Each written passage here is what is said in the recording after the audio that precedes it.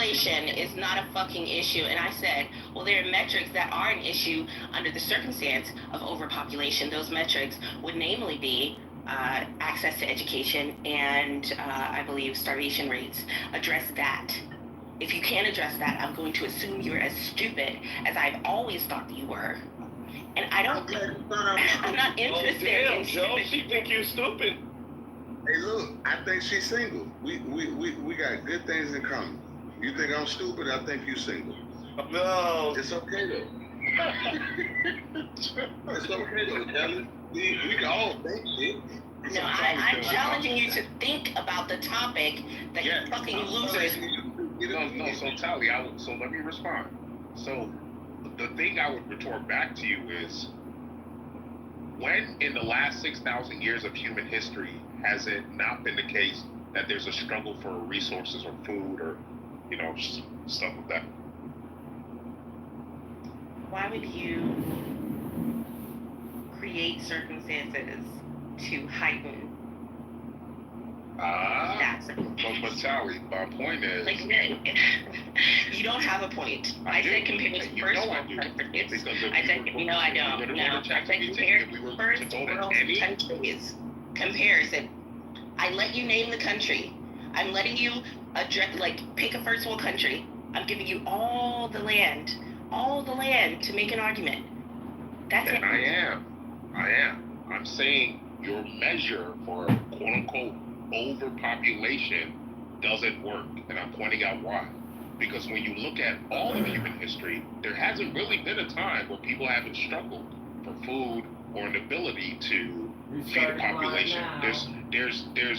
It's really only in modern times where we have all this abundance. But that's not been the case for most of human history. That's why I can't use your measurement. Respectfully. Yeah, that's stupid. I would say... That's literally human history. Yeah. So if one country with sustainable living habits has equal access to education for all of its residents, and then they also are able to feed their society, and a minimum number of people are starving in that country, let's just throw a number out there, 3 to 5%, making it a rarity statistically.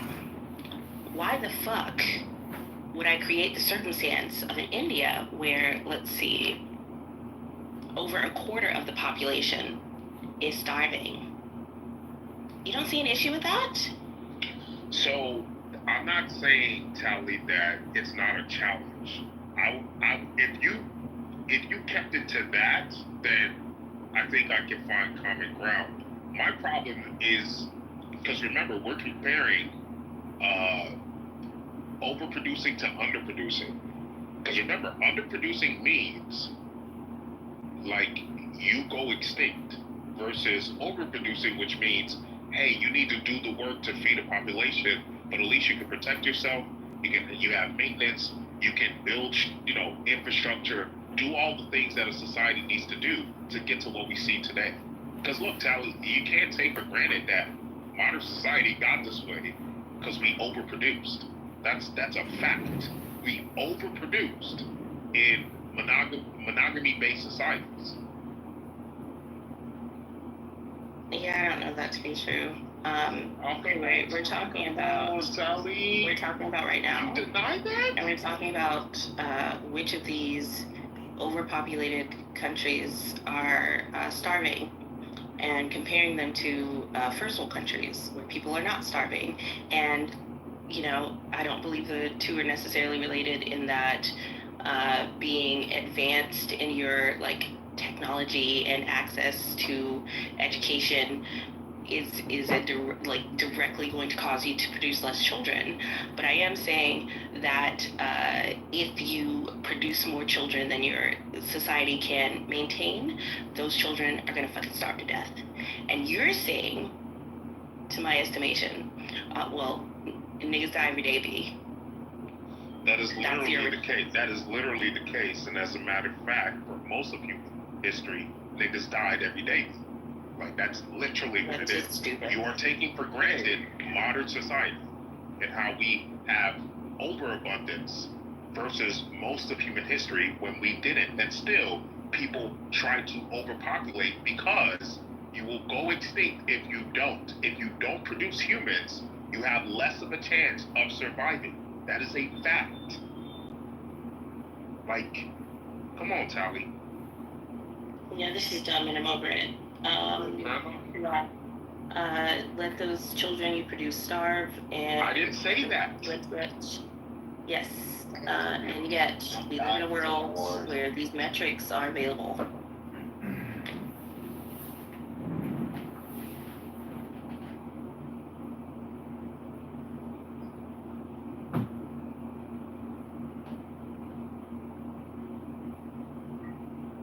It's so crazy, Charlie, because I bet you if you ask most white men, maybe not women, but most white men today, they would kill to have the birth rates we see in Somalia or Nigeria, where it's 5 to 6 children per woman. They would kill to see that, especially with the ones now that are focusing on the fact that, you know, there's not a lot of white people anymore. I'm so glad to see you, Mojo.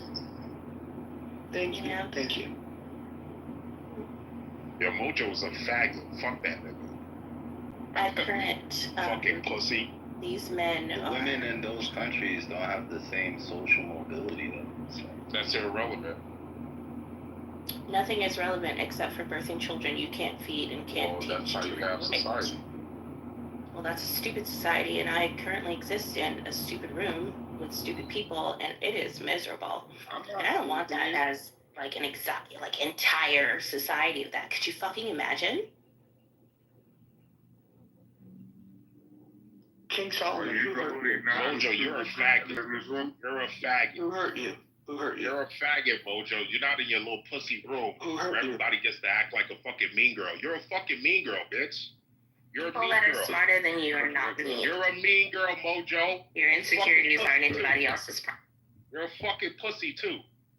This fucking goofball kicked me out of his room because I was packing his ass up. Probably deserved it. So fucking pussy. Whoa.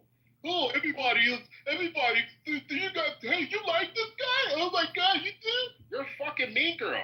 What the fuck is Mean girl going on? faggot. He's a fucking mean girl faggot. And nobody has the balls to tell this fucking bald-headed bitch. You sound True about wounded. yourself. Sound very wounded. Yeah, you're a bitch. That's a fact. I'll slap you in real life. I don't know. Like if a significant portion of the people And the fact that That Tally likes you already lets me know you're a faggot. Mm-hmm. If I had to live with whatever insecurity is produced within me, that most of the people that I meet are smarter than me and like generally more respected as a result, I too might respond in the way that you do, King. I understand. I haven't. Anyways, Mojo, you're a faggot. Just need you to know that. We can move on. Wait, King, why are you going against Logan? You gotta blame it on the rain. Yeah, this fucking mean girl pussy nigga fucking moved me out of his Blame room. it on He's just mad because I'm blacker than you. Wait, hey, let's try to fix this shit. Alright, let's try to fix the situation. No, he didn't fix that shit. He's just mad because I'm black and he's not. Entire lineage. I'm black and Okay, hey, look, either way, go fuck yourself. Why Both a of you go nigga fuck like this yourselves. is And make pretty words to yourself. He needs to get deported. You're just mad because I'm black and you're not. You're not black. You're a fucking pussy Mexican. You're probably Well, black. Mojo, Everyone's mixing their own way. You're Mojo, 5'6". You're literally 5'6". is your father black? These people believe you are whatever your father is. Yeah. So just say your dad is. Oh, so well, it depends on how you His look. dad is Sometimes I hear about the. Sometimes I hear the one drop rule, but look, my people were conquered by the Moors. That bitch ass nigga pussy just like My people were conquered by the Moors, therefore I'm black. My lineage goes all the way back, let's see, 800 years at least. So, King, I don't know where you were raised. Oh, shut you the sound fuck like up, Bojo. you sound like a Theo Huxtable. You sound like the black guy that was raised in a white neighborhood. You sound like you were raised in a white neighborhood. And He it doesn't. shows. He was raised in a gang-infested area. King was? You're a pussy just like your faggot father. Correct. I think King was abused. I think this is evidence. This is too much semen up his ass. And acting like a mean girl. No, I wasn't abused. Trying to get other people to placate His natural voice comes out. my arrested development. You're a pussy, Mojo. I know niggas like you in real life. You pussy. You fold just like that. Now listen, instead of insults, is actually trying to fix the situation. The ethnic purity words isn't I'm just trying to figure out why King got kicked. King, did you say something, Andrew? Yeah, I'll fucking pack this nigga up. He tried to tell me, because I told him, America is a nation built on values that stem from Christianity. This fuck pussy nigga, or like all the secularists, the fucking debauchery. He represents that shit. He got mad because I was. Oh, you're a Christian? Amazing. Absolutely, and I'm proud of it. Oh, wow. I'm proud of it. I'm sure God's really proud of you. Yeah, you're a pussy. You're a pussy. You're another one of these has-been secularist nonsense. And we get rid of niggas like you. That's why I said he needs to be deported. I believe in God. I believe in God. Why should he be here? I believe in God. He has no reason to be here. I believe in God. Now what? You don't. Yes, I do. No, you fucking don't. Yes, I do. You denied that shit. No, I believe in God. I just don't believe in the Torah fan fiction. Mojo. I don't give a fuck. Wait, how you say that? But yeah, you defend Israel, though. Fuck. Yeah, because he's pussy. Torah fan fiction is a reference to BHI, yes? No, Torah fan fiction is all of these religions like Christianity and Islam that are derivative of the Word of God. He doesn't even know what he's talking about. Yeah, Oriental Orthodox ain't that. Look, you know what's so crazy? This goofball is still in his edgelord phase. He hasn't grown up. Like I said, Mojo's biggest issue is he has arrested developments. You can tell. That was a good TV show. Acting on stage like you a fucking mean girl, like you still in high school. Wait, you associate with him? You associate with him? Anyone that you that associates with him? I don't get you King, Mojo, you a fucking pussy. In real life. Anyway, Mojo, do you subscribe and the to... fact that Callie likes you, let's be real. You're a fucking mean girl. That's what you like to say. Mean girls. When men act like mean girls. King, you want to keep going like this, okay? So how about this? Let's fix this situation. Anyway, so Mojo is thank you. So Mojo, is there like a religion that you subscribe to? I believe that there is a God. I think of it more as a clockmaker, but I do have a lot of respect for the non-proselytizing religions such as Judaism. Yeah. Oh, is that right? Oh my this God. This is crazy. King. Under the ball. He's a fucking lil hat. This is crazy. Lil hat. He's a lil hat boat licker. Check that out. Check this pussy out. You probably like Jeffrey Epstein too, right? Because he's a lil hat like the other ones, right? You're probably one of these. Oh yeah, let's move on from Jeffrey Epstein. We can move into a mazel tov, right? That's mazel tov is crazy. Mazel tov. You that time like Mojo? Pussy? God, I'm pissed Kendall. King off today. It's too easy, Joe. You know that. This nigga, he kicked me out of the room because he had top left, green bean. He don't got that shit no more. Not in here. Use some breathing tactics. I think he's hit a blunt or something. Relax, brother. Relax. I think he's just describing himself as a deist, and that is correct. Yeah, that's fine. Yeah, he just I don't give a fuck. He can report himself. You know what it is there's no full-scale knowledge about Christianity and the different. That's irrelevant. So, Nothing is relevant except for birthing children you can't feed and can't Well, that's how you have society. Well, that's stupid. Oh, wait, no. Wait. Every prominent religion does have a somewhat same type of mentality and the same type of history. That's not true. That's literally Yeah, not they true. do. They force their ideology or belief system. Everybody does that. Not Atheism everyone. has done that. Secularists have done that. Everybody The does that. anarchists do this? There's no ideology that doesn't have some protocol. Anarchists don't push their agenda on people. In the society, every ideology has. King. Prove to me that an anarchist pushes their ideology on you. Prove that to me. You can't. You said, wait, that anarchists push their ideology? Yes, prove it to me. Anarchism. Prove a multiverse believer that they could do this shit. Anarchism is not an ideology. It's a transition ideology. It's not an actual, Exactly. Which is again, they can't push their agenda on you. Yeah, but sir, that's the point. You're proving my point. They can't push the agenda. It's not. It's an ideology that transfers or transitions a society from one state to another. Like, for instance, a capitalist state to a socialist state, or a socialist state to a communist state, or a communist state to what most of them end up being, some type of tyranny or, That's not rule how it of works. a few. So It varies on the ideology, but that's not how it works. that is how it works. No, because with an anarchist ideology, it goes from wait, Lord Nas, are you an anarchist? Yes. Okay, so that means you want to be the only anarchist? Like, you're not happy that there's other anarchists? I'm fine with it. I'm fine with it because I am an extremist. I have my own type of Like, belief. what are you talking about? You want to be the that's only what I'm anarchist, or talking are you happy when you hear other anarchists? I'm not. No, because So what you mean? I don't. Let him explain. Because Like, like, you for don't example, share your for FEMA, right? FEMA's not a real anarchist. FEMA's not a real That's how the people anarchist. become anarchists, because they learn about I'm it. fine with being the lone wolf that fights for my own fucking Yeah, but side. that's not how reality works. Oh Lord, I will be that one man, that one man army. You I will be learned that it one from man army. somebody like that. because that person wanted to share the Oh, ideology with you. That's wrong with you. Could you let me finish? Yeah. Yeah, go ahead, Like finish that. and clarify if it's like anarcho-communism. Like, is it any of those, or is it just like regular? It's the most accurate anarchy, the one that it doesn't have any form of laws or regulations. It's not these other type of ideologies of anarchy. It's the real ultimate anarchy. The true anarchy that allows you to do whatever you want without any form of restriction.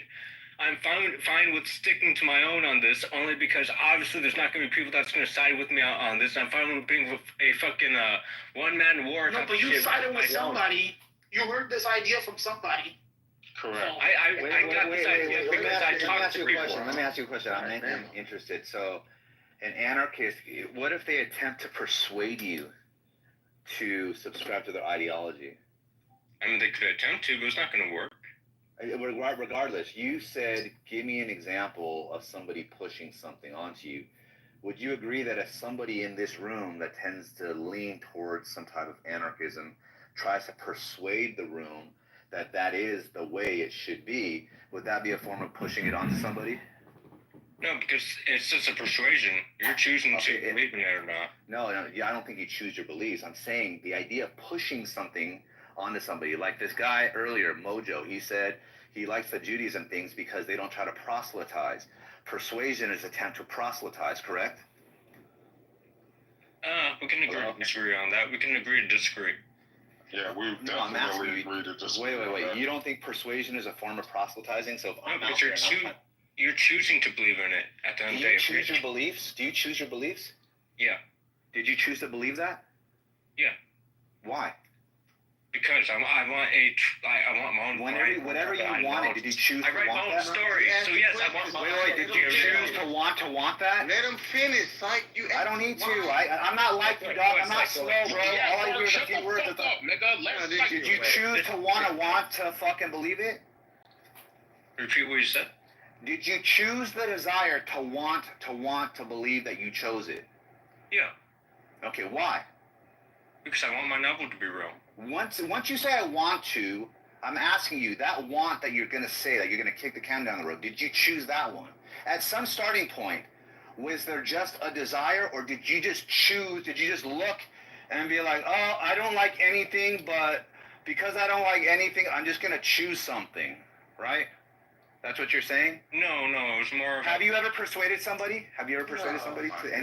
Goodness. Question after question. Shut up, bitch! I ain't talking to you, dog. He did not change his side, but we both agreed on this ideology to be a somewhat common. So you ground. moved him a little bit, right? And it took some type of explanation, reasoning for you to do that. And then what he said is, oh shit, what this guy's saying makes sense, right? Yeah. Okay, and he didn't choose for it to make sense. He just realized that it did. The same way if you're staring at a chessboard, you suddenly realize a move that you didn't realize 10 seconds ago. You're like, oh shit, the horse is right there. I could do this, right? That realization came to mind once you did what you did, right? Yeah. Otherwise, if you're, okay, perfect. Now, what I'm saying is this, that framework, if you apply that framework to somebody that holds a position of anarchism, and they try to persuade you, right? I'm sorry, they try to persuade you, and they're able to move the person, that they attempt to move you in the direction that they hold. So wait, what was the question? Did they attempt to persuade you towards the direction of their worldview? Some have tried, but it didn't work. Not you. I'm saying, hypothetically, if an anarchist, right, attempts to persuade somebody, right, are they attempting to move that person they're talking to towards their worldview? 50-50 depends. Okay, it depends. So that means in some cases yes and in some cases no, right? Correct. Okay, then when you say, prove to me that an anarchist isn't pushing their views, I think persuasion is a form of pushing it, and it's at least 50% of the time. So there you go. Thank you, son. Yeah. Walked you down on that one, Lord. He walked you down on He that just one. said it's 50-50. 50-50 means yes. That's it. Yo, No, it means 50-50. No. It means yes and it means no. That's what it means. That's what it means. The idea is if you're a true anarchist, you're going to let everybody do what they want to do, and you have no desire, especially if you're saying you choose your desires, whatsoever, to bother anybody to convince them to join your side or to see your side as the better side. Because in your view, or not your view, the anarchist view, all sides are good sides as long as it's their side. Therefore, the attempt to persuade anybody would be a fucking violation to some degree, not entirely, that there's a better way. And it happens in this room. A mutual friend that comes in this room attempts to do it all the time. It's a female, she's smart, and she does it all the time. But she So does there we call go. the golden rule method of that's right, Mike. Because the rule. Lord, respectfully, at the end of the day, what you essentially like box yourself into is essentially being a pawn of whatever system is transitioned into or whatever system is maintained. You're essentially a pawn. Yeah. Because you based off of your ideology, if everyone's allowed to do whatever they want, then whoever is the winner, you will be subject to that winner or subject to that society. Now, you're lucky you live in America, right? But there's a lot of people in history that have your same mindset that wasn't as lucky. So that's what I'm saying. King, I did not explain to you in depth how the society is the way I in some way imagine. Well, that's why I asked you, are you anarcho-capitalist, anarcho-communist? Like, there are other It's not powers. real. Actually, no, wait. I'll come back to you when I look at the ChatGPT name of. Okay. Fair enough. What's Yeah. good, Jimmy?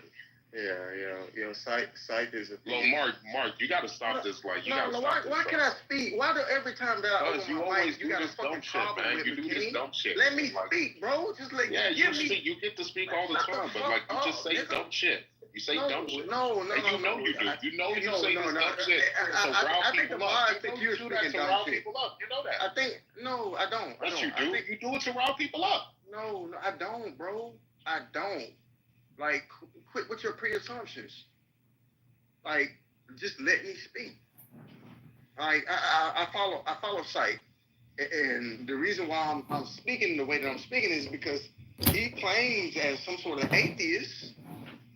He has a determinist. Yeah, I know, and I disagree with it. I understand that. Exactly, bro. So, Yeah, but like, he did why it. can I challenge that, bro? Why can't I challenge this guy? I'm not challenging you, Solomon. So Yes, why are you but- opening your mic, and you know, defense of Mike, bro? Calm your motherfucker. Mark, no, because you're wrong in this sense. He didn't use his determinism to try and prove determinism. He used that as a tool to show Lord why he's incorrect. And that was appropriate. He absolutely showed Lord where he was kind of sort of making claims that weren't true. Because Lord originally tried to portray it like anarchists don't proselytize or don't spread their beliefs. Because this really stems from the dumb shit Mojo tried to point out. So would you say Psych is an anarchist? Would you say Psych is an anarchist? Would you say Psych is an anarchist? No. Psych believes, from everything I've heard, Mike believes in what America is. Maybe not everything of it, but he's certainly an individual who is living a life that is productive to maintaining the system, whether it's having children, Here's what I am. Oh, there he is. He's there. Yeah, I'm like an existential nihilist, right? I believe that fucking this whole shit's fucking pointless ultimately, but you create your own fucking point, right? And so I love this fucking country, the best idea of our fucking species fucking mindset, and fucking guess what? Like, fuck it, dude. Like, I support this country, right or wrong, and I'm an atheist at that, and all the above. I think there is some sort of like spirituality that's attached to his belief in the country. So, I mean, to use atheism as a non-belief,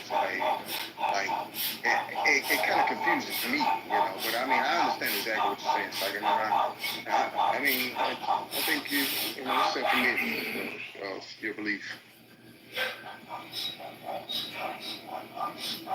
Yeah, my only thing is that he showed Lord. I think he showed Lord the right thing. So that was really, Mark, if you remember, that was the whole point of all this. So I don't believe anarchy is an ideology that, again, is sustainable. It's just a transition But do you think from one state to another. do you think it's any different than how Psychic has his spirituality in terms of the Yeah, I do, because notice he said he's an existential nihilist, but he's chosen. This is funny, right? Mike is chosen to look at the world a certain way. I would say, despite what existential nihilism entails, Mike is chosen to do things. Yeah, I actually feel it. And Yeah, go ahead. okay, so here's how I see it, and it's subject to change, right? Because I believe that, like, perception changes as time goes by. The way I look at the world when I was 20 is different than the way I look at the world now, right? And who's to say when I'm fucking 60, I might have an entirely different view. So, look, like, I basically am like a pragmatist in the sense of, like, what's the most realistic and fucking way to be functional in a society, you know, that I exist in, right? And I have a family and all this kind of bullshit. So when I assess that to the best of my ability, I'm like, okay, these are goal contingent things. Live healthy. Okay, how do I live healthy? Well, there are certain, first you define health. It's like, I define it as furthest away from disease, right? It's a fucking interesting thing. How could I do that? And then you follow those requirements. Wealthy. How wealthy could I be relative to the situation that I'm in? My fucking intellect, my lack of intellect, whatever the case is, right? Okay, well, this is what I'm able to produce right now, but I still have goals to be better. Taking care of my family. A fucking man is not a fucking woman. Okay, I'm going to start there. Now, if that just so happens to overlap with certain religious ideologies, well, hey, we find ourselves in the same camp in that sense right there. So it's like a piece by piece thing. There's a lot of nuance, but overall, I seem to be pretty fucking good. I'm happy. I'm still driving to be better. And I can hold that position at the same time, look at us and say, I'm just a walking piece of conscious meat, right? And when I die, I'm fucking done. And it would be amazing if something happened after this, but I have no reason to believe it because I don't see any evidence to it. So that's not a fucking anarchist, bro. I follow the fucking rules, and I'm happy that there are rules. Yes, absolutely. Right. And I think Mike is, and King, I think you would agree, here in Chilism, one of those where he's not one of the Abrahamic, right, these Abrahamic religions that we always debate about, but he's, I think, out of those who are not following any of those religions here in this room, Mike is one of those that is great at breaking down and asking the right questions. I'd be shocked. When it comes to debating, right? Yes, I'd be shocked. Sorry, a what? I was saying, Mike, out of everyone in this room, Humble, John, like out of everyone in this room, I think, since you don't follow any of the Abrahamic religions, right, and you said what you are, but when we debate about those religions, you are really good at breaking it down and asking like the right questions. Yeah, what does that mean though? What does that mean? Like you have to be there to like see it. Like he's really, I mean, he just did it with. I mean, he just did it with the anarchists. Like why he you just did it with blow the white man? Don't blow the white man. yo, shout out Mike. Hey, first of all, hold on. How do you know that I'm white, by the way? Right. How do you know that? And other dark hair. How do you know that I'm white? No. I mean, were you being funny? Because I'll go back to my Stop poking cares at Do me. I just sound white? Like, what gives you the white vibe? I've seen a picture of you, Mike. Also, No, you use have my fucking scouts not. as Yes, I have. This is a long time ago. equipment. It's a long time ago. Wait. If it's hey, check this out. This is real shit. If it is the picture, the very few pictures, it's a bodybuilding picture where I had fucking fake ass dark tan. There's no fucking way I was white in that photo. What does that mean? Fake ass tan. I was brown as I'm fuck. wearing a salt soldier. Chances of you seeing I'm a Middle Eastern man. Not Indian, the way you like it, but fucking, You know, I'm a fucking that Iranian, is- dog. That's the thing. I'm pretty sure that Middle Easterns are considered white. Yeah. It's an interesting Check this out. It's an interesting portion. No, you're right. Technically, I know. yes. But here's how I see it. Like, functionally, I'm not, though. So I'm not going to let, for example, a non-white to determine if I'm white, right? So to me, the way I say this all the time, if I went to prison, the fucking white boy Peckerwoods would be like, get the fuck out of here, you terrorist, you sand nigger. That's what they're going to call me. So if the whites don't accept me, then to me, I'm not white, right? And I'm not going to let some non-white call me white because you guys aren't white either, right? The same way fucking you guys or whoever can determine whatever you want within your own group. So all I'm saying is I'm an other. I'm not accepted by any fucking major group. And I'm happy with that. Can I ask this? Outside of prison, the prison example, I probably wouldn't disagree with what you're saying in terms of the physical appearance that you would be viewed in prison, but like political views, your political views, would you not consider yourself white? Yeah, I would say, yeah, I understand what you're saying. Yes, I would say it tends to be the more conservative side tends to be more of the less of the minority, if that's what you're saying. So yeah. how do we separate that? How do you kind of separate that? You separate it the way you just did. If you have a plate of food, right, you separate the peas from the steak, right? And sometimes you can have some steak and peas at the same time in your mouth, pause, right?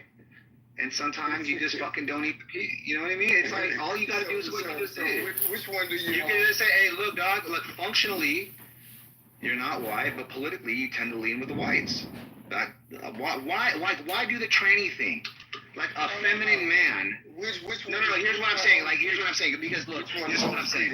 Well, maybe that was too triggering. What I'm saying is that we tend to call feminine men now, at least some of us, women. Why don't we just call them feminine men? So to me, if I align with more of the, or less of the minority side, let's just say the white side, I could be a non-white that follows the white politics, even at that extreme, right? You could say both. No. What's wrong with that? How does that align with femininity? No, it was an example of, it was a poor example. Forget about that. Throw that in the trash. That's going to distract you. So all I'm saying is that you could. You're only white by law. You're not white by association. That's a good way of seeing it. Yes, and that's the way it feels too throughout my life. Hey, this is crazy. Not me trying to give Mike his flowers pause. But don't give him about something flowers. he's good at, and he's good at. No, Carla, why though? Who are you to tell me that I can't tell somebody, hey, you're good at this? Like, shut your ass up. Shut up. He doesn't need your I Like, would say psych is This real. is crazy. And then we went from Any that question to that's thrown at she you cutting me off real to her calling Mike white. Like, the fuck? technically white by law. I think she's trolling. Now, who are you to determine that, though? Like, what are you talking about? No, there's like a whole law. No, there isn't. Does all the these- law, does the government have like a Family Guy skin chart and says these? It's group not can about vote? skin. Oh, it's not. What is it about? No, it's Can about I ask something Middle before it gets Easterns being contended? classified as white. There's a No, whole what like is law Middle- case about it. Just it'll be quick. So if it's not about skin, it's about what? That because of region? Yes, Oh, this is crazy. that's just look it up. Now they're talking about regions Just- being. Oh, this is right. Just look it up. Just Yeah, okay. just ask the AI. Just look. And it's in the government. It says Middle Easterns are white now. Yep, it's been that way for a really long time. That's where they have other. In America. That's why fuck the U.S. Census. Anyway, that's a whole nother conversation. Alright, so King, my ideology's in the chats. If anyone wants to check out my ideologies in the chat, feel free to ask ChatGPT what it is. Now, I'll give you the in-depth meaning of what total ideology is. freedom, To explain it? sovereigntism. Right. So pretty That's much, what it is. Total freedom, Explain it. sovereigntism. Have a conversation. Don't let Chat GPT do your job. Dude, ChatGPT is a very good. No, I'm not saying it's not. We're having a conversation. I can explain the ideology. It's going to take too long. That's what I'm saying. I'd rather you guys just look through ChatGPT and I'll sum it up for you. Total freedom, sovereigntism, sovereign. Just copy and paste. What is the conversation about? Sovereigntism. I was What is explaining to King ideology? what my ideology is. What is Scientology? No, my No, ideology. total freedom, sovereigntism. So I'm asking ChatGPT, total freedom, sovereigntism. Briefly explain it, and what is it similar to? What is it most similar Yeah. to? Lord Nas, how do you look at sovereignty? Is that total Yeah, freedom sovereigntism is a fringe political philosophical position that emphasizes absolute individual autonomy, rejecting nearly all external forms of authority, including government, laws, and collective institutions. It claims that individuals are sovereign over themselves in every aspect and are not morally or legally bound by national or international rules unless they explicitly consent. So the core idea is radical individualism, rejection of state authority, voluntarism, taken to the extreme though, private laws, and then often it overlaps with tax protester ideologies for their refusal to pay taxes, get a license, or follow public law. Now, what is it most similar to? So it says here, it is most closely related to anarcho-capitalism, which we talked on, sovereign citizen movements, those, and I think the Moors have that too. Voluntarism, we hear that a lot from Bema or B-Master, if you know B-Master. And then finally, libertarian extremism, which originally I understood that it sounded very much like an extreme version of libertarianism. So that is also confirmed here. So, then one more important note. Total freedom sovereigntism is not legally recognized and has led some adherents into legal trouble, especially when they attempt to opt out of taxes, court rulings, or other civil obligations. Wait. How about this King? Look up the other one that I sent. Which one? Pluralistic and narco-sovereignty. Okay, I got you. Now you're a sovereign citizen, bro? That's crazy. No, I'm not.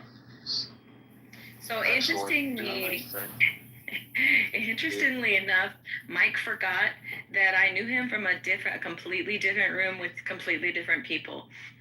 So I think he kind of just had a little shock, a little bit. But anyway, yeah, I knew him from a way other time. Yeah, I think individualism has a set caveat attached to it, and which is sovereignty. So, like, if we look at individualism as not separate beliefs or some sort of ambiguity or some sort of like creation of the self. Like, what is individualism? Well, individualism is not a right. Individualism is not in and of itself independent from a rule of law framework. So you can't, so you can't look, especially here in America, you can't look at some extreme radical understanding of individualism apart from what the rule of law sets in place. Because we're a constitutional republic, and republic is always based on a rule of law. The question is, what a rule of law that every individual must follow. So the question becomes, okay, what is that set of and what is that? And outside of that, it makes it radical. Well, yeah, if you define individualism outside of a set of rules, then yes, that is what makes it extremely radical compared to other systems. Remember, it's a comparison. So it's not if you're the necessarily only sovereignty. person, for instance, if you're the only person on Earth, hell, you could be a total freedom sovereigntist, right? You're the only person. It's perfect for if you're the only person on the planet. But it doesn't work as soon as another person or another group is in the picture. It doesn't work. Because as soon as they decide, hey, I want your shit, what the fuck are you gonna do? I mean, you fight back for it. You fight back for the land. You fight for like you do. Yeah, but then that takes you outside. Well, that technically takes you outside of that label, because now you are doing things that are not just consistent with your worldview. They're consistent with other worldviews that you would claim, oh no, I'm not that. And this is what I always try to tell people who who believe in ideologies that are around this, that we're speaking on. Because once you start adopting things that are also within other ideologies you claim you don't fuck with, well, it's like so it's like a slippery slope. And I've seen so many people, including myself, leave libertarianism or again any of the anarcho-cap, leave these ideologies because they literally walk down that line where it's like, hey, I'm this, and then you realize, oh well, I still believe in this and this and this, and I just value these things more. It's I might as well just leave. That's literally what happened to me, and I've seen it happen to plenty of others. So King, have you looked it up or not? I have. Let me read it to you. So it says here, very simple: pluralistic anarcho-sovereignty. It is a political philosophy that combines anarchism, sovereigntism, and pluralism, which is the acceptance of diverse coexisting systems of governance, culture, law, or belief. The core belief is that no single political, legal, or moral system should dominate. Instead, multiple sovereign units coexist without a monopoly of force, creating a decentralized, voluntary, and polycentric society. I don't think that works in actuality, but we're just reading what it means. Now, the core principle: sovereign micro entities, no universal law, voluntary interactions, mutual non-interference, and then conflict handled through decentralized arbitration or consent-based protocols. What is this most similar to? This is most similar to what they call panarchism. Panarchism, which is the idea that people should be able to choose their governing system regardless of location, which I actually agree with that. Or agorism, which is a strategy for achieving a free society through counter-economic or voluntary systems. Anarcho-pluralism, which is acceptance of multiple competing anarchist models. And then Here we go. My favorite. Crypto sovereignty or network states, which is the idea that digital first sovereign entities that operate above nation states protocol, which I actually believe in. I actually believe in that final one. So yeah, the key distinction from total freedom sovereigntism is its focus on absolute autonomy of individuals. Pluralistic anarcho sovereignty allows for cooperative sovereignty among groups as long as it's voluntary. So that's the key distinction. Yeah, There you go. corrected. But yeah, it's that one. So yeah, I mean, look, I believe so. Although I'm an American and I believe in Americanism, y'all know that well. That's my thing. I do, however, believe we are moving towards some version of what's the movie Blade Runner. So if you remember the original Blade Runner, not the one with Ryan Gosling. Although I like Gosling, he did a good job in that film. But I'm talking about the original one. So if you remember Blade Runner, in that film, essentially corporations, were countries. And I do think we're moving towards that. And the network state or the crypto sovereign state, I think is going to be part of how we get there. And so then that does mean, although I'm an American, it could be the case in the future that I'm also a citizen of some digital society that is global rather than local. Does that make sense, Lord? Like that's what I think sort of comes next. Right. So, I agree. But it's not just the race to the top of the individual. Now you have to,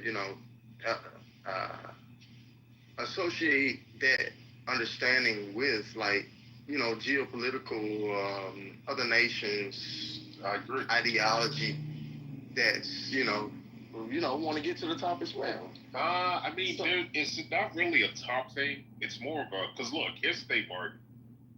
At the end of the day, in the next 15 years, we're going to figure out this energy shit, right? We're going to figure it out. Whether it's nuclear fusion, there's going to be some sort of energy source that get us as close as we can get to free energy. It's coming. So once we figure that out, no. Yeah, absolutely. I don't think anything is free. Of course not. I said close. I said exactly. close to. I said as close. I said as close to. No, but that's not the point. Is I that said as close to. I didn't say it's going to be free. I said as close to as free. That's what I said. I didn't say it's free. So what do you mean? What do you mean about that? So the reason why I bring it up is because at the end of the day, we're going off planet. That is the next frontier. We're not just going to Mars. We're going to build Dyson spheres. We're going to build O'Neill cylinders. We're going to build these huge megastructures because once we figure out AI and robotics in building shit, then we can automate the production of those things. Using robotics and AI. Right. So the reason why I bring it up, hold on, Mark. The reason why I bring it up is because when these possibilities happen, the idea of a country is going to have to be reformulated because if Elon and Tesla, right, just imagine if SpaceX starts shooting people off to Mars, are they American or are they SpaceXian? You see what I'm trying to say? No. But this is why I try to ask you the question before we got that far. So are you saying that the source to reach, some sort of free energy, this nuclear exploration, energy, is it outside of the Earth? No. So, right. Are you familiar with the Kardashev scale? Type 1 civilization, type 2 civilization, type 3. You ever heard of that? Yeah, you're talking about like terraforming planets and shit. Oh, well, yeah, it eventually leads to that, yes, but it's essentially, the original measurement was just the measurement of how much energy or how much of the sun we harness. So is the source outside of Earth? No, that's my point. My point is that we're going to figure out how to harness the sun eventually. But before that, things like nuclear fusion and AI and others are going to accelerate towards that. That is what I'm trying to point out, Mark. Right. And the reason I bring that up is because, hold on, bro, you gotta stop interrupting. You gotta let. I'm not interrupting you. I'm just agreeing. I'm sorry. Okay, fair enough. I'll be quick. The only thing I was trying to point out, Mark, is that the idea of what it is to be an American or these traditional countries, it's going to change because corporations like in Blade Runner, once they start getting the power to print currencies, which is coming with crypto, and then also having, resources over the production of robots, spaceships, X, Y, and Z, those things are going to lead to us becoming more than just citizens of traditional countries. In the future, we might be Teslians, or we might be SpaceXians, or we might be Blue Originians, or whatever the Amazon. Companies are. So I guess in that sense, that's when stuff like total freedom sovereigntism and these other like obscure political systems, I guess that's when they become relevant in some sense. Like once we start traveling to other planets and niggas start, living there instead of living here. That's when those ideologies become relevant. So leave the lesbians out of this. They did nothing to you. Because I would like to watch lesbians having sex. Oh my god. They're multiplying. Jesus Christ. Alright, now we got a stage of normal people. Let's do it. There's serendipity, nerd. What's going on? Hey. I opened the room, I put a weird title, and the weirdo showed up. This George fella, I don't know if I've seen him around the app, but I don't think I've ever heard him speak before, and now I know the reason why. Yeah. Sorry, I'm gonna be the only cocksucker in my relationship. Right? As it should be. Do you think there's an age in which sucking cock kind of ages out? Not necessarily for the woman, like maybe for the woman too, but like if a guy hits like 70, 75, you still gonna go down on that wrinkled thing? I don't know, I'm not there yet, Rod. It's hard to. No, you go ahead. I want to get your opinion on when you go stop sucking. Listen, it's hard to say. I'm not there yet either, Serenity. But if the couple's still sexually active at that age and they still want to get it in, Right. I don't think I don't see anything wrong with. I don't see anything wrong with it. I'm not there yet. I don't know. Yeah, I don't know. It's a good question. Like when it ages out, I bet you the men that go down on other men, they probably have a higher age threshold. I imagine that it's gonna start being less attractive to the woman when the male enters that age where he can't get and maintain an erection. You're not gonna just sit down there for fucking for a pity party and just suck on a limp cock. That's not going to happen. So maybe you'll have to push him into medication or something like that. But I think that's probably when it'll stop. Is when the man can't maintain an erection. I think that's. I agree with that. At that point, it's like, what's the point? Right. Yeah, and it's probably just like he probably wouldn't want the blowjob any more than you'd want to give it at that point. I would imagine I'm getting to that age where I hear dudes talking about it, and I'm just like, oh man, quit fucking jinxing it, man. Like, but it's gonna happen at some point. It's an inevitability. I don't know how I feel. Go ahead.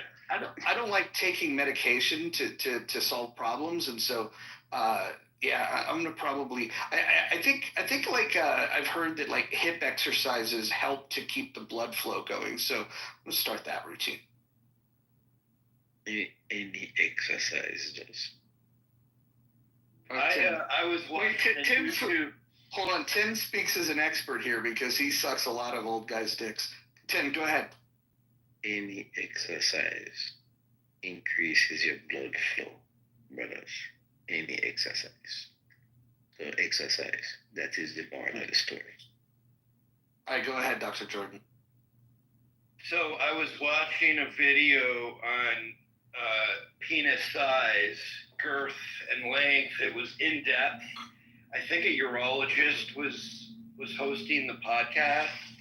It was a little disturbing, to be honest with you.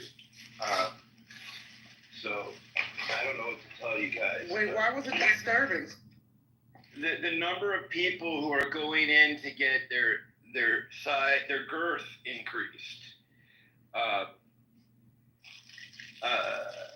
I just thought it was a little bizarre, but whatever. That's not my problem. What do they call it? There's a porn star who goes by the name Girth Master, I think. Yeah, Girth Master. Girl, I'm glad you gave him the side eye because I'm like, what? Yeah, that's a thing. I guess it would be a thing. That's why I gave him the side No, eye. Like, what? thank you. No. Guys are having surgery to. Yeah, they're not right. These are average guys getting like 5 inch. Well, they do it in centimeters, right? So they're getting like the idea is to get like 5 inches around, which is kind of, 5 inches.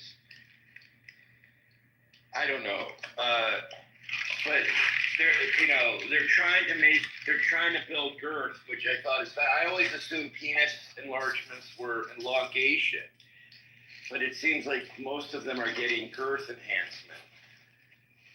Yeah, they want to fill every inch of those walls, huh? I get it. It's not length. You know, it's not length, you know, size. The ladies want to feel full. They don't want no long something up inside.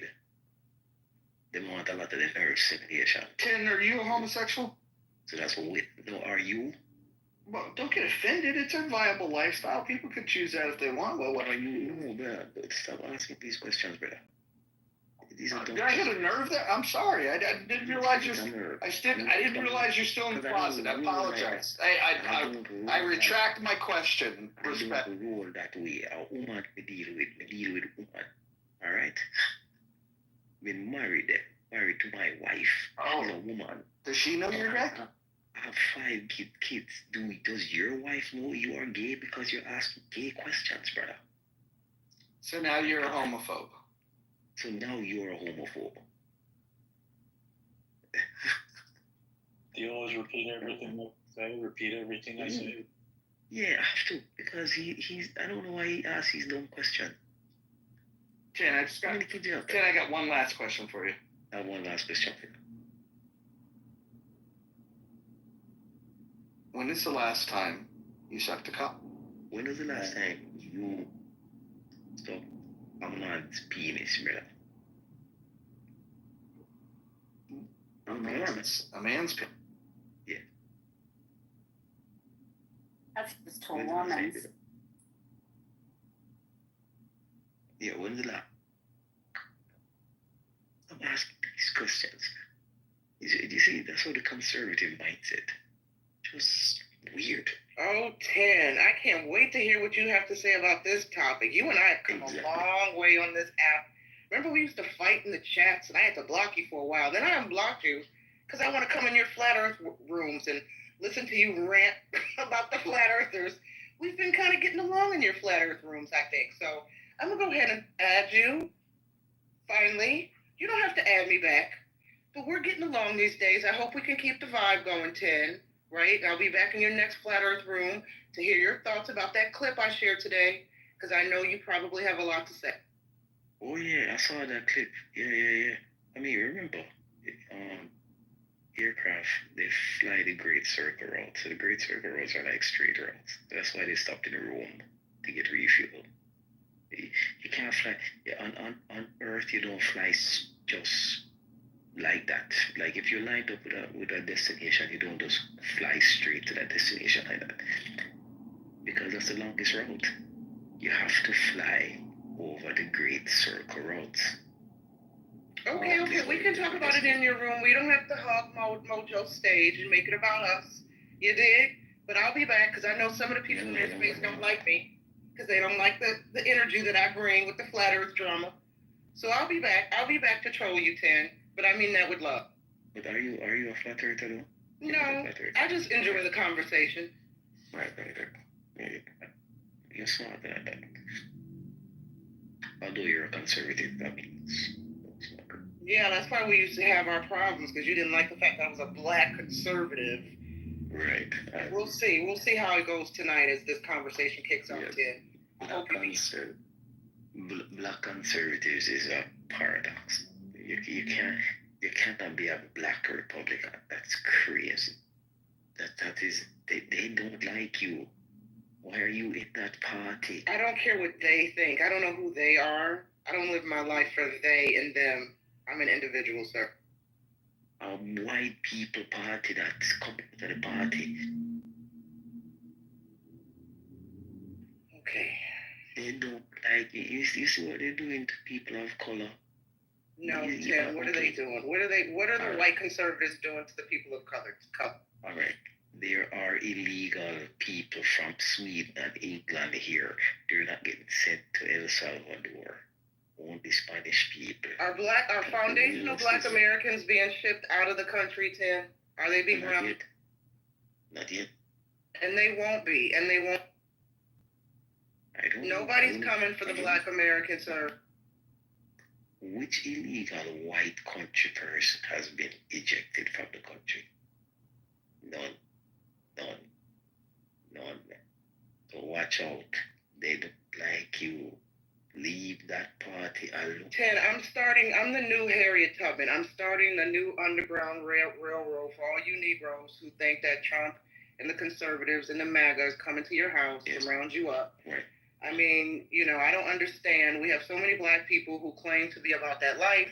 They claim to be about that fuck around and find out life. They claim to be trap kings and queens. Their sons and nephews allegedly are shooters. I don't know. But nobody's ready to hold it down when the conservatives and the MAGA cult come and to take you to the plantation or the concentration camps. Yeah. So listening to some of the black liberals on this app and beyond, I've decided that we need a new Underground Railroad, and I have positioned myself to be the Harriet Tubman of the New Age to save you Negroes from the New Age MAGA plantation. Will you ride with me? I will protect you. Are you ready? Will you ride with me? No. We are going to fight against them. This is civil war. We are fighting against. You don't even live in the U.S., you weirdo. You're like in a third world shithole. Buffalo soldier, big man. I'm a Buffalo soldier. What the hell? And I'm gonna save the blacks. Don't worry. I'm gonna. Buffalo soldier. I come here to fight the black people against the white Republican Party. They don't like black people. Tim, what do you believe every concern? I'm sorry, Marjo. I'm sorry. Go ahead. I was just going to ask, Tim, what do you think of white Democrats? Them have sense. Them are white people. Those white people have sense. The other white people in the Republican Party are broken. They are not. They're unlike us. They are not like us.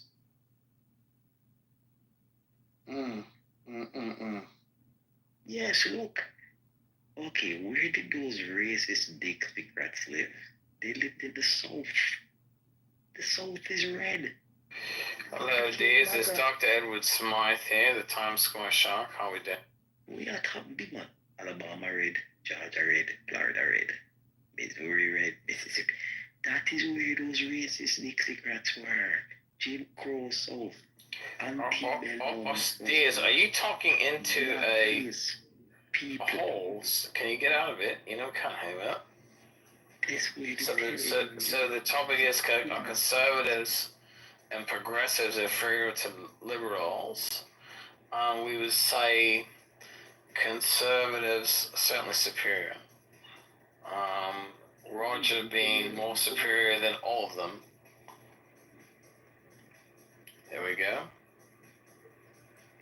In the club, you know, it's a great sound system, in fact. Tanked up all the arms. Are you at the club while listening to Clubhouse? I mean, in my Porsche, you could call it. Well, okay, I'll do that.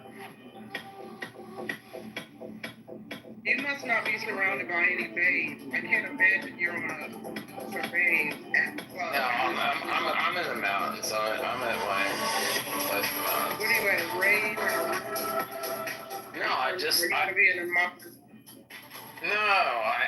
in my Porsche and I'm listening to my fucking music, man.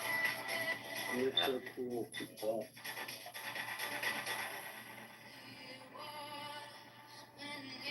So you interrupted Ted, and I wanted to hear him go off about blacks and conservatives. Why did you do that? Now he. I mean, the thing is, okay, but why don't you hear me instead? Because I'll give you the real answer. Do you want the real answer? No, I want to hear from the Black Heather. Do you want the truth, or do you want someone who doesn't know it? No, I wanted to listen to the Black Heather go off about Black American conservatives.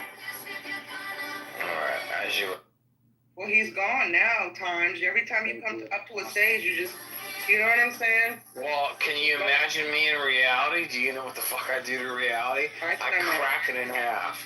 Tonight, we were at dinner, and Kate and I, and we went to this place in Vermont. It's funny. I was able to handle the bisexual guy that wanted everybody's father to be a sperm donating PhD. We survived 10. But I don't think we're going to be able to survive that guy. That's awesome. I was waiting, Roger. I was hoping you were gonna send him down. That was just weird. He's totally tanked up. Roger, I've been wanting to pay you a compliment all week. It's Mitch. What's up? You know, well, it's just that you've been so patient and kind. Like, I remember when you used to stir everything up, but it's like you've mellowed out so much, man. And I just wanted to tell you, pay that to you as a compliment. I don't know why, but you've just been really cool and really patient. Well, I appreciate the compliment. I would say that I am more calm these days. I would maybe contribute it somewhat to Xanax. But yeah, much more calm. Or maybe it's just not worth. Maybe it's just not worth worth the smoke. When I want to get riled up, what I do now is I'll just go to a room that I'm not moderating, where I have no control over the moderation. Can't stop people from talking over me. If I want to fix it, just that insanity, I'll just go to a different room. So there's ways to get whatever fix you're looking for in this app. I like to think of this as somewhere this is kind of the halfway point between the really deep conversations and the really fucking just retard central. We're the halfway through point. This is where the midwits we join up. Listen, I mean, when people listen to you, they can figure out that you've actually read a few books. People don't read anymore. And I think you get frustrated because people don't read. They just say things, and they're kind of they don't. And you're a pretty smart guy, so I think it used to really irritate. You used to take people down and flames, and now you're kind of well, what makes you think of that? And then if they really irritate you, you just kick them off the stage. So anyway, I give you kudos, man. I respect the new kind of patient guy. I mean, I'm a doctor, I got to be patient when I got 10 crazy people in a room. Yeah. So well, if I had patience, I'd be a doctor. Hey, Nye, how's it going? Dr. Mitch, I have to say, I think it was last week you came to my room and you came up on stage and we were talking so much. I think it was about UFOs and Jesus. I'm not sure. And I didn't get a chance to acknowledge you when you left. And I felt a little bad because I'm Dr. Mitch came into my room and he came up on the stage and I didn't get a chance to say, What's up? So, what's up, Dr. Mitch? Thanks for stopping by briefly. No, that's kind of you. You're somebody I have a lot of respect for. The whole thing, I think this is the wrong argument, this thing about, I think we've been brainwashed into this two-party thing. I'm not buying it. I think everybody should be judged on their own merits, and people in politics, maybe they disagree, oh, you got a wasted vote. But this idea, basically my bird's eye view is, if people love government and they love being governed and having somebody else manage their money, they move to the left. And if they don't, maybe they're more business minded, they move to the right. But I'm kind of a libertarian of sorts. I think the government that governs best governs least. Everybody should be judged on their own merits, and maybe that's too utopian for the way things are set up. But yeah, that's just my view. Well, I sometimes think if folks want to, be critical thinkers, they lean more conservative. And then if you want to be a purple-haired, tripped-out tripper that complains and whines about everything, then you lean more fringe leftists. And I make a distinction between progressives, liberals, Democrats, and the fringe lefties. So I don't want to put all liberals and leftists in the same box, and progressives. That's why I distinguish with fringed out trippers. Well, the smallest guy always screams the loudest, so people with the most extreme viewpoint are the ones that are going to be waving for, or maybe they're paid, right? Like the paid protesters. They're paid to wave a flag. There's a lot of that going on over there. So that's all I have to say about that.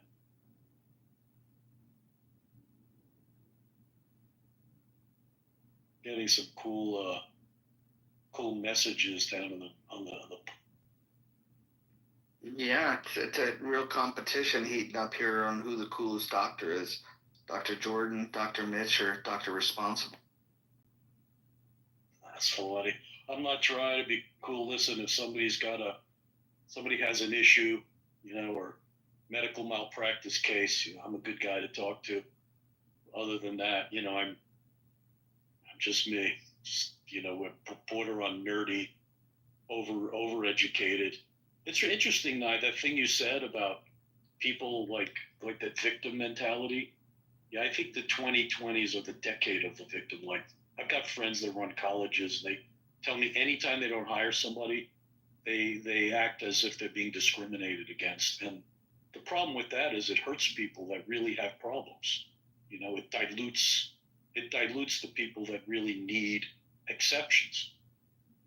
100%. I have relatives that I spar with often because they have the victim mentality. As a matter of fact, they think that's the default operation mode for blacks.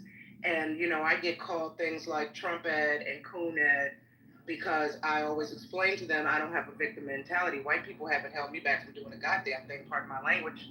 You know what I'm saying? I understand that systemic racism exists, oppression. I don't minimize the history of the plight of Black Americans in this country. But in 2025, in this age of the robot and AI, folks talk about Black fatigue. My Black fatigue is listening to Black folks complain about being oppressed, and the white man's doing this, and the white man's doing that, and we're all victims, and we can't get ahead, et cetera, et cetera. So I get it. I've had to stop speaking to certain relatives. They can't come to my house because if you want to name call me because of my political position, you cannot come through my door. I treat you like a vampire. You're not invited in. Do not pass go. Do not collect $200. So yeah, victim mentality. And it's not just blacks, obviously, and of course not all Black liberals feel that way. From my perspective, I see a lot of that with left-leaning people in general. The saying goes, as I'm sure many of us have heard, many of them stand for nothing, believe in nothing, and yet whine and cry about everything. They're triggered by everything. Well, I just jumped back in the conversation, took a shower, but I think there's I think the attribution bias is a universal human, characteristic, right? Like, or behavior that we attribute our successes to ourselves and our failures to others. I think that it's more about, if someone's had a lot of luck and success in their life, they're going to attribute success to their own skills. And if they've had a rough time, they're going to attribute it to other people. So I think it's hard to get around that kind of basic cognitive bias.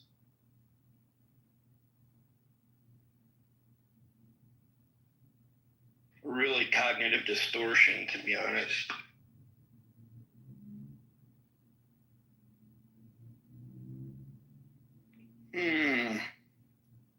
So I like that.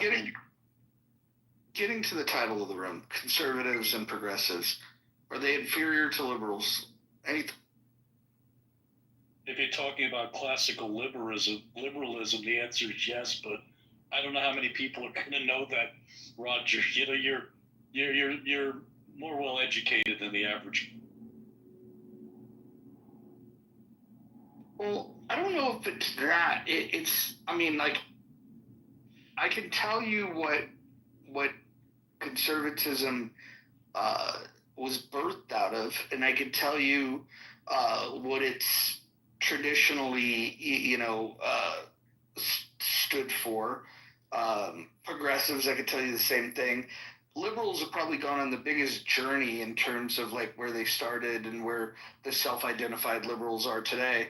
But in the classical liberal tradition, conservatives and liberals both believe, at least once upon a time they did, in individual freedom. It seems like they're not quite as staunch defenders of individual liberty as they once were, but progressives have never been a value of theirs. They've always, this is where the split with conservatives and liberals so when progressives began their bullshit about 100 years ago, it was to challenge the idea that individual liberty is the most important. And they would make the argument that you need a government that is going to ensure this idea of equality and equity. And these are terms that you hear a lot today, like equity. And ultimately what it is it's a shifting of the values where individual liberty, becomes dismissed and equality becomes the value that they most believe in.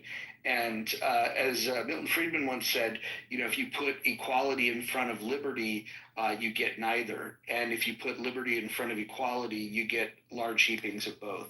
And I tend to agree with that. And so I think progressives are the group in this country that are behaving the most outside of the American tradition and the Western tradition of seeing the importance of protecting individual freedom. So that's why I think they're the worst. That being said, I think liberals are better than conservatives because they're always ahead of the curve. Traditionally, the classic liberals, they're the ones that would, they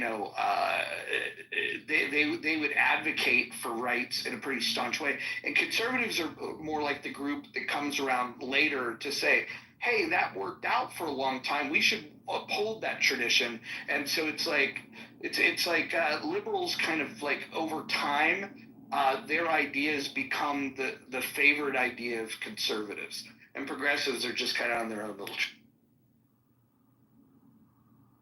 Well, you also have to break it down. Are you talking about economics or are you talking about social policy, right? Because I'm referring to both, but I'm far more interested in the economic side than I am the social side. I think the social side should live outside of government, and whatever the cultural norms and the cultural subcultures might be, let it be, just as long as, you have a government that can uphold, don't let those individual freedoms that people are, embarking on impede on our freedom. I talk a lot about John Stuart Mill, and he had said, you should be free to do what you want to do as long as you don't harm other people. I think if we just use that as the guiding principle, I think we'd be fine. We'd have to also increase our level of tolerance to go, oh God. Like, I remember when I was a kid, like, it was like, oh man, we're not going to San Francisco because, San Francisco had this going on. You can't go down to San Pablo Avenue because, that's where all, like, the drugs and the prostitutes were at, right? And so, like, it happened and you were just tolerant of it, or you avoided it, but you didn't necessarily have like some plan to go stop people from participating in what they wanted to participate in. Like, I think, I think the gay part of town needs to exist. I think the prostitution side of town needs to exist. We just don't want that in Central Park. And the downtown area should be free of that. And certainly the suburbs should be. But there's got to be like a place where that shit lives. And I think that's where we need to increase our level of tolerance. But we can also, with that tolerance, say, look, you can do that shit, but do that over there, because we don't want to see.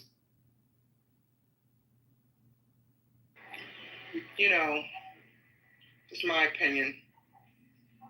If we give these new age liberals too much leeway, soon we'll be a society of damn furries. What do they call these people that think they're animals? Furries shitting in litter boxes in public. Yeah. They already want to put the tampons in the boys' bathrooms, Tim Waltz. It's just too much. The new age liberals are just going too far. They're just too far left for me. Give them too much of the yarn, right? And we'll be a nation of perverts. All deviant, all your bedroom deviant, perverse natures and activities and thoughts will be legalized and pushed to the forefront. And if you don't get along, subscribe to it, co-sign it. They'll come up with new words to shun you and dox you and cancel culture you. I don't know what happened to the Liberal Party. That's why they're so fractured. That's why they're progressives, leftists, Democrats, and MAGA's the same way. You have the Republicans, conservatives, and MAGAs. Everybody has these titles, right? Somebody said we need no party. I probably would agree with that. Was that you, Dr. Mitch? I might agree with that.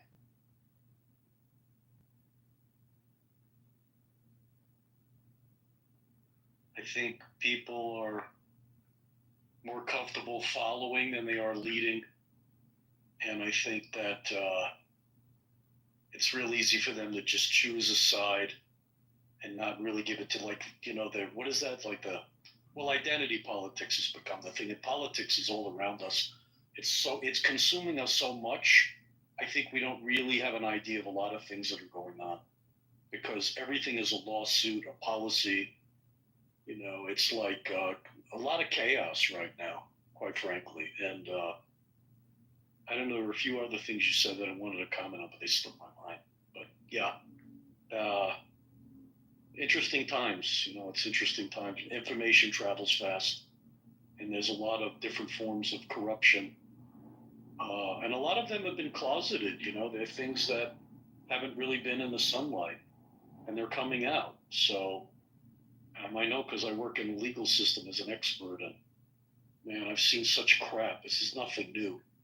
Having, a lot of different, just the power of judges and stratification. Talk about the black community. They just round people up on a street corner and just say, we're going to put you in jail till you plead guilty to something. It was insane. They're still doing it in inner cities. They're still doing that. The law enforcement needs the statistics. The prosecutors need the stats to advance their careers. We'll get there, if we get rational people leading us, but those aren't usually the people that want the job. It's people who have a financial interest or, some fringe philosophy. So anyway, I have hope for the world. Just need more people like us. I mean that the kindest, less egotistical way. One of the reminders I think people need is that eventually we're all going to die. the human race someday, here's a reality check, will be extinct someday. Something you don't grow up thinking about. You kind of think that life's kind of a long journey and whatnot, but we're going to be extinct. It will happen.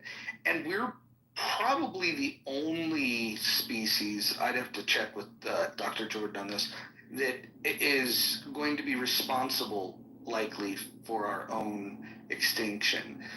If you go and look up like what's the most likely cause of extinction right now, they say AI is the most likely cause. Then there's things like, like a meteor can hit. If you wait long enough, like the sun can burn out. Like there's a lot of things that eventually will get to us, but chances are either through AI or a nuclear war or something like that is how humans are going to go extinct. And I think it's very interesting that we have this sense of superiority over everyone and everything because we can think, but yet what we think to do is to create the very things that are going to cause us to no longer exist. It's fucking bizarre. What do you think? I actually think about this a lot, Roger, because I do science. I'm always trying to predict outcomes.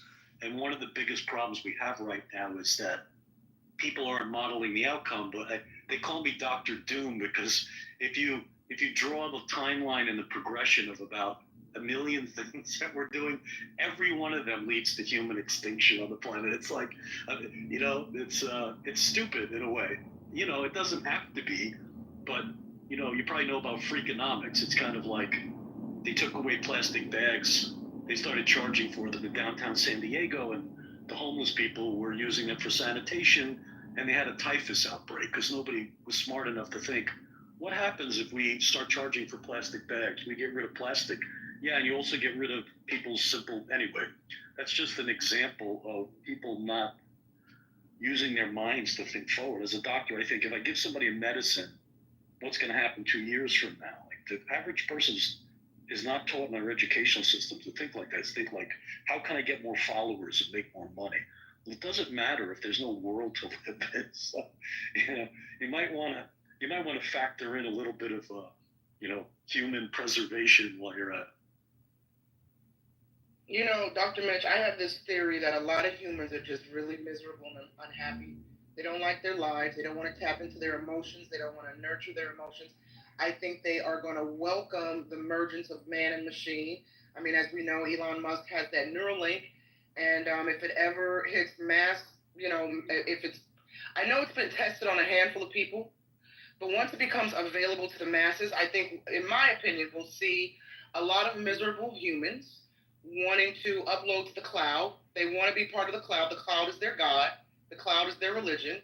And so it is my hope that I live long enough to see the AI takeover of humans, or at the very least, the UFO invasion.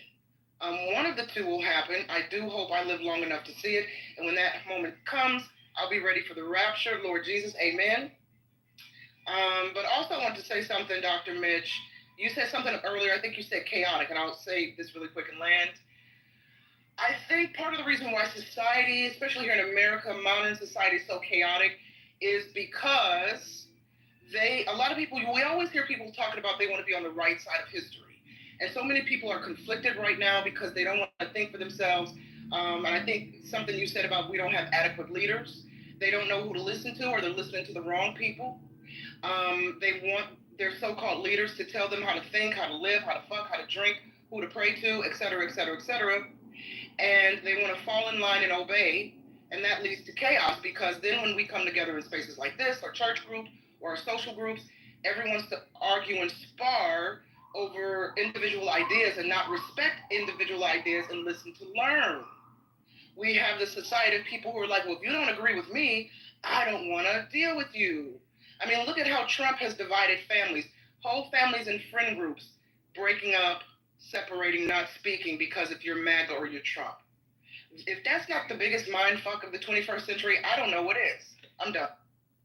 Something that I want to agree with Dr. Mitch on, which is kind of interesting to me, academics are among the most siloed people, right? Like, in my former field, people, are still trying to save subspecies of endangered wildlife that live in a remote area that really have little impact on the world, but their whole world revolves around this, right? So it's kind of a corollary to the notion that if the world's not around, what does this matter? Well, these people are treating the world as though it's still going to be around when they kind of need to be focused on social issues that are save our species first. So I'm just amazed at how many of these academics think, and that is something that needs to be addressed in higher education. Man, this is a great topic. Sorry if you guys don't mind. I give my 2 cents. Otherwise, Yeah, well, you can only give us 1 cent with that fucking broken English of yours. But go ahead and all right then. Yeah, it's fine. It's fine, man. That's the thing, man. Some people sometimes argue that free market competition, like sometimes it's a key driving innovation and efficiency in the healthcare, man. Sometimes it doesn't work, man. It hinders the benefits, in this world. And people are, like, sometimes government, should provide, support, to make sure, vulnerable groups aren't left behind. Unfortunately, they don't. Balance between innovation and access is not there. Many feel sometimes,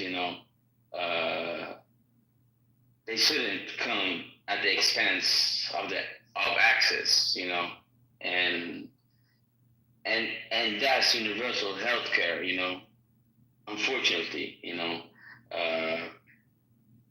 overall, we haven't been very, decent with our plans and what we think about what is healthcare and what we want to care about our people. We are just a bunch of people now who are, it's just teams. It's just me against you. It's just animosity we have between each other. And I believe it makes it easier for corporations, to make money. Because that's exactly what they want. They want us. Hold on. Why would a corporation? We missed the point. Hold on. Yeah, all right. Hold on. Let me ask you a question. Why would a corporation want to do anything other than?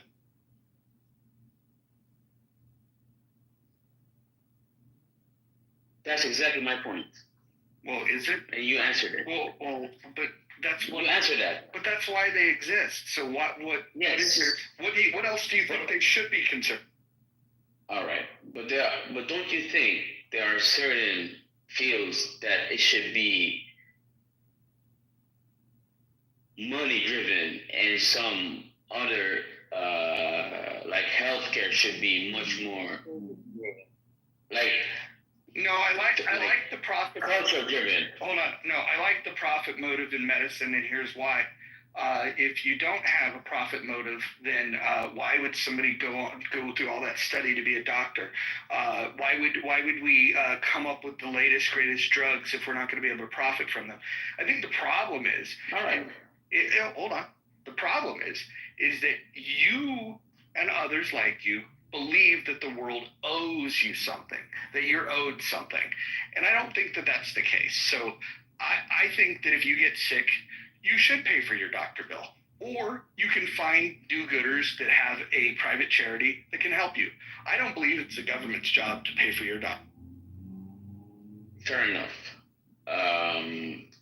Fair enough argument.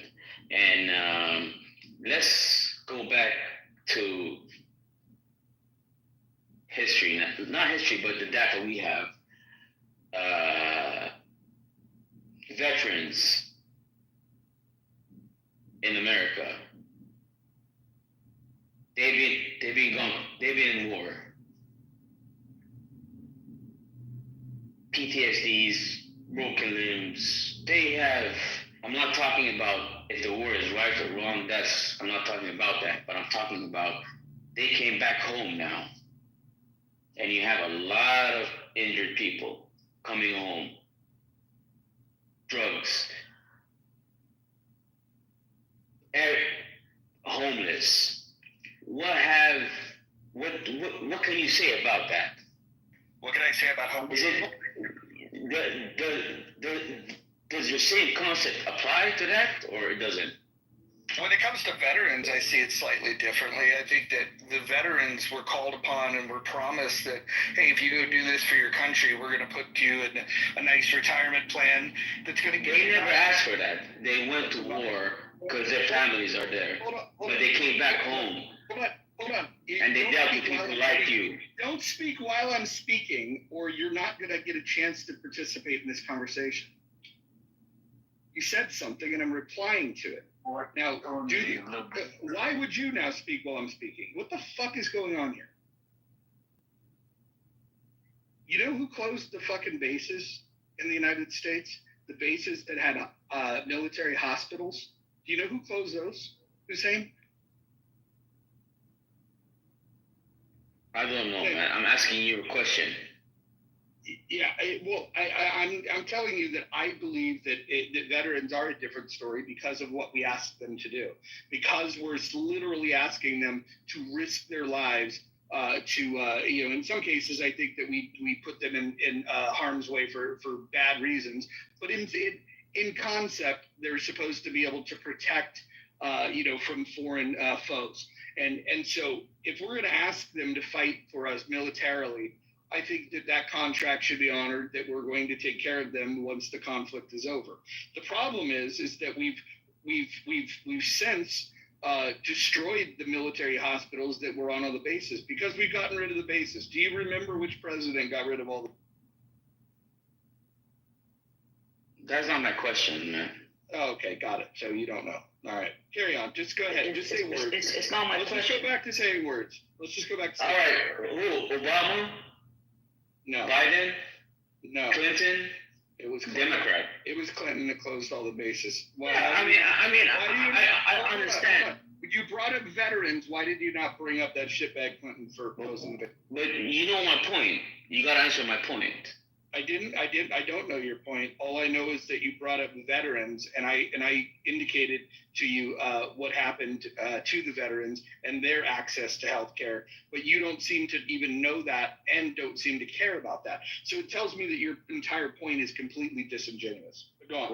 Well, I guess I made my point. Everyone knows. Everyone here who's listening knows your point and my point, so I'm good. Oh, that was fucking stellar. But I do worry about central planning, though. Like that maybe poverty and high deficits and these types of things are designed to keep people scrambling. A large segment of the population. I do wonder if it's by design.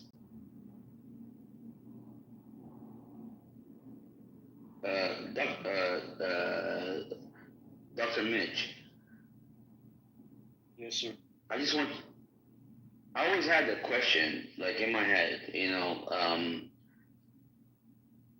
is when people are pleading allegiance and they go to war or they go to whatever it is, with any sense, business-wise, school-wise, friendship-wise, it is the same. You always go in with the notion that I'm going in here and I'm putting myself out there. Everyone knows that. And we are in here, all of us together. So when I'm out of it, obviously there is a certain kind of a respect that you should have, in a sense, that you are a hero, that you went out. A lot of people stayed home. They didn't want to do nothing to do with it, especially when veterans, warriors go out, go to a war. They had no idea about, and I never blame the soldiers. These are really courageous people. I blame governments. I don't blame. Listen, let me finish my point. No, I have a question. Let me finish my point. Let me finish my point first. Absolutely not. I have a question for you. All right then. Okay. I have a question. When soldiers came back from Vietnam, who were the people that were spitting on the soldier? That's the thing you don't understand, man. I don't know you that much. I know you a little bit. We talked to you 2-3 years ago. You say I don't understand. That you don't understand. But Trump wasn't president. I like Trump. I'm a Trump fan, so we're good in that sense. I'm asking you. I didn't vote for Trump. I don't know what you're talking about now. But I'm asking you. You made the point. I think that would be You made the point about we should respect the soldiers when they return home. Absolutely, you should. And I'm asking you, who were the people that spit on the soldiers when they returned home from Vietnam? It's the hippies, right? Who spit on the soldiers? Tell me that. I don't know. I'll be honest. I don't know. I have no idea. It was the American left. It was the American left that spit on our soldiers. The hippies. I have no idea. And that's look, man. This I don't care, but I respect the real men that went out, left their kids, left their families, mothers, sisters, wives, went to fight the war. So why did they spit on loyal men. I have absolute respect for them. Hold on. Why did they spit on them? It doesn't matter which war they are in. It's a wrong or right. You're a goddamn. No, but you don't get it. No, I don't get it. I do get it, actually. You don't get it. These people are patriots, man. Yep. And these guys, these people who left, you are a bum, not them. Yeah, this guy. What the fuck is he on? He's having trouble articulating. Honestly, I think I wish he would just download Duolingo. That's learn the language, man, for fuck's sake, or just spend some time in the goo and just we'll do simple ones. I'll get Johnny in here to do an English lesson for you. That's fucking painful. Oh God. I have sympathy for people who are inarticulate, Roger, because your brain goes like 1,000 miles an hour. Like I said, you were very patient. You let him go for about 15 minutes before you cut him. It's a lot. Well, it was just fucking weird. It's like okay, you said words. Now let's talk about the words you said. And then all he wanted to do is circle back to the same words that he said. It's like, can we advance the conversation? Like, what is the inference of the words that you're speaking? Just the frustration that, I think he's frustrated that he doesn't see people serving, being treated properly when they come back, and that just being a microcosm of the way that government treats its citizens in general. Yeah, government sucks, but this guy not going to city council meetings, he's doing nothing to fix it. So this is the other problem, man. Everybody's got a fucking a complaint, a gripe, whether you're left of center, right of center, smack down in the middle. My biggest beef is these motherfuckers that are on this app talking all this shit about who the best leader would be, what the best leadership qualities would be, but they don't even fucking get involved. There's no involvement whatsoever. And then they mock the people that do get involved. Dude, we were talking about it earlier. Marshall, the only guy on the app on the Republican side that's truly fucking involved in local politics. And Republicans in those rooms at early Clubhouse used to chew him up, spit him out, because they didn't like some of his positions. The fact is, he did more work in the last 2 presidential cycles than the entire conservative Clubhouse put together. Fucking.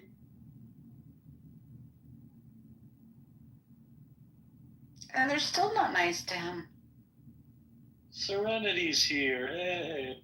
That's serendipity. Jesus Christ. Dr. Mitch, come on. You get with your fucking background in education, can't read? Come on. Can't read? Serendipity, not serenity. Well, no, God. Yeah, okay, true. Okay, serendipity. It's very serendipitous that you are here tonight. There you go. What are you gonna do? Call me Maha next? Exactly. Hi, Connie. Is it Connie? It's Connie, Hey, right? yeah, it's me. Connie's one of those people. I met Connie recently on here. She's very sweet, but she makes no sense at all. But I love it. I love it because like she'll say some shit and then you can tell her that's the most idiotic thing I've ever heard, and then she'll be like, well, that's just an opinion. Like I was saying, it's just the nicest person. Like you are. Everybody's got their opinion, but some of it, trolling, and just whatever. I think I think you might be one of my favorite midwits on the app. I'm aiming to be that. There we go. A whole life goal. You had me at serendipity. I'm not going to live that one down. I do tend to read serendipity, but the thing is, when you come up on my screen, it just says SEREN. So excuse me for that. I feel No stupid. worries. Dr. Responsible calls me Serenity all the time. I think that's because Dr. Responsible legitimately can't read. Dr. Mitch just made us. Oh, God. Oh, no. Sorry, Connie, I cut you off. Pretty good. Just trying to get ready for bed. I did some exercises, so I'm just trying to wind down and go to bed. You do some Kegel exercises? No, we're working on my neck. It's a little stiff.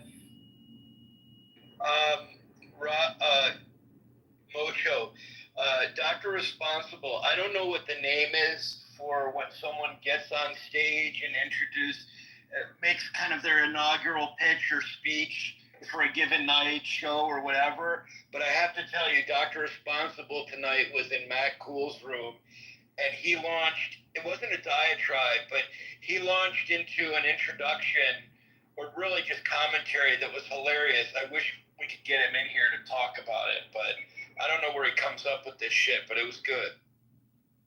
What was it about? It was basically his take on, well, I think Nye was in there. Were you in there? Wait, what was the conversation? When Dr. Responsible came on stage, it's not that I agree with him, it's the way he said what he said was just, it was about Trump, and it was just funny. It was just funny. Wait, did JB come in and kick him off the stage? Was it that room? JB was in the audience. It was Matt Cole's room. Some people just drop the mic at times. Like, it's almost like he had a script in front of him because it was unusually it was colorful. And it was just really, sometimes he does it well. Sometimes Pepe, even though I disagree with him, he sometimes does the same thing. Sorry for that tangent. So, do you all think, who went to a Beyonce concert? I was reading something where one country performer said that's not country. It's definitely not country. And I was like, well, no, she's going to have to mix. I think her country to her is when she slows down the string instruments and she sings slower, and then I was like, I don't know, it's usually more Scottish people that descendants of Scottish people that are more country. So I just was like, I mean, that's just her spin on it, but I'm glad that she got people out to look at that sphere and and dialogue about it. That much I'm glad about the cowboy cowgirl. that much I'm really glad about. Sorry to interrupt. I just wanted to say goodnight, guys, before I didn't want to just leave. But Roger, thanks for doing this all the time. Nye, always great to see you. Thank you, sir. Come again, Dr. Mitch. Thank you so much. See you, Dr. Mitch. Night. Have a good night. Yeah, Connie, I was Is he really a doctor? Dr. Mitch? Yeah, is he really a doctor? Yeah, he's one of the few. Yes, he's one of the few, for sure.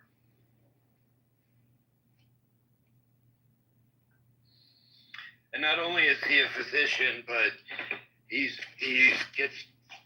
gets well compensated to be a real expert on many cases. So, means he really knows his stuff. Wow, that's good. That's good. Because it's just like with lawyers, they're like bow ties. Every lawyer ain't for everybody. That's good that he knows his stuff and he's real versatile. So I was looking at some articles for ICE, and have you seen like any articles that you disagree with as far as deporting de facto immigrants out of the country? People just for some strange reason or another haven't been able to get the paperwork together, and it's reasonable because they have 11 million people that they need to process, so they have a gruesome backlog. Yeah, but better late than never, right? Look, if you're not here legally, bye-bye. I think we're being too nice. I think the return trip home is the wrong plan. Yeah, I think on your tax dollar. Well, what I think we should do is, and this might even cost more, but it would definitely send a message to future would-be illegal immigrants, is when we catch them, I think we should put them on a rocket and we should send them to Mars. That's what I... Oh, he's building an even larger facility. I think it's going to be in the Everglades, too. Of course, because I have an unhealthy obsession with UFOs and space aliens and et cetera, I disagree with Mojo putting them on the rocket, because I'm like, why do the illegals get to potentially have the opportunity to make first contact with otherworldly beings? It's a possibility if we put them on Mars. And you know what? I'm a protest. Well, I have a reason for it, and I appreciate your pushback, but I do have a good reason that you might agree with. Pioneers get slaughtered and settlers prosper. So the next wave of people that go are the ones who will actually settle Mars. Okay. I'm with that one. All right, very nice. Okay. Well, I wouldn't be doing it ever since I made a mistake and flew to Boston through Rhode Island, or was it Rhode Island through Boston? Anyway, I would be doing it because the food in that airport is trash. It tastes worse than old TV dinner. And then I wouldn't be doing it is because I didn't get one of my teeth pulled, and they had to go beyond 33,000 feet in the air. They went 36, and it drove me crazy. So I won't be going. But you all can send me fan mail back. Tell me how things are going. Connie, the last time you were in here, I was listening to you speak, and I think you were speaking about your Native American genealogy or something, your bloodline. And I'm really not trying to be funny when I ask you this. I'm asking legitimately because I'm working on a project about dreams. You don't happen to know any dream interpreters, any shaman by chance, do you? I do know a shaman on meetup.com. I do know one. Oh, you can find a shaman on meetup.com? Yeah, I pimped my cousin. I found out where he was going to be playing the fiddle at with his other string musicians, Gaelic music. And so I actually did a meet and greet at one of the Irish taverns in the area. And so Meetup.com, they have 10 million people. They said, right now you're the hottest organizer on the app. I was like, and I got an upset stomach. I couldn't even make it. And I had took off for work and I couldn't even make it. Well, I'm gonna reach out to you on the back end. Yeah, I do know one. What is that? I think he does that Viasco book, the 5 Agreements or something. He goes through that like nothing. The 4 Agreement? I think it's 5 Agreements. Yeah. So yeah, but yeah, I had that feeling. You were giving me that vibe that you're somebody I need to tap into to pitch my project to, because you might know the people that I want to interview for the project. At least, yeah. So I'm in quite a few. My largest Facebook group that I created is 21,000, but I'm in quite a few Native American Facebook groups. And when they hit the highlight at the highlight, then I'll be able to see what they're doing. But they not pressed for people, because they'll say like, put your name in city that you're from, because you can go. If you're not gonna be active, you can go. So I've built that, but I felt like it was a ministry to me. So Connie, let me ask you this: do you know anything about the Association of Descendants of Nancy?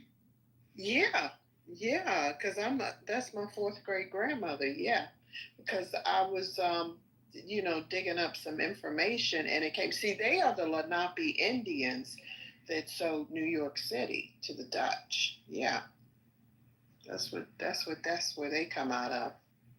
And then before that, they're the original Cherokee out of Mexico, Aztlan. Where is it? They call it Aztec. Fascinating. Oh, sorry. I was just gonna welcome Dr. Adams and Cam to the room. If anybody has any I comments, haven't joined it, because like when you turn 60. What are you doing? When you turn 60, you're kind of like, well, what do I have to offer people? So that's all. What is happening? I know about it, but I ain't doing nothing. What are you doing? Okay, like I was saying, I was welcoming Dr. Adams and Cam to the room. If anybody has any comments on the title of the room. I'm at the gym. Any big backs?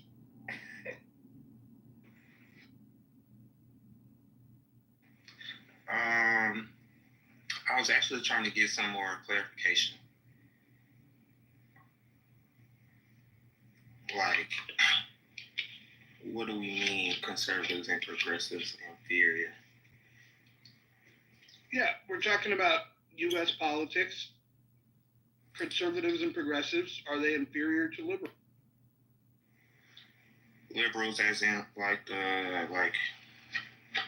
what they mean by like what an actual Democrat stands by? Well, what Democrats stand by is not rooted in classical liberalism at all. No, I mean like what it should be, what they should stand by. What I should have said. I'm sorry. Well, tell me, what is it you think they should stand? I believe they should, be more so like, how can I say this?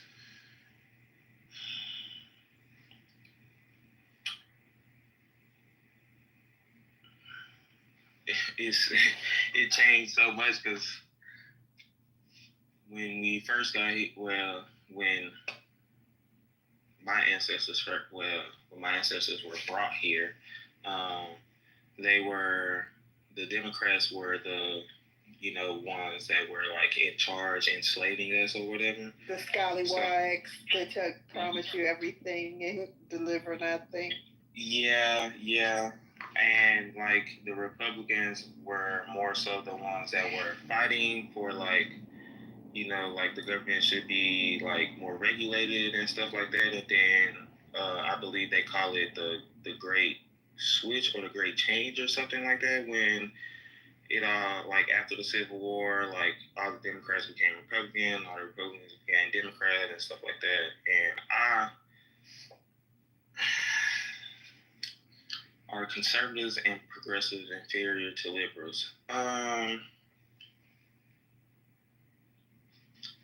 In its true essence of its, like in the true essence of liberals, I would say yes. And say that because we're getting too caught up on like the small things, and then the major politics are the things that we should be deciding are what's getting in the way, and we are getting caught up in who's conservative and progressive, and we're too focused on being conservative versus like being for the value of your party. You see what I mean? Versus, trying to be the extreme of your party instead.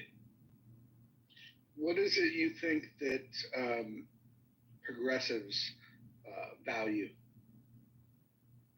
I think they value feelings more than they value morals. And I think conservatives are valuing morals, or what they believe morals are in a religious way of speaking, too much. Like the whole nuclear family and stuff like that. Like if we're going to be living by what the Constitution and its amendments are supposed to be, then we shouldn't be focused on the nuclear family and all of this other stuff. Like we should be focused on how are we going to make our country better to live in for its people. Like we focus. I feel like the conservatives and progressives are focused on attacking each other than they are more so attacking the problem. How about that? I think it's just a bit of trolling to the high supreme. Trolling? Gaslighting. Because if you go on Twitter, I have to get up out of there. Man, they go for it. They be showing the libs. Like they had one guy on The Bachelor, and he said he didn't pick anybody because he couldn't be his true self and he was in a dress. They just showed just the most outrageous, flamboyant, stuff that the liberal Democrats, go for. Like, what else? I would say the worst they ever showed were small children at the school of Satan.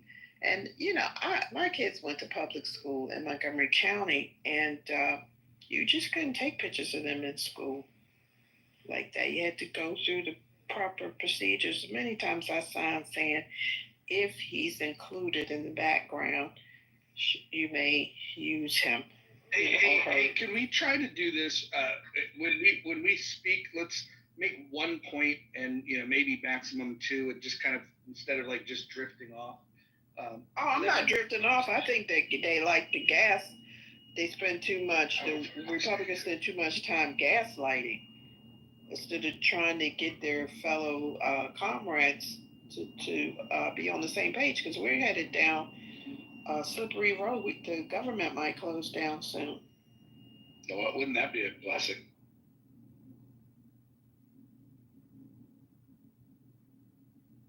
So I still haven't heard much thought around. Does anybody want to take a stab at what the difference between progressives and liberals? Oh, yeah. Your progressives are your social justice warriors. Like, that's what they care about, is social inequalities, and they're your entitled peeps that want the government to make everything easier for them. They're not really very economically motivated. Like their politics are more about it's DEI politics, honestly. It's definitely a big part of it. I think the main thing is they want to weaponize the government to get to the world that they're looking for. Right. Yeah. Yeah, I was just gonna say, right, for equitability instead of equality. Yeah, and I would push back on the equality part. I don't think that we are equal. I think it's a foolish notion to say that we're equal. I think what we need is, and what we have, is equal protection under the law. But I think equality, when people talk about equality of outcomes, that's a hard no for me. So then they'll say, well, what about equality of opportunity? And I think that's even a stretch, because I agree. sometimes you have prerequisites. If you don't get to try out to be quarterback for the Dallas Cowboys. Like, you have to have talent. You have to be a known quantity. You have to know. You have to have the skills to be in that elite group to even be thought of for consideration. And so, no, we shouldn't institute laws that create an opportunity for somebody that doesn't deserve it. We should only care about equal protection under the law, making sure that rights are protected. And so, unfortunately, what we've seen with progressives, and you can see this best in the feminist movement. I think that first wave feminism was led by liberals. The idea was, hey, we want the same rights that men have. And then the second wave of feminism was like, no, we want better rights than men, because this is where you get these arguments of like, oh, well, certain groups had a head start, and ergo, we need to change the laws in such a way that it gives favor to this particular group or that particular group. So you want disproportionately advantageous laws, which it's just silliness. It's like if you recognize that setting up the country in such a way where where white male Protestant heterosexuals were the benefactors of your interpretation of the law, and you could reject and say, well, damn, why didn't they let everybody else participate and protect everybody's individual rights? And then and that's what the liberals want. The liberals always fought for, we need equal protection under the law. And what progressives want is they want to be treated special. They feel like they need to rearrange the pressures on certain identity groups. And so progressives, in my opinion, they're probably the most illogical people of any ideology that I've seen outside of anarchy. And so if B Master comes in here, we'll shit on her more than anybody. But yeah, I think progressives are the bottom barrel. And sadly, conservatives don't really have original ideas. All conservatives do, and it's not for nothing, but they take an examination and they look at the world through a particular lens, and they say, well, what institutions are worth preserving? And then they say, hey, whether it's traditional family values or free speech, whatever it might be, they'll say, hey, these are the things we want to protect. But the people that gave us those rights in the first place were the radical liberals of their day. And so I think we should maybe consider going back and looking at what inspired the radical liberals that founded the country, and look at British Enlightenment, and what did that really mean? What did that really look like? I think we could learn a lot if we just kind of retrace our. So you think, Mojo, if I heard you correctly, the progressives, did you say at the bottom? Yeah, the bottom of the barrel. Yeah, the progressives are like the fucking they're that stain around the rim of the toilet. Well, that's interesting, because I agree with what you and hold on, let me get the name right because I only see half of it. Serendipity said, but I kind of feel like the progressives, aren't they more? And I think both of you kind of said this, but I could be wrong. They focus more on, don't they kind of want to act like a collective in their pursuit for justice? Yeah, this is right? Correct. This is correct. This is their pursuit. See, what they believe is that equality is justice. And what liberals, in the classical sense, believe is that liberty is what gives you justice. And so I would make the argument that the pursuit of equality is part of the problem, because and so you're right in calling this out. What they want is collective rights. They want collective protection rather than individual rights and individual protection. I think I'm on the fence because I almost feel like the progressives working collectively is more advantageous for society, while advocating for individual freedoms, I don't know, that kind of leads to this emotional state that many liberals have worked their way to, as Cam noted.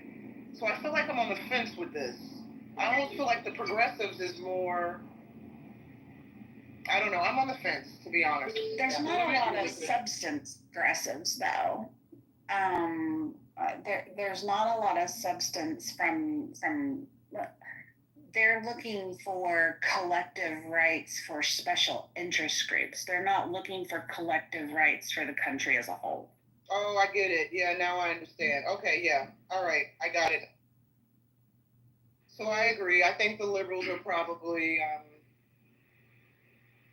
team liberal, to put it simply. I think the biggest mistake rhetorically that conservatives have done, and they've done this over at least the last 30 years, is terms like liberalism is a mental disorder. I think they went after the wrong group.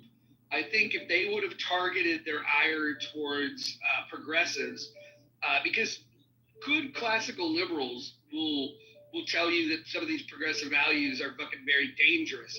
And so I think there could be a partnership between classical liberals and conservatives. There'd still be some argument and some differences, but at least in terms of wrestling back, the foundational principles of individual liberty. This is something that the problem with conservatives in certain instances, though, is that they've got some puritanical roots that cause them to come up with ideas where they want to legislate based on their own value system, and sometimes it's out of step. The progressives are a wacky bunch, though, because what they've done is they've tried to steal the Puritan take of conservatives, but their puritanical roots, their finger wagging comes down to like, you must like the demands they have for income equality, for example. Like these are the types of people that will emerge, like this knucklehead in New York that wants to tax the rich, right? Now, I think if you're going to have a taxation, it should hit everybody. But the progressives want to attack the rich because they believe that income inequality or wealth inequality is this thing that they can fix. So they're going to put their hand on the scale and they want to redistribute the wealth. So they want to take the money from people that figured out how to navigate this system to get the money, and they want to just take the money and give it to people that have failed to navigate the system and not have the money. It's a very bizarre.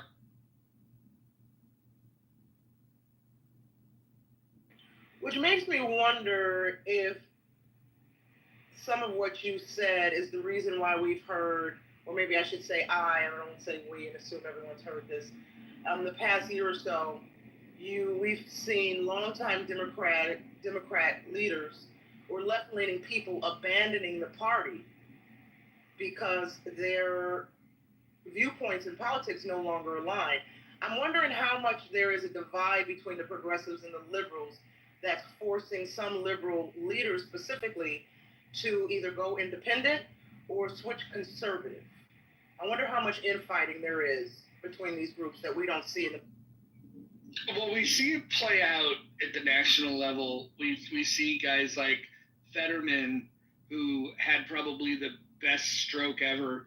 Ever since his stroke, he been speaking sense, and I think maybe a near-death experience brought him back to his principles as a liberal. And I think you're unlikely to see them join forces holistically with quote unquote conservatives. Going independent probably will be something that they'll do. unless of course they're looking for higher office. If you're looking, if you're a congressman or a senator and you're looking to become a president, then in the system we have, you need to, participate in the two-party system. So maybe you can flip-flop there.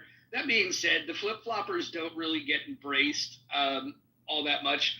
What we should be hoping for, though, is just for us to just prove out that, that the progressives are the weak link, and that they're the ones that are driving the country to hell in a handbasket.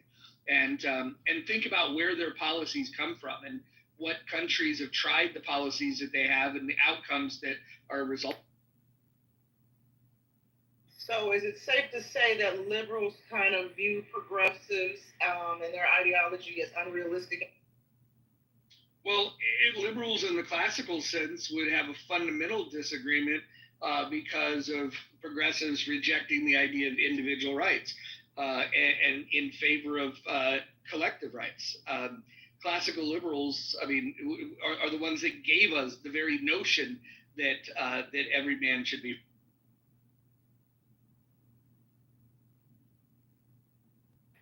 So, to answer kind of the question of the room, then, hold on, I'm getting a message. Let me close this. So, are conservatives and progressives inferior to liberals?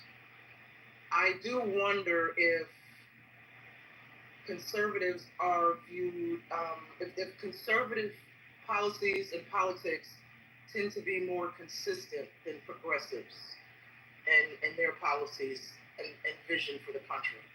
And so, I think conservatives for the longest time were very, very consistent. I think what's happened with the MAGA takeover is that you found out that even long-standing traditions of defending free market capitalism have been abandoned, and so these folks that that believed in free trade once upon a time are now opting for this nationalistic approach. They'll do absurd things. Like a true conservative would never, and I mean never, support tariffs. A true conservative would absolutely fucking just take the fucking bullet to the head before supporting tariffs. But now we have people under the Republican banner that are like, well, China's been kind of kicking our ass here and there, so let's fight dirty with them and fuck it.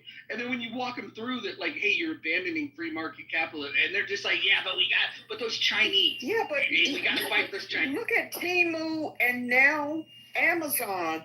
I saw a nice waist purse that I liked, and they were asking for $15 for transit, to move it. And then Temu, they just put it back in your credits and then throw in some more free gifts. I mean, they are just really taking this, to the hilt. But you've been copying everything from Microsoft to Mercedes-Benz, and you're paying little bit of nothing to move your products. America's been buying a ton of stuff outside and very little regulation and support for, homemade products inside.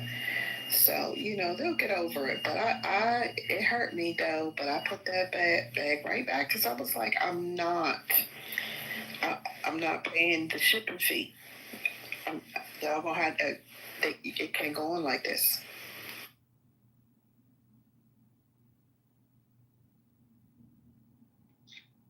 Connie, did you vote for Trump or did you vote for... Not only did I vote for Trump, I was invited to the inauguration, but I didn't go because my job wouldn't have understood that.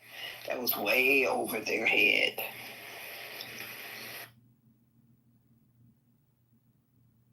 Wait, so what do you mean your job wouldn't have understood? A voter said I'm not coming in because, I didn't have that much seniority, so I don't even know if I had the leave to do it. Okay. So, set the end of the year and stuff like that. And, they wouldn't have been able to wrap their head around that at all.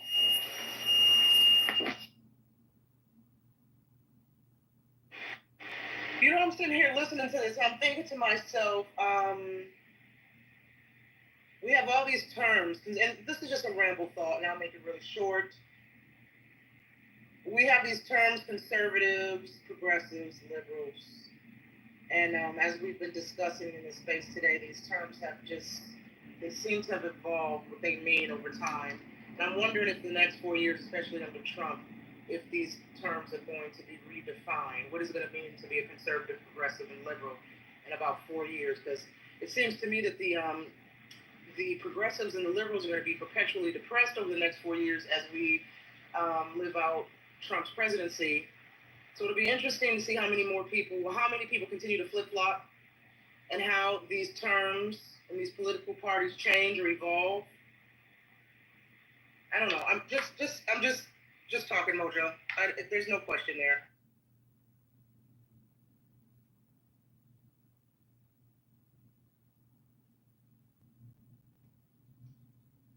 What do you think's going to happen in the midterms, huh? Well, you know what? I've been talking about this with people, and I think, for some odd reason, everybody's so riled up about Epstein, the files, and Trump not releasing the files. And folks seem to think that because of this, the Democrats are going to sweep the midterms. It's possible. Trump said to his base, what did he say? He said to his base, to his loyalists, if you believe I'm on the Epstein list, don't support me. Or if you believe in the Epstein, some variation, if you believe in the Epstein list, if you won't accept that it's a whole hoax, don't support me. Which I think is a slap in the face to his voters. So that could probably have an impact on the midterm. But I hate to say this because, I'm a former lifelong Democratic voter. And the Democratic Party, I like to use the term that I read online once, I didn't abandon the Democratic Party abandoned me.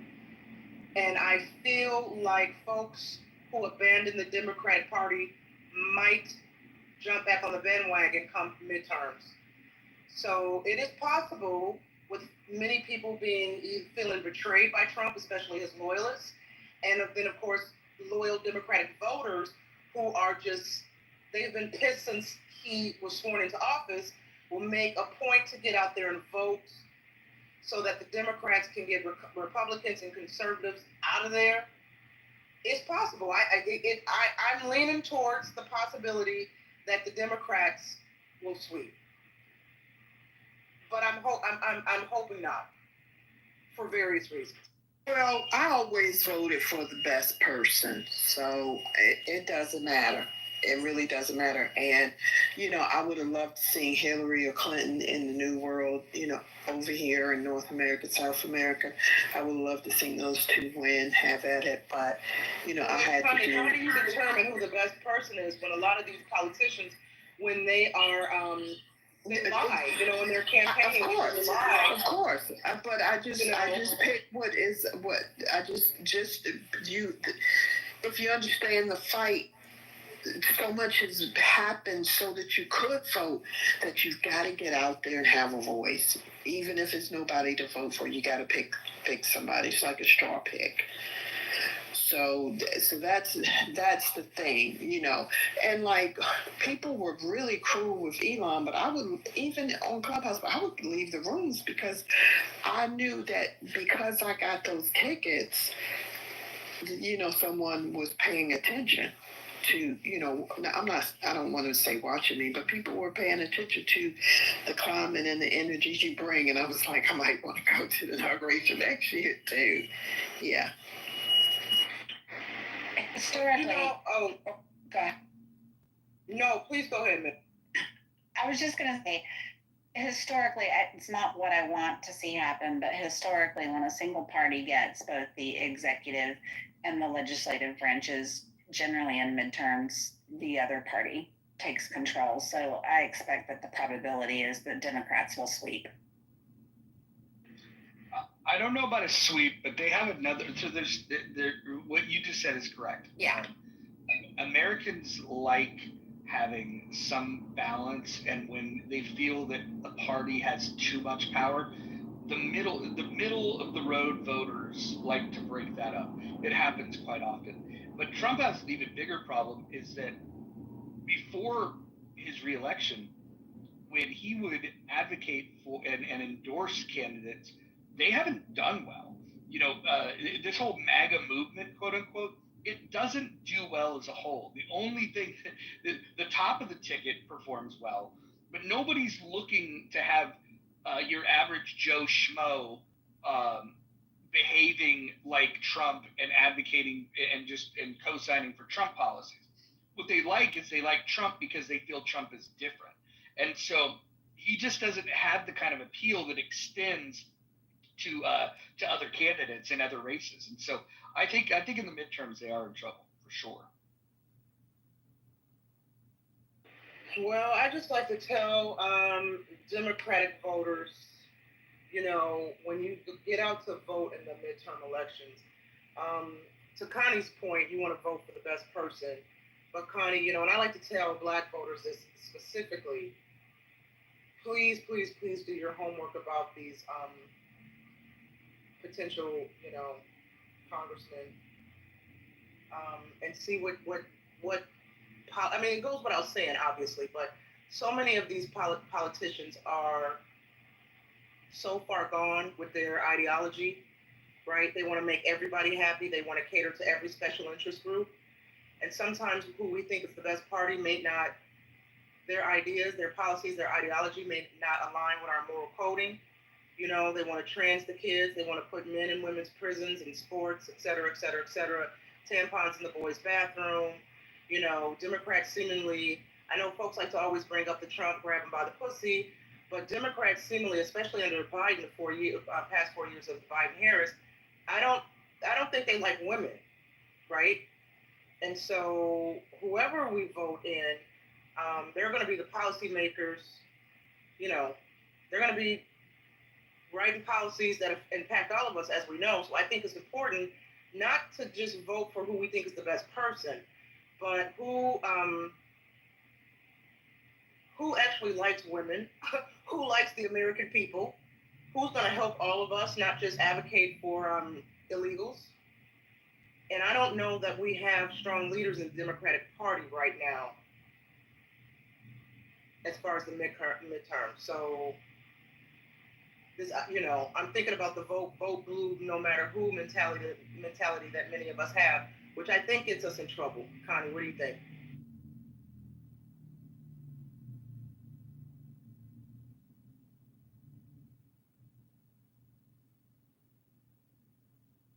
Connie's not there. Well, speaking of vote blue, no matter who, Dr. Jordan, are you still every bit as enthusiastic about your Democrats as you've been in the past? Dr. J? Well, fuck's sake, they've all fallen asleep now. That's crazy. Y'all must be on East Coast time. I'm on East Coast time. Dr. Jordan's in LA. I don't know what the hell's happening here.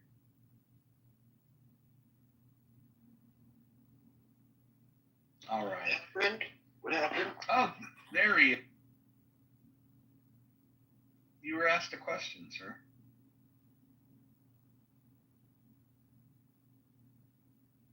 I didn't have any questions. I said you were asked a question. What was I asked? Are you still enthusiastically supporting Democrat? No, I'm very moderate. I see the hypocrisy, and I'm not so strong on Democrats, but I'm definitely not a Trump.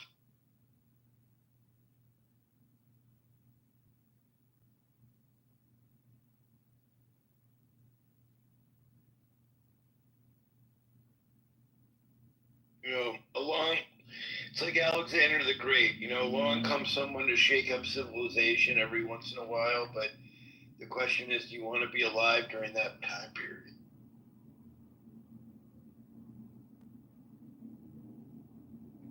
Would you argue that's what Hitler did?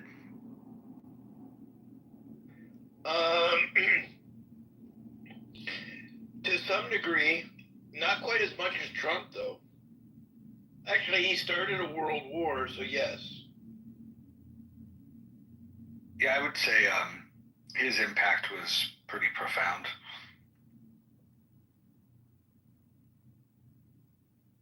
The reason I hesitated is because much of the world stood by and let it happen.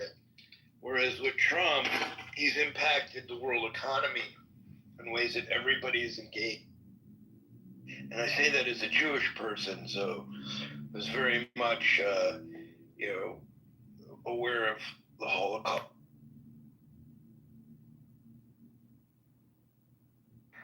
You ever watch these movies that show the Russians fighting the Germans in World War II? Yeah, like Stalingrad's one of the movies, but there's multiple movies that cover it. Have you guys ever watched any of?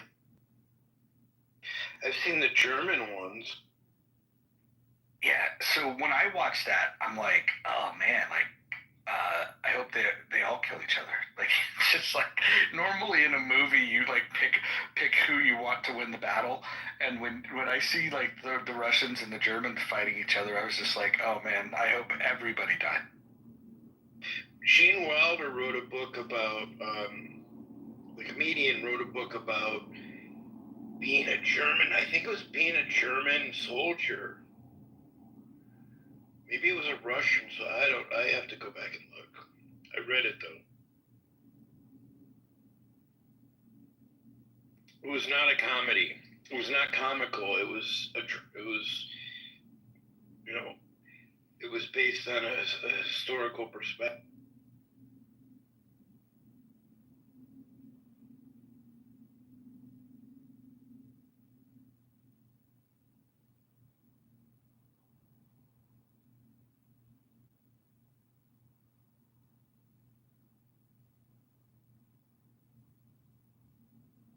Well, if if the Democrats sweep the midterms, right, then of course the political intrigue will be heightened because, clearly we can expect them to push back on so many of Trump's policies, not agreeing, not passing bills, advancing bills. So, I look at politics oftentimes as being heightened drama, just another form of entertainment. I mean, it's serious, of course, because these laws and policies impact our lives. But the Democrats have such hatred for Trump. So if they sweep during the midterms, this is going to be, man, the next 4 years, 2 years, is just going to be, it's going to be insanity. It's going to be a bloodbath.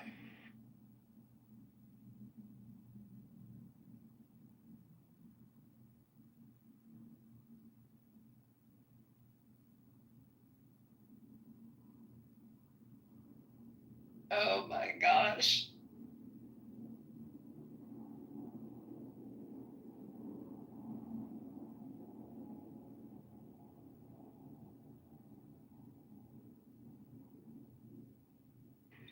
Of course, there's this, what is she called? She's a psychic. Popular psychic on YouTube. Her name is Sloan Bella, I think. And she's been kind of accurate with some of her predictions over the years. She's accurately predicted, Diddy's downfall from before the raid, the arrest, the trial outcome, just as an example. Not to be grim and a mood killer of the room, but she believes that Trump is not even going to survive 4 years. That there's going to be another assassination attempt on his life. I'm sure the Democrats will be happy about that. And that it will be successful. I'm not trying to put on my tinfoil hat here, but, one of those things that make you go, like the song in the 90s,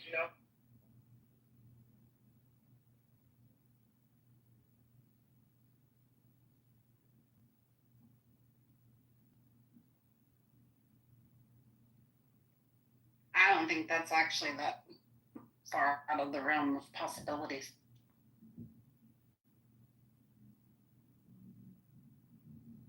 Well, yeah, considering how so many of these fringed out liberals are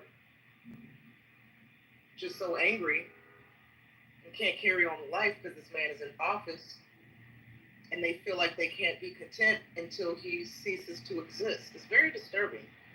It's a level of mental illness that is worthy of a case study, of course, I'm not sure we'll get that case study.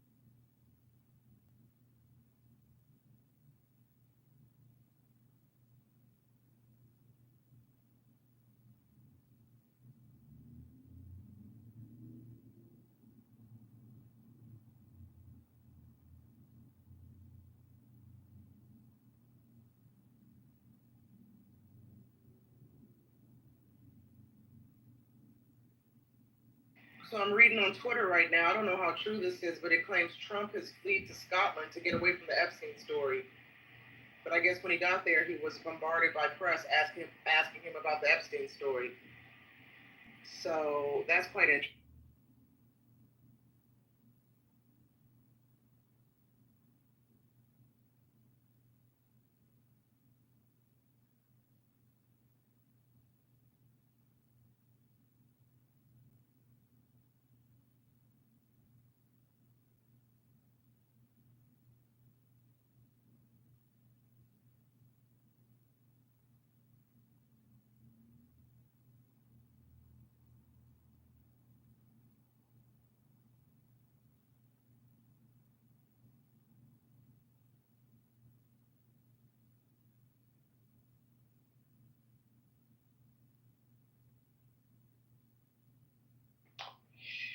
Yeah, it's like I've always said that, the pain of losing a loved one is something I've seen, so I know how Trump must have felt when they killed Jeffrey Epstein.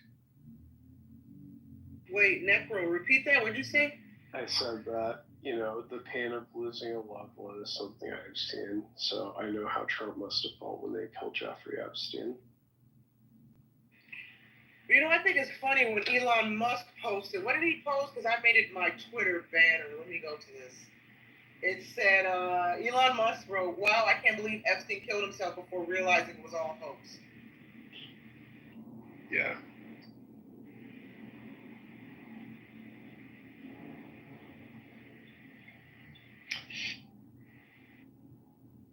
Yeah. Wait, what did you just say he said? He said, wow. This is Elon, right? Yeah, Elon. I made it my Twitter banner because I think it's just perfect. He said, wow, I can't believe Epstein killed himself before realizing it was all a hoax. Yeah, that's right. I remember. Yeah.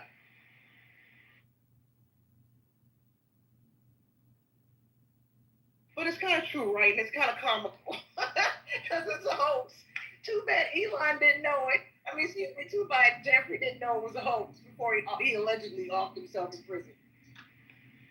This is entertaining. It's comical. This is comical. He's actually had some really great one-liners, I have to say. Yeah, I remember somebody posted a meme where, because Musk did a poll about whether he should step down as CEO of Twitter, and majority said yes, and somebody said, Elon Musk counted all the mail-in vote. So, I follow Elon, and he's been seemingly quiet as of late. When him and Trump parted ways, he was just tweeting, just rapidly going crazy. And then, from my perspective, once there was like this chatter among conservatives in MAGA that Trump, if he doesn't shut up, Trump would deport him, and take away some of the incentives that his American-based companies receive. Elon has been seemingly quiet and not trolling as much. I don't know if anybody else is following him. Do you agree or disagree with that? I feel like he's taken a seat back, especially when folks were saying, hey, listen, Elon, you know Trump is litigious. You know he will sue you if you don't be quiet. Especially, you know, Elon was saying things like, you know, obviously when he said Trump's name is on the Epstein list, but then he also alluded to drama and tension within Trump's family, as if he was going to spill some savory tea about what's going on with the Trump household. And then I don't know if anybody pulled his coattail or got in his ear and told him to shut the F up or he'll be sued. But he seemingly has shut the F up and taken a back seat to complaining about Trump. But that's just my observation. Yeah, I just think that Elon Musk, of course, he definitely does have the pressure that if he, like, he knows that since he's parted ways with Trump, he has nothing now because he's not a part of the MAGA movement anymore. And so MAGA, he's lost all the support from MAGA. So. Wait, you're saying Elon has lost the support from MAGA? Yeah, pretty much, because, I mean, I already knew that it was going to be something that, you know, didn't sit well with MAGA, the idea of the South African, you know, making America great. That, you know, it's why Steve Bannon was having his feud with Musk. So. I disagree. I don't think that he's necessarily lost all the support from the MAGA base. Well, the thing is, wait, hold on. Let her finish, please. I agree with you. I've followed like that whole thing back and forth, and I agree with you that Elon has taken a back seat and he's sitting down, but and that he's kind of backed off on it. I don't necessarily think it was because of Trump's threats, though. I don't know. I think there's something else going on. Trump and Elon threatening to sue each other is like pocket change to both of them. The government contracts maybe had a little bit to do with it. And I'm not entirely sure that part of that banter back and forth with them wasn't to intentionally publicly distance themselves from each other. So I'm not sure what's going on there, but I don't think it was just that Elon backed down. His ego's way too big to have just backed down due to pressure. Well, right now, Elon, I'm not sure where he's housing his spacecraft, but he's working with T-Mobile so that you can get coverage even when you're not around the tower. And coverage in DC is very difficult. You know, so they're around towers, and there's not a lot of trees in the city. And so, I've been trying it and it works, but the other day, as soon as he announced it, it wasn't too good. Maybe he had too many people flocked on. I don't know. But I think, you know, with his son saying smart stuff, I think his son may have, the little 5-year-old may have told him what to not say or say, but I just think that he decided to stay as long as he had arranged to. Geopolitically, Merlin's attorney general, because state attorney is criminal, attorney general, he is basically countersuing Trump for every change that he's making in benefits. So Elon backing out, it just allows him not to be a part of any suits like that. And like where I worked at, every Tuesday, not rain, but even if it's pretty hot, there were two places, one main place they would be at in front of the Tesla car dealer, talking trash about a Nazi car, you know, all kind of stuff. And so he's probably tired of it. But he didn't deny that Trump's on the list, he said he just shouldn't have said it. He shouldn't have been the one to say it. I yield my mic.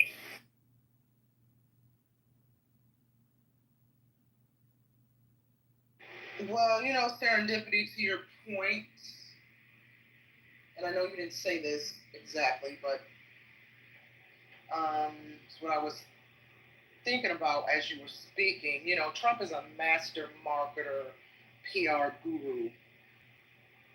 Obviously he comes from a television background, and so it is possible that him and Elon sparring online could have all been PR. And I think you said they were sparring, and I don't want to put words in your mouth, to distance themselves from each other. Correct. It's possible, yeah. I agree with that.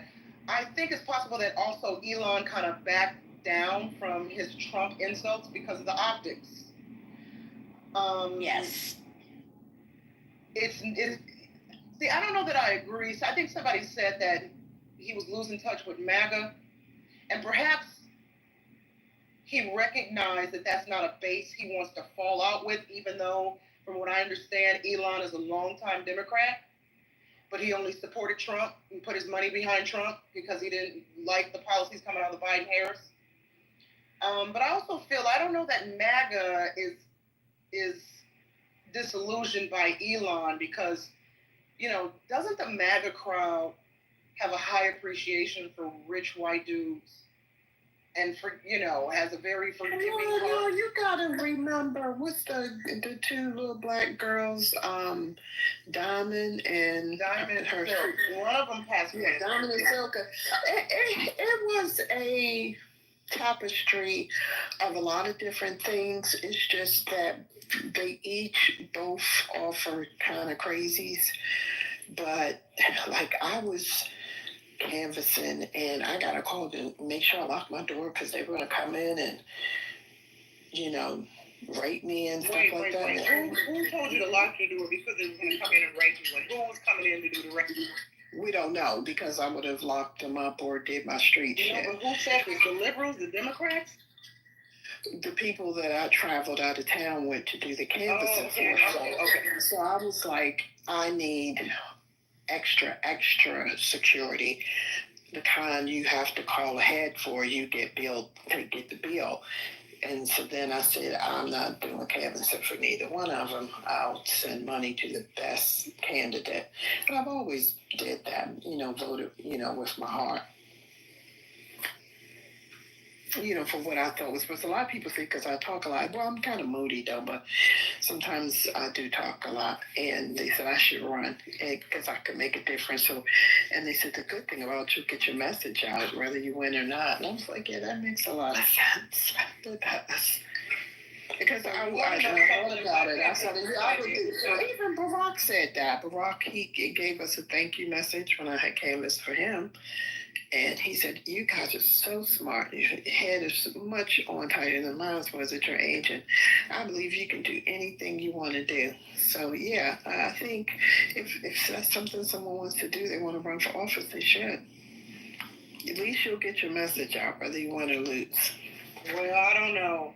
I've had people tell me because of some of the political views that I've shared on social media and in some articles that I've written, that I should enter politics. But I'm going to be honest with you. I never will for a couple things.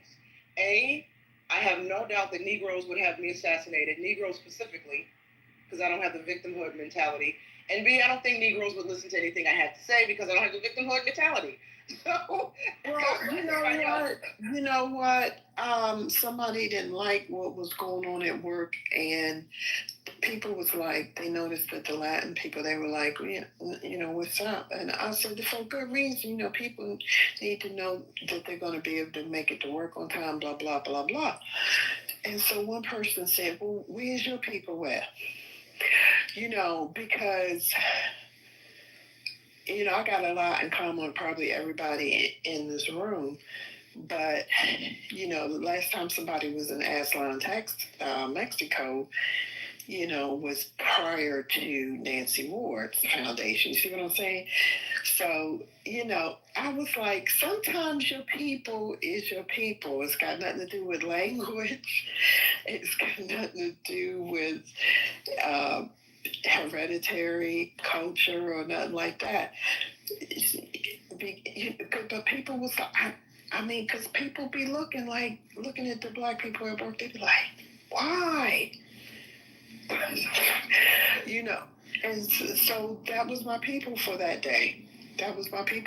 Because we both shared the same concerns, like that. So yeah, I totally get it. But then you don't want to do Jackson 5 either, where they put a person in your life to oversee the money that's going out.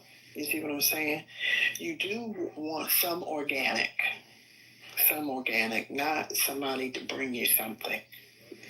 So, but if you're trying to really serve the people, that's a great message, whether you win or lose. But a lot of politicians, I'm not going to say they lie. Something happens where they're not able to hurdle that campaign promise. Yeah, if they're Democrats, they have to join the Democratic, as they say, the Democratic plantation and do, think, and speak. It is a plantation. They was harassing me about doing more canvassing while they gave their buddies the best rental cars and already had given them a hotel room, and then I said, well, why didn't y'all have a celebration dinner? They said, because we didn't think he was going to win. Because they sat back and listened to the naysayers, because Fox and CNN, they withheld his results for a long time. I was like, shit, they didn't call out Virginia, because I was down in Newport News by the ocean. I was like, this is a big voting block. I don't see no. Hold on. Can we keep the shares very short and stick to one point? That is one point. And I didn't see not one Mitt Romney. I didn't see one Mitt Romney poster up. So that's the thing pretty much, is that you can do it now if you want to. You can do it. Don't listen to the naysayers. You can do it. And I'm showing you who has inferior and superior behavior, because I was on the front line. I only talk about what I'm on the front line for, and I already showed you. So how would you like if I told someone, if you got a call that you were going to get, Mojo, you were going to get raped? That's inferior behavior. So yeah, they can gaslight. It's beyond any type of trolling I would ever do. Really? Yeah. Oh, sorry, Necro. Go ahead. Yeah, I think it's interesting in why I actually would disagree with you on the fact that you have to play the victim mentality to win the black vote. Because I think both extremes have their fair share.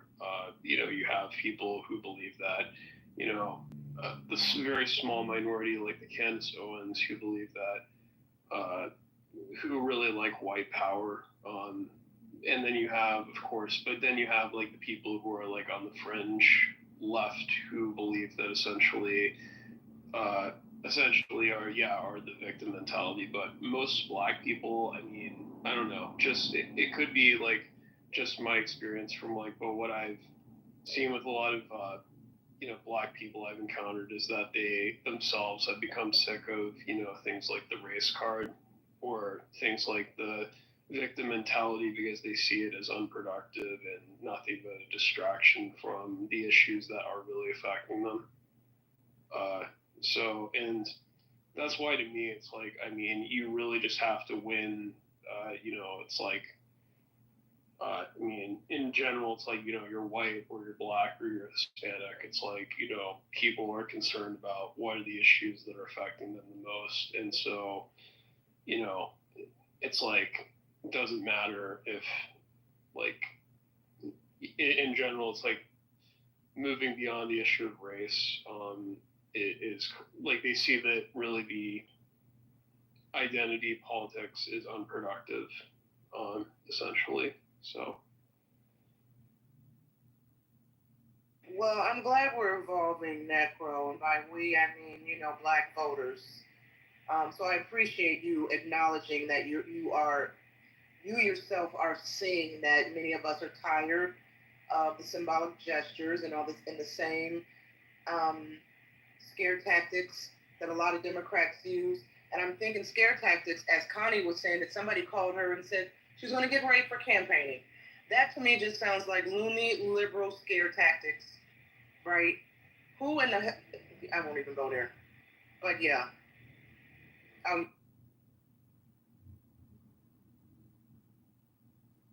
Gildas, what do you have to say about the title? Oh, okay. I'm just landing here. Are conservatives and progressives inferior to liberals? Okay. No. Like liberals as in like leftist liberals or like classical liberals? Well, I would say that the progressives are the lefty liberals. The lefties, okay. Yeah. So yeah, absolutely. Yeah, everything's inferior to a classical liberal. Amen. Amen. You guys want to hear something interesting? So Elon's talking about starting the American Party, which I'm 100% for. It's a response to the big beautiful bill. And trivia question for you guys. Does anybody remember why the Libertarian Party was started by David Nolan back in 1971? Anybody? Wasn't it started in reaction to the Vietnam War? No, it was started in reaction to Executive Order 11615, which is where Nixon decided to take us off the gold standard, or at least limit converting dollars to gold. He also instituted wage and price caps in this executive order. Very powerful executive order, but if you look at the parallels, and these are 50 plus years apart, it's Republicans not acting like fiscal conservatives that give birth to another party. And so this is the thing that's interesting to me, the parallels. So in the 70s, you had, just kind of like some radical, folks that were, they were fiscally conservative Republicans that were hanging out in, Colorado. And then when Nixon gave his speech with the executive order, the conversation started about forming a party. And that's how the Libertarian Party began. And now we have somebody with the resources. So you had a bunch of broke academics that probably sat around smoking too much pot, started the Libertarian Party in 71. And now you've got, one of the smartest people that's ever lived, that's one of the richest people that's ever lived, that's fed up in a similar way, that wants to start some. I'm not suggesting that they're going to have more success than the Libertarian Party, but they certainly have advantages in the early going, considering the resources that will be available to them. So I'm excited to see what Elon can do. The answer to this really, though, and what would kill the American Party, which would kill the Libertarian Party too, is if Republicans were to just return to their conservative roots. If they would, there's certain things that are debatable, but there should be some things in the playbook that are just, look, these are the values that we don't budge on. And I think that with MAGA taking over the Republican Party, everything has become up for debate within that party, and really then the debate is squashed when Trump decides, hey, this is what the party stands for. And so I'm hoping in a post-Trump world, Republicans can recognize that the biggest strength that they have in their messaging always has been fiscal conservative, fiscal conservative principles, and if they were to stand strong on that, no matter if the economy is doing well, the economy is doing bad, don't give in to the other side. I mean, wage and price controls with Nixon was such a bad idea, such a worse idea than even what Trump's doing with tariffs. And tariffs are a bad idea. But the point is that the Republican Party is what ends up fracturing when they don't adhere to their fiscal conservative principles. So if they want to remain united, somebody's going to have to step up and remind them of that.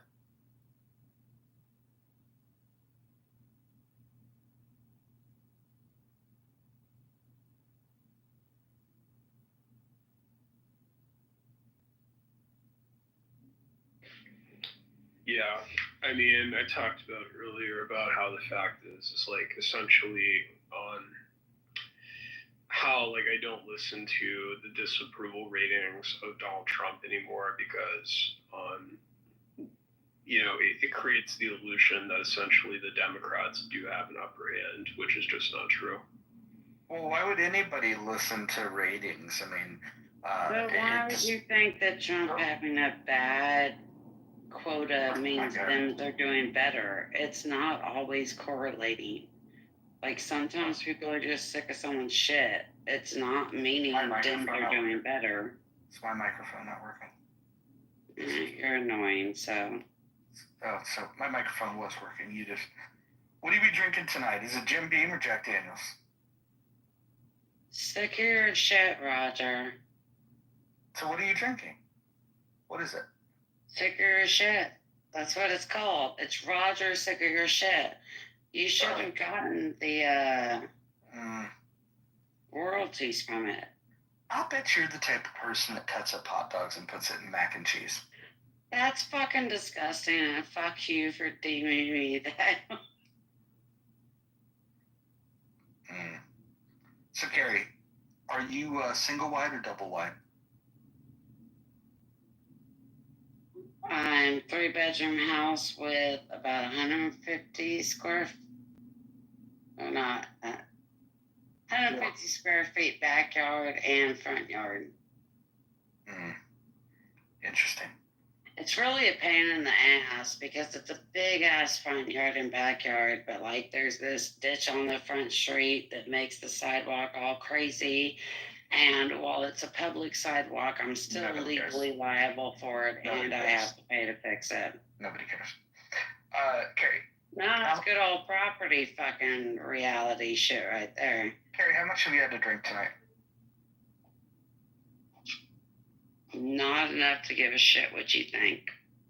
Yeah, but if we were to say 1 shot, 2 shot, like what would you say? Can we get back to like intelligent conversation? I know you try your damnedest to veer away from that and just try to like be argumentative. No, I'm just trying to establish a baseline of that. Somehow you're making money off of this. Bro, we've known each other for a few years now, and I know who you used to be, and I see who you are now. Well, I'm gonna and some way you're monetizing on this, or else you wouldn't be such a fucking dickwad. Because you did not used to be this kind of fucking dickwad. You used to be a reasonable human being. And you are not like that anymore. Thanks. What is going on? That's a fucking compliment to you? Yeah. I just want to get back to the simple question, then we can move back on to the topic of the No, you're trying to sidetrack. I'm just trying to ask how many drinks you got. Listen, the only reason I asked is reasonable question would be, Carrie, the only reason I'm asking is if I have a baseline of how much you've had to drink, I'll understand a little bit better on how I want to engage with you. Has it been 5 or less shots, or 6 or more? 6 or more.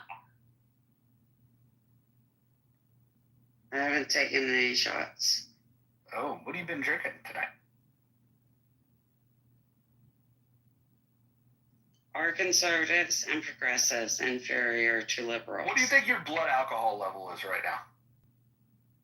I don't mean shit. All right, let's take guesses. How many drinks do you think Carrie has had? Put them in the chat. I think her blood is one. This might actually hold on though. Are we doing drinks like per hour, or are we doing blood alcohol level? Well, why don't you just tell us? I mean, we need a level. Double agent says 6 doubles. So that would be. Oh, that's horrible. Well, let's see. 1.25 ounces is technically a shot. So let's see. So a double would be 2.5. And if you've had 6 of those, we're looking at. Yeah, that's a lot of fucking alcohol, Carrie. Exactly. So how much have you had? That's horrible. That's nowhere clip. And what brand cigarettes are we smoking today? Special blend Marlboro Red 100s. I see. And mind you, my papa was the Marlboro man back in the day, so put a little clout on that shit. I'm sorry, I seriously just talk like a 20-year-old. Didn't he die of AIDS?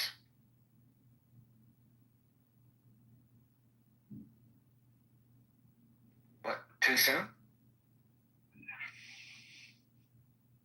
Now I'm Googling this. The Marlboro man died of AIDS? Is that what you're saying? I gotta Google. Yeah, I mean, fact check me on it. That's fine. And look who we have who's speaking. The guy who was not able to answer my question last time about whether or not he thinks U.S. prisons are rapey enough. This is true. This is the great debate between Necro and Tiger. Tiger, did you want to answer Necro's? No, I didn't hear it. I'm not interested. Nobody heard Necro other than you. See, he did die of AIDS, right, Nye? Yeah, he died in 1996. Who died of AIDS? I literally just said.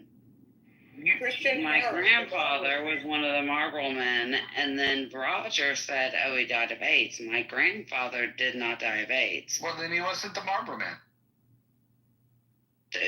Have you ever seen a fucking Marlboro commercial? There's at least 5 guys that walk horses over the fucking ridge. I guess you don't understand who. My papa at one point. It's not the Marlboro men. It's the Marlboro man. Oh my God, y'all are so retarded. Y'all don't even understand the nostalgia of fucking smoking cigarettes when it used to be cool. Jeez. Now we're just all killing ourselves. Yeah. Okay, that was a joke and a serious comment. Listen, I prefer the people that do it expeditiously. If you're going to do it slowly, Carrie, I have no interest. I remember when smoking was cool. The problem is I have really bad luck, Roger. So if I tried to kill myself expeditiously, I would fuck it up somehow. Like, that would be the one thing Did you not hear Liz talking? She didn't care. Didn't care.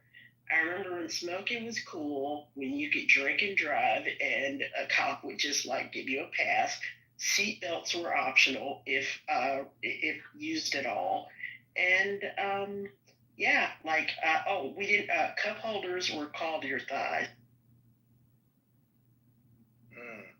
Liz, I love your cup holders. I thought you might. So what did I miss? We were talking about how many drinks Carrie has had. We were talking about how rapey Tiger is. And then we have a topic for the room, are conservatives and progressives inferior to liberals? And then somewhere along the way, we just learned that Carrie's papa has died of AIDS.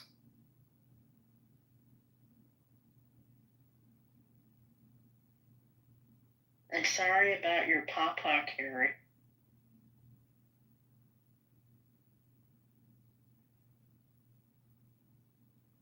Yeah, she made the claim that her papa was the Marlboro man. And then when we mentioned that he had died of AIDS, she had no idea what we were talking about. Well, it was a hard time to be gay back. Do you know why gay men wear mustaches? Why do gay men wear mustaches, Marge? To hide the stretch marks.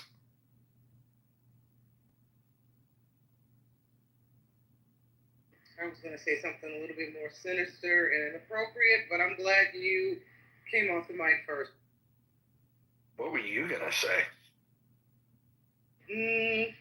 I hesitate to say it. Do it. I was going to say, is it to keep the smell of the pussy on their mustache all day? Oh my Just God. as a reminder. Jesus Christ. Yeah. Dude, what was it about these gay men in the 70s and 80s that had these big, thick cock sweepers? Like, it was just the weirdest trip. Cock sweepers? Yeah, I think he's referring to the giant mustache he has. It like shoots everything off the ball, so you don't lose any cum. A cock sweeper, like, you know, like the big thick mustache. It looks like a broom. Looks like a big push broom. Oh, okay. You mean like a profile? The cock sweeper. That's the most awesome. The last thing you want to do is lose an ounce of cum. I mean, that is vital life right there. Oh my God. Wait. You hate that you love me, Roger. You know it. Wait, she said the last thing you want to do is lose an ounce of cum. Girl, you are hilarious. Mojo, that sounds like a keeper right there. You know, the cum guzzlers are a unique breed. You need to, look, the problem with it is that it's insatiable. First of all, I swallow babies, so before you try and talk shit, bro, I have my own Hillary age virginification. Look, and it's obviously not working out that well. There is so no doubt in my mind that you swallow, but I would imagine that before you swallow, your whorish ass is probably gargled.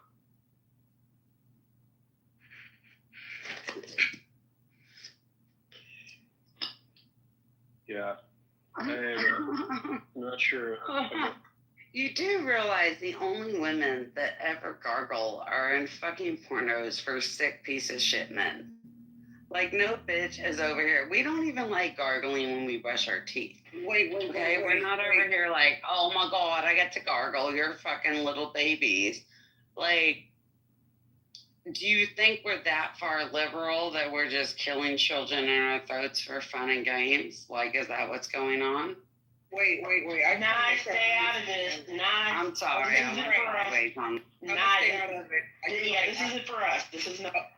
You're right. I'm gonna go fill up my drink because I had a question. But you're right. I'm gonna mind. Damn, Liz straight up said, "Hey, look, let the white people fight this one out." Liz, I love you.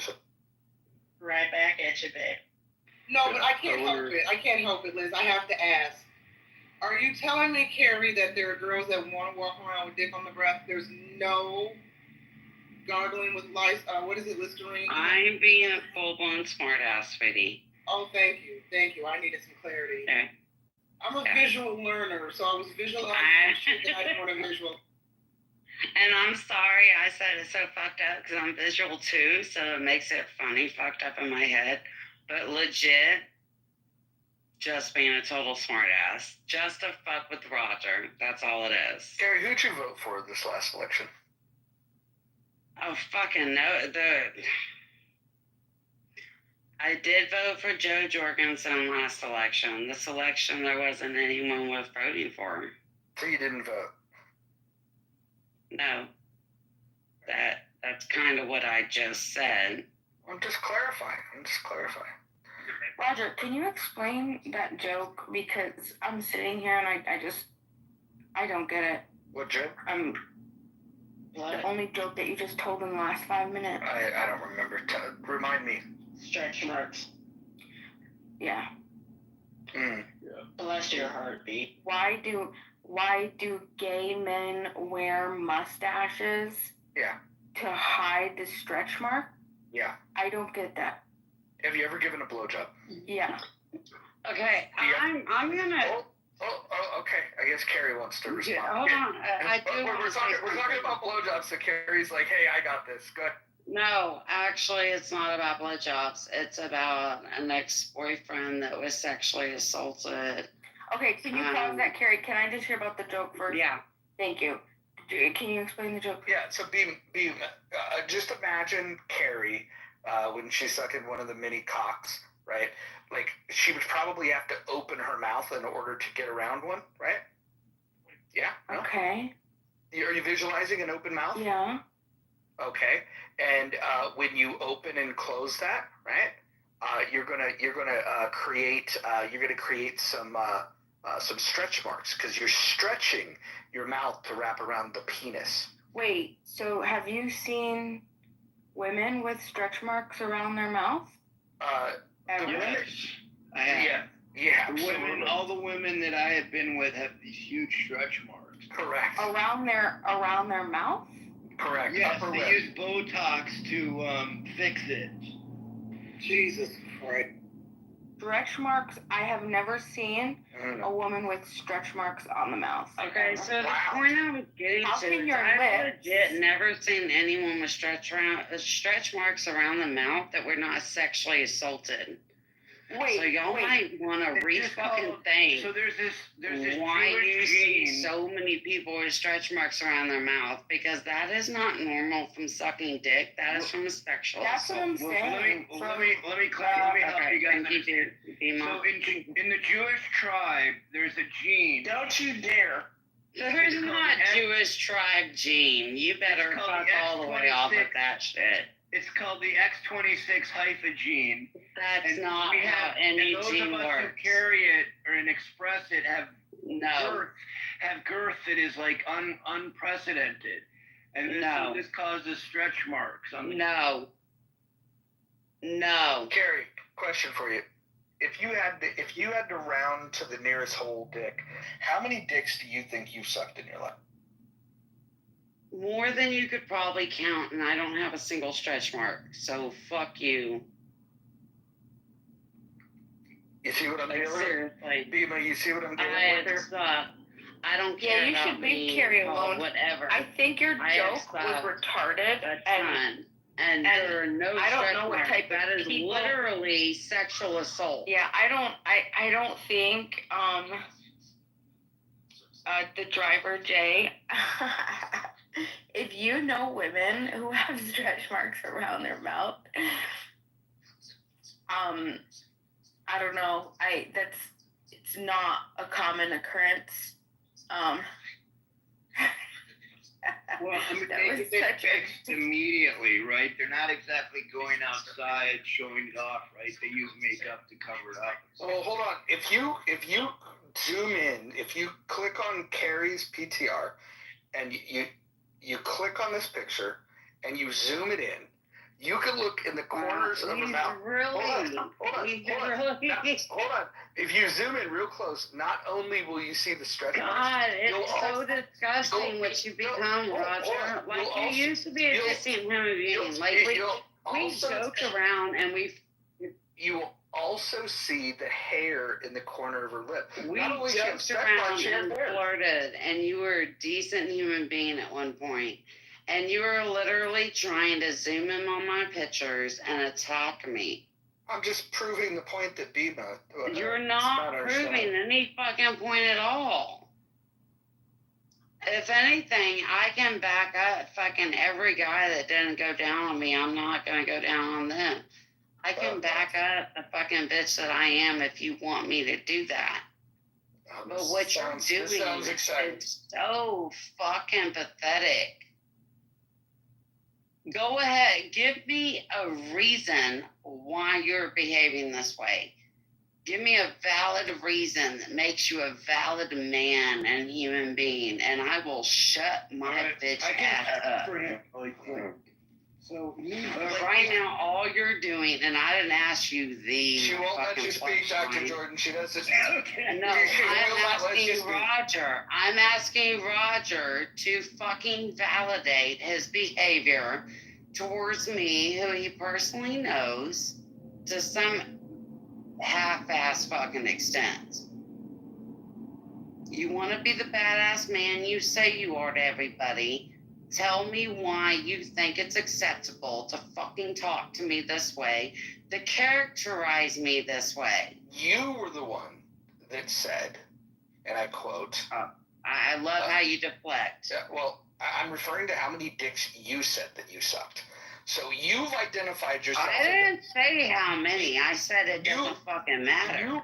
You were bragging about sucking cock. You were bragging about I swallowing was not. Stop lying. Stop.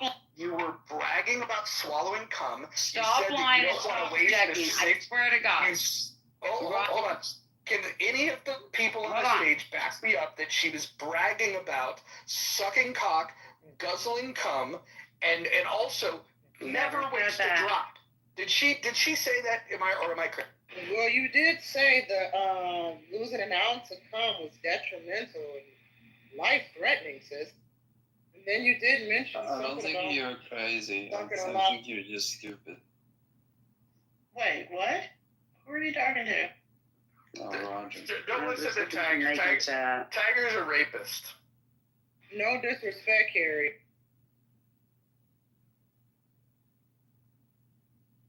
So, Roger, on a positive do you honestly find this enjoyable? maybe we should host a room. I want to know because I kind of sometimes I don't comprehend you. So let me just. Sure, I'm Chinaman. But go ahead. Talk to me, Dr. Jordan. Yeah, so I think we should host a room. It will be considered misogynistic, but maybe we should host a room on how women, their different approaches to giving oral sex. I would totally show up to hear. Well, the problem with that, Dr. Jordan, is you'll have women like Carrie that will brag about sucking dick, guzzling cum, swallowing, her words, not wasting an ounce of cum, and then when you say, hey, that sounds kind of horrid, then they'll say you're the bad guy. Wait, really quickly, Roger, if you don't mind, I don't want to make this about me, but I just have to ask really quick. BB, do we have beef? Because I've been speaking to you in various rooms. No. And you have ignored me every time. Are we cool or what? Are you?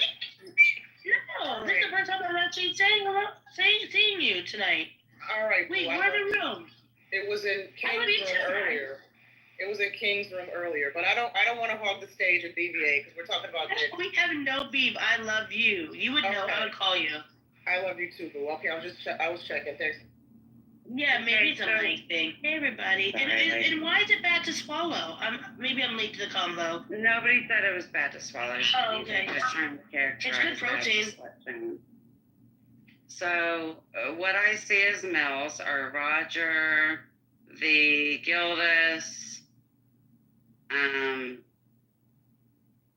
don't want to sexualize Tiger. You don't want to sexualize the rapist? Amazing. Yeah, I mean, I just Well, have fuck, he's not it didn't label him as a rapist. It just said Tiger. I'm just trying to not sexualize people. So Tiger. The point. Hold on, Carrie. No, you're not. That's not how it works. That's not how it works. That's not how it works. Carrie, Tiger has said that he wants to rape women that are on this app. Oh. He said it multiple times. And so if you want to defend him, Carrie, that's interesting. Yeah. I mean, it's interesting. I wasn't trying to defend him. I had no idea who he was. I was just trying to make a comment towards the men of how do they see this situation and to get their perspective on it. My perspective doesn't mean everything. I'll give you one perspective. To other people. Here's a perspective. And you know this, Roger. Here's a perspective. Hold on. You asked for a male perspective. I'm going to give you a male perspective. Listen. I don't want your perspective. I got your perspective. No. Hold on. I'm going to give you my perspective. Then we'll pass the mic around to people not named Carrie. You can just take a drinking break. Go have another shot. I would like to end the practice of women looking up. Are you looking for approval? If I've allowed you down there, then I approve of what you're doing. Just fucking do it. Look at the dick. Don't look at me. Just handle your business. We don't want eye contact. I get off on eye contact, I have to admit. Now I'm confused. I don't like the eye contact, and I'll tell you why. Because it's a reminder that, I'm not going to call you tomorrow. And, I'd rather it just be, I'd rather be a more more transactional and less intimate. So stop looking at. When you say transactional, are we talking about currency as well? No. I stopped paying for it. My early 20s. Yeah. He just wants you to gargle the gravy and take her ass home. Is that safe? Oh, yeah. I like that. Okay, that makes sense. Look. As Charlie Sheen used to say, you don't pay for sex, you pay for them to leave. But like, what if we don't want to call you either, like see you again either? We just want to say hi with our eyes. Well, here, trust me, BB. Listen. Just get down there and do. I'll just goodbye with your eyes, BB. I'll be honest. We don't have to say goodbye. There doesn't have to be pleasantries. You can just suck it, gargle no, it. Guy, just suck it up and grab your shit. You know what's great now about like Uber? You don't even have to drive her home anymore. You can just fucking call for somebody else to drive her home. It's me. So I have a question. Do the women generally know, Roger, before they give you oral that you're not going to call them tomorrow? I am very transparent. That's why you don't suck dick. I am very transparent about what I'm interested in with women. In fact, what I do typically when I meet a woman, if I know that like the night's going somewhere, if like she's laughing at the jokes and all that kind of shit, I just like I tell them, I go, we should just stop this right here because it's not going to get any better for either of us. We may go home, we may have sex, you may suck my cock, I may send you off, but here's the thing. Wouldn't it be better if we just left it at you thinking that I'm interesting and I think that you're somewhat interesting, and then we just go around life wondering what it might have been like? I think that's a better exchange. And until somebody comes along, this is what it would take for me to abandon my my free love position that I've got here, because I'm not a whore. I'm really not. But I believe in monogamy deeply, which is why I don't lead anyone on. If I'm not interested in pursuing a relationship, I will be fucking so clear about that. Like, this is what this is. And I've never had a problem being very specific about what it is. And when I do want to pursue a relationship or enter into a relationship, then what ends up happening is the way that I treat them is so fucking amazing that I probably do damage to the relationship because they've never seen like a man that could act that kind or be that generous. And so, for me, I think I think that the women that I've been most interested in, I don't think because most people in general are broken, and when you show them a certain level of kindness, they don't know what to do with it. And so, like, for me, the transactional nature of just like, okay, this seems like it could be fun. We could talk about politics. You could suck my dick. You could leave, and I don't ever have to talk to you again. And then it just becomes like a fleeting memory. It's amazing. I prefer it that way. So the adult way you're describing, like being an adult about it. Absolutely. Yes. Out of you. Is that being an adult about it? I think so. The reason I say that is because going into it, we understand what the situation is, right? It's not I'm going to call you tomorrow and we're ghosting. It's, hey, I think you're cool. You think I'm somewhat cool from what you know. This is the arrangement, bada bing, bada boom, and we're out. No, I love you. No lingering on. No awkward. Am I staying? Am I not? No, it's adulting. Yeah. One-on-one. And here's another thing, and this might make me one of the weirdest dudes in the world, but if I am in a relationship, I don't let her suck my dick. Because if I'm in a relationship, I'm probably going to be kissing her on the mouth. And so I don't want to confuse the two things. I want to make sure that the women that I kiss on the mouth have never had penis in their mouth. Now that I disagree with, but whatever. Touche. And actually, Mojo, I think that there are lots of men like you in the world. With that, I completely. They're all the women you're in relationships with are also virgins, though, correct? Well, you're their friend. I prefer that not to be the case. At my age, and Liz, I'm not saying this to butter you up, but I actually prefer widows. because A, they've gone through monogamous relationships, and then their ex is not around to like be a pain in the ass in your life. So widows, I think, are the best. Right, because you can hone in on to what that body count probably has been based on how long she's been locked. That's a friend benefit. Thank you, Liz. I thought you'd enjoy that. Go ahead, Serena. Serendipity. Sorry, Serendipity. It was an accident. So, Bima, what is your policy on sucking dick?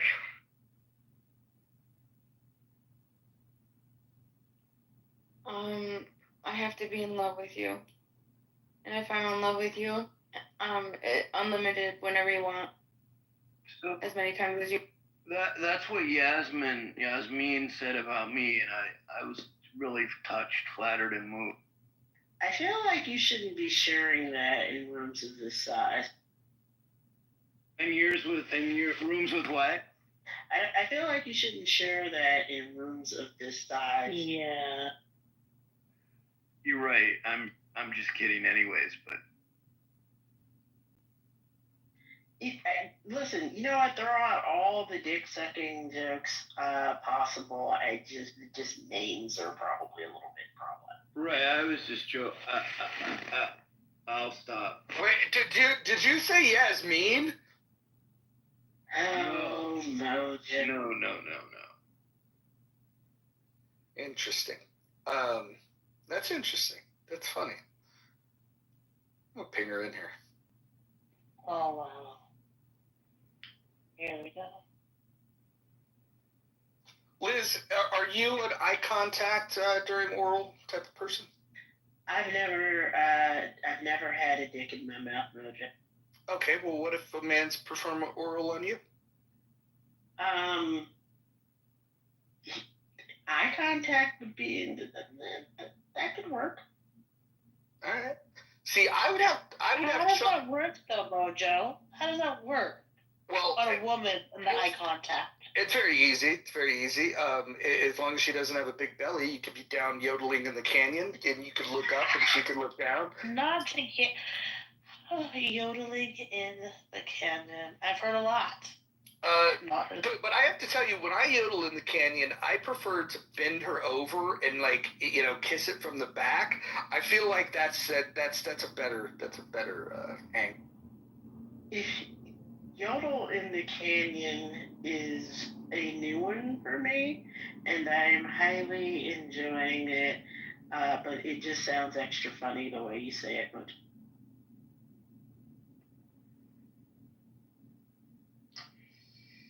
Yeah, I'm personally into just fingering to get things started. So. Do you like a guy to finger you and then get started? Yeah, it's always the assumption, isn't it? The guy who's a girl boy face like. Mojo, I suspect that if I had ever had a dick in my mouth, and I'm saving that for somebody special. I imagine that if I were to make eye contact, I might wink at him and snap a little bit and then go back to what I was doing. But, I mean, that sounds like that's too intimate for... All right, well, here's what I will promise you. Should the stars align where we're in a position where you would be winking at me, I will wink back. Well, there you go. But here's the thing: if we were ever in that position, it would mean that you don't like it. Oh boy, yeah, that's interesting. Well, all right, I have to ponder my life. So, You guys are getting too intimate here. Dr. Jordan's jacking off. It's hilarious. No, I'm not yet, at least. I'm working on a database right now. So, Bima, I saw that you gave me a heart. Does that mean I meet your policy of you falling in love with me? Bima's hilarious.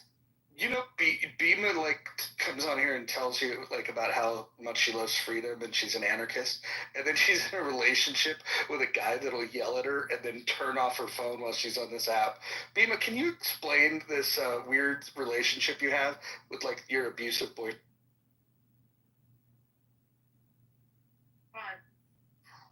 What can I help you with, sir? Oh, Jesus Christ. He's there. No, that's not my name. Yeah. So why do you have so much control over your woman? Control? Yeah, like remember the time that you yelled at her to get off and then all of a sudden her PTR disappeared and she was missing for 3 days from the app? Do you remember that? I don't live on this app, so I hear that you remember it. You want to tell us more? Yeah, I'll tell you more. We were talking to Bima, and she had some angry guy in the background that was yelling at her for being on the app. And then she kept telling us she's going to have to go. And then all of a sudden, you yelled one final time, and then her PTR disappeared. She was gone for 3 days. We were genuinely concerned for her, and we still are. We don't understand why she's accepted an abusive relation. It might have something to do with having a life outside of Clubhouse. Call me crazy. So your life outside of Clubhouse drives you to beat your woman? Beat my woman? Yeah, correct. He does. When did I beat you? He doesn't sound like an abuser. When did I beat you, Bima? Hey, what would happen if you actually knew what you were talking about? What's his name, Roger? What would that be like? Roger, this is one of the most awkward moments in Clubhouse history. You got the abusive fucking boyfriend on the fucking line. It's hilarious. Dude, yeah. I feel like I feel a responsibility that I have to be careful now so she doesn't get strangled after this. Jesus Christ. Wow, that is quite the conspiracy. Actually, you sound like a really nice guy. I feel it feels a little awkward, but it's a funny moment. I hate to say in Clubhouse. Hey, I'm enjoying it too. What else you got for us, Roger? The people are entertained. So Bima told us that she has hairy armpits. Is that the kind of woman you're typically attracted? She lets them grow out once in a while. You're into that? Do you like to braid it? I'm fine with it. We just, Necro, look, there's a guy that likes hairy armpits. Necro. What's that? This speaker. Okay, that's Necro. He's cool. He's a good guy. Oh. That's his name. All right. Wait, hold on. Bima, am I not a good guy? Roger, I think I think Roger has a lot of potential. There you go. Okay. I think he's working through some stuff right now. This feels like a parent-teacher conference, and the kid said, "But no, that's not what happened home." It feels more to me like an intervention, but we'll see. Oh, yeah? So what's being intervened? So how did you guys meet? Did you guys meet at some like anarchist convention, some kind of cookout? What would have brought the two of you together?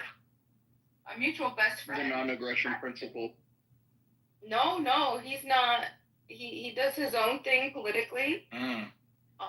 What is his politics? What's his politics? Whose politics? Yours. Oh. What's your politics? Politics. You're. We're all.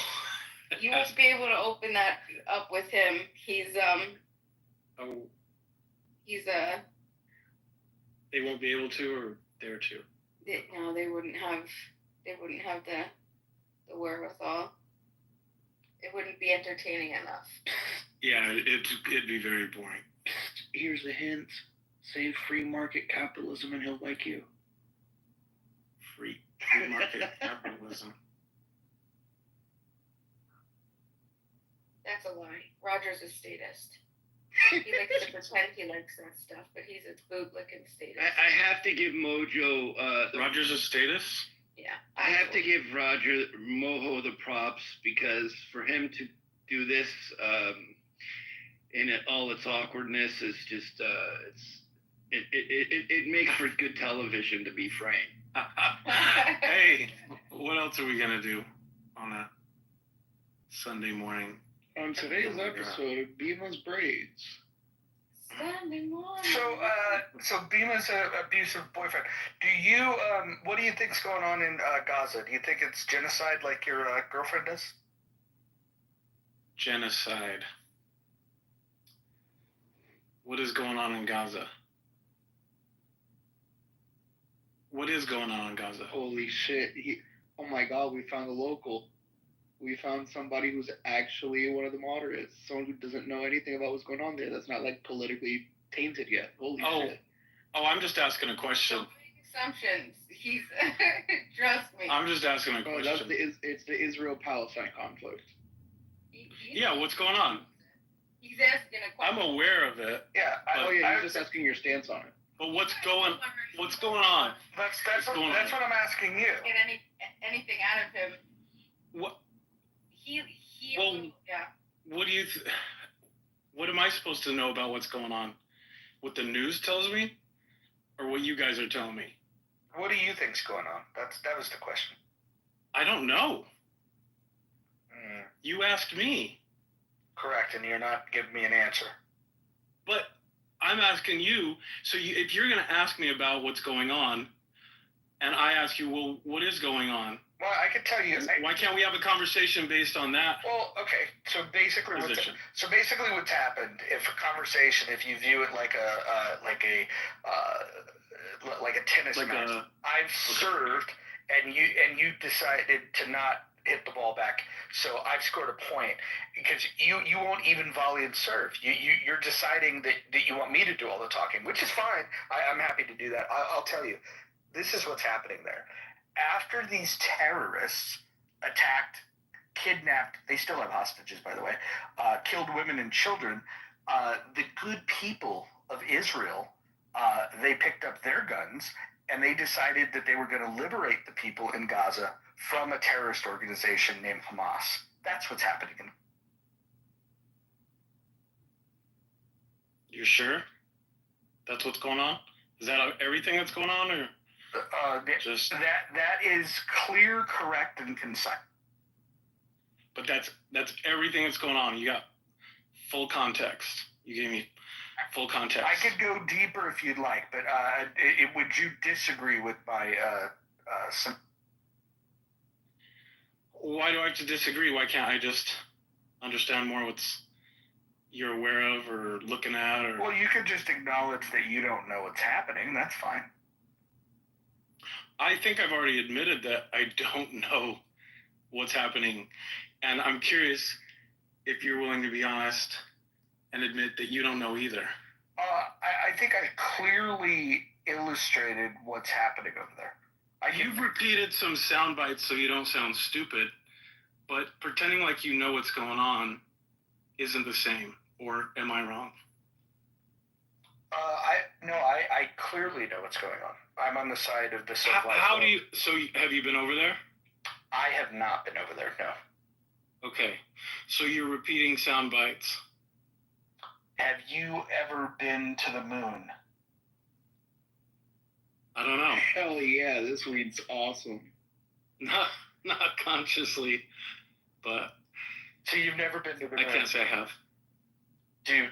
But what does that have to do with I'm answering Gaza? I'm not claiming to know what's going on the moon. You're claiming to know what's going on in Gaza. I am because... Hey, all right, but you haven't been there. You've listened to news stories. Have you ever been to a conflict? Have you served your country? I mean, where do you want to start?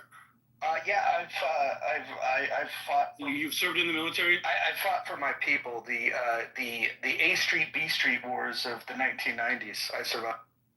Okay. Have you ever been in a military conflict? No. Okay. And Gaza, we can agree, a big part of what's going on there is a military conflict. It's a military destroying a terrorist group, correct? Mm-hmm. Right. So... Do you recognize Hamas as a terrorist group? I don't know exactly what Hamas is. The narrative says that they're a terrorist group. Any of the evidence that's been presented about said Hamas would imply that they're a terrorist group. But I'm just checking again. How about their own charter? To see how about their if own charter? I'm just seeing. How I'm about just their checking. own charter? How about their own charter? I'm just checking. I'm asking to you, see how about if, their own charter? I don't know what their charter is, but Amazing. I'm just checking to see if you know what's going on because you've read some stories, listened to some people talk about it, and now we're talking about a charter. Like you've heard a bunch of information, but what do you know is going on over there besides hearsay and evidence? Quote. Well, I would imagine you're not going to accept anything as evidence, but how about Hamas? Why would you say that before you respond? Well, why would you say something like? You sound Why, like an why would you say what I'm going to do before? You're not going to speak over me. Listen, that might work at home when you're speaking over a woman with hairy armpits, but you're not going to speak over me. That's not going to fucking happen. Here's the fucking facts.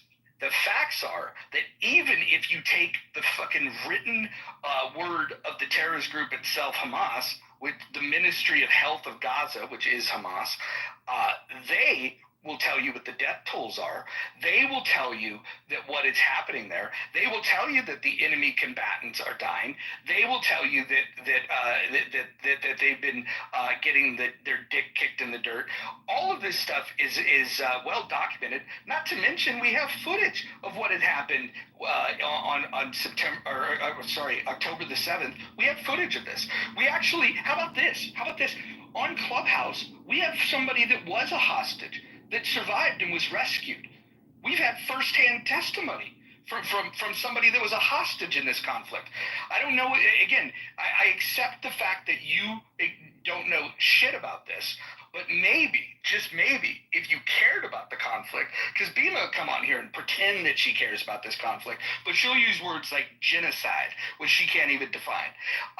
And by the way, Bima, who thinks that Israel is the bad guys in this conflict, she's also never been there, but more importantly and worse, she ignores what all of the evidence is pointing to, including the people that she defends in Hamas.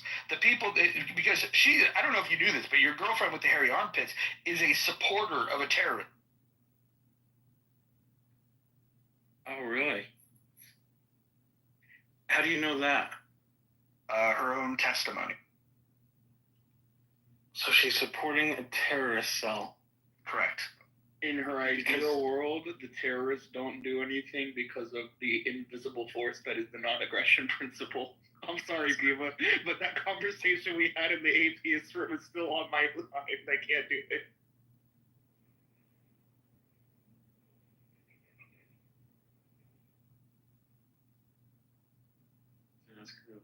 No, I don't know who that was.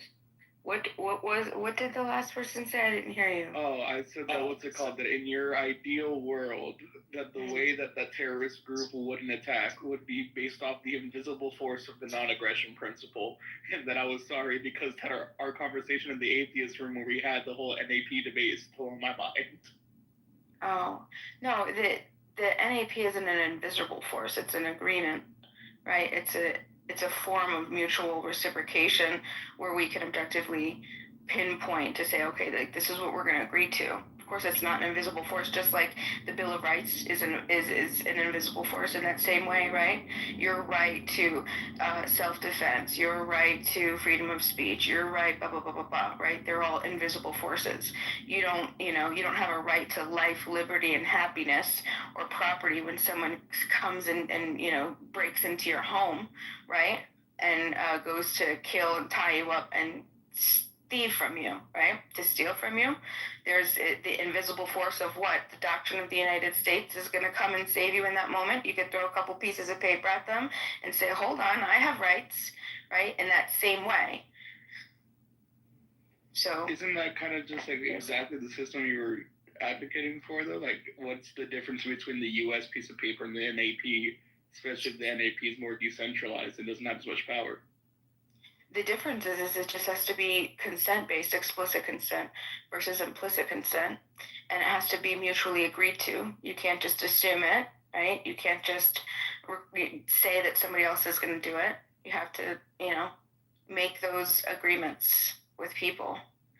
And you have to make sure that you don't violate their rights too. You only have one responsibility in this life, and that's to not violate another peaceful person or their property. But statists like Roger, right?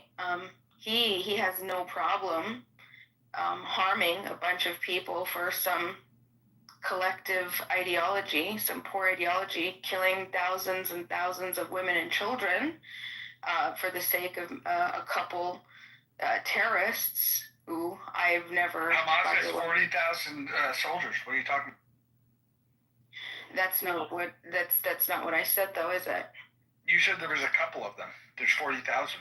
Right, I'm talking about the death toll and the amount of women and children that are killed for the sake of every terrorists. drop of blood in Gaza is spilled because of Hamas. Every Israeli that dies and every person in Gaza that dies is a result of of Hamas initiating violence.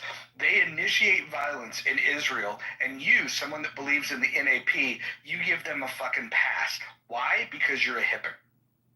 Well, I think that that's what you like to believe, and that's the story you like to get people, drawn in to your bullshit. But we all know that it's bullshit. It's what you do most of the time. I've never said that. I've never supported Hamas.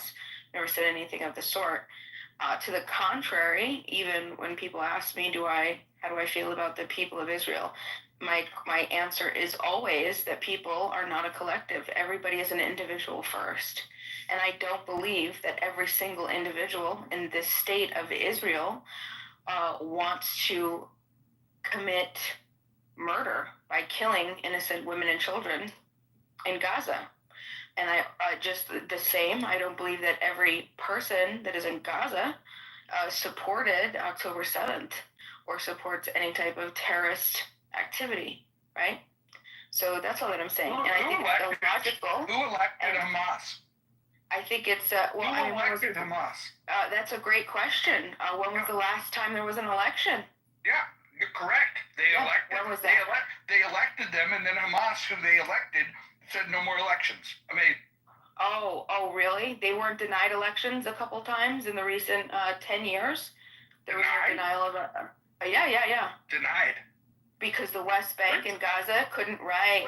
Yeah. You want to talk about that, right? When is the last time there's been an Israeli in Gaza? Nothing to do. When is the last time there's been an Israeli in Gaza? Hold on. That's not what we're talking about. We're talking about elections, right? We're talking about elections, and I thought that's I said, yeah, that's great.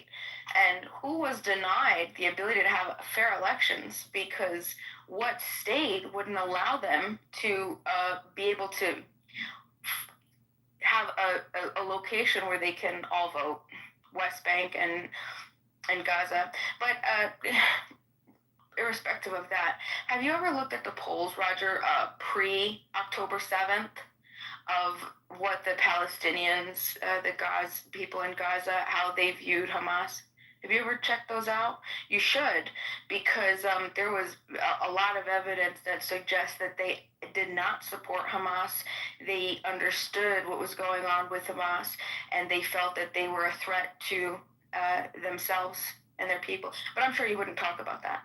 That would be too much against what do you believe happened on October 7th? What do you believe happened on October? What do you believe happened on October 7th? And do you think I'm disputing? Is this like a household sport that you guys play when you get asked it? Don't shut the fuck up for a second. Shut the fuck up for a second. I asked you because I asked you. If you're going to talk to me like that, I'll go. That's fine. Nobody fucking cares. All right, bye. You don't have power to anywhere. Bye. Have a good night. But your mother, you should take it. What was that English? I say you should take it. Let her talk like that. Because every 2,000 Jews, they gotta kill 60,000 Palestinians. Yeah, hold on. Let me explain something. She's a half-wit, And when she was asked a simple question, what do you think happened on October 7th? She couldn't answer the question. She wanted to fire back the question.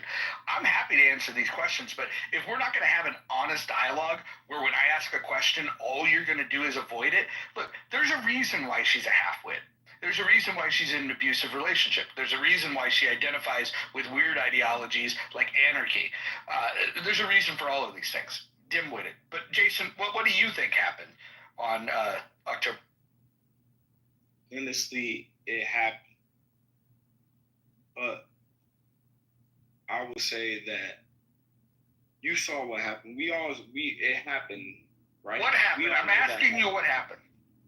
Okay, what happened? Those people, if it happened, they killed. This is what I'm trying to say. I'm asking you what happened. I think Israel is wrong because they said 2,000-3,000 people died, but Israel's so wrong because they said for every 3,000 we're gonna kill 50 of y'all. So they killed 50,000. How many people are dead now? Can I ask you a question? What is the goals and objectives for Israel? What is their stated goals to end the war? And they're gonna take Palestine. We all know that. Wait, hold on. That was their stated goal, really? It's not about the stated goal. No. So what were their stated goals? I'm asking you if you know. I'm not gonna say. I'm just gonna say that we can see clearly. No. Well, I'm asking you if you even know what the stated goals are. It sounds like you don't. No, sir. Okay, because this is very important. When you declare a war on someone, what a civilized nation does is they declare their goals. And what they said was that they were going to destroy Hamas. They also said they were going to free the hostages. So there's a couple of problems here. Hamas still has 40,000 soldiers, and they are still holding 49 hostages. If Hamas was to lay down their guns and to leave Gaza, right? If they would just surrender and lay down their guns and free the 49 remaining hostages, the conflict would end. It'd be over. It's in their control to end. But you know that's not true, right? Which part is untrue? That's exactly what they're stating. I'm saying, like, even if they did do that, you know Israel's still going to do it. What do you think Israel would do if Hamas laid down their weapons, left Gaza, and freed the hostages? You think they would still just, because it sounds to me like you think that Israel just wants to kill people in Gaza, innocent people.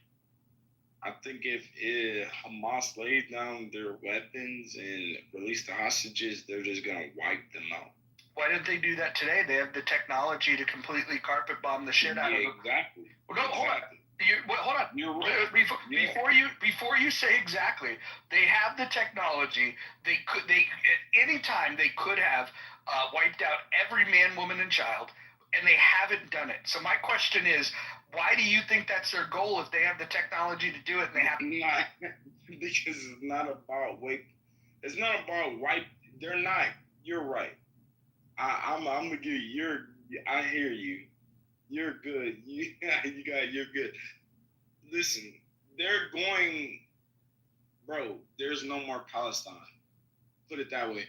That's the only thing. Like Jason, there's never been a Palestine ever. Yes, there has. No, there's never been a nation state called Palestine.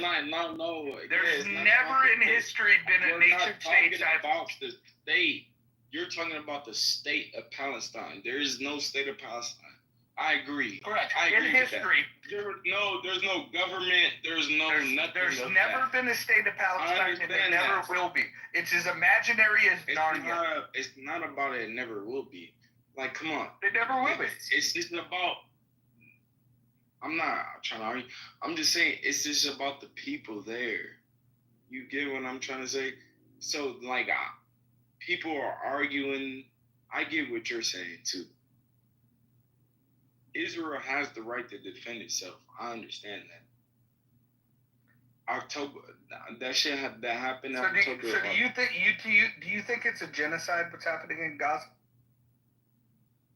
I think that I don't think it's a genocide. No, I don't. That's the a question. smart, I can answer that. smartest thing you said the whole time. Straightforward. It's not a fucking genocide, but it's not right. Do you agree that they should continue this? It's the same thing here in America, until they achieve their right. Hold on. Let's take not turns about genocide. Let's take turns it's about speaking. useless war. Can you not hear? We're gonna take turns speaking here. Okay. So, just calm down. I just want to ask you this: do you think that? So you think it's not a genocide? You've acknowledged it's not a genocide, but you say it's not right. The objectives of the war is to destroy Hamas and free the hostages. Which of those two goals do you oppose?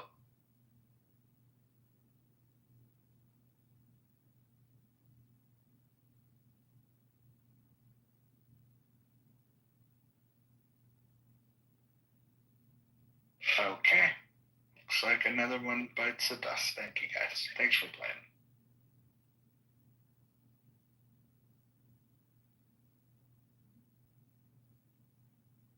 Dr. Jordan, what's going on tonight?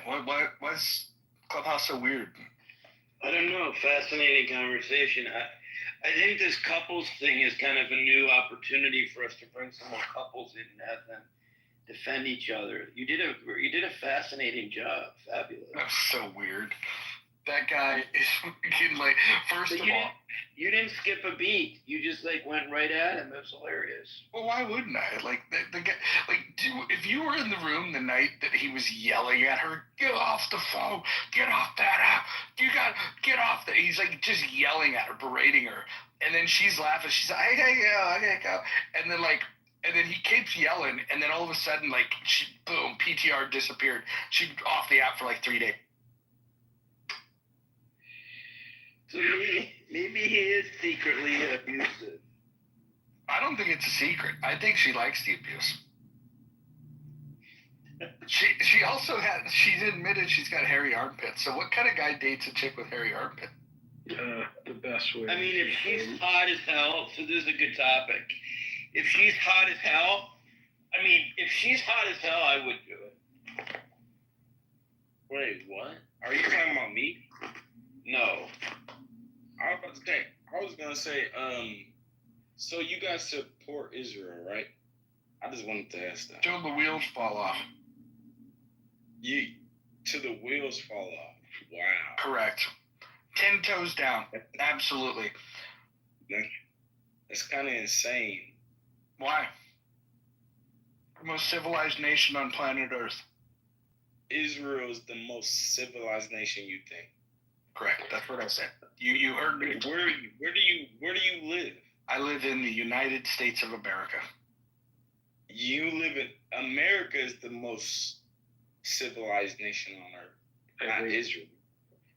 Not Israel. It's America. I don't know about that. I think we're in competition for second place, but since 1940, Israel cannot even compete with us. Not even a little bit. They're maybe 25% of America. Yeah, that's not how I'm measuring it.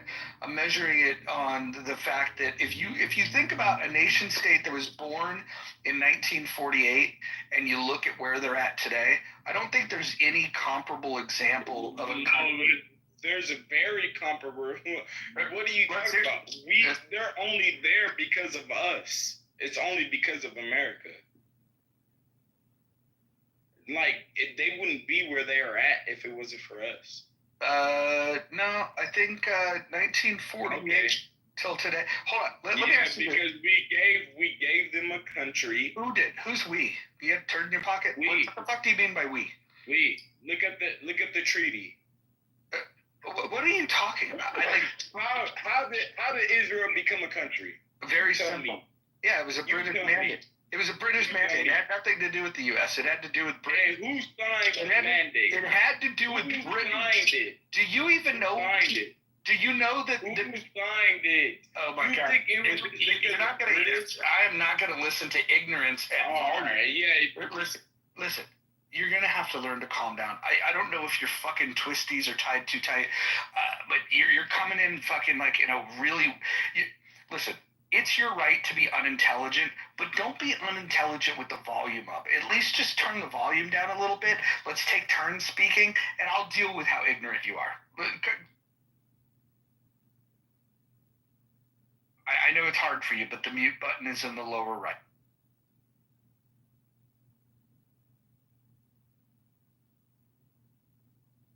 Maybe it's too hard for you.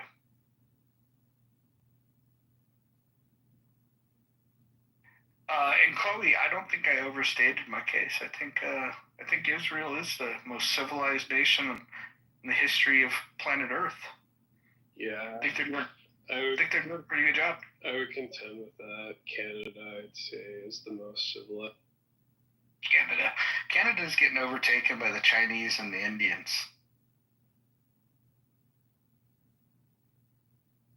Yeah. I have to thank President Trump. I have to say that he definitely accomplished something. He managed to piss off the people who were the most peaceful people on Earth. What the fuck are you talking about? Are you people insane? What? I feel like you people are literally crazy. I'm not gonna why do you think I'm crazy? Because like y'all sound like y'all don't even know history or anything. Do you know who gave them? Wait, what are y'all saying? I thought I knew what y'all were talking about at first, but you people sound literally crazy. That's a pretty broad accusation that we don't understand. Nah, yeah, it is pretty broad. I'm not gonna lie. I actually agree with you guys at first. I was saying, listen, I'm like, you motherfuckers are literally insane. Well, at least we're not uneducated like you. You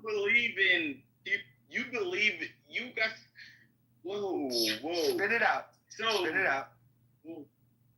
So you believe in this shit, right? Believe in what shit? This shit. Use your words, Jason. I just heard you. I just sat here and listened to you. Use your words. I just heard. Put a sentence together, please.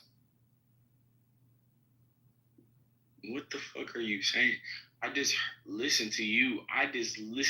Put your sentence together, sir. You just said. I was very clear on my position.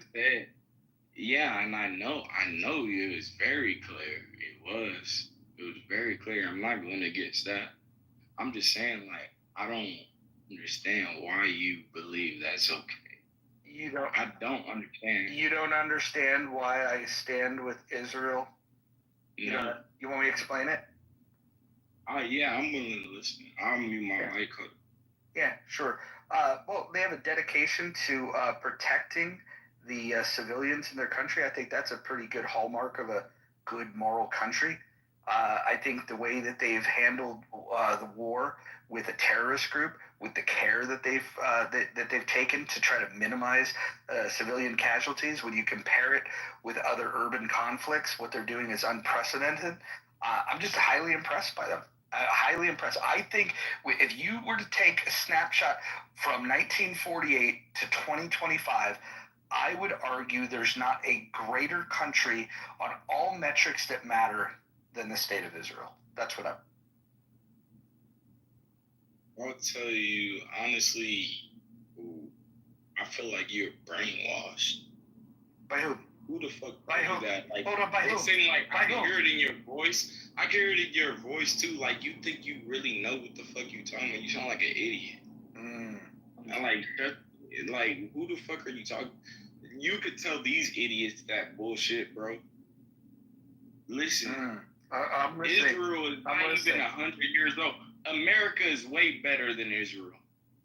Israel is nothing to America. America is the greatest country in the world. America is the greatest country in the fucking world. Okay. Israel is not even close to us. You're doing the talking loud thing again. Listen. Untie the little twisties a little bit. Just relax a little bit. I'll talk a little. Israel is not even. Hold on, I'm gonna speak. You were done speaking. Now Oh Israel my God. is nothing. Where are you from? What Atlanta? the fuck is Where are you from? Atlanta? Baltimore? Israel? Like Jesus Christ. Listen, just having people like you that interrupt so much is why I question America's greatness. You're the reason why I would have to say that America has to be at least number 2. Can't be number 1. Not with people like you representing America. And so as long as people like you exist, there's no way we could be number 1. But I do think that we make a strong argument for number 2. We make a very strong argument. I love my country. I think we're great. But again, if we're just looking at this holistically, comparing what is it? This is a little less than 200 nations around the world. I would say, like, on all the metrics that matter, I would say Israel's the best. That's my contention. But I'd love to hear you. What is your reason for not liking Israel? Tell me why you don't like Israel, and please don't let it be something like you hate Jews. Give me some reasons why you don't like. The mute button's in the lower right. I know it's confusing. They don't hide it though. It stays in the same place every time. You just lower right.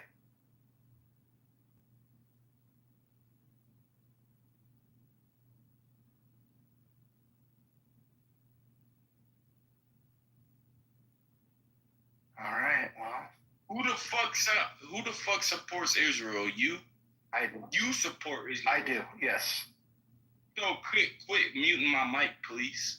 Well, don't talk over me, and it won't happen. But go ahead. Yeah, or whatever. I don't support Israel, idiot. Okay, that's fine. You wanna mute my mic because you want the power. I get it. It's okay. I just asked you. All right.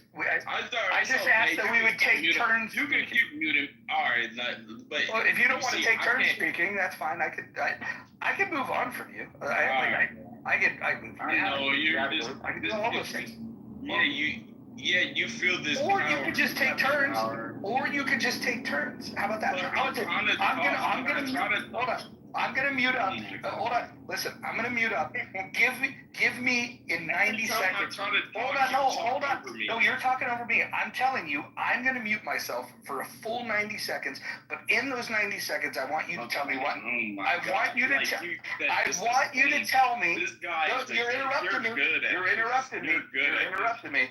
You're interrupting me. Yeah. Listen, I'm offering to give you 90 seconds of uninterrupted time. All right. Hold on. Well, you have to stay muted. I only need 30. You have to. I only need 20 seconds. Well, you're doing it again. Jesus Christ. Okay, so I had to mute you again.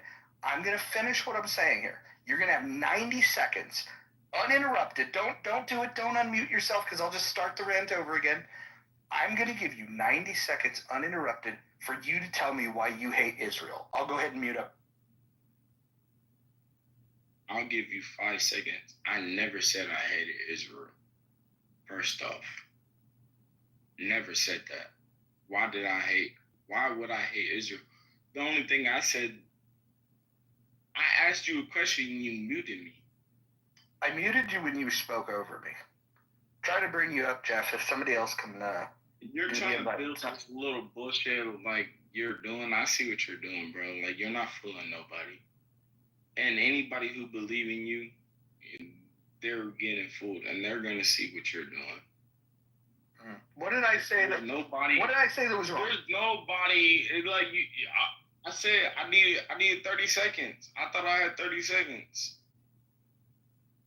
There's nobody that's gonna believe you and believe that you're gonna fucking sit here and say, I ain't never said I hated Israel. You hate Israel more than me.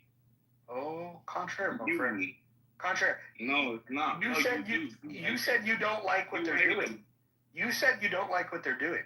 It doesn't matter if I said I didn't like what I'm doing. I live in America. I can say what the fuck I'm doing. You live in Baltimore. Okay, who gives a fuck where the fuck I live? I can say what I want. That's the great part of living in America. America is way better than Israel. You just said that Israel is better than America. I agree. You're fucking insane. You're literally insane. And anybody who listens to you, they should block you. And I'll leave at that. So you don't believe in free speech? Did he leave? That was unfortunate. I was just getting good.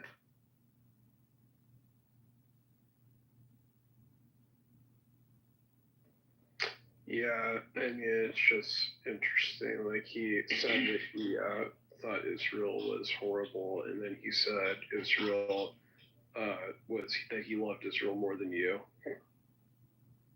Yeah, all that happened. Yeah, What's happening? You know, Jeff, I don't know what it is, man.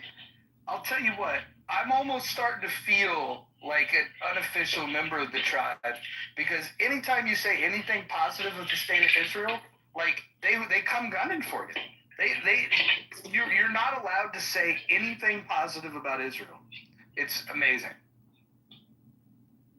Yeah, you're still up.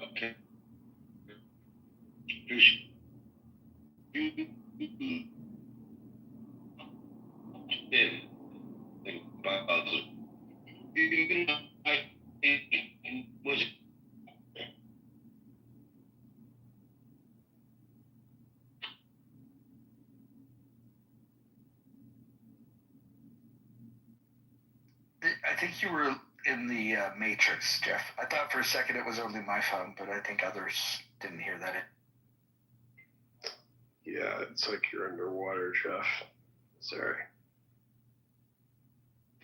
Mojo, Jason is trying to come back up, but I can't bring him.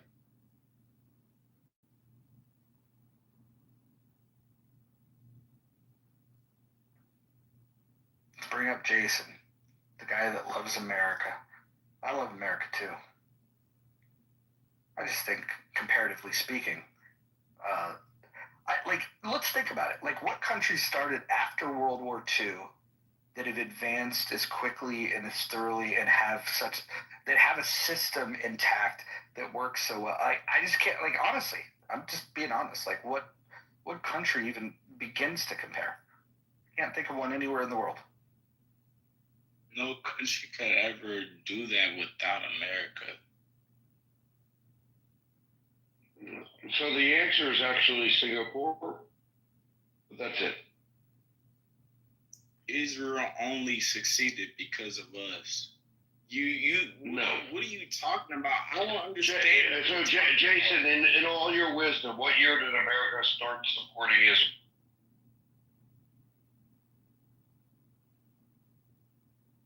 What, the World War? Is that what you're gonna tell me? No. What year did America start sending weapons to Israel? What year did America start funding Israel?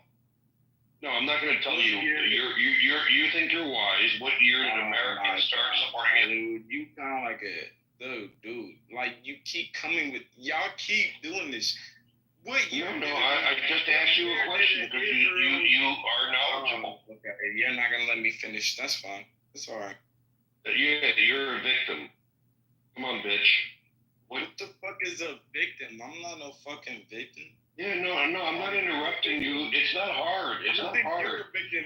I literally asked you what year, because your claim was that Israel is only what it is because of America. What year did America start supporting Israel? You tell me. No, I'm not going to tell you. You said that I thought you was being a fucking historian or something.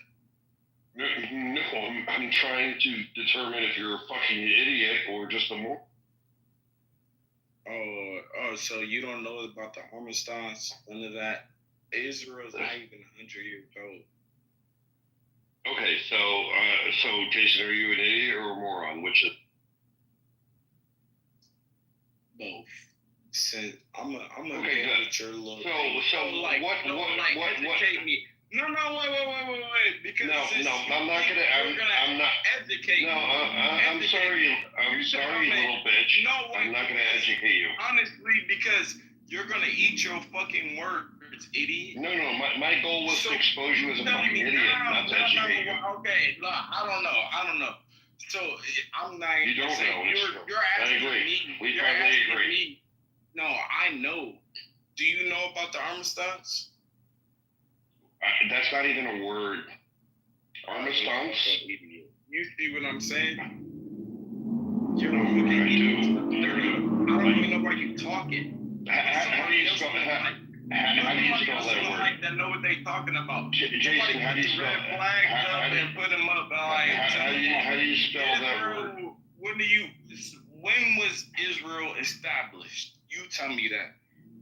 Jason, I asked you a question. You avoided the answer. You said a made-up word. No, because you manufactured a word. No, except you're using made-up words. When was Israel made? 1948. 1948. Oh my God, I can't even believe it. Why can't you believe it? Let me ask you a question, Jason. What other countries were made since 1948? Name 3. What the fuck are you talking about? You were already. I literally just proved you wrong. You didn't. You really didn't. But you actually thought I really agreed with you. I didn't. I think you're a fucking idiot. 1947, idiot. So shut the fuck up. No, it was 1948. It was 1947. What was 1947? It was 1947. No, hold on, Jason. No, hold on. It was May 14th of 1948, Jason. Just listen. Get your facts together. But we'd like to have this conversation. Jeff asked a good question. I'd love for you to answer it. Can you name 3 countries that were formed after 1948?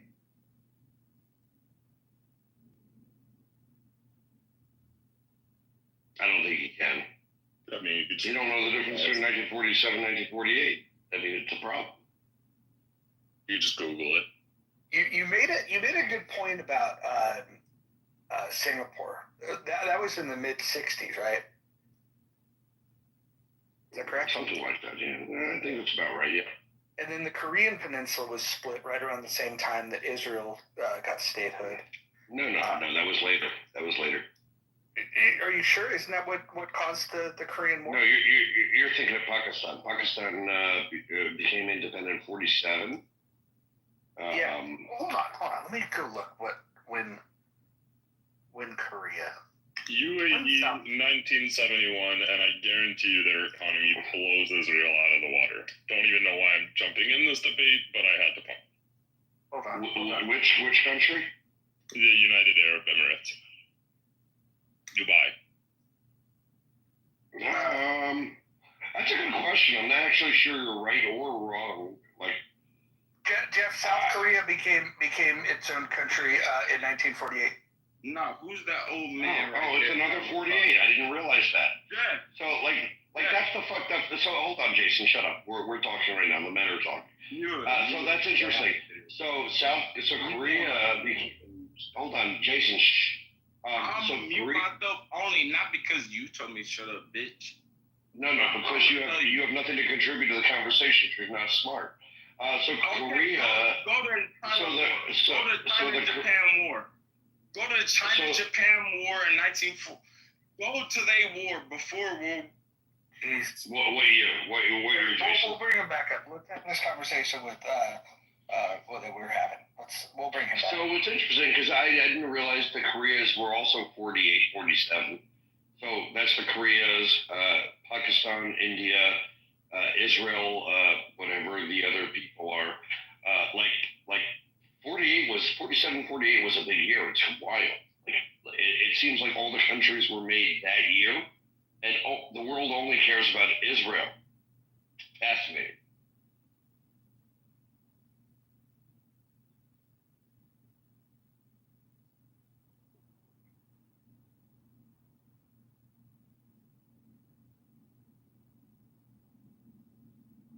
Oh, Jason's about to leave. That's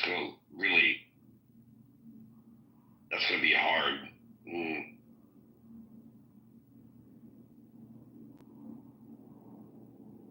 Yeah, I remember when you did that to me too, Jeff. When I came on your stage and you gave me this question, you're like, you need to answer this question or otherwise you're an idiot and I'm going to kick you out of my room. No, and you kicked me out of my room.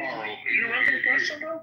Yeah, Barrow, you're a terrible person. But do you remember? Because you no, I don't. Exactly like what you did to Jason is what you did to me. Wait, hold on. Exactly. Hold on. Then you're probably also a fucking idiot. And I know you, Barrow. You're a bad person. Yeah, hold on, guys. A couple things. So Jason is a victim of his own, he doesn't know when to keep his mouth shut. If he would have just simply muted up and exchanged, allowed people to speak and speak when it's his turn, he would have been fine. I mean, he would have lost the debate. But I want to now move on to this conversation of Israel and UAE. As I'm looking at this from numbers from 2024, it looks like the GDP is very similar. Israel, 525 billion. UAE 540 billion, population 9.8 million versus 9.5 million, and GDP per capita 53.5 and 56.8. These are very similar. I had no idea it was that similar. Does the UAE have nukes? Let's hope not. I don't think so. I was only asking that because, Israel has nukes, in which case, that just, makes Israel have, better military all around. So the country's built in 47 and 48. India, Pakistan, Israel, Korea, South Korea, and Sri Lanka. Also Burma. That was just in those 2 years.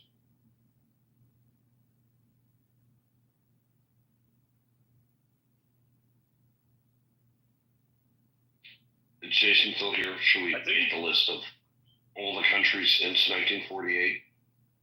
That's like 70 countries. Jason has a good point, though, when he said that Israel is doing that well because of its strong partnership with America. And I definitely think that's true. There's a very close relationship, and that's why. That's a part of the reason why Israel is doing. I mean, I would respond to that if that was a valid point that and if you brought up any facts to support it. But since you didn't, I'm not even going to respond to that. Okay, well, I don't think anybody would disagree with that. To be honest, I'm surprised you do, but okay. Well, I disagree with it because, you brought up no points to support that point.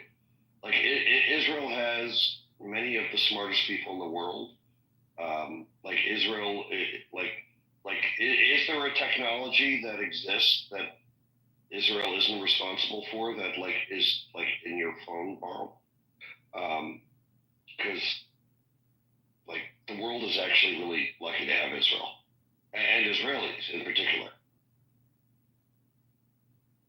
Sure, but I think having access to the largest economy in the world, correct me if I'm wrong, is definitely beneficial. I mean, Canada, everybody always tells me how we benefit from having America as our allies, and I agree, we do. We obviously. Here's the funny thing.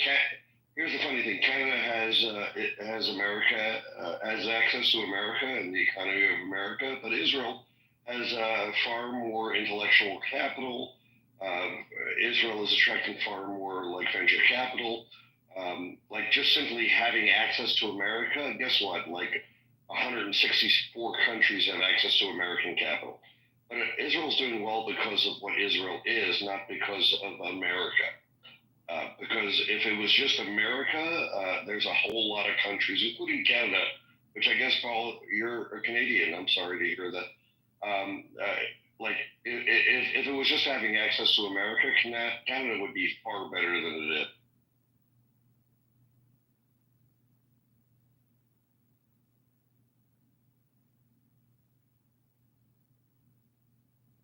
Jason, why am I going to jail? Come up here and tell me.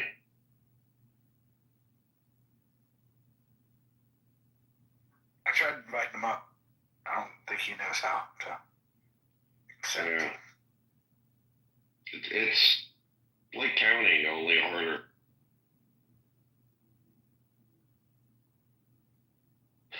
Barl, I responded to you directly, and apparently you got not smart because I answered you in a way that made you feel insignificant and dumb.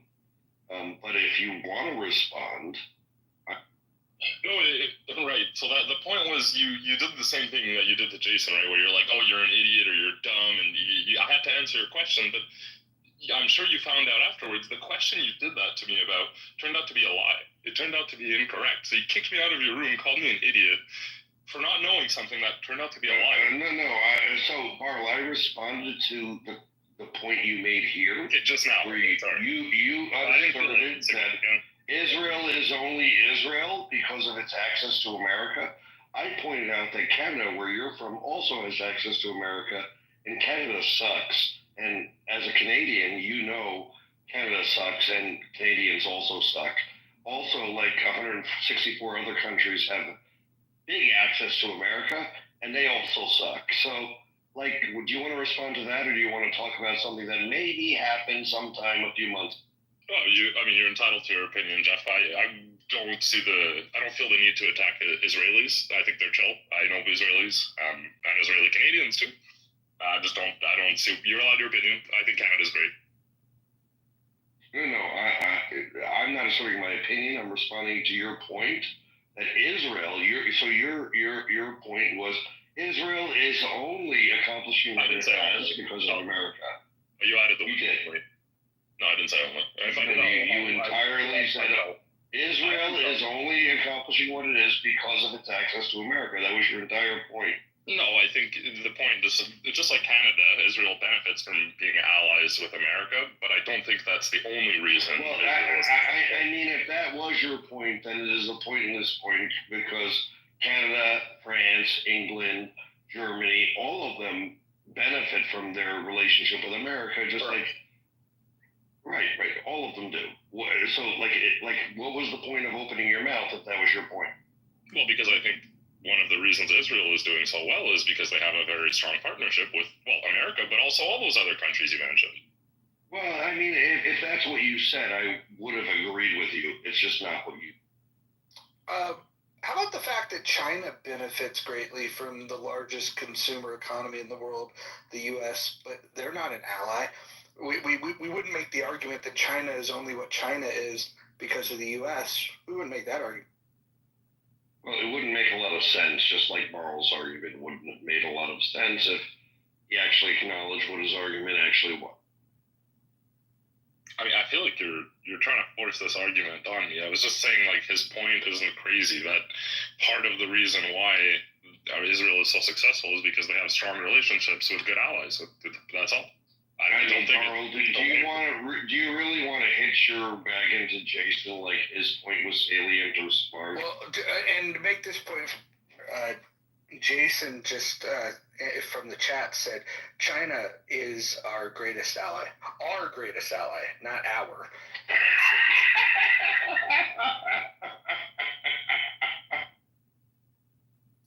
Jason's hilarious.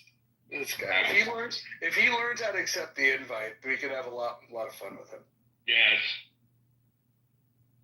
I wish I could English, not second language.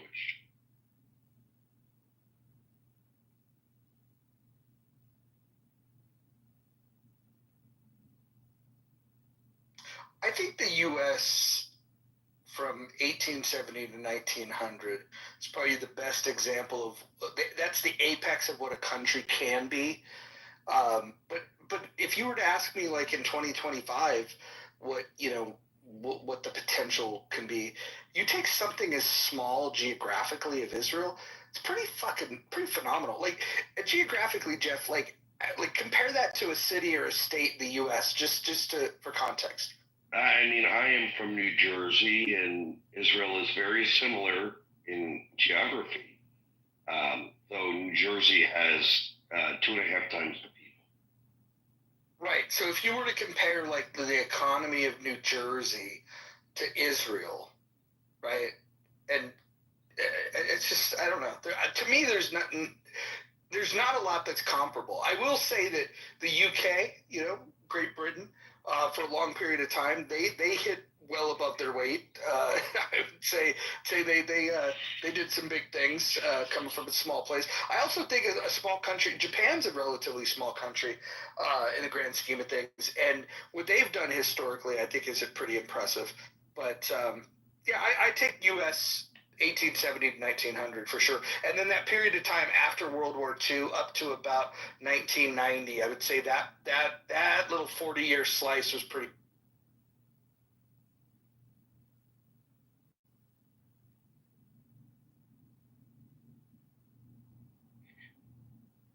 Okay, do we want the list of countries that were created after Israel and therefore are less legitimate than Israel?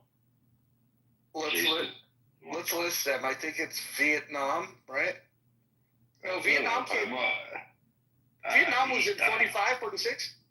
I'm not sure, but I have a list, and it's not necessarily in the same order as the one in your head. But we can start with Jordan, Laos, Bhutan, Vietnam, you are correct. Germany. Germany had two countries created since 48. East and West. Let's see. Indonesia, 49. Cambodia, 53. South Vietnam, 55. Maldives in 65. Singapore in 65. Yemen, South Yemen, that was, 67. That's not related to the Yemen that's currently attacking American ships in the sea. Libya, Sudan, Morocco, Tunisia, Ghana, Guinea. Let's see. 17 African countries gained independence. Do we need the detail, or it's just Africa? So we just list it as like a whole, because does it matter? I think that's someone asked me. I think that's a good list to work from. But what would you say would be comparable in terms of countries that have had similar success? Similar, only UAE. Well, no, Singapore also is incredibly successful. South Korea's got good internet. South Korea does. And I guess South Korea is the same year. Yeah, so South Korea is pretty good too. Malaysia, Ghana, Guinea. Hold on, did I miss some? No.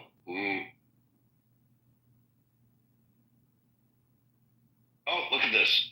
Sierra Leone, Tanzania, very relevant to me, 1962, Algeria, because I'm one of those people. Burundi, Rwanda, they've had a genocide since their independence. Hey, now. Jamaica, for those who like bobsled teams.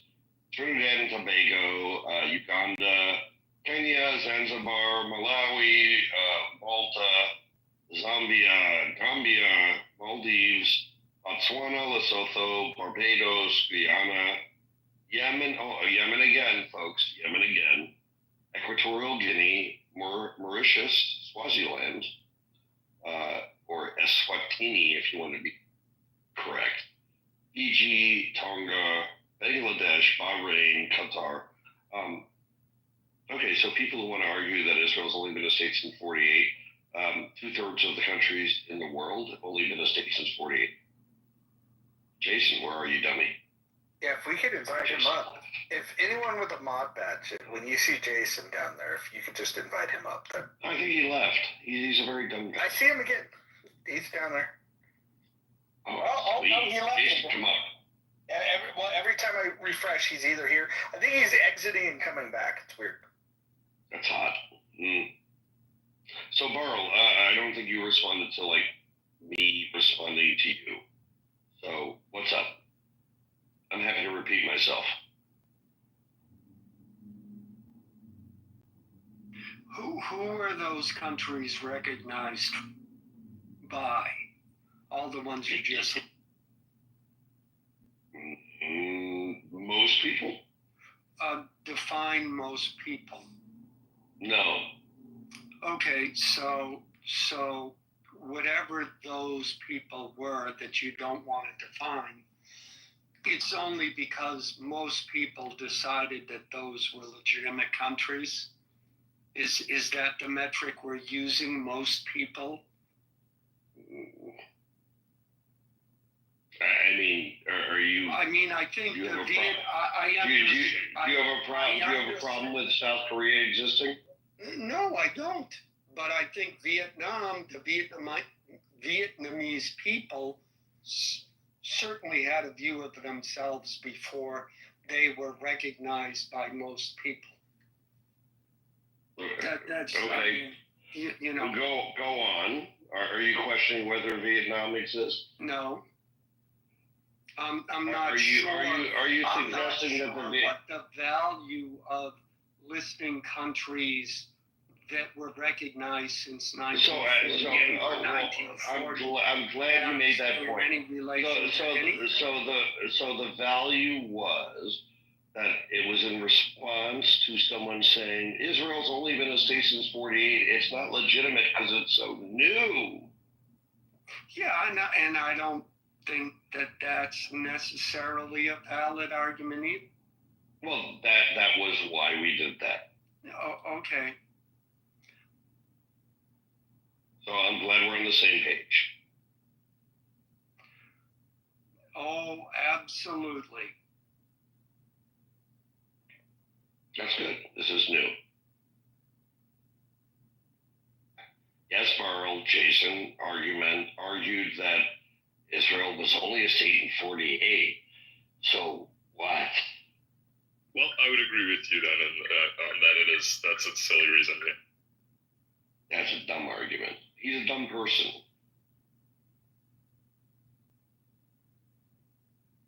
I did appreciate his patriotism, though. The one thing that I did appreciate is that he came in strong about loving the U.S. That's cool. It is cool. I mean, Mojo, I came in a little late. I don't think I misunderstood his argument, did I? No, he started. His first comment was like, somebody else was speaking. His very first comment was like, "Oh, y'all up in here supporting Israel?" So that's where it started. Yeah, I heard that. His second comment was like, it wasn't even a thing until '48. That's why I only got through like a third of the list. Were you here? Were you here when Bima was here and her boyfriend was getting on the phone? No. I'm avoiding Bima because like she makes me stay up till 6 a.m. going, why are people so stupid? Oh my God! So her boyfriend got on the phone. The boyfriend that sometimes is abusive and yells at her in the background, and then all of a sudden her phone disconnects. So we got him to talk to us tonight. And man, if you think she's stupid, dude, this was a shit show. It was hilarious. Oh my God! Hey, guess what? The country Obama theoretically was from, not that I don't think he was, but like Kenya. When Obama was born, was Kenya even a country? Because it was only started in 1963. Zanzibar, Malawi, Malta, Zambia. I did some of these already. Let's go through. Keep going. Ghana, Yemen, the second. I already did most of these. Fiji. We're up to 70. Fiji, Tonga, Bangladesh, Bahrain, Qatar, UAE. UAE really did very well. I'm very proud of them. The Bahamas, but only became a country in 1973.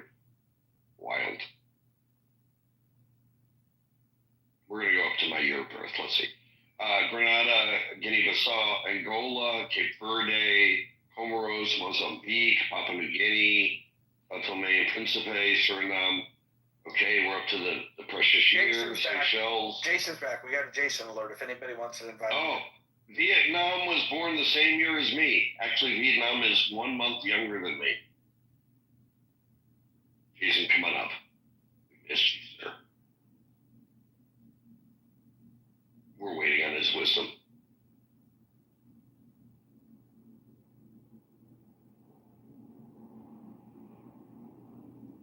Jeff, we got some good ammo for you next time you're in a conversation with Bima. She's acknowledged to us that she doesn't shave her armpits. She has hairy armpits, so just store that one away. I mean, that's gross, but who cares? Well, it's just fun to mention when you get into a conversation. I mean, that's gross. She's also probably morbidly obese and lots of other things.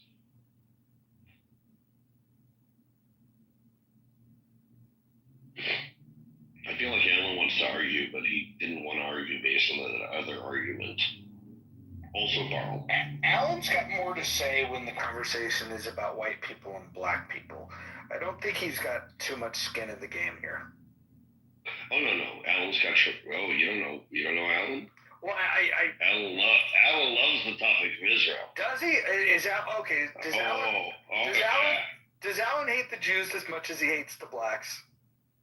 I only can't answer that because I've never heard him talk about the blacks. Oh boy, he really does not like the blacks. Well, I can't say, but Alan is a frequent flyer in our space and fits very well. I'll give you something to chew on.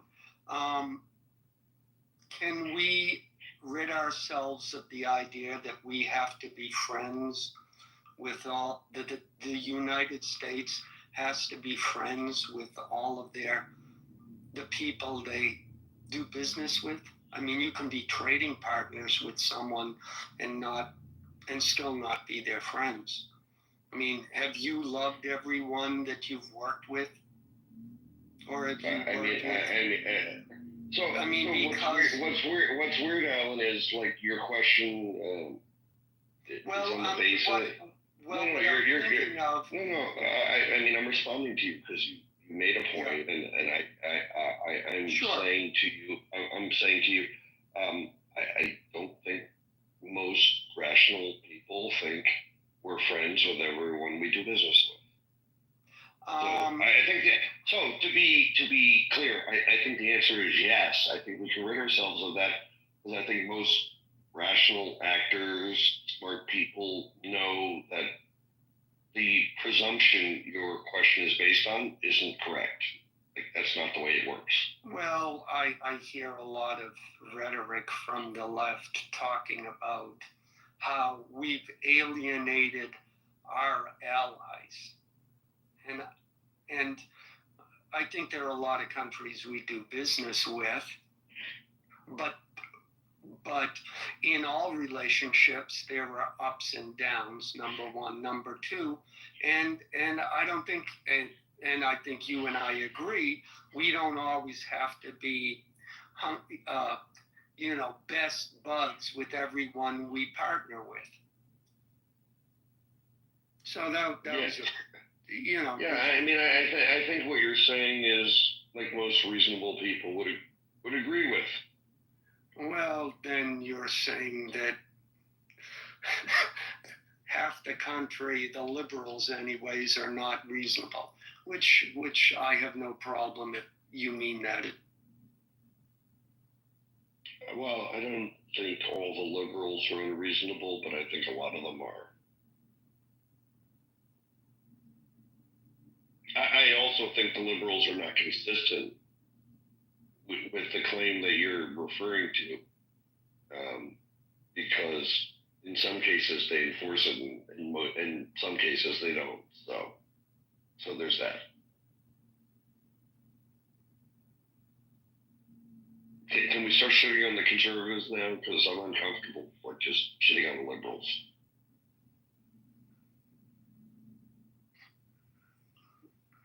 Sometimes being uncomfortable is a good thing. I actually quite like the liberals. It's the progressives I have a problem with. I don't like how we go back to old definitions just to make ourselves feel better.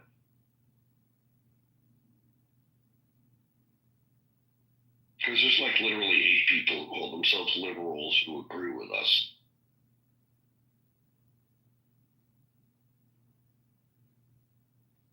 Well, liberalism in the classic sense, I think. Yeah.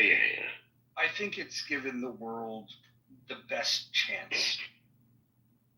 Okay, we're on the same page. What would a liberal say that Jason hasn't come back up to the stage?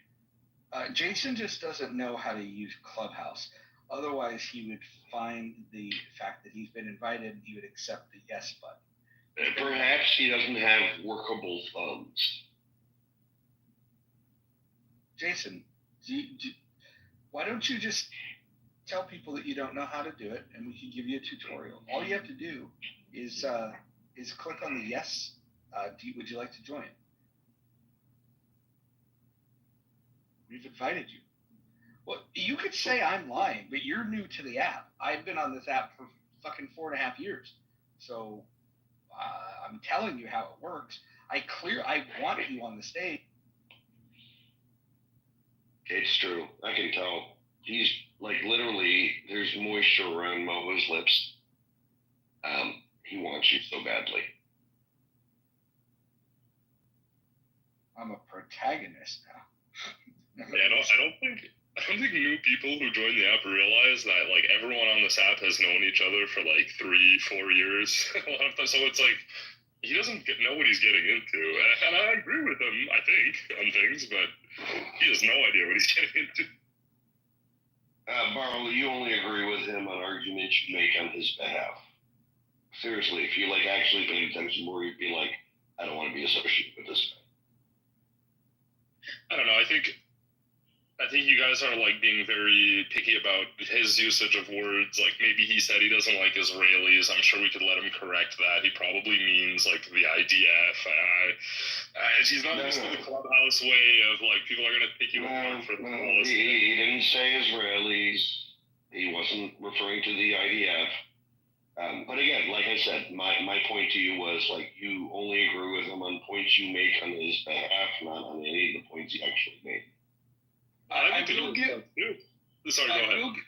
will give him credit for one thing. When I asked him if he thought that there was a genocide in Gaza, he said no, he didn't think it was a genocide. So he gets at least 1 point. So that's one thing I actually didn't hear. Everything else I think I was here for. But that's when he started down the road. But what they're doing ain't right. And but is it wrong? Yeah, is it wrong? When we asked for specifics, that's where he like crashed.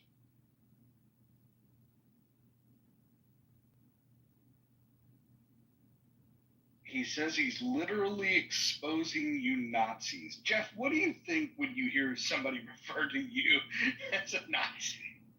I mean, I think this is just another Irishman being mad that I'm the one true African on the stage.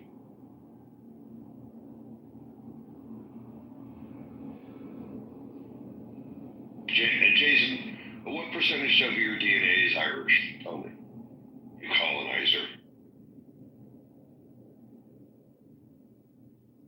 God, I wish he was so fucking... I wish he wasn't this stupid. If he could just figure out how to fucking accept the invite and come up with that's clearly the problem. He just can't technologically figure out how to come up.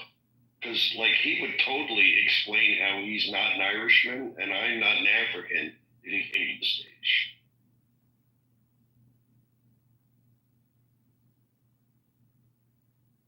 Yeah, you might need to leave the room, Jason, and come back.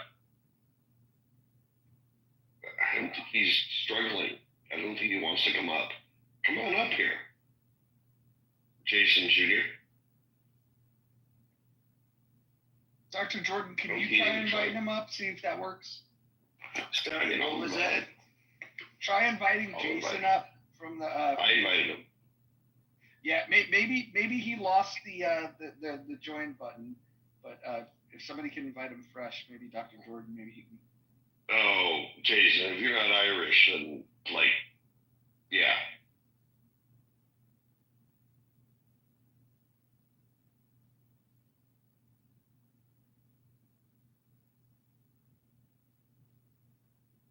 Well, look at that. Mel figured out how to get up here. Oh, welcome, Mel. Why do I feel like that's... Is that chlorine? What am I looking at here? You went towards the negative. Go towards the positive. Definitely not chlorine. That's one element, and so it wouldn't look like that. No, well, you know what?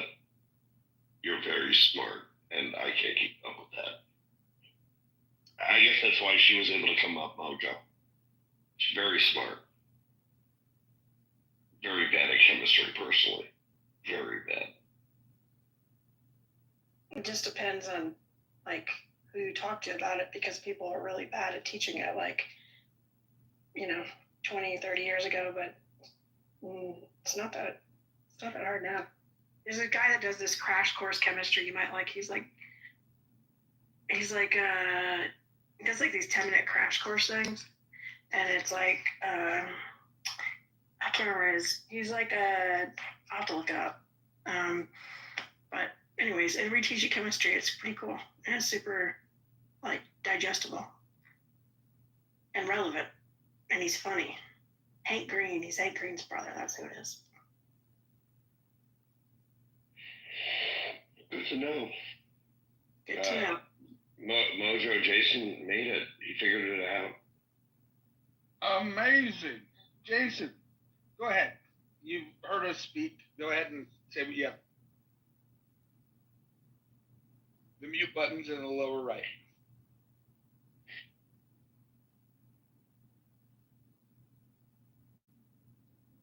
You can unmute yourself by tapping the button in the lower right. And then open your mouth and let vibrations come from your throat. I think this is too hard for Mojo. But Jason's in the room, but he's not in the, like, he's down on the stage. Okay. He is on the stage. He's on the stage. I'd love to see if he's figured out how to get the VCR to stop blinking the number 12.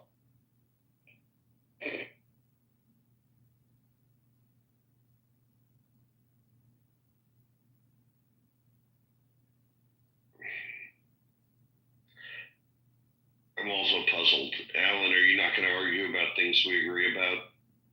Because that was fun for a little bit.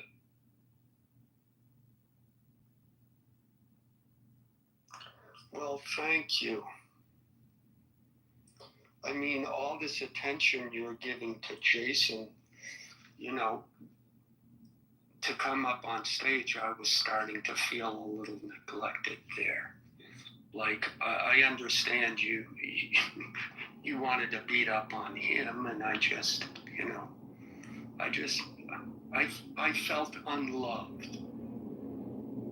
Yeah, well, you are unloved, and to be clear, it's mostly Mojo really deserving for Jason to come up. But at the same time, I thought it was very strange that we were arguing about points that we mostly agree about. When we have so many things we disagree about, we can argue about. Oh, well.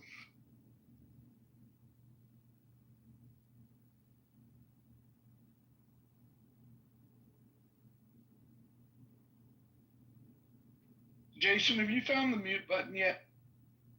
No, I just keep getting muted by somebody. Really? Somebody keeps muting me. I don't know who it is. Probably fucking Mojo. He keeps muting me. Mojo, why are you muting him? Because I got another. You know why? Because I got another video on him. I got a video on you, Mojo. Do you know that? Let's play it. I got a video on him too, because he's a fucking pedo. Oh, Mojo, why are you muting the Irish guy? I don't know, Jason. I don't know why he's moted. Why are you moted me? Why? Why you? Moted? What is moted? I'm talking about Mojo. Like, Mojo, stop muting me, please. I mean, muted and moted are different words. Are you talking about Modi? Mojo keeps muting me. Incorrect. I don't think so. He literally has spent the last 20 minutes saying, "Please come up. We want to hear from you." Jeff, I'm gonna tell you this, Jeff. Please shut your fucking mouth. Don't ever talk to me, because you're just as bad as him. Because you talk to little girl. You talk to little girls online. And I know do. That. I got evidence on you. So shut your ass up. You have no evidence. Okay, all right. You want? All right. Listen. Bad. Shut your lame ass up. Jason, talk to me like you that. white colonizer. Don't ever talk to You me white like that. colonizer. Oh, hey, shut your mouth when I'm talking. Mojo, why these white colonizers gotta come up here and gaslight the stage? Shut your motherfucking mouth. Yeah, the white colonizers gotta refer to the African guy as a boy. What's up with that? I got him. And then I got you on that racist shit. You don't understand that I already been listening to y'all this whole time. No, that's good. Why the white colonizers gotta refer to us as boys? I don't understand. Hey, seems very racist. Little boy, because if I ever seen you in my real life, I would beat the shit out you, little boy. Oh, how tall are you, never Jason? Do nothing. You a little kid. How tall are you? What do you weigh? Fuck little kid. What the fucking come. Who cares? You don't Jason. care who cares. Bro, you Jason, fuck little Jason, kid. you're literally some little bitch. You're literally some little bitch in your mother's basement. Do you want me to really say your last name? Yeah, you really want me to do that? You really want me to expose you on your fucking little fucking program? Expose me, come on. Yeah, Come on.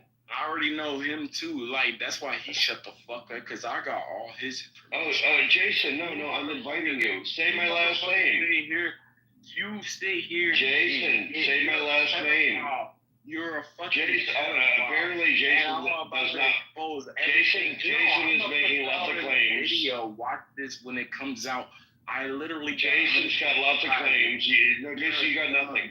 Jason, you're a eunuch. You are a eunuch. You don't even have a penis. Jason, were you born without a penis, or did it fall off? You think you could talk over me and that you're going to defend yourself? Is not. Okay, you're a fucking eunuch. Like, shut up. Everybody knows. Say my last name when you unmute. Say my last name, or say nothing. Go ahead. I think it's funny that the guy that can't figure out how to accept an invite to get on the stage, can't figure out how to unmute himself, has a video of anything. I couldn't imagine him working a video player on any platform. This might be the stupidest person that's ever been on Clubhouse. Jason, congratulations. And he's in Mojo, but it makes sense because he's in your room. This is true. This room is a fucking magnet for the retards, for sure.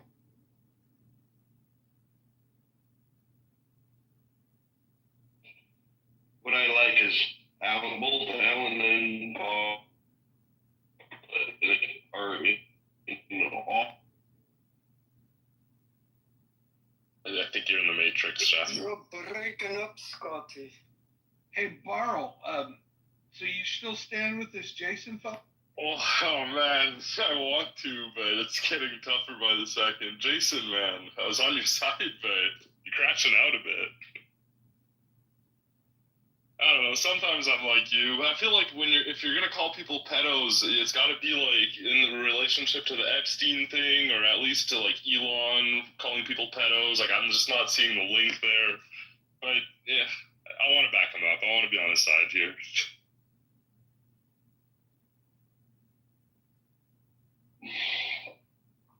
Yeah, Barl. Like I get it. I gotta ask Jason because I'm on a side here. But are you like some kind of computer hacker, Jason? Are you delusional? Are you trying to scare people? Like what is all that about you having people's names? I've never heard that on. Yeah, the computer hacker that can't even unmute himself.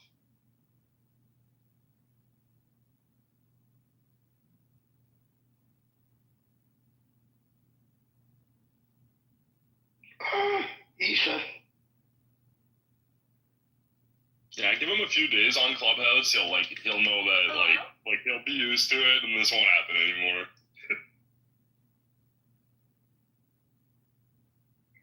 Isa, I want to introduce you to Jason. He's very stupid. He's an Irish guy. He doesn't like Israel, and he thinks both Mojo and I are pedophiles. Well, actually, no. He has video evidence of this. Oh, that sounds like every other Irishman. Did you guys talk about Epstein that I missed it or something? Because if it wasn't a relationship... No, Barl, again, you're trying to help Jason make arguments that maybe are salient, maybe a little bit, but like he didn't make that argument. Oh, Jason, the faggot down there. Just giving him some tips, you know. The one with the hair. Yeah. No. What I want to know is, Jeff are is a conservatives pedophile. and progressives inferior Jeff to is a liberals? pedophile. Fucking, I have proof. Jeff is a pedophile. And fucking, what's the other dude? Jason, before you prove I'm a pedophile. You lost. Before you prove I'm a pedophile, what's my last name? Here for a couple years. You keep. What's my last name, Jason? I already know what's what my you're last doing name? because this is your room. You idiot. Hey, Jason, if Mojo's gonna mute you, just put my last name in the side chat. First of all, put my last name in the side chat. First of all, when somebody real is talking, you should shut the fuck up. You're a pedophile. I mean, you're not real. Who is You're this not real. faggot? Hey, listen, Jeff. He's not real. Jeff. Listen, Jeff. When somebody real is talking, you should really shut the fuck up and learn He sounds like he's 16 and a faggot. I mean, he's from the suburbs of Philadelphia. He's never actually he's probably like his mom's Irish. It is a thing. Look at his friends. He's friends with Matt Cole. God. Oh my fucking God. Hey, listen here, Melly Mel. What friends? He barely has any friends. He has 7. Oh no, look at who they are. Isla, listen here, Isla. He's gonna rape your kid, and I'm gonna laugh when he does that. Issa has no kids, and you're Irish. Jeff rape your kids, I'm gonna laugh. Okay, I'm not backing him up anymore. Let's read his profile. Look He's at learning and seeing things different. Yeah, bro. Don't talk to me like that, idiot. Look up his criminal record. He's a He says, Jason, can you help everybody out and pull my last name on the side chat? Well, you keep muting me. Who the fuck keep we can't mute you typing in the side chat. Just put it in the chat. Type it in. Jeff's It's the button on the left. sex offender record. Look up Jeff's. Yeah, go ahead. Put the link, Jason. Put the link. Put it in the chat. Nah. They could do it themselves. I don't wanna have that little. That's a very, very serious accusation. You better have some I'm proof of just that. doing it by myself. I want them to do it by they. You keep saying that I'm making it up. Let them look it up. Well, how do you look it up if we don't have his last name? Jason, are you drunk? Oh, Jeff, give him your last name, Jeff. Jason, are you drunk? No. You claimed you had it. You know I have it. That's what I'm telling you. Okay. Why won't you? So put in the side chat. But why won't you? It takes one to know him, Jason. Why would I? Yeah. Jason, you are embarrassing Ireland with your antics. Oh my. Jason, are you a top or a bottom? Hey, listen, Lear, woman, don't talk over me. Are you a bottom? First of all, You sound like a bottom. I would normally agree with you that women should be making sandwiches for men, but like Jason's not a man. Not a man. I make delicious sandwiches. I would just never do one for you. I would do one for Jeff, one for Mojo. I would do one for. I would do one for the driver. I wouldn't do one for you. First of all, women, listen. When men are talking, you need to shut the fuck up. What is a woman, Jason? Like you, like shut the fuck up. What is a woman, Jason? When men are talking, shut up. Oh, I don't hear any men talking right now. Oh my God! Like, just be quiet. You be quiet. I just hear a teenager just rambling. But anyway, Jeff. I hear just a faggot. That's all I hear. Jeff. Oh, who is this one talking, Jeff? Can you tell me? Because his Irish heritage compels him. Yeah. He doesn't look Irish either. I don't even know. No, that's the AI, dumbass. Idiot. It's like women don't even think.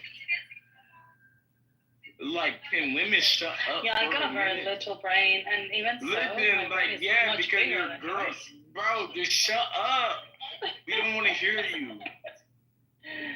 Everybody wants to hear you. It's just why you is the girl talking? Joe, do you want to hear me? I'd rather hear Issa. Hey, Jeff, do you want to hear me? Not generally, but in this context, yeah. Roger, do you want to hear me? Oh yeah. Why don't you want to hear women? I hear it. I didn't say I don't want to hear women. I said I generally I don't want to hear Issa, but Jason, it sounds like a you problem, honey. No. Do you even get to speak to women? Do you have the opportunity?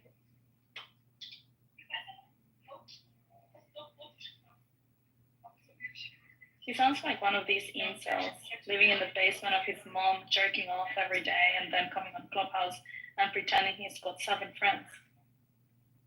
Keep in mind, one of his 7 friends is Matt Cool. Is who? Matt Cool.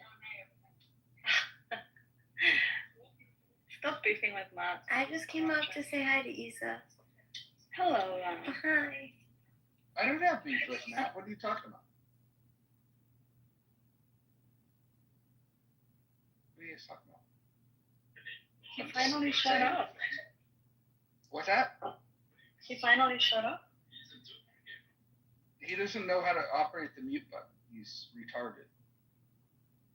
Well, are conservatives and progressives inferior? Well, they keep muting me. I don't even know what to talk because they keep muting me. Oh, so that means nobody wants to listen to you. But yet he still continues to talk, and we continue to hear him. So he just wants to fight. It's helping raise his serotonin. Do you have anything to tell us, Jason, to educate us? Do you have anything to tell me, you fucking fat bitch? Are you a bottom or a top? Do you have any kid? I'm you a sound bottom. like a bottom. I'm a bottom. Yeah, I knew it. Yeah. I'm a bottom. And what are you? A slut? What do you do? I mean, And his life must suck. This is like the only excitement that he has. Why are we slut shaming? Hey, I'll beat the fuck out. Bro, shut up.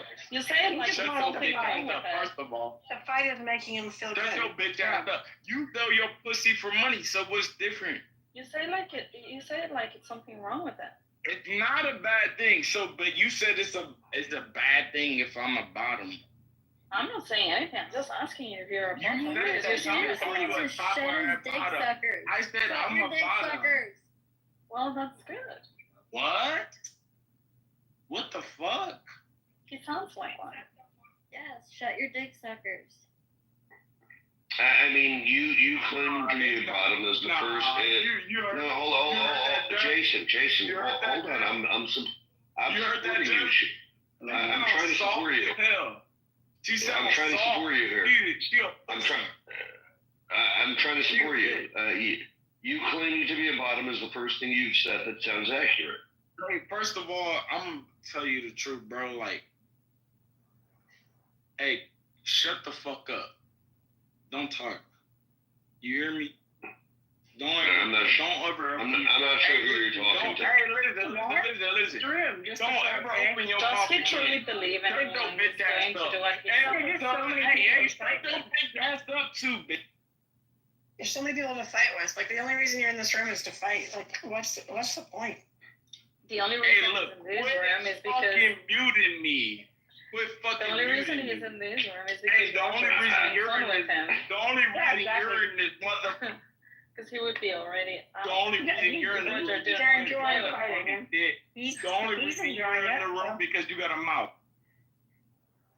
The only reason you're in the room because you're a prostitute. The only reason you're in the room because you're in the Thanks for From the window to the wall. because I could I feel find like you on the block. this is like See and Say Farmer Says. Like she's pulling. Yeah, wait a minute. Do you live in Belgium? No. You in Europe? You're in Europe? No. Jeff, I'm gonna tell you one more time to shut the fuck up. Well, I assumed you were talking to me. You're a bottom, and the bottoms tend to like me. Jeff, do not open your mouth again because I might. I mean, bottoms like me. What can I say? I can't pretend I don't know that. Hey Jeff, shut the fuck up. Don't do it. I don't want to fucking rape you or nothing. Jeff, shut your mouth. Jeff, old man. With all due respect, I see gray hair. That is a threat, and a threat is against we need to get him out of here. The threat is against the terms of service. And then I'm gonna say Isa, and the other bitch. I'm gonna tell y'all, I could fuck y'all easily. You sluts. Shut your lame ass up. You talk tough on this online shit.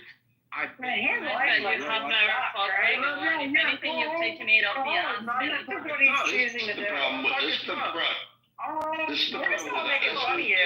the problem with the Irish. Hey, Melly man. Jason, we're all making fun of you. So why are you even here? Like, we're just all making fun of you. You know that, right? Nobody's really arguing with you. So, like, why are you arguing with everybody? Oh Mel, why are you telling them the secrets? I don't have a penis, so I doubt that I would turn you on. I mean, it's Issa. With all due respect, it's 2025. You can have, if you want to have a penis, you can have.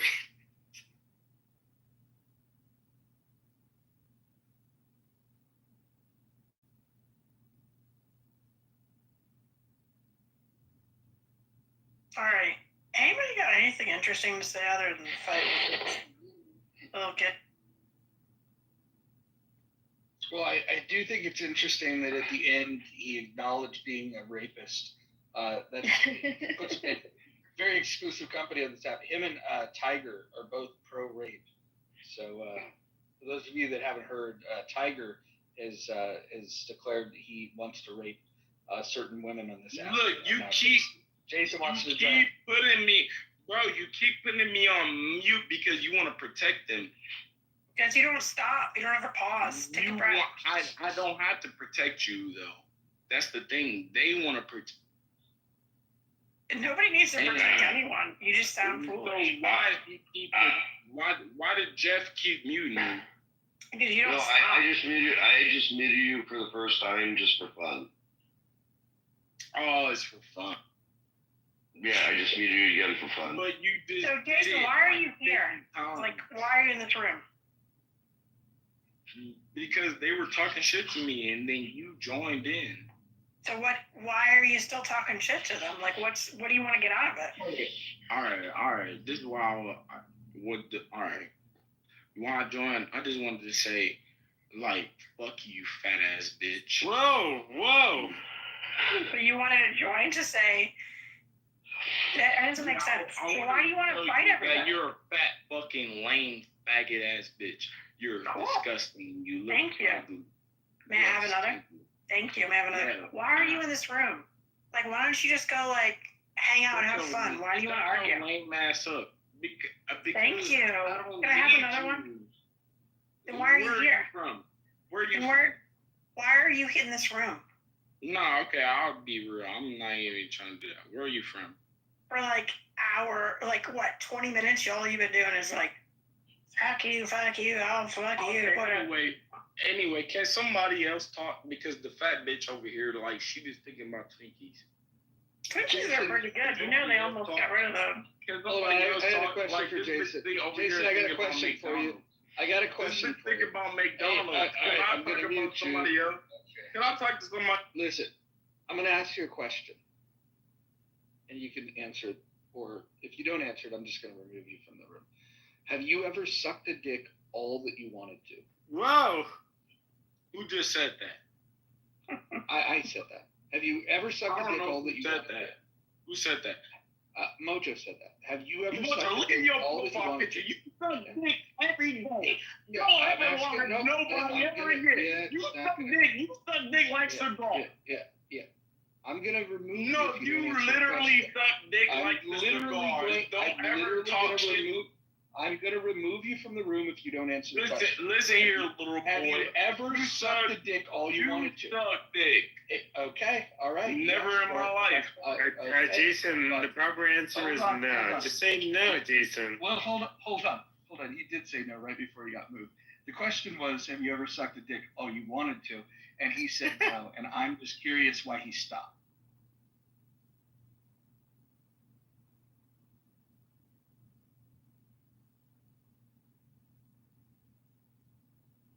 Well, now what are we gonna do? We don't have anyone to make fun of.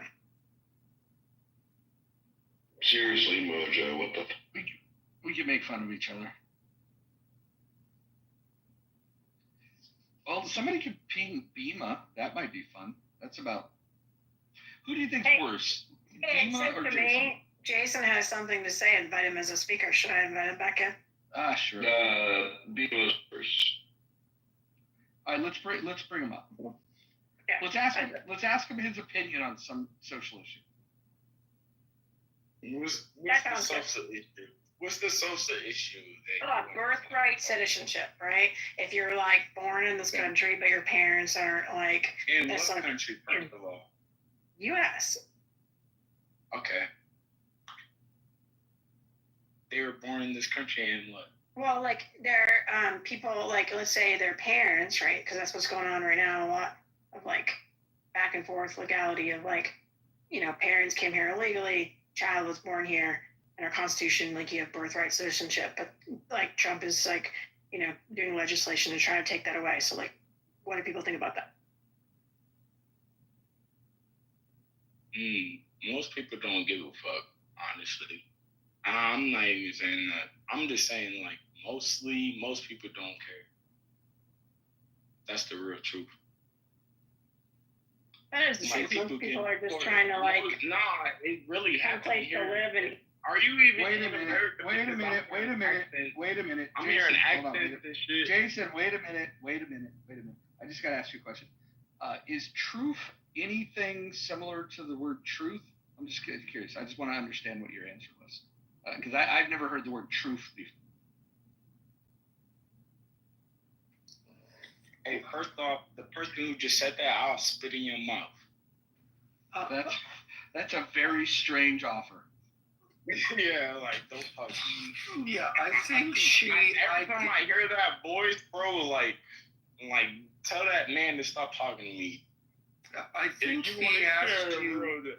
I think they asked what you thought of it, not if anybody cared about it. You're making me feel milky. What is your opinion about that? We understand that a lot of people might not care about it, and whether they do or not is a good topic of discussion. But right now, I think they're curious about what you think about it. Deportation. That's what you're talking about? The birthright citizenship. Birthright. Can we just start with something a little more simple? Birthright citizenship. Hold on. Mute your goddamn mic. I'm going to ask you a different question because I think this is too complex for you. I want to ask you a different question. The Prophet Muhammad had sex with a 9-year-old girl. Do you condone that behavior? No, I'm not a fucking Muslim. You think? What do you mean? I'm here in America right now. Mm-hmm. People like me. So what do you think about the Prophet Muhammad fucking 9-year-olds? He could die. Okay, all right. We're building some common ground here, guys. Finally, we're building some common ground. He's already dead, though, by the way. No, I'm not dead. I'm here. I was referring to Jesus. Right. You could call me Jesus. Why don't we just call you by your real name? Faggot retard. Are you Latino? Because you're a little boy. Don't talk to me, little boy. Shut your mouth. Mojo's not little. He is a little boy. He sounds like a little boy. He sounds like a little. I mean, who is even saying that? I don't even know. He said a lot of things, but he didn't. Oh yeah, it's Jeff. Bro, Tell that. Yes, tell your son yes, to shut the sweetheart. fuck up. Jeff, Yes, tell your sweetheart. son to shut the fuck up. I mean, you were gonna dox me a minute ago. Hey, listen. No, Smack the shit out of sweet, you, right? cutie pie. You were gonna dox me. You told everybody that you knew my last name and you were gonna dox me. Go ahead. No, because I already think. Oh, now you mad now because because you a sex offender. It doesn't matter. I mean, you made the claim. You said you knew my name. I'm a sex offender. I'm a pedophile. I don't care that you fucked a 13-year-old girl. Jason, why do you make up lies? Why not just if you know his last name? Why are you? If you know his last name, say it. Mojo. If you know his last name, say it. If you know his name, say it. If you know his name, say it. Quit being effective. What the hell, Mojo? Why are you trying to get him to dox me? I don't even think he can spell dox. Yeah. Jason, type in the word dox in the chat, just for shits and giggles. He doesn't even know why I call him Irish. Funny.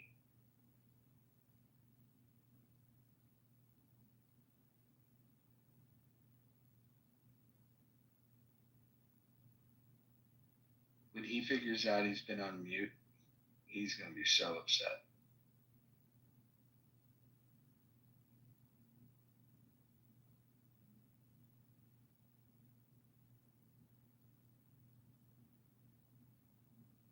What do you mean I don't be so upset? I'm just reading the chat. Spell dox, Jason. You're lame. Spell dox. Listen, Jeff, you're dox too. Idiot.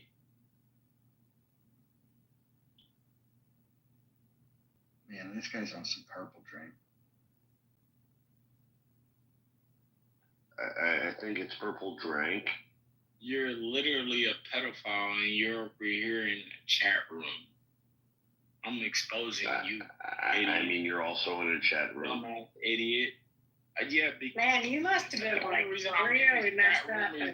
The only reason I'm in this chat room is because of Jeff. Oh, that's so nice. Are you acknowledging you're a child? Yes. No, I just want to expose it, and the fact that you guys want to. So, Jason, why are you seeking approval of pedophiles? Jeff, listen here, Jeff. You're going to get caught. You're done. You're done. I don't think so. You haven't even doxed my last name. Shut up, dumbass idiot. No, I think I'll continue getting away with what I do.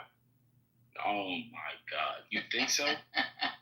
Shut the fuck up, idiot. No, you're not. No, I think I'm really safe. You're people done. You're fucking done. I mean, you can expose me. No one's stopping you. Go ahead. The only reason I'm here is because of you, Jeff. I mean, I know I'm very powerful. This is very common on the app. Guys tell me all the time. Guys tell me all the time. You're powerful to little girl. You're not powerful to me. I'll beat the shit out you. How am I not powerful to you? I will beat you up, bro. What you mean? I could easily uppercut you and knock you the fuck out. Easy. How do you know that? How tall are you? What do you weigh? What's your training? I know it don't matter. What's your training, bro?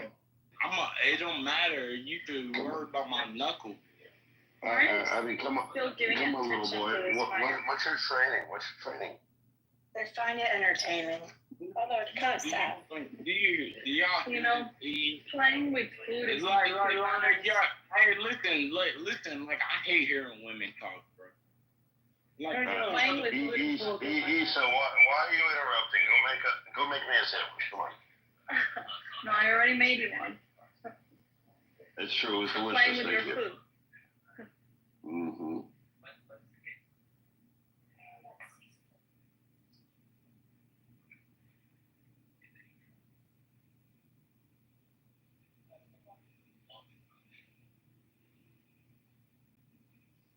Where does Jason live? Philadelphia. Baltimore. In what ghetto does he live?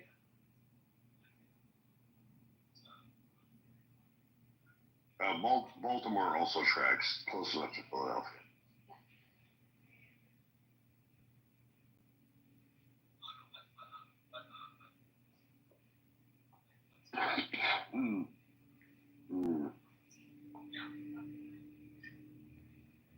Oh, Kai wants me to answer what is a woman. Go for it, Isa. Where's Kai?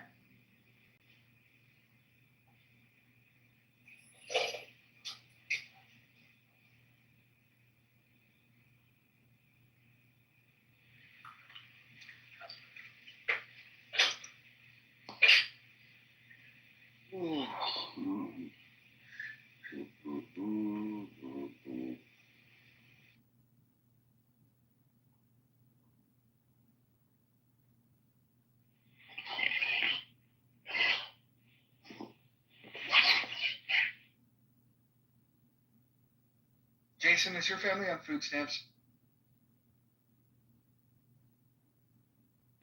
Do you think he has a family? He sounds like his dad abandoned him. I'm pretty certain he doesn't know his father. Pretty certain. Yeah, I think so too. I bet you he's made those delicious government cheese sandwiches. I'll tell you, I don't know whether or not he knows his father, but what I am sure of is that his father did not leave his mother for his therapist.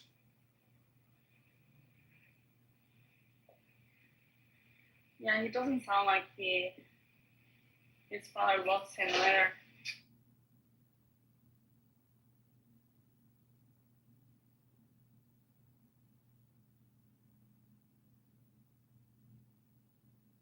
What's fantastic, it's a special power, is no one in the room who normally would be arguing with each other has any interest in arguing with each other because Jason's here. We've even let the rapist Tiger off the. Exactly.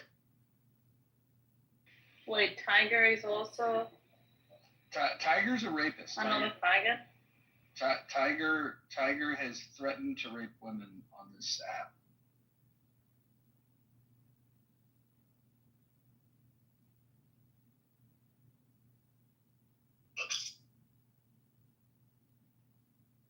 Nice try, dumbass. You notice he doesn't deny it.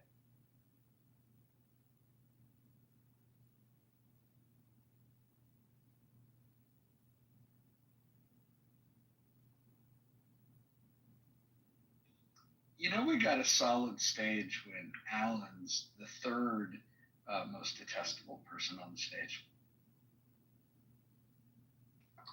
Maybe you're right. I mean, that's kind of my point. Maybe you're right. Look, I'm giving you a compliment. There's people that are worse than you. I mean, I don't know if detestable is the right word, though. Like,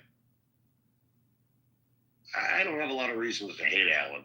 Like, he doesn't matter that much. That could be true. I might give you that one, Chip.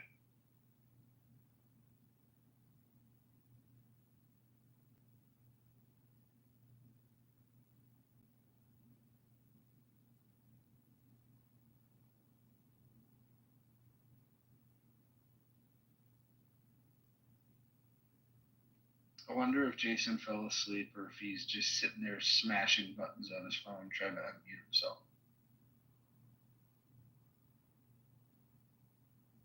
Jason's actually putting out like tweets saying he won the argument.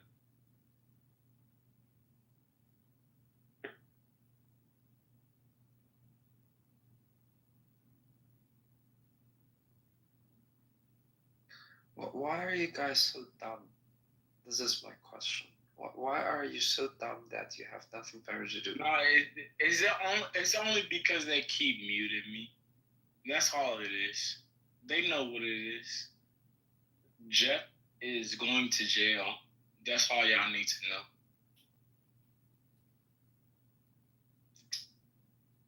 Jeff, if Roger, you go to what's jail, your I'll put, IQ, I'll Roger? put, Is I'll it put 90? money on your books, Jeff, if you go to jail.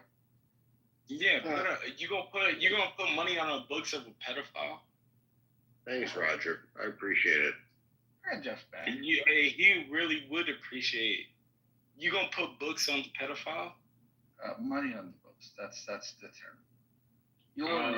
So You'll learn it later. Let me When make you sure become I an adult, understand. you go to prison, you'll learn.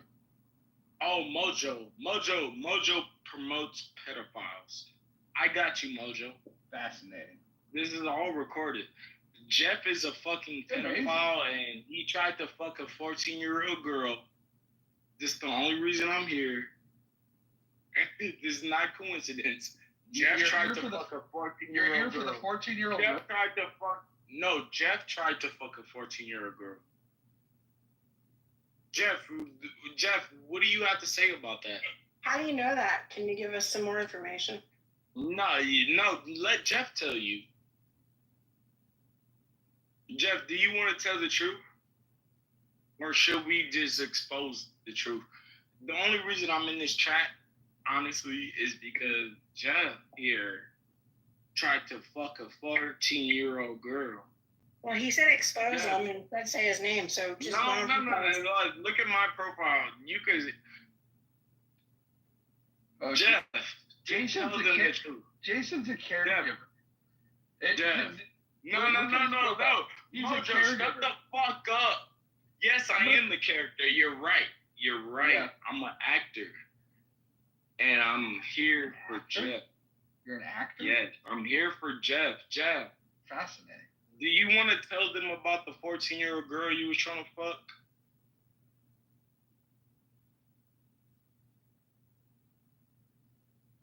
It's just fascinating.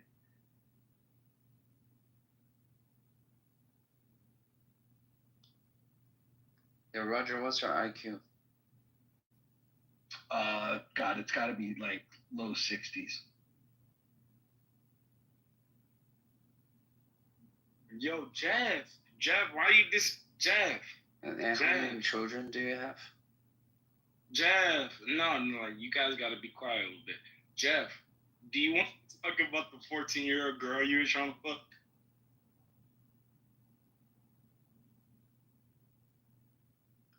He was just talking all that shit, right? They said I was being Jeff. Come on, don't disappear now.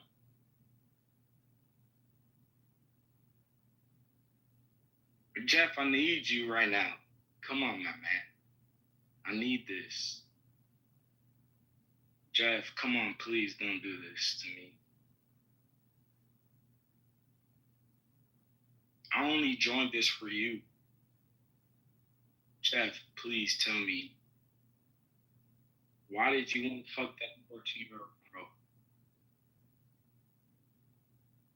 You've got some strange fantasies, Jason. Some strange fantasies. Oh.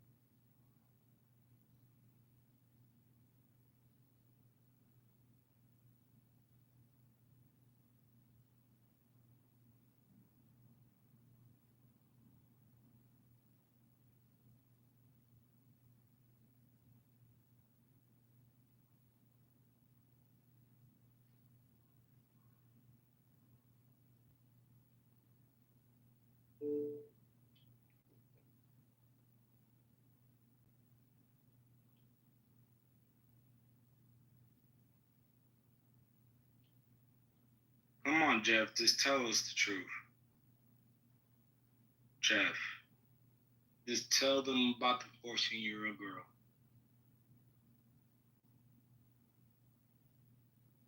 You don't have to keep muting me, Jeff. Tell us. No, well, why can't he tell you? Like, obviously, he's not saying anything, so why don't you just tell us? But he should tell you. Jeff is gonna be worldwide. He wants to. Your fucking man.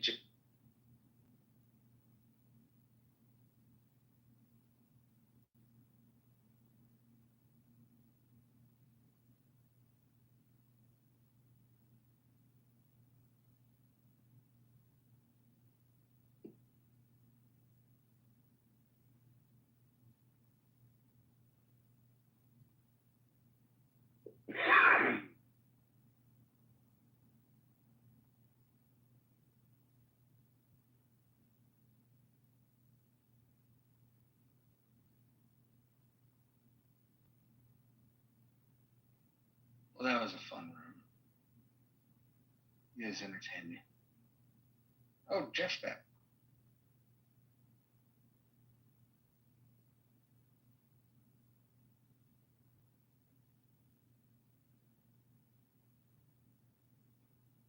Now he's not.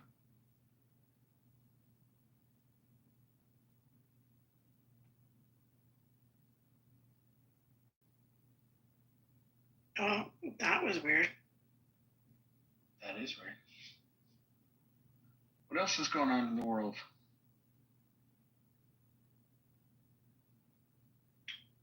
Crazy weather. Where at?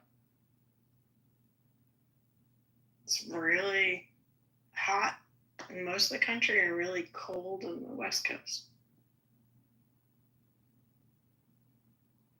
I'm on the West Coast. It wasn't super cold today. Are you northern West Coast or southern West Coast? Pacific Northwest. The San Francisco Bay Area has been frigid for like a week. Like not San Francisco itself, because that's always cold in the summer, but all the areas around it are usually like 80s and 90s. Yeah. When it's 100, and it's been like. I grew up in the East Bay. Oh, did you really? I did. Yeah, so this summer, no like 90s or 100s days all around in like, northern, eastern, southern. It's been like super cold. Dang. Yeah, it's weird. Like really weird. Like it definitely never been a summer like this in like 20 years.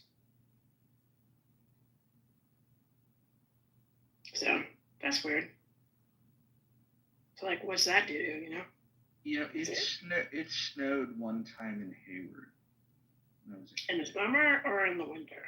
No, it's in the winter time, but like it's the mildest climate ever. It never got too hot, never got too cold, but it snowed once. Mount Tam. It's like a big mountain near Golden Gate, like Sausalito area. It snowed there like. Oh, probably. Yeah, like it snowed there like probably twice in the last 20 years, because in the winter it gets like 40, 38. Sometimes it'll drop down on that mountain and it'll snow, but like summertime all around San Francisco is usually like a bunch of warm days, Do you ever go up Mount Diablo? Yeah. Mount Diablo is a trip. Yeah. Nobody warned me, but one time I went up there in the fall and there was a bunch of fucking tarantulas. Oh my god. It was so crazy. They were like spawning.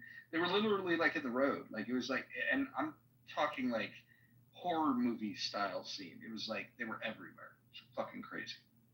That is crazy. I didn't know that. Is that like still a thing? Like did like yeah, environment change? Apparently they track and they put warning signs out. But we were up there one time and like they just came out and then as everybody's heading down off the mountain, like you're like telling people that are going up, like, hey, there's a bunch of spiders, and they're like, oh fuck, and then everybody just kind of went down. But I wasn't at the top of it. I could imagine the people that were at the very top like had a bad experience coming back down, because like when I saw them, I was like, oh shit, let's get in the car, let's go. Because it's a lot. Are they migrating to like one place to another or something? Yes. There's a particular, it's like about a 3-day event where they just kind of go crazy.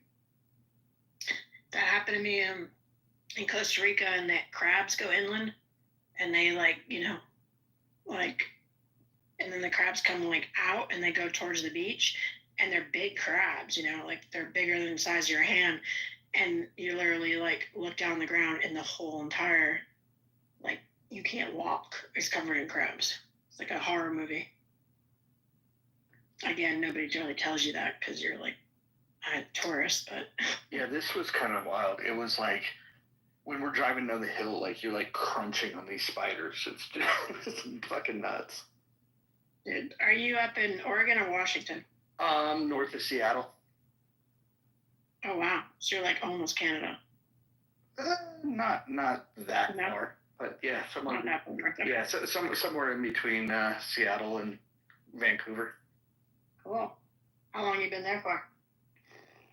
Since 2017. Cool. You like it?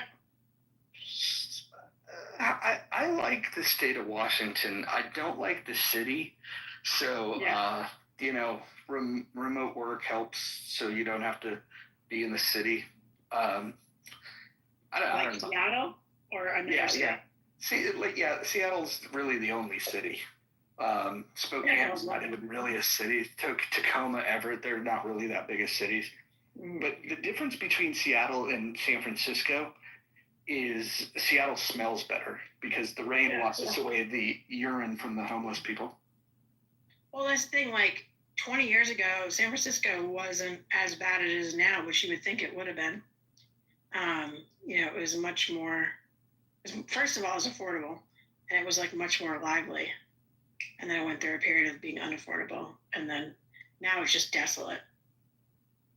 You know, like you travel to all these other cities and you're like, oh wow, they're like booming. Like, especially East Coast cities, yeah. Like there's a lot going on. You know what? I was really like, went to Oregon. I had been there for a while. I went there recently, just a couple like weeks ago. And I was like, I forget how like open it is, you know? Like everything's available and there's like campsites everywhere. And you can just pull off on the side of the road and you can like camp for 2 weeks off the river without a permit. You're not allowed to check in. And it's reminding me, I'm like, oh yeah, California, you can't do anything. You can't even get a campground for like, you know, a year out in advance. Like, is Washington like that? Just like pretty open, free, and not really. Oregon's much more like that. Like, there's a stretch in Oregon. It's like it's about 10 miles of like lakefront property that has just become tent city. It's almost unfair. They got better property than, you know, what would cost you, you know, good money to pay for. But for whatever reason, they just let them chill out there. Are you talking like Portland or like rural areas? It's definitely south of Portland, but it's before you get to like Eugene. Yeah, I'm talking like all throughout, like towards Mount Hood, south of Mount Hood. Like there's just like so much open land, and I kept seeing all these like vans down by the river, and I was like, you know, in California you can do like camping for like Yosemite and you know, whatever you can't do with your car. And I was like, oh, can you just like pull off? Like you have to get a permit. How much does it cost for certain areas? And they're like, no, you literally just pull your van off and, you know, like hang out by the river. You don't have to like sign up for a permit. And this is like probably like 200 square miles around like south of Mount Hood, you know? Dude, that's great. I was really like happy about that. Like that there was still like open land, you know? I remember like 10 years ago, I met people who like live there throughout the winter, and they have like mules and they go through like snow and they make like little igloos and they like sell crap and stuff. There's not very many places like in America that are still like open, you know? There's a lot of spots actually, like it. Okay, sorry, open with water and availability to like get resources still. Because like, yeah, there's a lot of places that are like 50 miles away from resources. Well, they don't have water. Well, there's a lot of bodies of water, even like if you in Washington, like even like on the eastern part, like the border of, you know, of Idaho, there's a lot of interesting little places that you can go to. It's just, you can't, there's no jobs there. So no jobs, like Are you just allowed to like pull off and camp there and not pay anything? People do. I don't, but I have a suspicion that in Washington they would crack down on it because Washington under Inslee, the governor, he basically any laws that California does, Washington just copies, and so Oregon's just kind of like, you know, they're a little bit more rebellious and like, you know, like not as quite as authoritarian as California or Washington. Yeah, that's what I haven't spent any time in Washington, but I spend like, you know, random times in Oregon, and I don't know, I'm just impressed by it. I'm an East Coaster, so kind of reminds me of like Vermont, New Hampshire, and it just seems more like lawless. And yeah, there's not a lot of jobs availability, but like for people who just want to like live off grid and like hang out, it rains a lot during the year, but like the summers are great, right? Like May to September. So it seems like a pretty cool state. I know they don't have a lot of money. There's a portion of southeast Washington and northeast Oregon that is making a push to become part of Idaho. And it's really? Yeah. What's interesting about that is like normally, like you hear about things like you probably heard like the Jefferson Project, like in Northern California to like break off this northern tip and meet up with you know, the southern part of Oregon. But those things, there's no real alignment. It's just like a group of like wacky people. But I wouldn't even call it a city, but the powers that be, both in all three communities in Idaho, Oregon, and Washington, are like, yeah, hey, our values seem to align more. Why wouldn't we, you know, just kind of change the border here and have better alignment? I don't know. I've never seen somebody pull something like that off. I've seen borders change when states like Oklahoma decide to vote to give land back to, let's say, natives or something like that, right? But I've never seen communities on a border change the border. And this is the only scenario where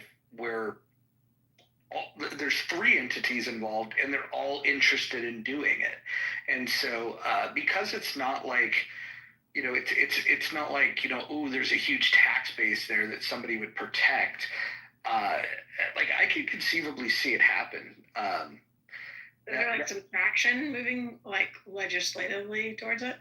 No, but there's more and more talk about like a consensus about it. It's not like just a fringe couple of people talking about it. It's like this is what the communities all want. And so with that said, what it really would just take is cutting through the red tape. And I don't see why anybody would object to that because if you think about it, providing services to people that are in a rural community, it can be burdensome to both Oregon and Washington.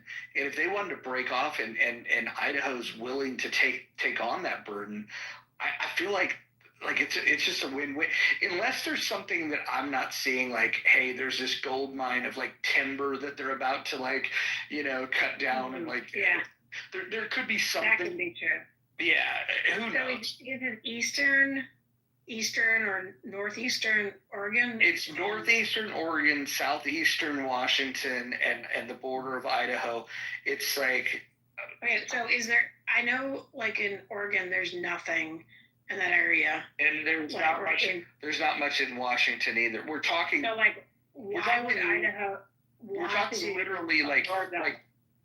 We're talking literally like it would be like 5,000 residents. Like, why would Idaho want to absorb that land? I think it's just more of a flex of like, you know,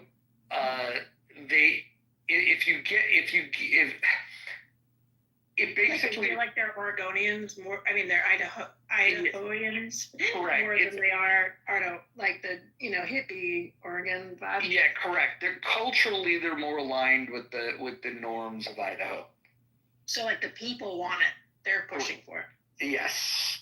Oh, that's interesting. Yeah, like that area is like fascinating to me because I drove through a bunch of like dirt roads there, and there's just that's what I was saying. It was just like nothing in that area, and it's open. So I mean, yeah, if Idaho could like argue the rights to some of that area, like you said, for like timber or whatever, and because it's like a whole different vibe than the eastern Portland hippie world of whatever.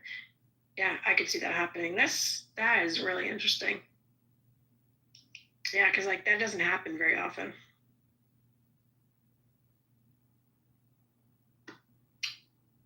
Marco has something to say.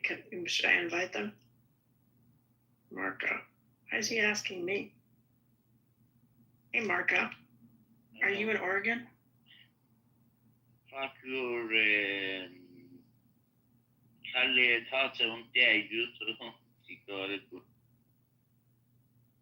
That didn't make any sense. What was that even English? That sounded like fucking some like made up George Lucas language for a Star Wars film. I know. I tried to like decipher. I was like, oh, he's got something to say about this. That's crazy. I'm reading right now. So it's called the Greater Idaho Movement. Let's see. They're actively lobbying both state legislatures and seeking support from figures like Trump, legislative efforts, and this is just the Oregon piece. Oregon and Idaho have been initiated, but have not yet gained significant traction. Let's see. Some eastern Oregon counties have voted in favor and advisory. So the counties themselves have voted in support of this. So they've got the local support. Now they just have to, make it a thing. Yeah, like how does that work? Because I know like California, right? It's wanted to like have Northern California and Southern. Like, is that even a possibility to how does I can look into it obviously, but do you know how that works? I have no clue what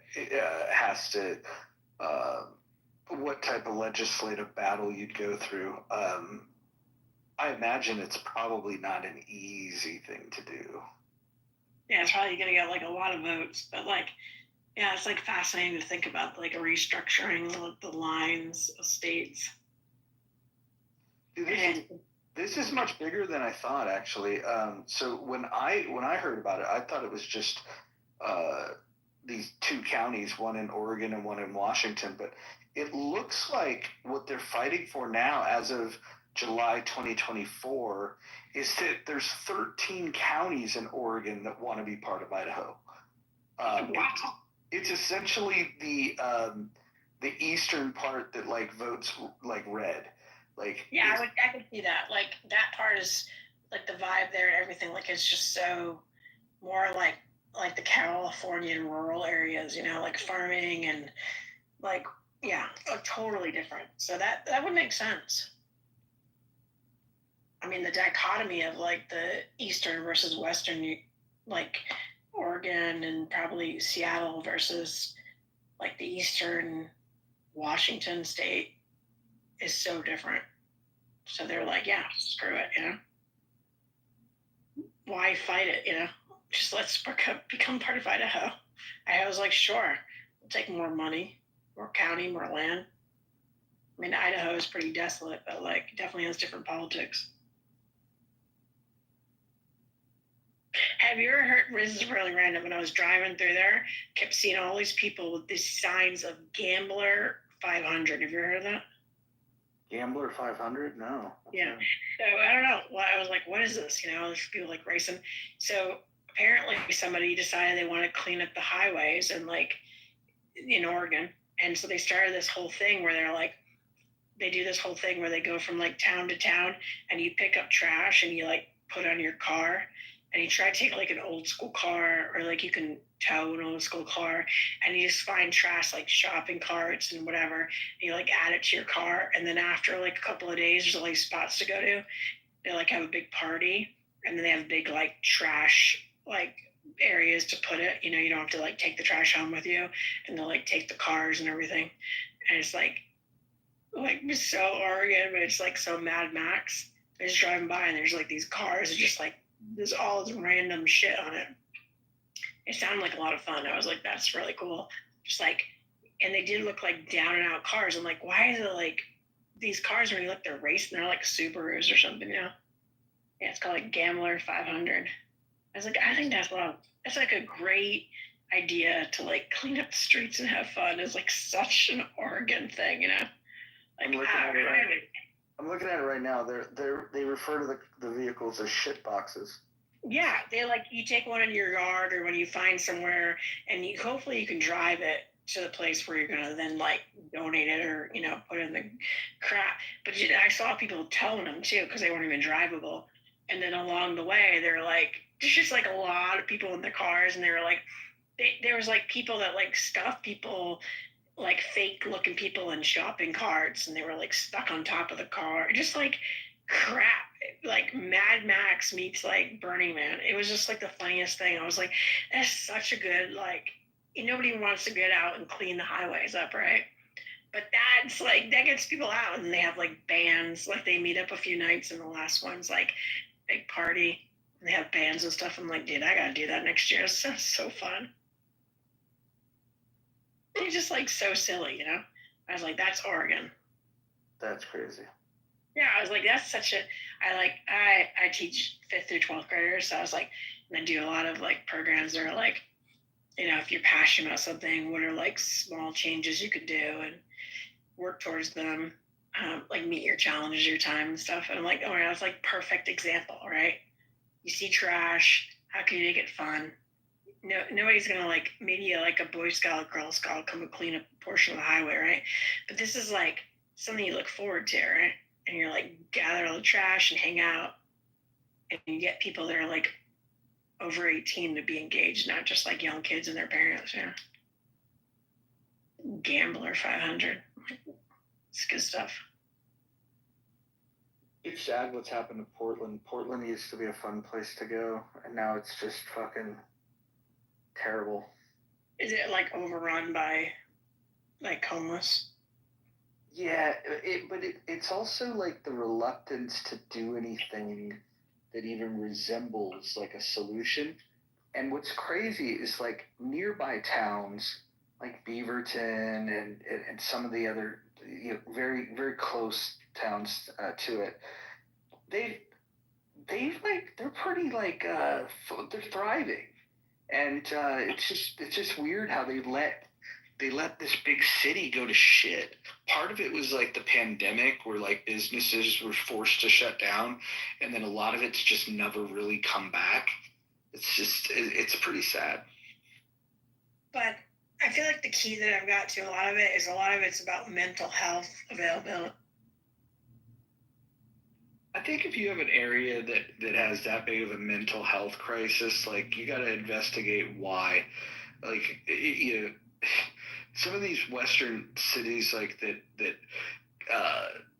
advertise like that they've got all these great resources for people, and then all of a sudden you got this congregation of like homeless veterans and drug addicts and the mentally ill all in this one area, and it's like that's fine if you're going to lump them in one spot, but why lump them in a big city? Why not lump them together somewhere else? Like somewhere like far away from storefronts and where like I totally got this like I'm like involved in trying to help a little bit, like involved in another chat forum about it, and like we're like kind of logistics and history and all that. Like I agree, like there's so much land in America, right? And just so much availability. But the problem that I have learned just like in the last couple of weeks that I've been dealing with is, there's some people that could take that availability, but it's mostly people that are like on the streets, don't have any family to go to because they've burnt their bridges. So one, they're not going to exist in a community, right? So they need a lot of like mental health therapy to get to a place where a lot of people could go back home to somebody, right? a sibling, a grandparent, parent, whatever. But it's just like they're not at the place they can do that at. So it's really about that mental health availability to those people is like 90% of it, right? They're on drugs because of that, or they have mental health problems. There are few, small percentage of people that are not like having problems with mental health or drugs, or like a single mom or something. But there's so many programs available for like single moms or single moms with like domestic abuse. So that actually is not the bigger issue. And I did think that was really interesting. Like, you know, a lot of people, there may be a few that like you could give to, like resources or where to live and what to do. But until you deal with the mental health issue, those people aren't going to be able to exist in a community or a space or hotel or anything like that.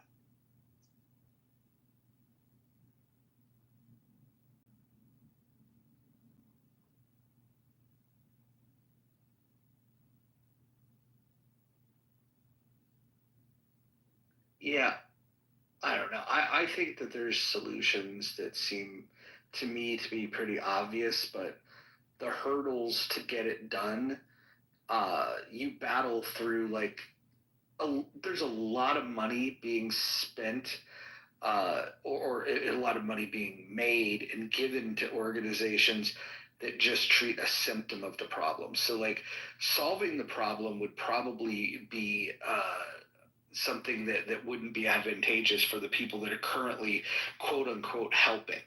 And that's the grievance that I have, is like all of the efforts seem to be just putting band-aids on these big open wounds. And like, I'll never understand that. I'll never understand why we can't look at these problems and say, let's do something bold and innovative and actually try to solve this thing. You know, walking around handing fucking socks to people or fucking clean needles, that's not the solution. We got to think bigger than.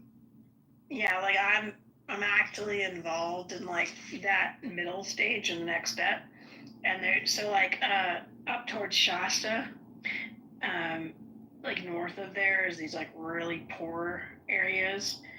They're like Wairika, Montague. It's like south of Ashland, but like north of Shasta.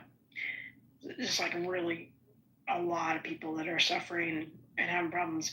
And 18 months ago, Newsom made an order and changed that they can do encampment sweeps even if there isn't a shelter available.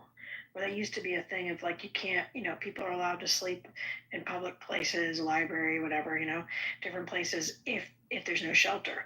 So they changed that, and they didn't enforce it for about a year, but now we're at 18 months, so they're starting to enforce it.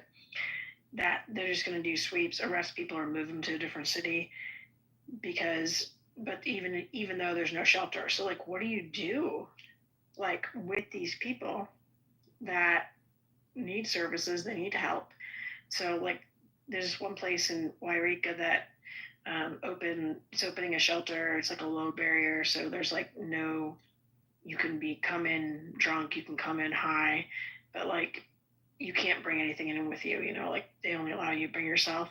And they're like starting to try to do pallet shelters, you know, that are transitional for 6 months to a year housing. But they only have like 12 of them. But that's kind of like what you need. But they also have services that are like psychologists and people to help you and get jobs. So I think that's the cost. It's like you need the land. People mostly will volunteer the shelters, but then you got to pay 24 hours a day, full-time services. It gets expensive, right? That's 3 full-time salaries at least to like manage people that have it. So yeah, I'm like in the search for like, how do we do this? Because we have plenty of land, and the land isn't the issue. It's anyone that's found themselves in that situation, most people need a lot of support, you know.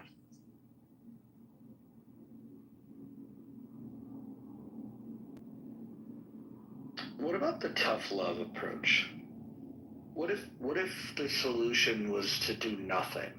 Yeah, and that's why we have a lot of people on the streets. Like I've watched a lot of people and helped a lot of people. They just stay on the streets. Like the tough love is that they're not getting the mental health. They were abused. They were in abusive like families or situations, or You know what I mean? Like they just are their mental health, they're physically schizophrenic or like on the spectrum. Here's what I'm saying, and this is going to sound cold, and I'm not saying it's the answer, but when I see people that are living, like, let's say in a goddamn doorway, and they're wrapped up in like an old fucking blanket, or maybe they're lucky enough to have a sleeping bag, and then you have programs that will give them just enough medical necessity to keep them alive, and then they just kind of endure this shitty life. I'm just wondering, could it possibly be more humane to just let them die faster? Totally. Like, I agree with that too. But, the thing is, I feel like, you make your choice and whatever you believe. But there are a chunk of people, and honestly, it's a lot of like 30, 40, 50-year-old men that want a transition stage. And that's what I'm more concerned with, is like somebody that wants it. And being in a shelter is hard because you gotta like check out at 8 o'clock in the morning. You can't come back to 6. If you're in a low barrier and you're trying not to drink or do drugs, like people are like just freaking crazy, right? And not a lot of the places have like dogs, like some do. This one does, which is really great. Like doesn't allow you to bring your family dog with you. That provides you protection and comfort. So yeah, I kind of do feel like, if this is your lot and you don't want to take that and you don't want to get medical help, but where's the I just feel like we should have more of that driving around the country, driving around Oregon and Idaho, Colorado, California, all over. There's just so much freaking land. I feel like, why could we not have more of these like tent cities that are transitional housing with more help? So like that's my thing, is like, as a humanity, why not offer that? You have these circumstances that a lot of people don't need that. But like a lot of people would just be happy to have like a little parking lot tiny home. They have these they're called like pallet shelters, and they're super cheap. And there's like a space, give yourself 6 months to a year to see if you can like go through the stages and get the help and get back on your feet. And if not, I feel like survival of the fittest, and screw it, you're not going to make it. But there are a ton of people that want to. Like we used to have these insane asylums or whatever, that Reagan got rid of. So I don't know. The other one is to put them all in a big building, right? Like little tiny rooms. And they're like in a hospital setting. So, I don't know. Just interesting to think about.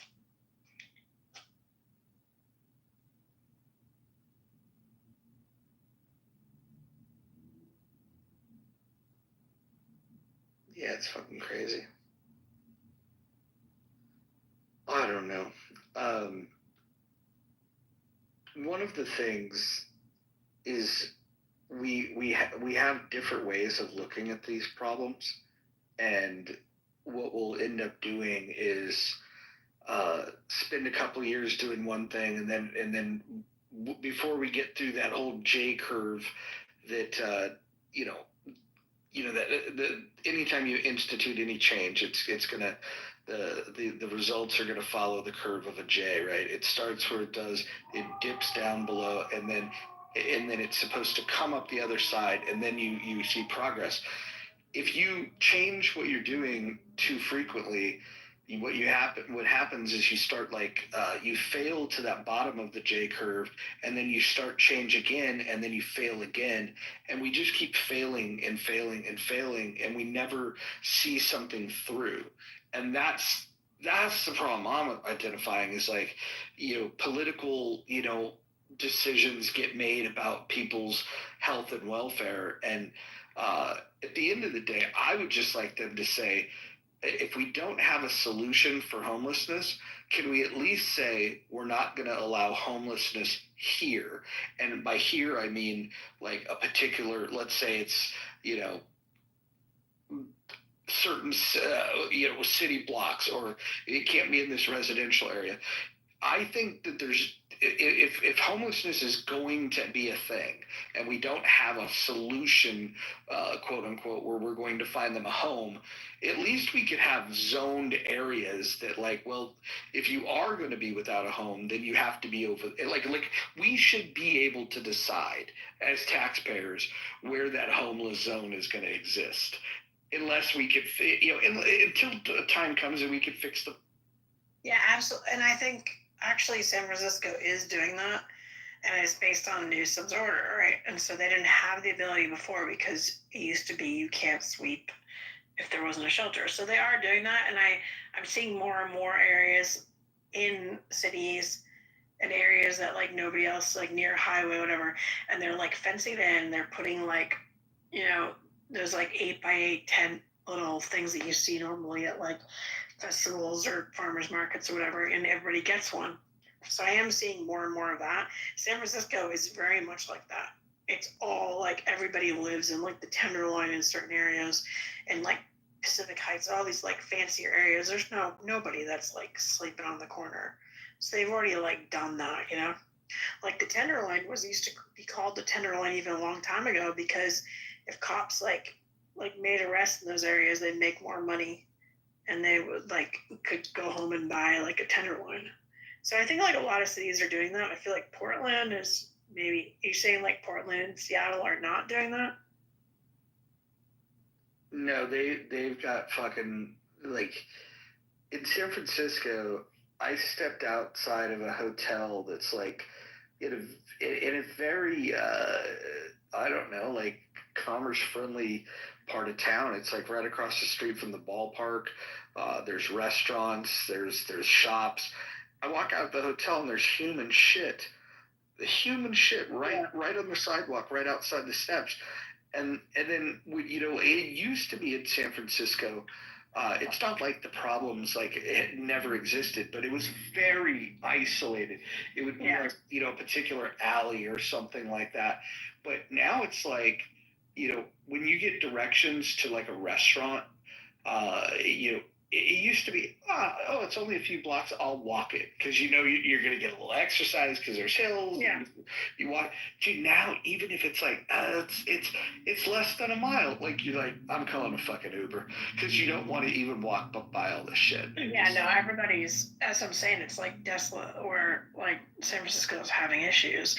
But if you go to like the Marina and Pac Heights and there's no people that are sleeping on the streets. They pick them up and they drive them to the Tenderloin. So it's like, it is already that way. But they also have like, I don't know if you live in the East Bay, but like if you visit there, like they have Glide Memorial Church. Yeah. Like Glide, there's like 1,500 meals like a day, and they help people get license and jobs and stuff. So like San Francisco actually does have services and availability. They don't have a lot of housing. They have some housing, like some apartment areas, but they definitely, like, that whole area, like the ballpark area and the Tenderloin and the Market Street, like a lot of like businesses have left, Well, so now there's no downtown, Here's the thing, man. Like, if you need to get a job, for example, there are ways that you could do this. Like, the problem, first of all, you have to triage these situations in a way to figure out, okay, like, who wants help, and that's what the problem. Who wants help? What do you do with the people that don't want help? Yeah, correct. And the people that want help, then you have to get very specific on what help do they need, because they might say this is what I need, but they might just need something else. Clearly, if they find themselves in that situation, the things that they were doing is not working out for them. But there's a subset of them that if you just gave them a fucking shower, gave them a fucking haircut, fucking pumped them up a little bit, and then got them a fucking job. That's the other thing that I'll never understand. Like, let's say somebody is homeless and they're like, hey, I'm looking for a job. And let's say the type of work that you would be hiring for is something that they might be capable of doing. you can't hire people if they don't have an address. And then it's like, so how do you solve that fucking problem? Like you have people that they're in a hole and then they lose their place and then they go to try to apply for a job and like the job will be like, well, without an address, I can't hire you. It's just fucking stupid. You know, have you guys ever ate at the Italian homemade company? I guess it's called. Where? Where is this? It's on 716 Columbus Avenue. Do you know where that is? I know where Columbus is at. It's so fucking good. Oh my god. They get this big giant piece of fucking lasagna. Oh, it's so good. Yeah, I didn't know if you guys had ate there before. We were walking by and we seen like dozens of people going in and out of there, and I was like, that's a good sign. My dad's like, all right, let's go in there. What's up? What'd you say, Marco? He muted himself. This is crazy. I thought he was going to say something about the place. Marco, do you want to participate in this conversation? What do you got to contribute? Oh, he's drunk. He left. All right. You have no name and you're black, so I don't have to call you Rich. Yeah. Are you a West Coaster? Oh, I live in Texas. Oh, no way. Are you born and raised Texas? No. Originally Northern Kentucky, but I grew up in Florida. Northern Kentucky. Near Cincinnati, yeah. Hmm, interesting. In a town of 364 people. That's fun. How many kids were in your class? I mean, I did so I was like 12 when I left there, but I lived in there for like the first 7 years. I don't remember how many. And then I went to like Erlanger Elementary for like a couple years. Then we moved to Atlanta. But yeah, it's a really small town. Like downtown Atlanta? Dunwoody, Sandy Springs, Roswell Road. It's on the northwest side of Atlanta. I lived in Chattanooga for a little bit, so I know a little bit about Atlanta. You ever go to Stone Mountain? Yeah. Oh, it's the greatest place on earth. It's a good place. Beautiful area. The country is beautiful. The whole area is like great, and I used to go to a school called Sandy Springs. So I went I guess like the half of my fifth grade to the elementary there in Sandy Springs, Dunwoody. And it was fucking amazing. You pulled in there and there was like Ferraris and Lamborghinis dropping their kids off and Rolls Royces, and I mean it was just insane. And you had like fucking just super high end food. I mean it was absolutely insane. I mean you could get like fucking anything you want, like pizza and pasta, but it was like all made by chefs and shit. It was amazing. And then we started at Sandy Springs Middle School my 6th year, and they bust all the kids from the south side of Atlanta, and it was like I think like 90 or 95% black. So it was interesting. So my parents, after me getting the shit kicked out of me every day by black kids because I was like 12 or 13 years old, I'm sitting there in the cafeteria and some girl says the N-word, and I turn around and I go, "What does that mean?" And she's like, "You don't know what that means, white boy?" And I was like, "No." I went home and I asked my dad, I was like, "What does that word mean?" And he's like, "Well, you know how we have like white trash in Kentucky?" And I was like, "Yeah, of course." He's like, "That's black people's white trash." And I was like, "Oh, okay." He's like, "But not all black people are that." And I was like, "Okay, cool. Just like, it's like regular white people." And then, yeah, so they used to beat the shit out of me every day. So they ended up pulling me out and homeschooling me. My dad did, because he used to go down to the dean of students and the principal, and he'd be like, "Hey, these kids were like jumping my fucking son, like 4 or 5 of them, just beating the living shit out of him every day."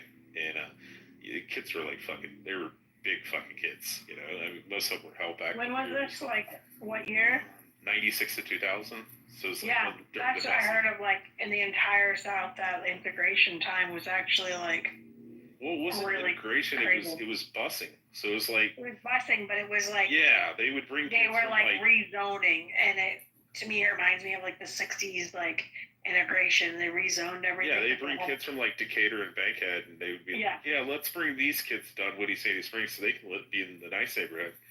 And so my parents. But they had no programs to actually like have discussions so and my work dad, it out and train the teachers and stuff. Yeah, my dad goes to the principal and the dean of students, and he's like, "Hey, can you guys like make these kids stop like fucking gang jumping him every fucking day, you know?" And they're like, "Oh, well, you have to understand, these kids come from really impoverished households and blah blah. We can't do that." And then they would suspend me. And my dad's like, "This is bullshit." He's like, "Fuck this." So he's like, he started homeschooling us in Atlanta. But yeah, the reason I brought it up is we used to go to Stone Mountain like almost 2 to 3 times a week. Like we go camping there and all that kind of shit. And we would always hike up Stone Mountain. It was fucking awesome. But how long were you homeschooled for? Like 3.5 years in Atlanta until we moved to Florida. What part of Florida? Initially St. Augustine, and then once I like got out of high school and all that kind of stuff, then I moved out to Daytona. So St. Augustine is probably pretty cool. No? I honestly hate St. Augustine. Really? Why? I came from an area where we had black people in our community, and people would be like, "Yeah, that's the Oops family. They're really nice people," you know. And like nobody gave a shit, you know, because they were like farm boys and shit. And the Black Oots family was originally owned by the White Oots family, but even prior to the abolition of slavery, you know, because Kentucky was an independent state, they gave them land and they like became like family. Anybody fucks with the Black Oots kid, all the White Oots kids are kicking the shit out of you. You know, like they were cousins, you know. And then we moved down to Atlanta, and my parents went to go look at a property, and they pulled up, and there was these 2-box Chevys sitting on the MLK in St. Augustine, and he's like, he went to the wrong neighborhood, and they wouldn't get out of the way. So my dad put his SUV in 4-wheel drive and went down through the ditch and came back up.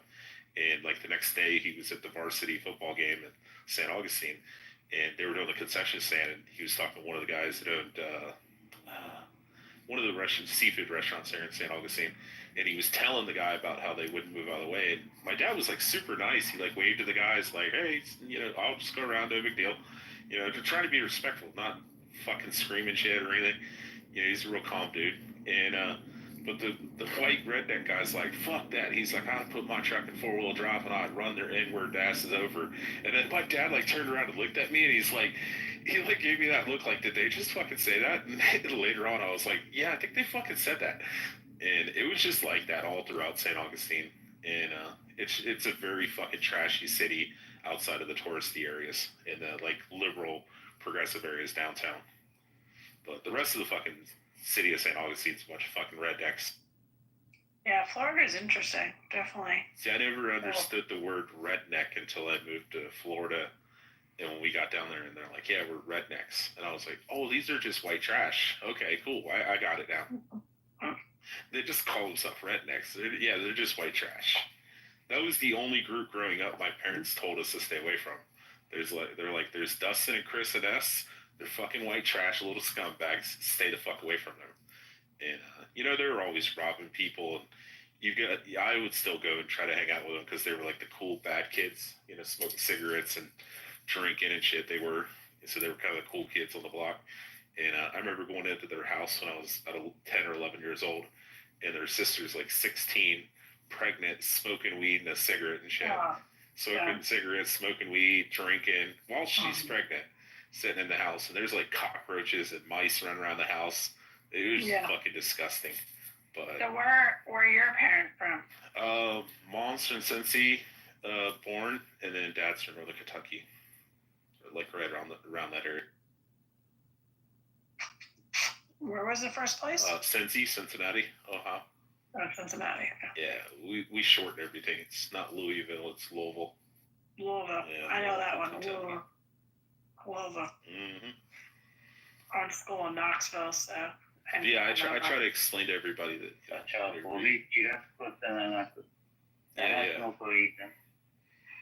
Yeah, not everybody from Kentucky is hillbillies and, you know, mountain people.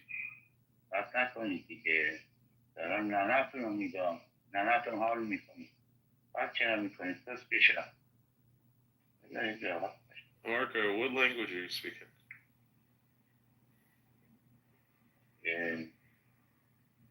Marco, where are you from?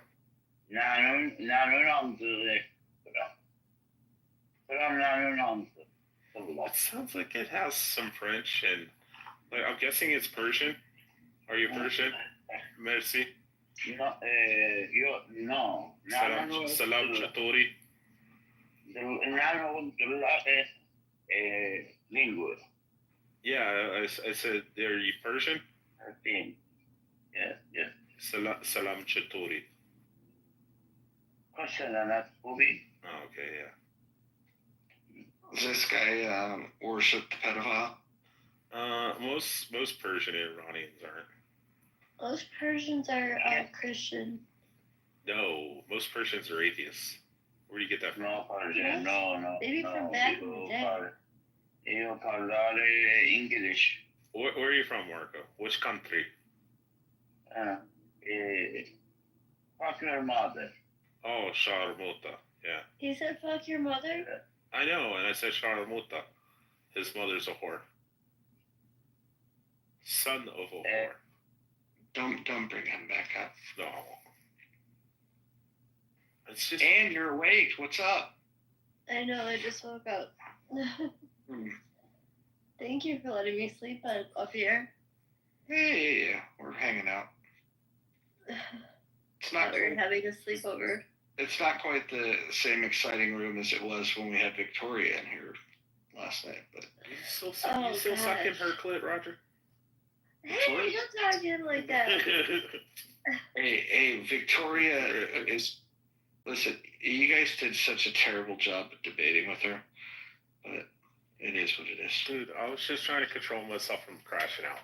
I was really wanting to, but I knew it would get you screaming, and then I'd end up in the goo. And so I was like, okay, just like be reserved, go slow.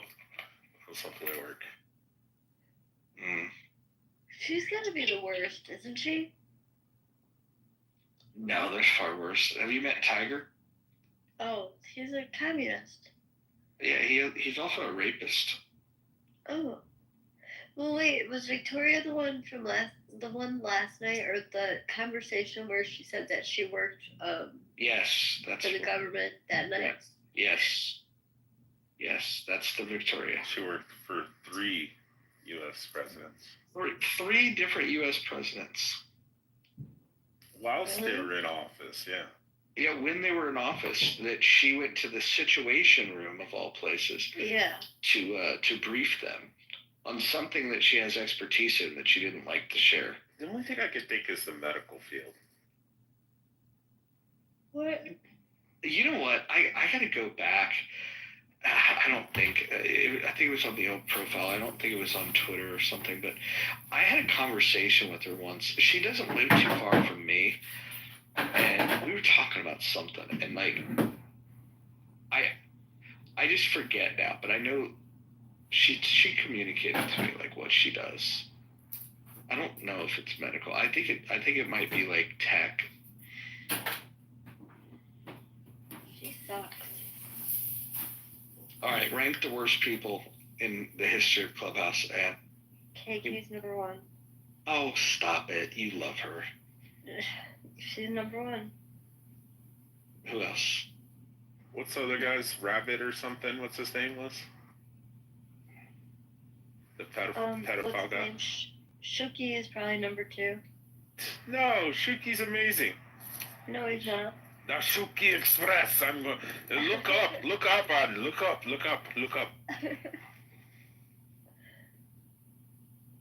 Who else? Shuki. All right, that's 2. I need one more.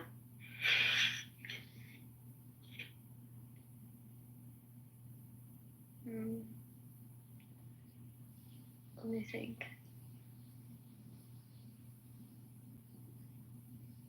I don't know. I got a message in the back channel that said poodle. Poodle? Really? Yeah. What's wrong with Poodle? Poodle sucks. He's such a fucking... Poodle sucks. Poodle's like a more annoying version of Necro. Poor Necro. What? Necro's less annoying than Poodle. I hate how cuckish Necro is. You know what? Necro's gotten better though. He was like really bad. You got to think he had low confidence. He had a weird voice, and he just had a bunch of dumb ideas floating in his head. But he kind of hung in, got picked on a little bit, and like I feel like I feel like Necro is evidence that bullying works. Oh, I've definitely strengthened Necro a lot. Yeah, I think he's gotten better. You're so funny. He had to almost ask for Roger's permission. Roger had to give him permission. He was like, Necro, say what you really mean. And he was like, okay. Now go sit in the corner, jerk off. I used to I couldn't stand fucking Necro before I fucking left this app for a little break. I fucking. Throw him in the audience for sounding annoying. I'll tell you where Necro was fucking annoying was when he was with the Andrew and all his boys. When he was in there, when Andrew R, when he used to be part of that clique, he was. I don't know what's. Andrew R, you know him. Hold on, you guys are just saying names like I'm supposed to know who these people are. The guy with the orange shirt that's got him, where he's like driving in his car, and he does like the religious apologetic rooms and stuff, and he always has all the atheist philosophers in there. Yeah. He used to run in those rooms. He was a lot more confident. He would come off mic and like run his mouth. Yeah, I don't mind Necro as much. I mean, he's starting from a bad position with that voice, and he's got to work through that. But I think he's gotten better. And what was your number 3?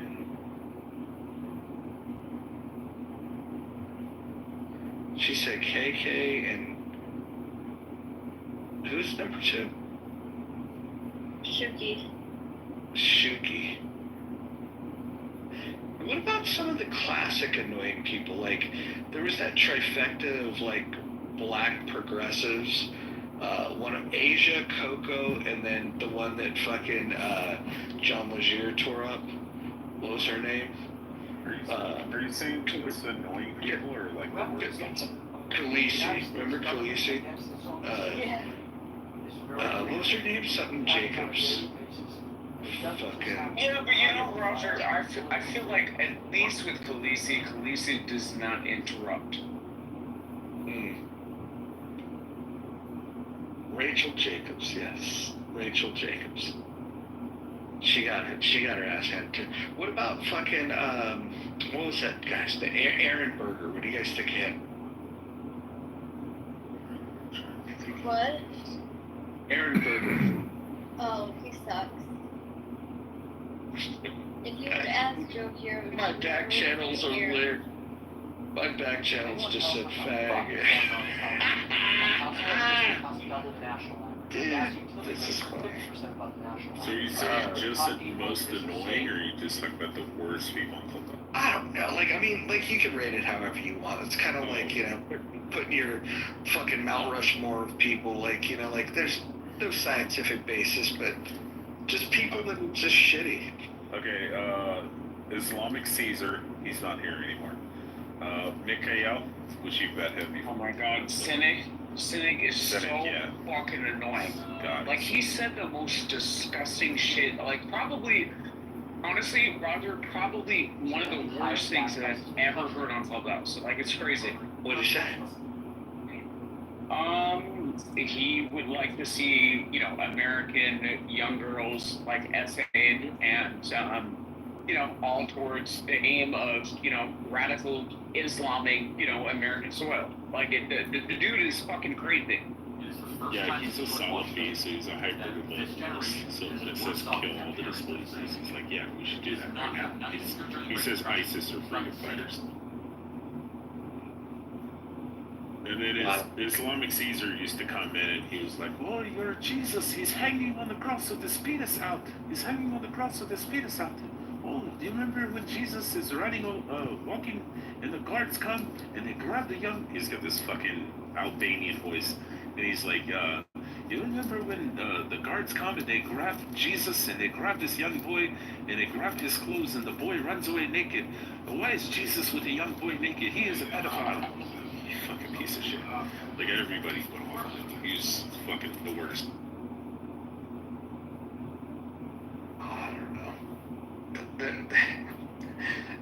doesn't sound as unreasonable to me as some of the other stuff.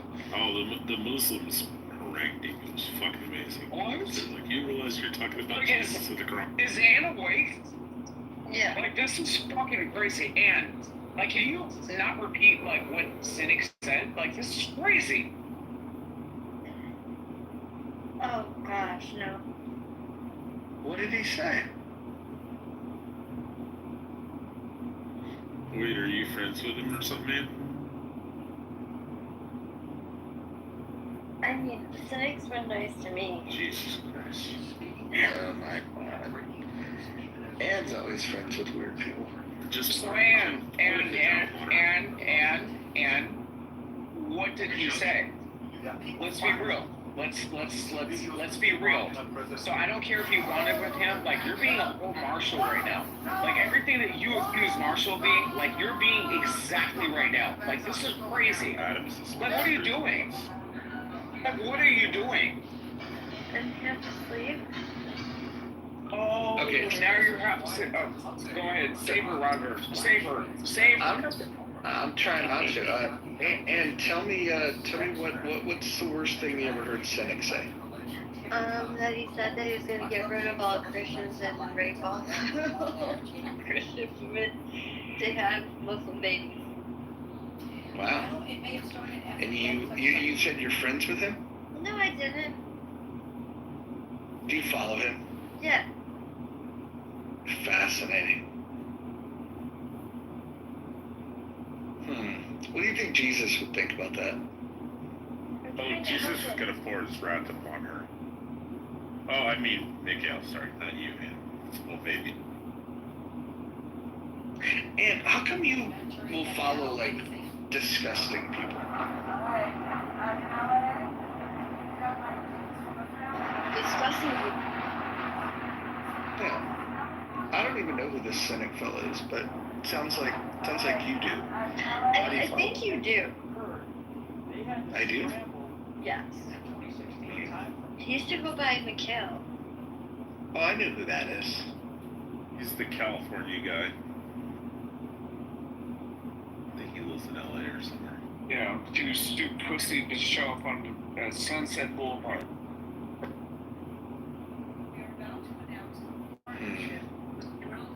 This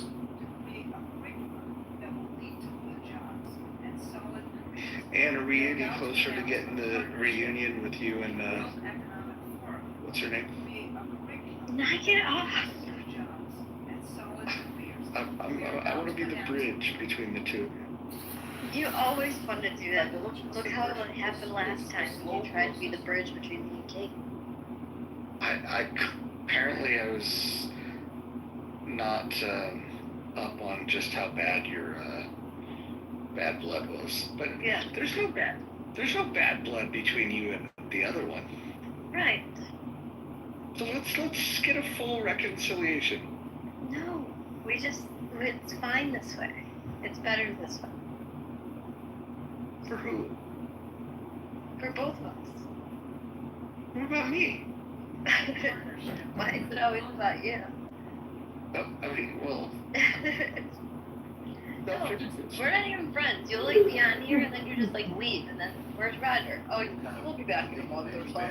I'm like, oh okay, thanks Raj. I don't know. I can't commit to the shit show that this place has become. Well, who's your top three?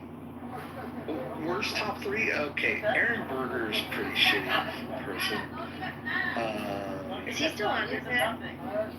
I don't know. Oh, Roger, I forgot my number three's JP. Sorry. Why him? He's turned into a real douche to me. Like I said, I have no smoke for him, but he's definitely my top. Temecula's new parental notification policies. I liked him before. Linda and Phil have been active on social media, dressing up this policy as a win. You know what? I'm going to give you a controversial one. It's definitely not the worst, but just like he went from somebody that I thought, oh, this guy is nice and can have interesting conversations with, to just like a total pussy and intellectual midget, and that's God, what's his name? Muse. That guy turned into such a pussy.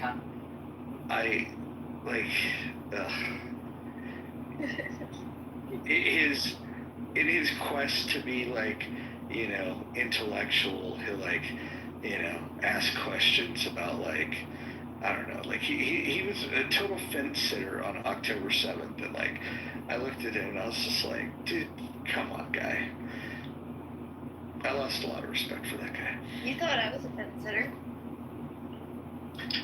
You are a fence sitter, but that's okay. I've look, from where you started of just being like a troll that came from some other platform that was just centering yourself in every conversation. Like, I feel like you've become like enjoyable. I like you now, and like that took a lot of work. Wouldn't you agree? Yeah. Yes. You hear a lot of bad influences on this app too. Like when you got on this app, like it was like you know what it was? It was like all the incels that were in conservative Clubhouse, like they were like, oh shit, a girl, maybe, just maybe there's a chance, and so they all gravitated towards you, and then you soaked up the weirdness in conservative Clubhouse. And and then I think then you peeled off and started hanging out with the normal people. Like I like Joe. I think you and Joe pairing up is one of the best stories of this app, in my opinion, because like you went from somebody that was like just kind of like trollish and like, I don't know, like I think being taken advantage of by like some of the bad people on this app, and then you kind of found your crew, and I don't know, you matured. We watched you mature over the last few years. Oh, I couldn't stand Anne when I first met her. But she was in like Leslie and Prashant's rooms. That's why. Really? I hate Leslie and Prashant. Those definitely are on my top 5. That's 4 and 5 right. Prashant was funny, like in early Clubhouse. He'd open a room of like, like some crazy ass fucking cryptic title, and then he would give some fucking insane lecture about something, and then he would just disappear. He was weird. He was a weird dude. He was always nice to me though. I will say, one of the rooms he did that was really cool was like on Independence Day. He like read the Declaration of Independence, and like, I don't know. I don't think Prashant's that bad. Although I do know that he's got some very like weird white supremacist neo-Nazi ideology. Are we talking about the right Prashant? Yeah, the Indian one. Yeah. You didn't know that? Him and Wesley? Wesley's just a retard. But no, you can't be an Indian and a white supremacist. I'm sorry. He like identifies himself as like white. He doesn't identify as Indian. No, he's like the Uncle Ruckus of like the Klan. I think you're reading that wrong. Respectfully, I think he's got religious views that are a little too literal that make it weird. But I don't. White supremacist? No, dude.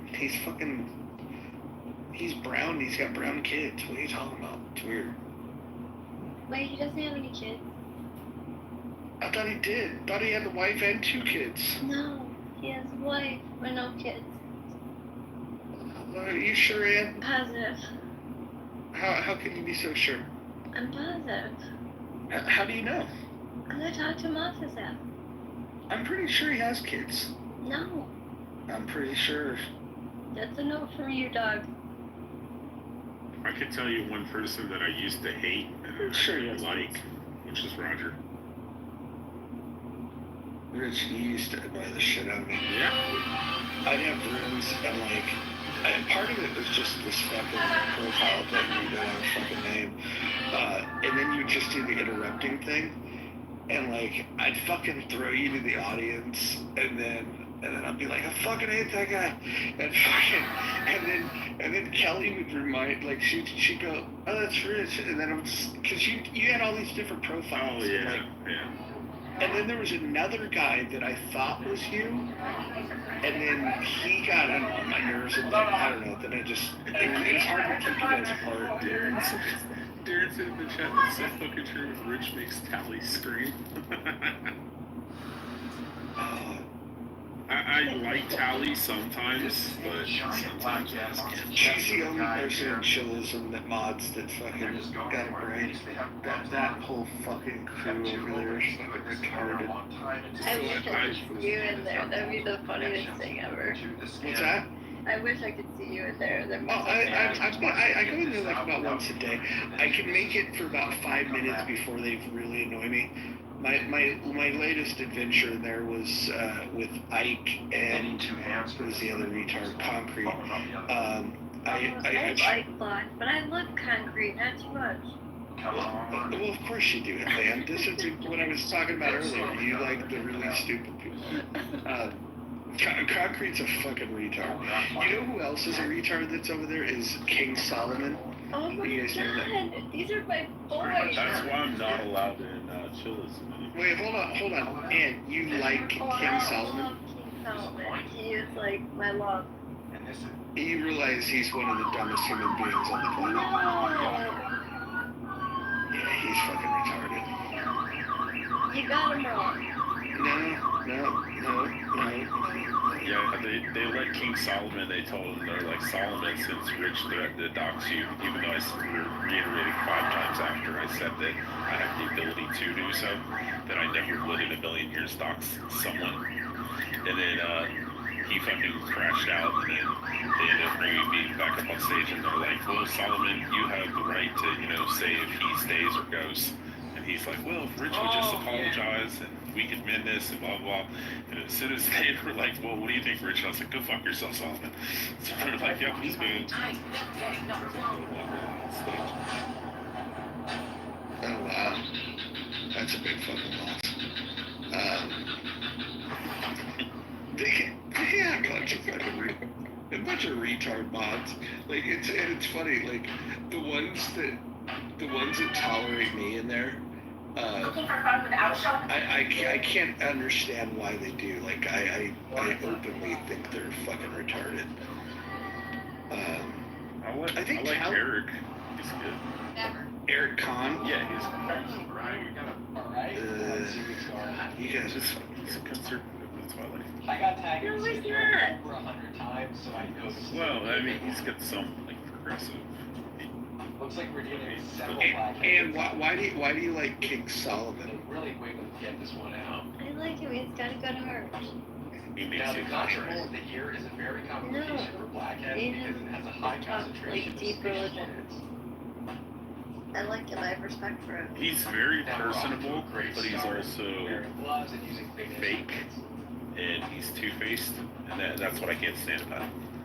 Looks like these two he's pretty side by side are He's just a dumb guy. He's the kind of person that, like, if you saw, like, if his application came in and you had to do an interview, in 3 seconds you'd be like, I don't care what the fuck he says, I'm not hiring this guy. Like, he's just fucking, like, just dipshittery. Yusuf, I got a question. Are you Sunni or Shia or atheist, Catholic? Me? Oh, Yusuf. Oh. Like I'm Catholic. Hey, Yusuf, you there? This up for you. Habibi. If he ain't answering, he ain't answering. What the fuck? No, I was just trying to see. Just push He it has through. 0 friends. That checks out. Trying to think who else. Like, you know what's funny is, like, Monica fucking goes over there and, like, just kills that room. Like, Roger and Roger, they love doing that to you. Like, right next to them. What'd you say? What's up? Not much. Oh, I was gonna say you Sunni or Shia? What's your question? Are you Sunni, Shia, atheist, Christian, Baha'i? Yeah, Sunni Muslim. Alright, go ahead, Roger. No, it's okay. He knows He knows the prophet's a pedophile. I don't have to ask him any questions. What did you say? Muhammad is pedophile. Okay, that's your opinion. Nah. Yeah. So that's what you want to say? Oh no, he actually had a question, but he's tired of you Muslims saying abhorrent, disgusting things. Yes. We don't have to clarify anything to you guys, like. No, you'll just wait until you 30% of the population institute Sharia law and then behead people like Anne. Yes, that's what we do. Yeah. Oh my God. There you go. And you better be careful. He's got his eye on your little Christian. Oh no, Roger, it's you too. You have to be careful. Yeah, motherfucker, I ain't gotta be careful for shit. You come at me with your fucking little blade, I'm gonna fucking shoot your face off. You will not be able to. We're fucking stuck. Did you guys lose 1.2 million in Iraq? I think we lost like 2,500 over 20 years, right? You guys are goat fuckers. Like, Yeah, we are. But I have a question for you. I think that 2,500 is between Iraq, Afghanistan. Well, no, Rich. He said he had a question for us. A serious question. What would you prefer, behead or cut your dick? Let's see. Hold on, let me think about it. Behead or cut my dick? Well, where would you cut my dick? Sideways or long ways? Look, anyway, you don't procreate anymore, so I think behead is better.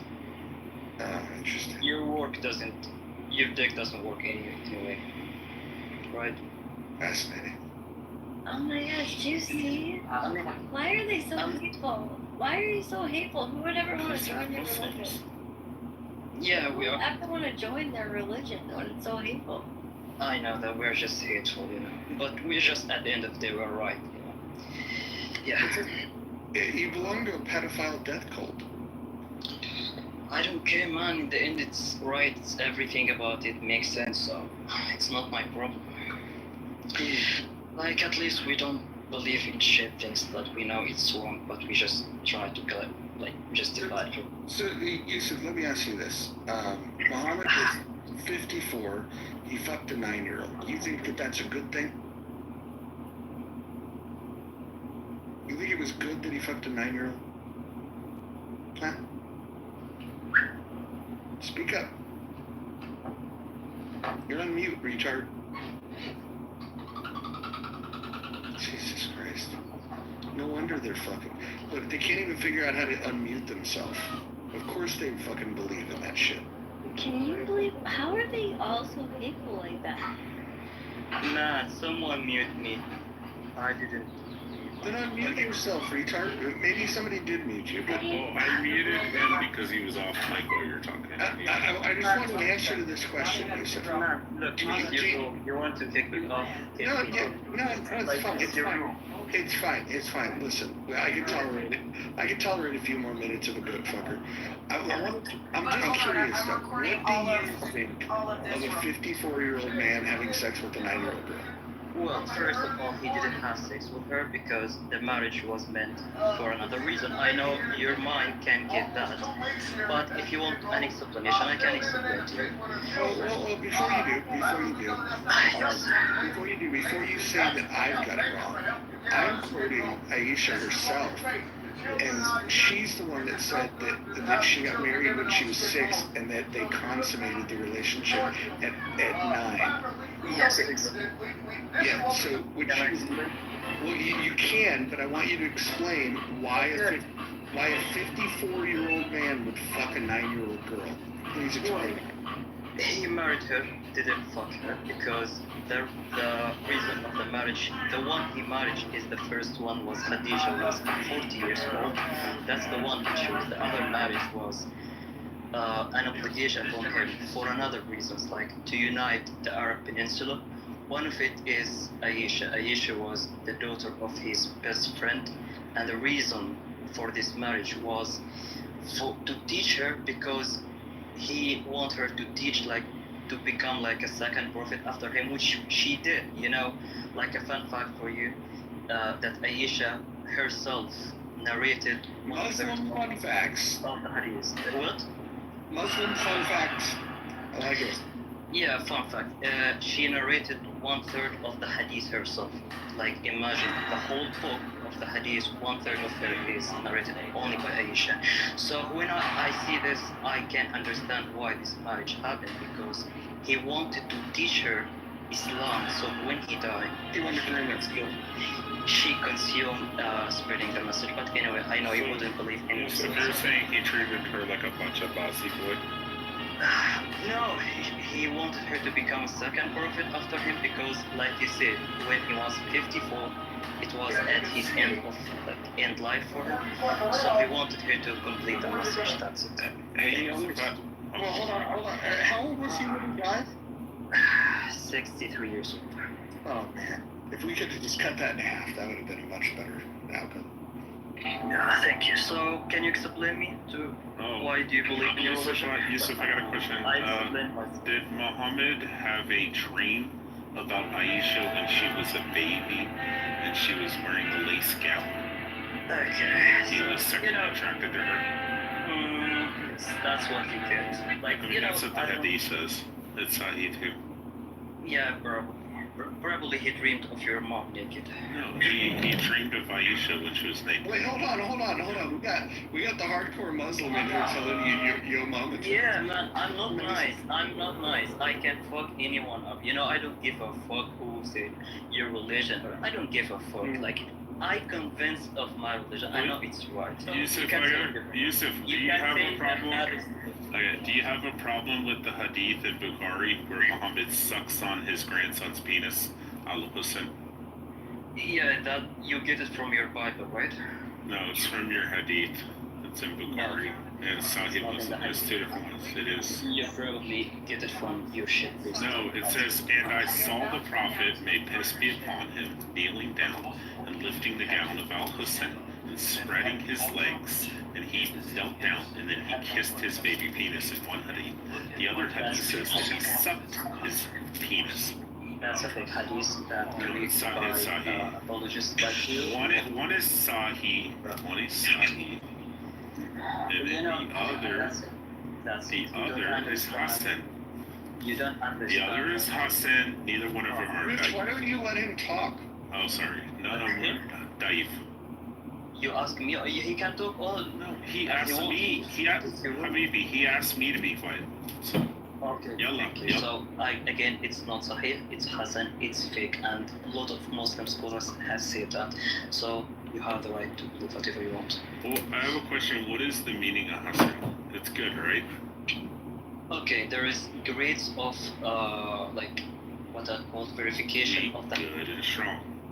Yes, and this is Hassan is like a lesser degree, like probably 50-50. When it said Sahih, like it's 100%. So what if I bring you a Sahih one where he kisses baby? Okay, bring it. Yeah, it's in Sahih Muslim. You'd have to check. Yusuf, where are you from? From Egypt. Oh, it's Sahih.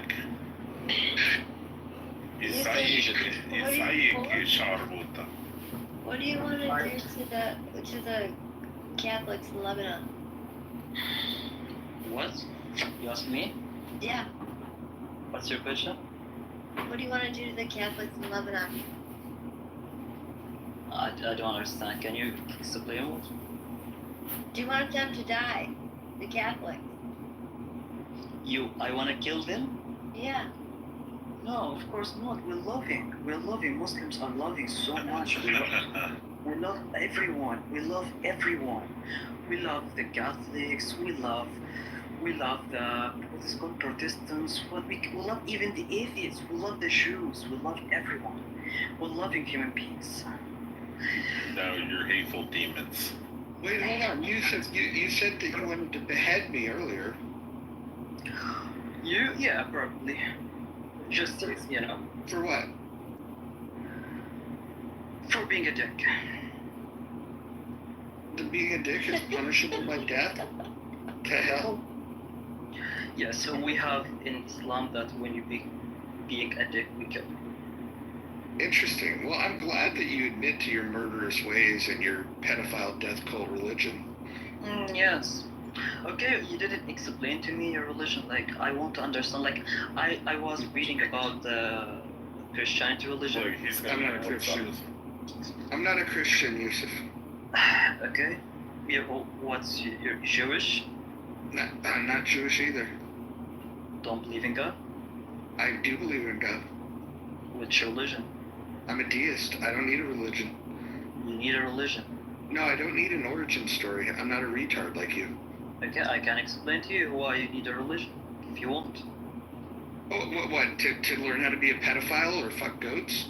Okay, first of all, you can't know what's right and what's wrong because we as human beings, we have different opinions. Like, what's right or wrong for me, it's different for you. So no, you're definitely correct, and we agree there, because what's right for you is to believe that it's okay to be a pedophile, like the Prophet Muhammad, who fucked a 9-year-old girl. So for me, that would not be okay. So we have different belief systems. I agree. Exactly. So we as human beings, we have different opinions.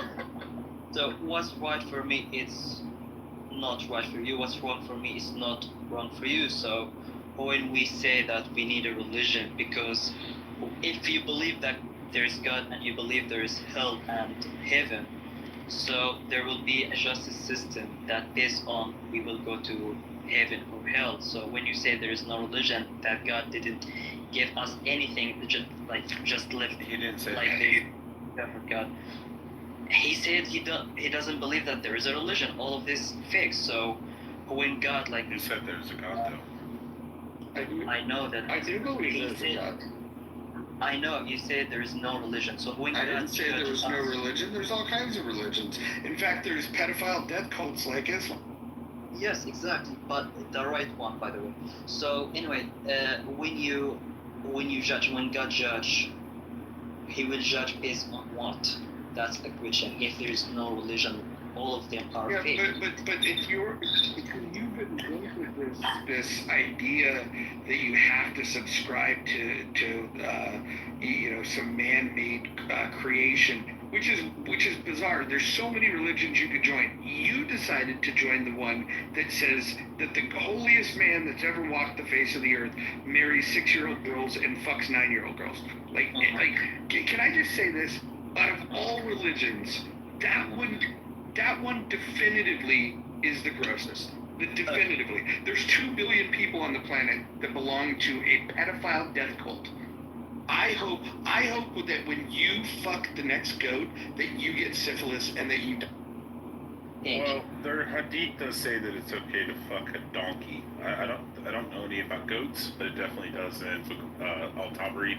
It talks about that you can fuck a donkey and still be clean to make There's also hadith that say it's halal to fuck you.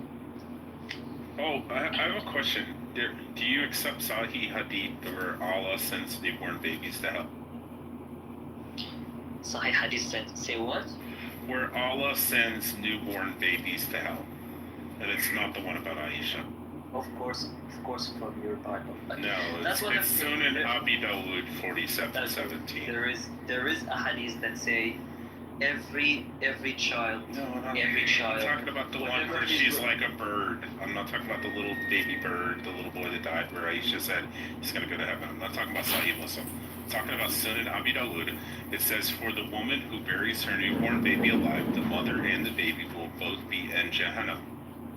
No, this is also a fake hadith. It's Sahih. It's Sahih. It's Sunan Abi Dawud. You may. It's 47:17. You fucking. I don't understand your concept. You mean if a child? If a mother buries her newborn baby, the mother and the baby both go to Jahannam. 100% wrong. 100%. You want? Yes. Hold on. Let's not argue. Hold on. Let's stop getting caught up in the dumb details. Look, we clearly don't have the same worldviews. Hold on. I want to ask you a question. Do you believe that King Solomon was able to speak to the ants? The cats? Ants in the ant colony. The insects, ants, yes.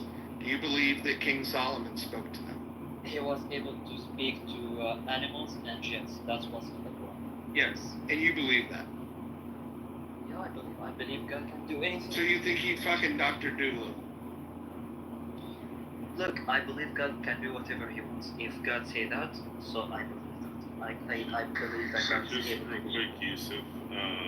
Amir reported I am, the messenger of Allah, may peace be upon him, is saying, the woman who buries alive her newborn baby girl and the girl who is buried alive, both will go to hell. This tradition has also been transmitted by Ibn Masud from the Prophet, may peace be upon him, to the same effect through a different chain of narration, and the greeting is Sahih.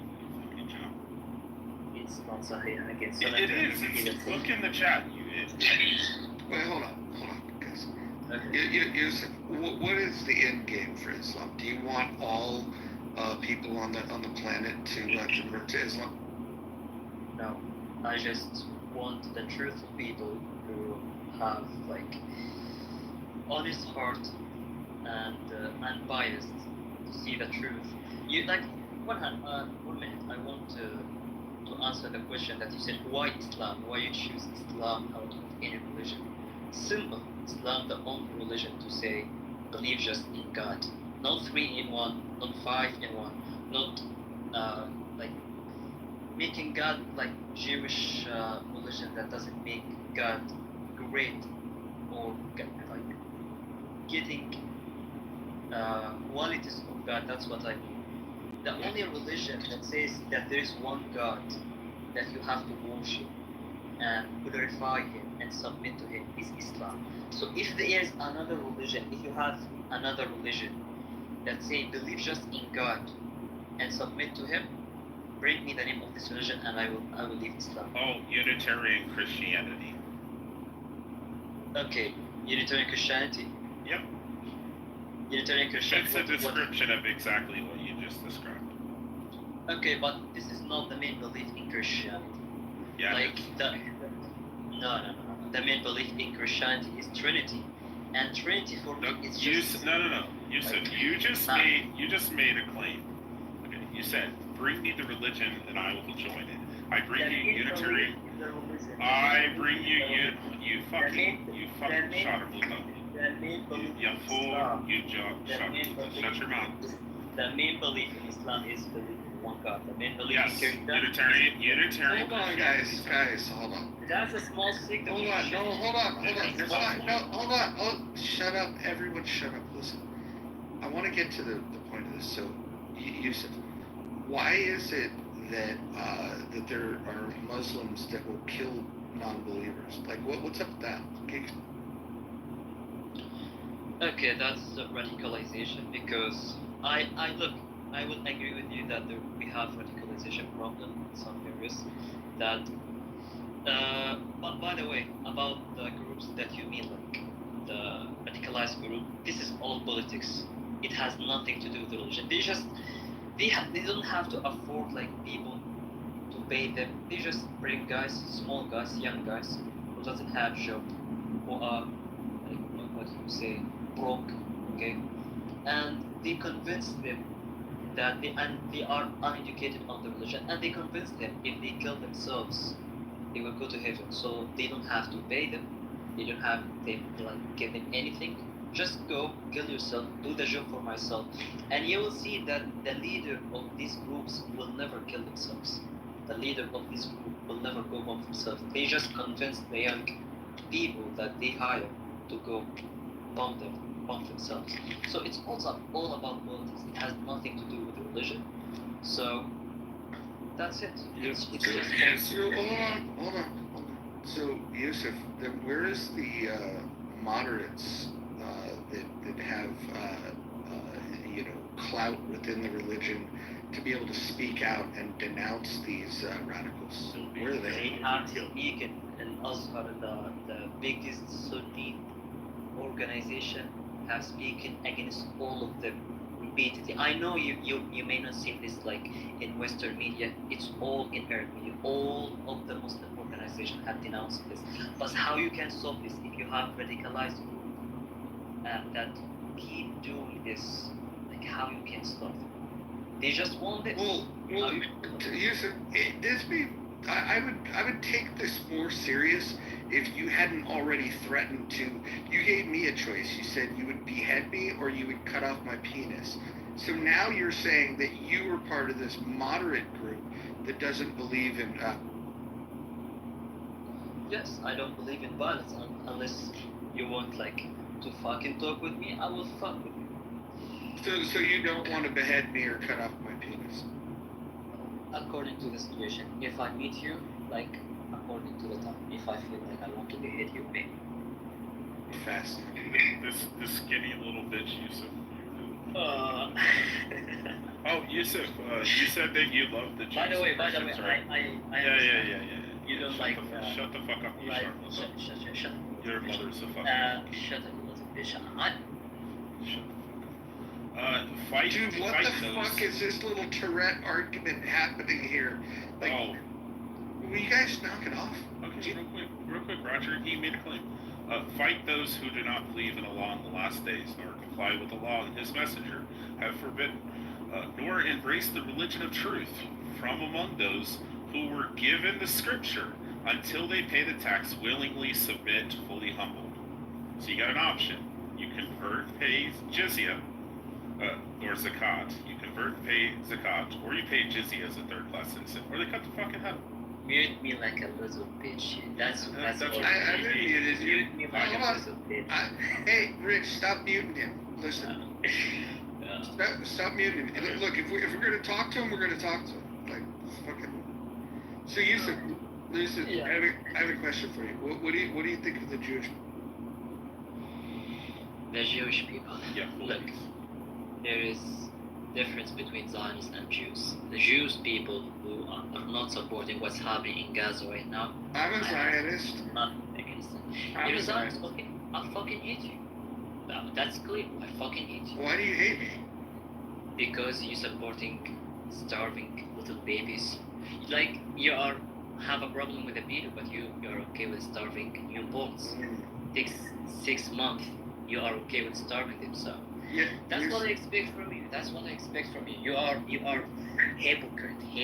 Like Yusuf. Muslims are bad. Look yourself. Look at yourself in the mirror. Look at your values. Correct. You're supporting starving 6-month child. Like you really like it. You have a justification for it. Come on, man. Come on. Yeah, that's all of you. If they're gonna grow to become you, yes. All pretending all the high values, but you have zero values. That's it. Yeah, Yusuf, let me explain something. So, I believe in what's called retaliatory force, and when these evil piece of shit terrorists crossed the border into Israel on October the 7th, taking hostages, they still have 49 hostages, killing women and children. You're so against killing children, but these evil terrorists killed children. And then Israel declared war and said, we're going to end Hamas, a terrorist organization, and free the hostages. Until those two goals are met, then the war continues. And yes, civilians die in war. It's a brutal truth that you have to accept. But at the end of the day, until Hamas is defeated and the hostages are all set free, the war is going to continue. So let me ask you this: Are you advising members of Hamas to surrender, turn in their guns, and say, "Hey, we give up"? Because if they did that, the war would end. All they have to do is free the hostages and drop them. Okay, first of all, I'm not pro Hamas. I'm not with killing anyone innocent, whether it's Israeli or anyone. You threatened to cut off my head and to cut my penis off. What are you talking? Let me continue. And second of all, I am with them in retaliating against Israeli occupation, the offensive, the oppressive Israeli occupation. I am with anyone who retaliates against it. I am not against killing innocent people. Interesting. Second of all, you say. Do you feel like you have Islamic Tourette's? Wait. You said Israel have the right to defend itself. I am with it. There is difference between they go against Hamas and starving babies purposely. They're starving babies purposely. There are little babies who can't eat. That's not a war. That's war crime. There's a difference between a war and war crimes. You want to go against Hamas? They did something wrong. Go fuck all of them. I have go fuck all of them. Don't go after civilians. Don't go after civilians. Don't starving people. Don't starve people. That's not human. Yusuf, I've got questions. Let's have a conversation. Let's have a conversation. I want to have a conversation. Oh, okay. Hurry up. I'll give you 30 more seconds. Okay. You said, will you tell them to release the hostages? Right now, I would say no. Why? Because I know what would happen. This is the only guard they have right now, the hostages. If they give them the hostages, man, it's over. Israel gonna occupy Gaza, and their case will be gone. That's what's gonna happen. Those babies will. Hold on, Rich, hold on. Few points here. If Israel was interested in occupying Gaza, they would have occupied it prior to the conflict on October 7th. In fact, they forcibly take all Israelis away from Gaza. So you're wrong about that. Secondly, this idea that about retaliatory force, you said that you're against the killing of innocent civilians, and yet that's exactly what Hamas did on October 7th. The other thing was, you mentioned war crimes. It is a war crime to use human shields. So when these pussy goat fucking Hamas members, after they make their violent acts, they then hide behind innocent women and children. This is a war crime. You probably know that. And then the last thing I'll say is, if you're so protective of children, don't want to see them starve, then why do you support a prophet that fucks children? Okay. First of all, that's Israeli propaganda that Hamas is hiding behind civilians. It's not true. Okay? It's not true. That's like, because Israel knows, they will ask them why you do all of that. So they have to have the answer. Which was the answer? Hamas is hiding behind them. And then killing them all. Why you kill them all? Hamas is hiding behind them. Why you starving babies? Hamas is hiding behind them. Did you see the videos of a little girl shot by Israeli occupation? Have you seen it? Little girl shot by Israeli occupations. This was hiding behind Hamas? You really want to convince yourself by this? Okay, if you want to believe this, you have the right to believe this. But this is not the right thing. And one question for you.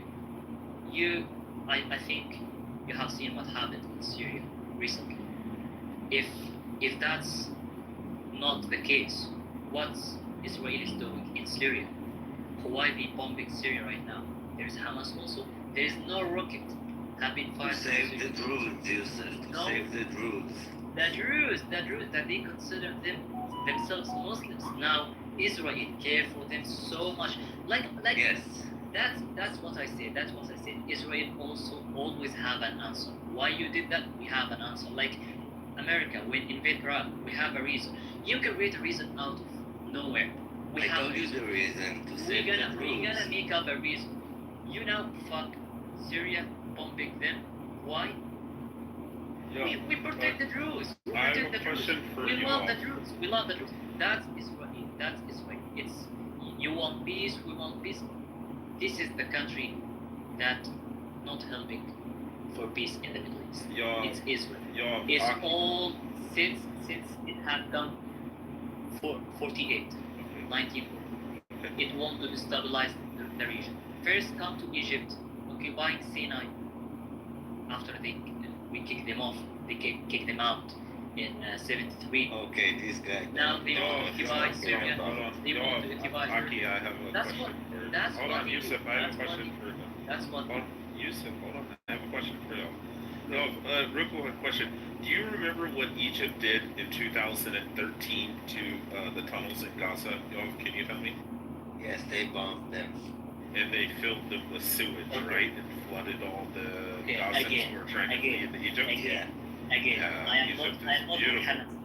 I am not. No, you're Egyptian. I am Hamas. Yes, because if Hamas, Okay, I'm gonna say it. Hamas. No, these weren't Hamas. These were Gazans. What? The Gazans are your people. Before the Six Day War, who controlled the territory of Gaza? I think Egypt. Yeah, exactly. So when the Gazans in 2013, the civilians were going through the tunnels trying to flee into Egypt because they were fighting with Israel, what did Egypt do in response? They filled the fucking tunnels with sewage water and flooded and drowned all the fucking Gazan civilians. First of all, you fucking shot Egypt is not gonna take anyone to the country. They don't even want to look much. Yeah. It's not that we don't want. No, because they're terrorists. They're rabid dogs. It's their country. It's their country. So you killed civilians, women and children. We didn't kill them. No. You did. You killed women and children. We didn't kill Egypt did. Not you. Egypt did. Yeah, your country. Egypt never did. Egypt fought against Hamas. I acknowledge. Why did they fill the tunnels with Gazan civilians who were fleeing during the war in 2013? The fighting that was going on in Gaza in 2013. The Gazan civilians were trying. Hey, if you guys are both talking at the same time, I'm just gonna move both of you, dickhead. Okay. I'll just finish what I was saying. Okay, go ahead. Okay, cool. So when the civilians were fleeing Gaza, they went into the tunnels. They're trying to get to Egypt. They're trying to get out of there. They're scared, women and children. And your people decided to turn on the fucking spigot and drown them like they're a bunch of prairie dogs, like a bunch of rats. Okay, I'm gonna say it for the last time. Egypt didn't kill any people from Gaza. Egypt's position all the way is we're not gonna take them because it's their case. If we take them, their case and their issue is over, and that's not gonna happen. If we take them, like they say now, take Gazans. Why you don't take Gazans? If we take them, like imagine U.S. come after Mexico, for example, and then after killing them, they tell them, why you don't go to Spain? You speak the same language. Imagine this, any country in the world going against any country else, and then telling them, go to the other country that speak the same language as you. This is not reasonable. Gazans will stay in Gaza. Egypt will be for Egyptians. Palestine will be for Palestinians. Wait, so you're saying the West should stop taking Muslims because they don't speak fucking English like you? Okay, look. And you share different culture? I have no problem. If the West doesn't want Muslims, they have the right to do that. It's not. Why you blowing? Then what if? Wait, Yusuf. What you said there? What if does Israel have the same right to do the same thing because they're Yehudis and they speak Hebrew and they have Jewish culture? Do they have the right to kick all the fucking Arabs out of their country? Are you okay with that then? All the Muslims? Like Gaza, the West Bank? It is a country. It's recognized. Yusuf, are you familiar with the way that Japan deals with Muslims? The what? Japan, the country of Japan. Are you familiar with how they deal with Muslims? No. So, listen to this, because I find this interesting, right? Japan is the only nation that does not give citizenship to Muslims. Permanent residency is not given to Muslims. Propagation of Islam in Japan is banned. In the University of Japan, Arabic and any Islamic language is not taught. Japan is the only country in the world with negligible number of embassies in Islamic countries. One cannot import the Quran published in Arabic language. Muslims must follow Japanese law and language. Japanese government and the opinion of the Muslims are fundamentalist and unwilling to change their Muslim laws. Muslims cannot even rent a house in Japan. There is no Sharia law in Japan. So let me ask you this. Do you like and support the Japanese approach to dealing with it? Okay. I have no idea, honestly, of what did you say. I just put it in ChatGPT, which has said all of you what you said is just bullshit. But anyway. Well, wait, hold on. Listen. The fact that you don't know what I just. I just googled it. And it said it's fake. So you can Google it or. Yeah, Roger, I have to check that too, respectfully, and yes. It says 47,000 Muslims have citizenship in Japan. Yeah, I will. Hold on, I will. First of all, shut your fucking mouth, retard. Wait a second. I'm not even talking to you right now. I'm going to talk to Vladdy. I will post my source, and I will show you exactly where this came from. So, Vladdy, when's the last time you've been to Japan? I have not been to Japan. Okay, I'll go ahead. Or for me, it's 26. Okay. I have seen I don't know also if it's right or not. I have seen a news recently that say Islam is the most spreading country, spreading religion in Japan. I don't know if it's right or not. I can ask ChatGPT right now. Wait a second. I can ask ChatGPT. Wait a second. The only Africans that are allowed in there are from Kenya and Tanzania, and they're brought in by the Yakuza. And that's pretty much. And most of them are Christian.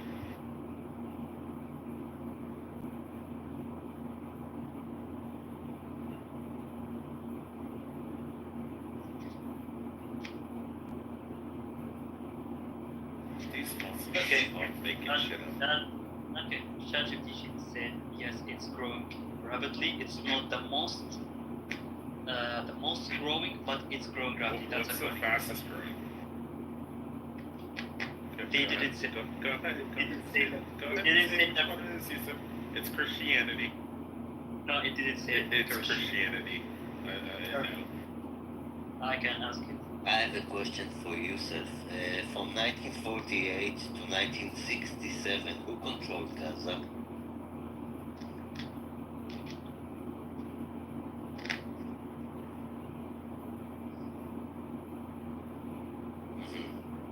Interesting.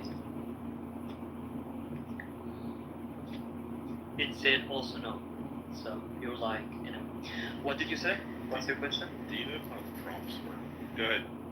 From 1948 to 1967, who controlled Gaza?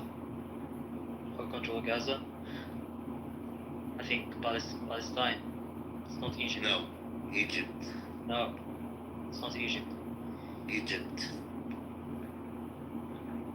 Totally Egypt. 48 to 67. Egypt controlled Gaza.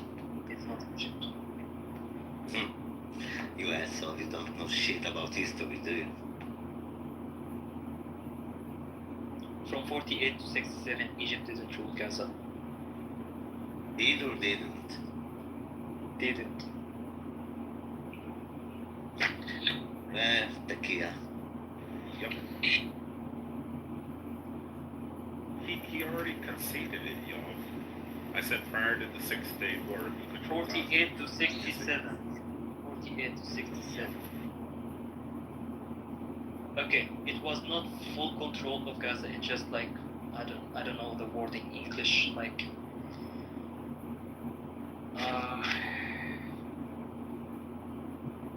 Okay, beside your Takia. Territory? Territory? Like Guam, U.S. Marshall, Marianas Islands, Puerto Rico, American Samoa. Territories? That's the word you're looking for, is territory. Oh, U.S. Virgin Islands, too. I don't understand what's your point. Egypt ruled Gaza. What's your point when I say what's happening in Gaza right now is I'm telling you that they are Egyptians. The Gazans are Egyptians. I don't understand the point you guys The point is that the Gazans, shut up. The point is that Gazans are Egyptians. It's very complicated. When I say starving little babies, 6 months is wrong, and then you bring history. Did you know who ruled Gaza in 48? Why the fuck who ruled Gaza? Egypt. Because they are Egyptians. They are your people. Okay. Egyptians never killed Gazans. I am more sure about that. 2013, they flooded the Never. They flooded the tunnels into Gaza with sewage and salt. Okay, I have to answer it for the third time. Yeah, you have to do takia for the third time. Anyway, like, I'm gonna leave, but I'm gonna say, like, final thing. I don't blame you guys, like, being Zionist. I blame the Arab countries for letting you do that. And one day, I will be able to read. I honestly blame the Arab countries. I blame the Muslim countries for letting this happen in the first place. I don't blame US. I know US has its benefit from supporting Israel. I know Britain have its benefit from supporting Israel. So I don't blame you at all for supporting Israel, which is not human for supporting what's happening right now. But anyway, it's your decision. I blame the Muslim countries for letting this happen. While we're taking blame off of people, I want to also say I don't blame you for being part of a pedophile death cult. I blame your parents for being evil enough to subject you. Okay, and thank you for that. And I don't blame your mother for creating you, because I didn't know. I know that she didn't know you're a piece of shit. Well, there he goes. Wait, Roger, did you learn anything new about Islam today? No, this is pretty consistent with what people say. They really. Royfield says, Mojo, come on now. What did I say that was wrong? The guy said he wanted to cut my head off or my penis off. I think I have the right to retaliate a little bit. Besides, I'm not the one that belongs to a pedophile death cult. He does.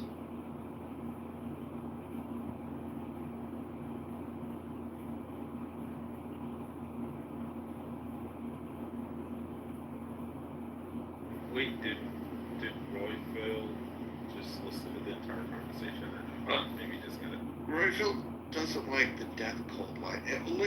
What else can I fucking call it? I mean, first of all, okay, well, you didn't object to the pedophile part, so I guess you're meeting me halfway.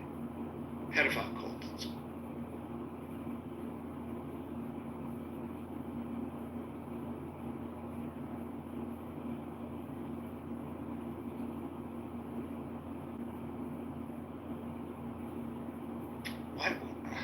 Royfield, come up here. Why are you objecting to death? Oh, I invited him.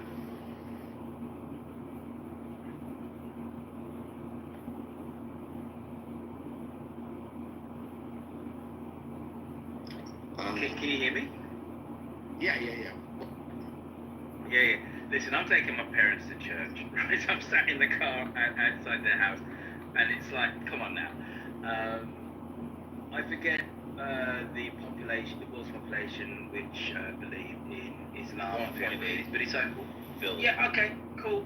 Yeah, so 1.8 million of the adherents of Islam are suicide bombers and believe in nihilism. So utter nonsense. You could look at one second, because I've been listening to you people talking. I am not a Muslim, never have been, right? But I kind of understand some elements of humanity, not all, right? And if you have 1.8 billion people, you're gonna have some people who are pretty extreme. You're gonna have some people who are pretty liberal. You're gonna have some people who are pretty orthodox. Just like you do in Christianity. Nobody looks at the Ku Klux Klan and uses them as an avatar for all Christians. You know, let's like burn black people. Let's hang them, and then hang that on the whole of the religion of Christianity. So we have to have a little bit of we have to be sensible here and say, are there some extreme Muslims? Yes. Are they all Muslims like that? Absolutely not. Absolutely not. Roger, I have the numbers. One second. Rich, what has that got to? What are the numbers of Muslims in London got to do with anything with what I've just said? Can somebody refute what I've just said, which is if you have 1.8 billion Muslims, not all of them are nihilists, believe in destroying are you sure about cultures, etc. I absolutely am. So I'm going to answer this, and whoever just interrupted me, you're going to the audience. So Royfield, here's the issue, right?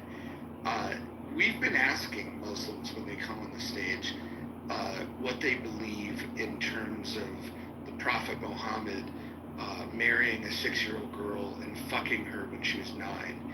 And we've so far, out of a sample size that's probably now like 20 to 25 people, we've had one person say that it's not true. We had one person say that they disagreed with it. And the rest of the people said this. They said she was old enough. And so here's the reality. Aisha herself is the one that makes the claim. I'm not making the claim. Aisha made the claim. And Aisha is a respected scholar in Islam, the wife of Muhammad. And she says she was 6 years old when the Prophet married her, and 9 years old when they had sex. He was 51 when he married her. He was 54 when he had sex with her. When I ask Muslims about that, they don't disagree with those facts. What do you say to that? Why can't I call them a pedophile then? Consent laws, age of consent laws in the UK came in the 19th century. You can look throughout human history, and there are behaviours around sex and sexuality which we find abhorrent. If you go back and look at the Bible, and you'll see practices which do not fly in the 21st century. So, do I think that it is right for a man to sleep with a 9-year-old? Absolutely not, right? But in the mores of the time, globally, there were not prohibitions against it, and it's an unpalatable truth for us. So, Royfield, that would be very compelling in the fact that, because you're correct, even here in the U.S., the state of Delaware once had it legal where you could marry a 7-year-old. So historically, I think age of consent laws have always been out of whack back in the day, like consistently, globally. I agree with you. Here's the issue, and here's the difference, and here's the reason why I have no problem pointing out the pedophile death cult, is because if you talk to people from Connecticut and ask them what they, from Delaware, you ask them what they think of age of consent law being 7, they'll say that's disgusting. If you ask Muslims in 2025, they will say old enough. Well, I haven't questioned 25 or 1.8 billion Muslims, right? But my parents live next door to a nice family of ethnically Pakistani people who are Muslim, and I'm pretty sure that Aisha, who lives next door to my mum and dad, I'm looking at the house right now, would say that that's pretty abhorrent. I'm sure she would. I'm speaking for her. They're a nice family. None of them death cultists. They mow their lawns. They take their kids to school. Pretty normal people. Just have to be. Roger, just let me know whenever. Okay, so they polled and surveyed Muslims in London a couple years back. 51% of which said that they believe that Sharia law, 51% believe that honor killings should be legal in London.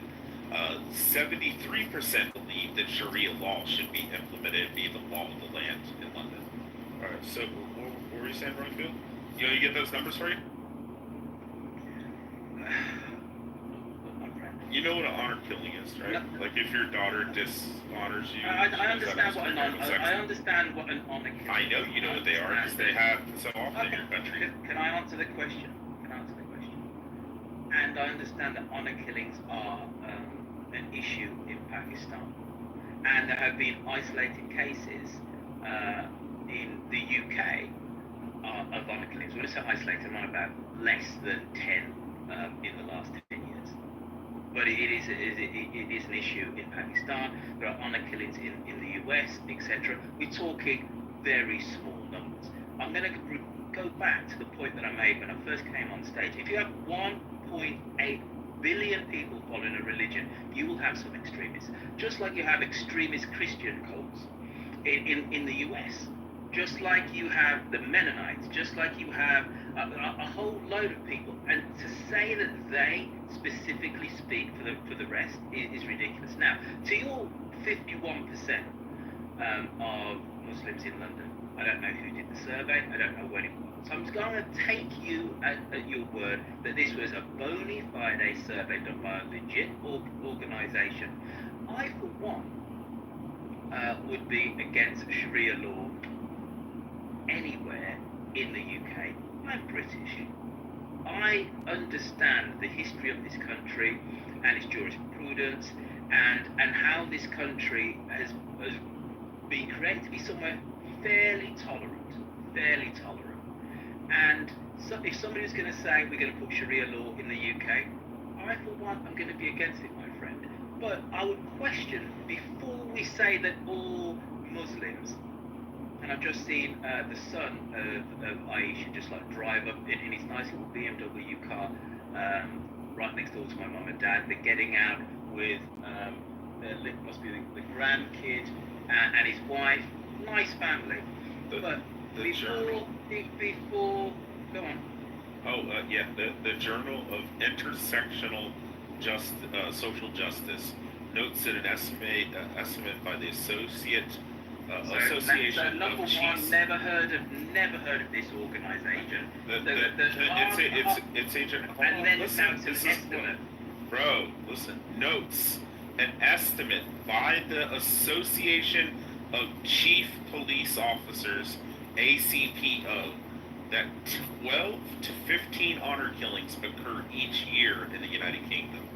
So when I said about 10, I wasn't far out, was I? Each year. No, you said the last 10 years. This is a year. Okay, all right. 10 to 12 a year. Fine. That's 128 continues. You were out by a factor of 10. 10. Yes, I know. You're right. You know what? In a country of Jesus Christ. Go and Google how many honor killings happen in the US. Look up how many happen in fucking Saudi Arabia or fucking Pakistan or Lebanon. I've just said to you that this is a problem in Pakistan. I know about Pakistan because we've got Pakistani my friend. I mentioned Pakistan because my neighbours are of Pakistani origin. But again, I'm going to say to you, right, if we have 10 to 12 to 13 honor killings a year in the UK in a population of 68 million, it's 10 to 15 too many. But we have to put this in some level of proportion. It is disgusting. It is abhorrent. It is not an avatar for the whole religion. And Jesus Christ, if we have 1.8 billion Muslims in the world, we're not having 500,000 honor killings a year.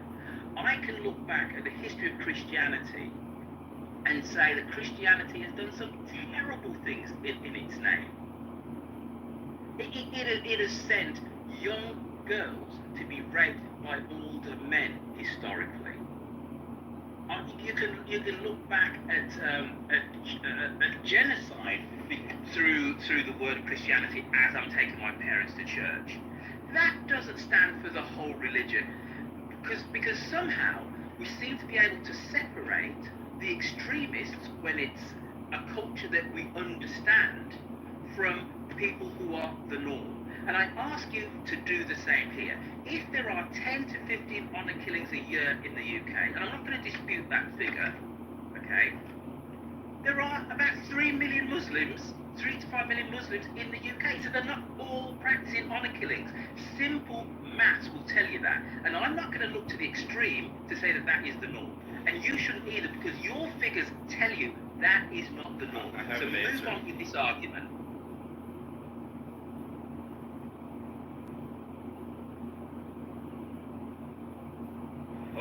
So I have an answer. 51% surveyed say that they would like honor killings to be legal. Well, I've just said to you. Can I finish? I said I had an answer. You got quiet. I'm trying to give you an answer. You're repeating yourself, my friend. My friend, you're repeating yourself. You've lost the argument. Seriously, my point here in making this is if it were legal, it's 10 to 15 right now, or 12 to 15 right now, a year, annually. Okay, what do you think the number would be if they get their fucking way? If they work their way into your government more than they already are, and they decide, you know what, we want honor killing in Sharia law, what do you think the number's going to increase then?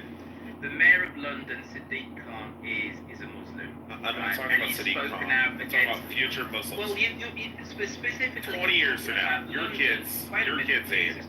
Wait a minute. Let's be sensible here.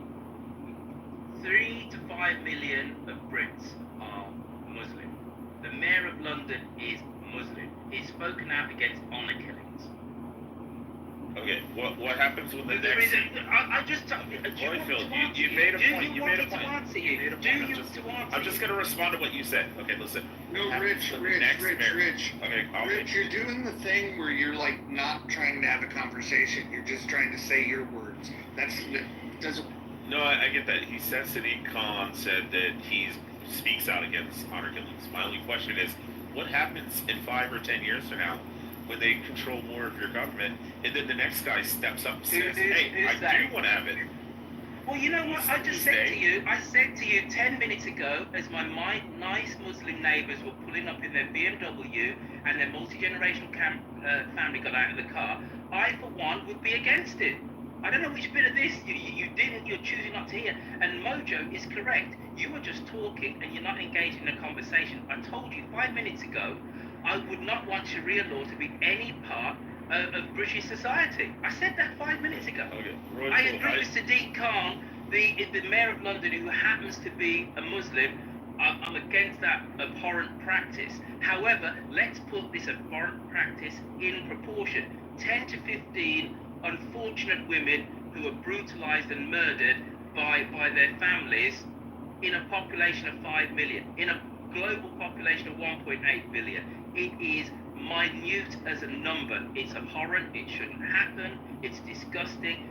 But that is not all Muslims. Move on. Well, Royfield, I just want to mention one last thing. I want you to experiment. I want you, if you're so confident in all this shit, walk over to that Pakistani land and say Muhammad was a fucking pedophile, and watch him pull out a fucking knife and cut your fucking head off right in the middle of the fucking street, because that's what his religion. That is what his religion commands. For anyone who insults the prophet is to be put to death. Like, dude, you walk over there right now to your neighbor, your mom and dad's neighbor, and be like, you know what? Mom's a fucking pedophile. A 54-year-old man had fucked a 9-year-old.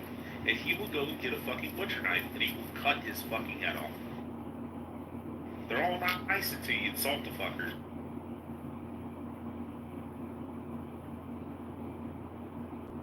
This dude's fucking delusion.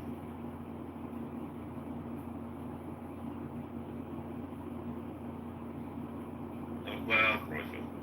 Well, no. My daughter called, and I decided to take that call because, you know, she had something. So that's all I was saying is go over to your mom and dad. Yeah, he will. He's commanded by his religion. Do you know my neighbor? You know my mother and father's name. If he believes in the Sunnah of Islam, and he believes in his makam, he will go and he will get a butcher knife out of his kitchen and he will come out and cut your fucking head off in the middle of the fucking street. He will be nice and cordial and sweet to you. My cousin I've worked with these fucking people, man and woman. We invited them over for a football game, and there was an interruption. And they got out their No. I'm going to tell you exactly what they fucking did.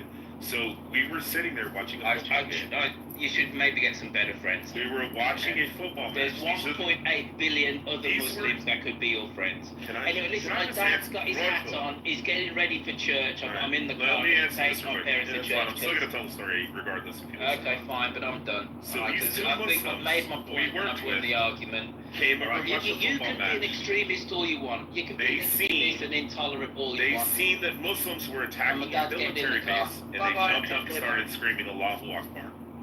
Fucking piece of shit. God, I hate fucking Sims. I just genuinely can't wait until they do start chopping their heads off and sit back and say, I told you.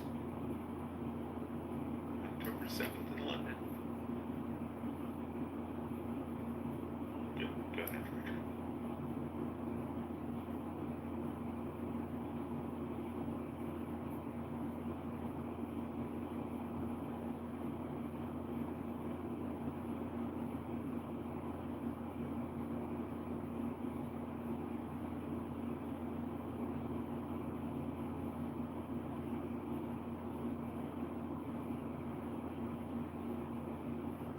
Wait, okay, you said we have to stop putting everyone in the group, in a group, or like grouping them together is what you're saying?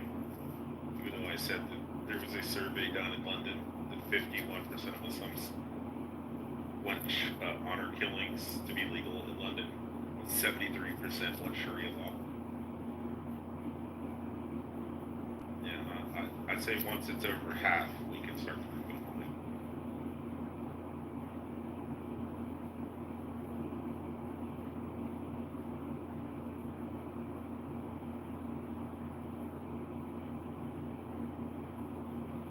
Wait, no, you don't think it's helping by telling people the truth?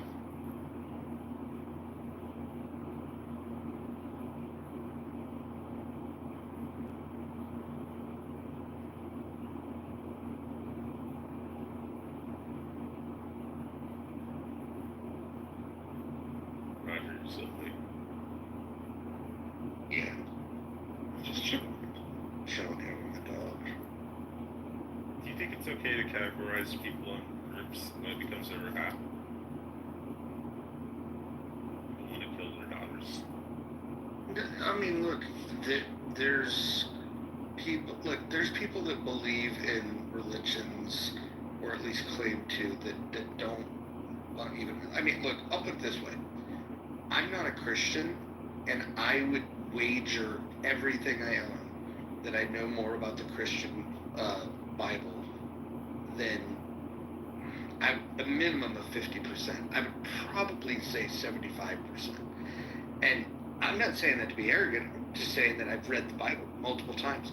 I used to go to church, and what I found to be shockingly true is that a small number of people actually read their Bible.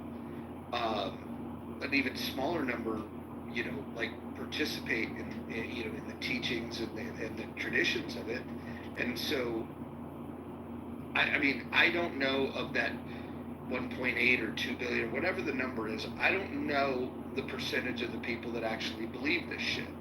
I think the people that do believe it would probably fall into this category of being problematic, because what it teaches is pretty bad. But I would have to imagine that just like Christianity, there's probably a lot of people that are just kind of been drug into it by their folks. No, I agree. Hey, Roger, you want to be a betting? You like betting, right? Oh yeah.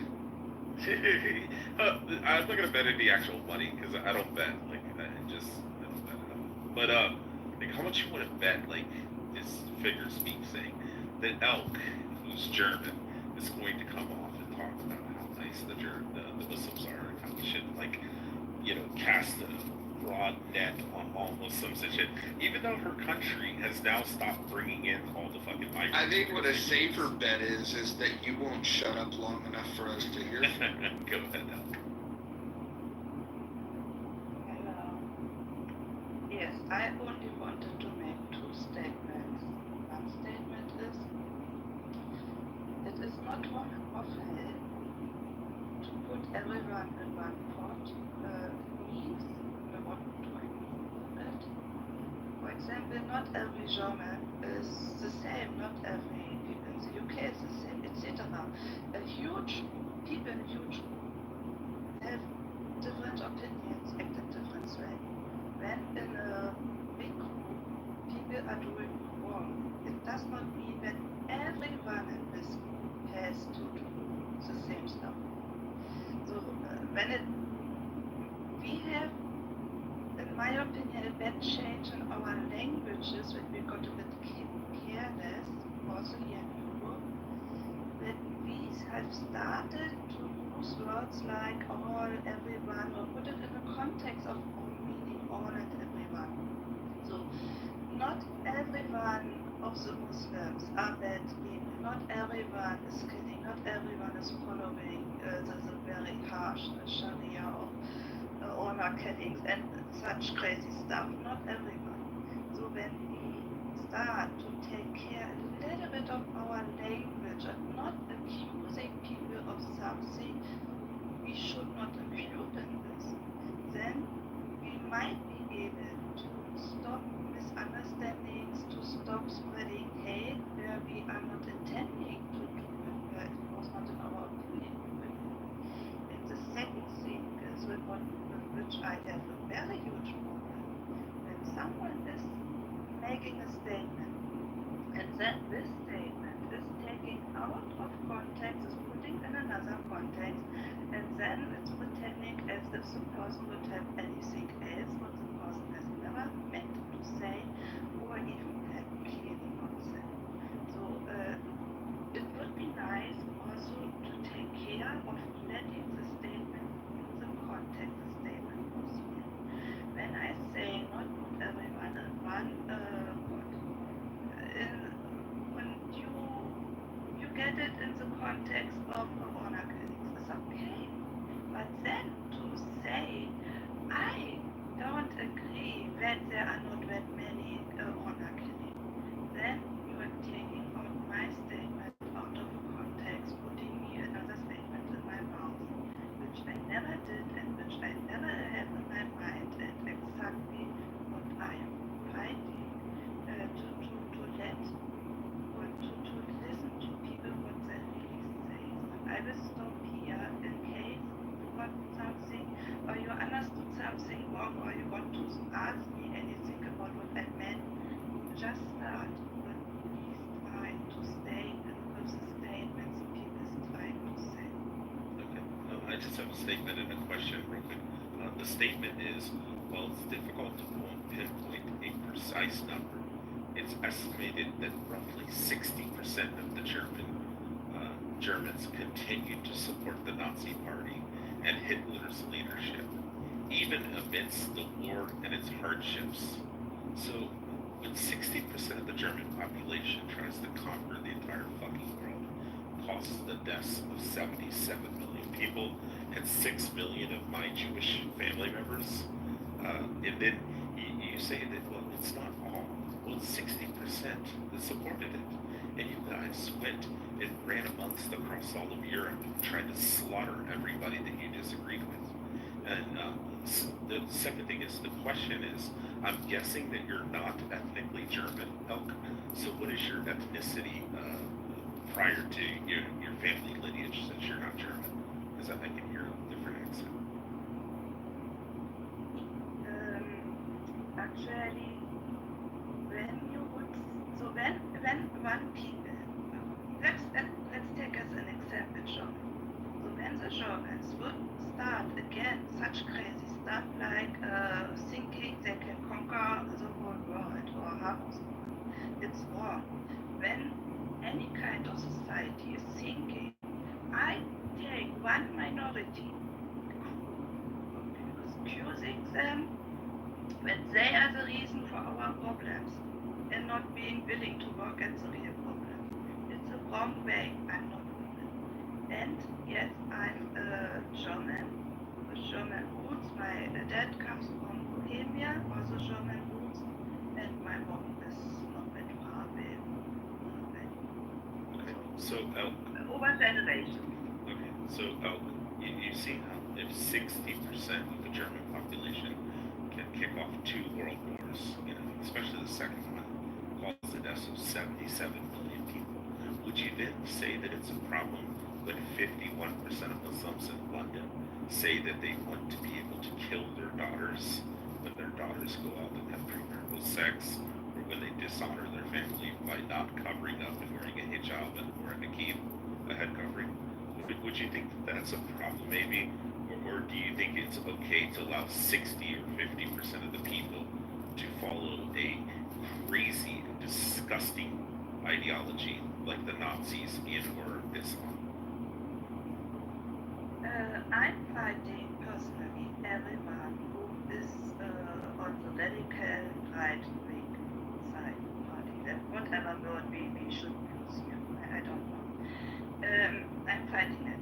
When you speak about even a majority, then I would prefer it, I would love it to speak about the majority because what I'm so sad, when you find even in a huge majority people who are fighting most crazy stuff, most wrong-going stuff, and you say everyone, or put it in the context of everyone, then you are not recognizing those people who fight, I'm searching for a word, who are trying to fight nearly hopeless fight. And for me personally, it is so important to look at the small numbers, the single people who are fighting inside the society when the majority of the society is doing something wrong. And I try to give them an ear when they get here. And when both groups will get stronger. So when you fight a wrong-going stuff in one society, also from inside the society, not only from the outside of the society, then there might be a bigger chance to fight the wrong stuff. Let me add something. What do I mean with wrong stuff? When it comes to radicalization, when it comes to using force in the way of weapons or also of words, any kind of force has, in my opinion, to be fought. Okay, I'm So what you're pretty much saying is that we should fight half of all the Muslims in the UK, that we should fight half of Muslims globally if they agree that it's okay to kill their daughters if they have premarital sex or they don't cover their face. You're saying that it's okay? I agree when we say we should fight all the people in every religion, including the Islam, when they get radicalized. And at the same time, we should start to listen also to those people from the Muslim countries who are telling us, please be careful, please look careful in this direction, that direction, and take it seriously, to learn from them while they are doing it already in their own countries, also learning from them. And that's what I'm doing now. Okay, so I guess we are pretty on the same line. I'm so sorry. Yeah, we're in agreement. Yeah, I guess the only disagreement we had at the beginning was that I prefer a different kind of language, and I prefer to be more precise with the words, which people we are including, and trying not to include people who are also having the same fight than we have, but they are just belonging to us. So to belong to the big group of being a Muslim or whatever kind of group does not mean automatically that they are bad people and that they prefer discrimination. So the last thing I'll say, Elk, is this. I've expressed this many a times. I've studied the Quran, the Hadith, and the Tafsirs. Very much so. Okay? And what I always tell people is that if the truest of Muslims, if they were to actually sit down and read the entire Quran and all the Hadiths and the Tafsirs, then they would be fighting for ISIS. And that the truest of Muslim would be an ISIS fighter. It's not the lady who works at your local coffee shop who supports gay rights. The truest of Muslims would want to kill everyone who disbelieves in Allah and also creates mischief against Allah, including what they consider mischief is evangelizing, saying that Jesus is the Son of God, and saying that you should become a Christian. That's considered mischief and is punishable by death in Islam. So the only thing I'm trying to warn people about is that once they get in large enough numbers and they outpopulate us, that's when they are legally able, in their Sunnah of Islam, that's when they're legally able to then, once they have control, they're able to start implementing these rules, which is honor killings and killing all the disbelievers. Like, that's what I'm trying to explain to people. And people, unfortunately, they have a Muslim friend, and they're like, oh, this Muslim friend's really nice and sweet. Well, when 50% of the people want to kill their own children, they're disgusting. And once they start outnumbering and that number gets 80, 90%, you guys are screwed. And that's all I'm trying to warn people about. Go ahead. Eric, I have a question. Are you Muslim? No. Do I have to be a Muslim? No. About this topic? No, I just wanted to know. Do you believe that a woman is worth less than a man? Oh, okay. Okay.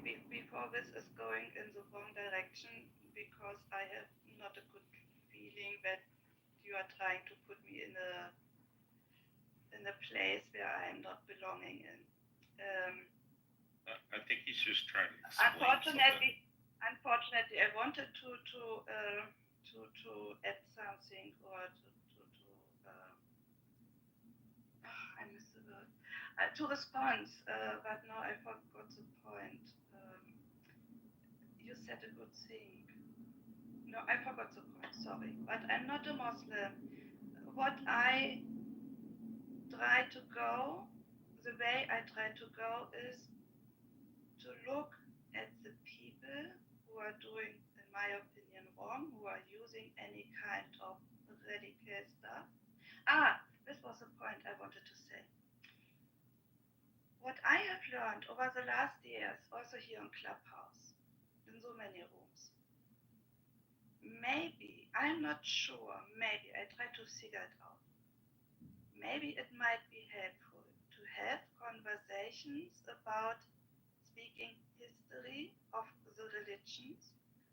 So more than one religion was misused in history for putting force on other people, of killing people, doing really, really hard, wrong stuff. And to look at nowadays problems. So I try to speak with people when they think I have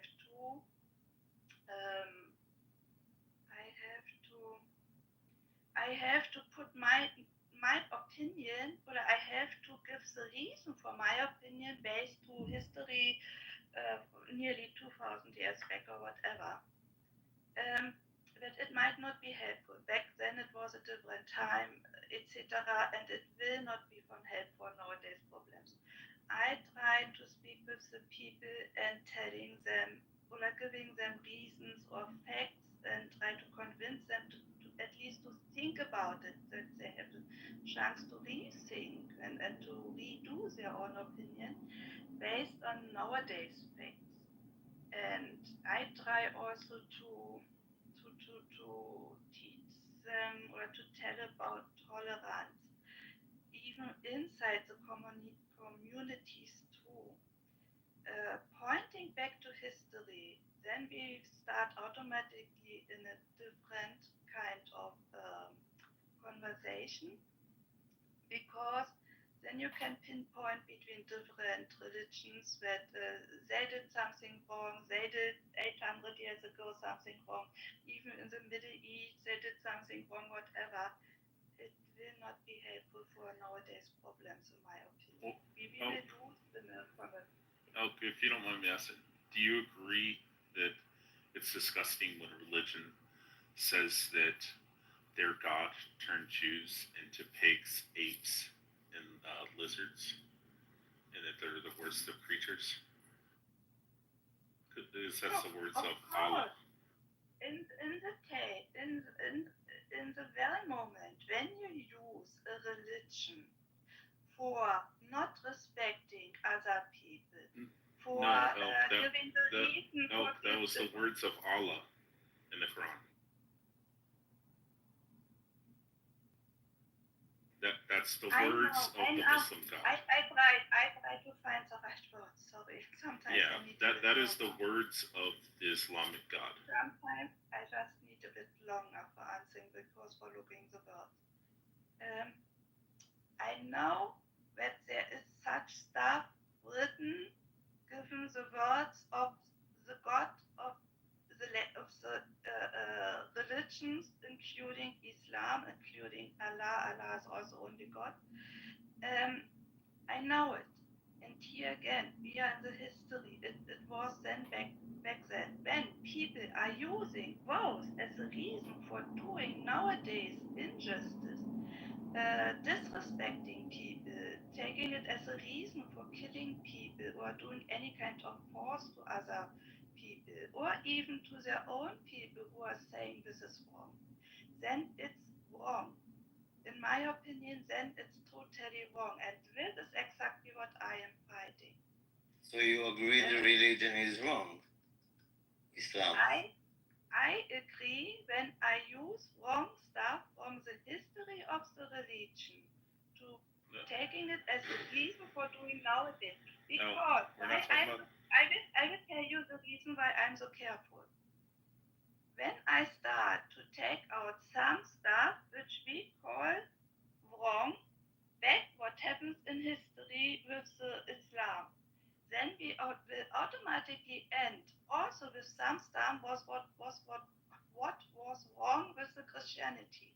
And with the Christianity, it goes even back to Middle Age, to the Middle Age. And then we are stuck in history. For me, it might be possible to reform a religion so that it will be helpful for people to get a guide in their life and they are needing it. And it fits to nowadays Werte, to the nowadays values we have in our life, including tolerance, etc., etc. To reform a religion, this is, I guess, a very helpful tool for many religions who did very, very much wrong stuff and worse stuff in history. Elk, can I tell you something? Sure. Islam is the last and unchangeable word of God. It cannot be changed. It cannot be reformed. If you try to reform it, they will kill you. That is in Islam. That's actually in the Sunnah of Islam. Then I have a question. Yeah, but you can't trust the Sunnah. Well, the Sunnah of Islam is the Quran, the Hadith, and the Tafsirs. It's like saying right. Quran. You gotta stick with the Quran. Well, yeah, but when you say Muhammad Sunnah, it's never just like saying authorized Torah. No, that's I'm just saying, when you say Sunnah, it's like saying Torah. That's what you think I know. It's the same. okay. Hadiths are nonsense. Sunnah's half okay. Can I ask you a question? Yes. Me? Okay. You said, in your opinion, the Islam is not being able to reform the religion. Do you think? Not in my opinion. In the written text. Okay. Also, let me try to ask my question. Do you think that the first steps which are already made in some Arabic countries to reduce the radical thoughts and at the same time to take out, to reduce the radicalization and discrimination, etc., to start to become more tolerant and implement more the nowadays values are not working in your opinion? I think a woman is still worth half than a man, even in those reformed countries. A testimony of a woman is worth half than a man.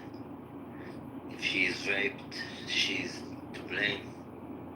And it's not like the radicalization. My question was different. My question was not about the speed. Is the speed fast enough?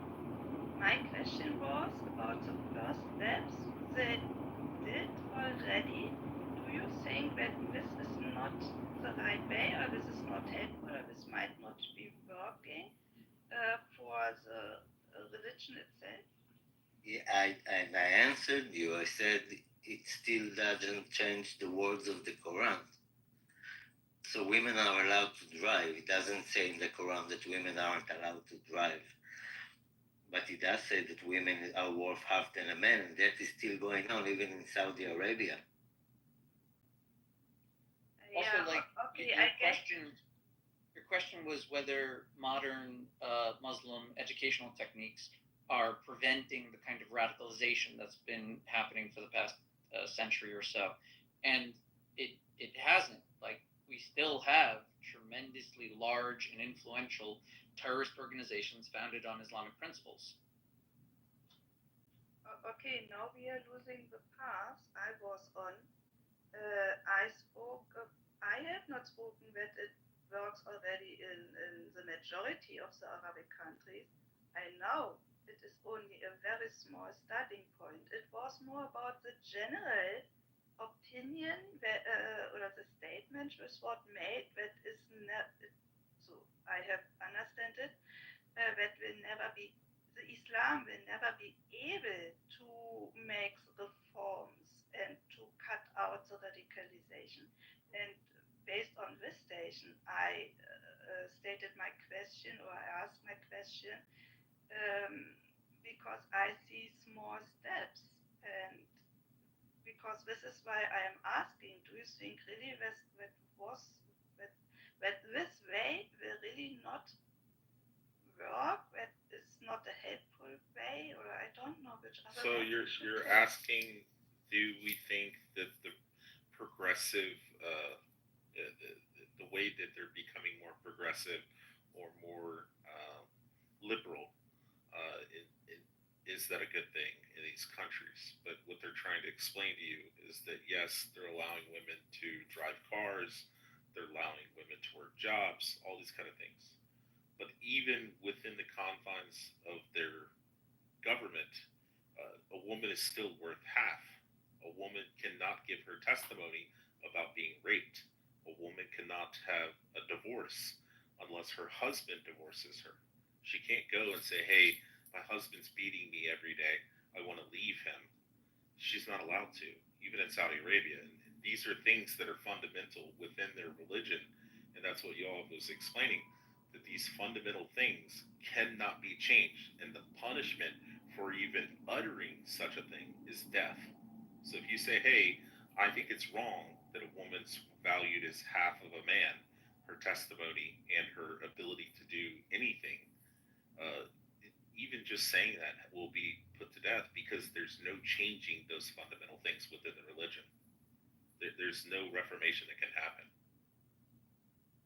Also, what I know when it comes to that the women is be allowed to divorce, when I'm not mistaken, there are at least 3 countries, 3 small, I have to agree, very small countries, where women are allowed to divorce. So for me, it is also a bit about the speed of the changing, and why I'm focusing so much of the speed.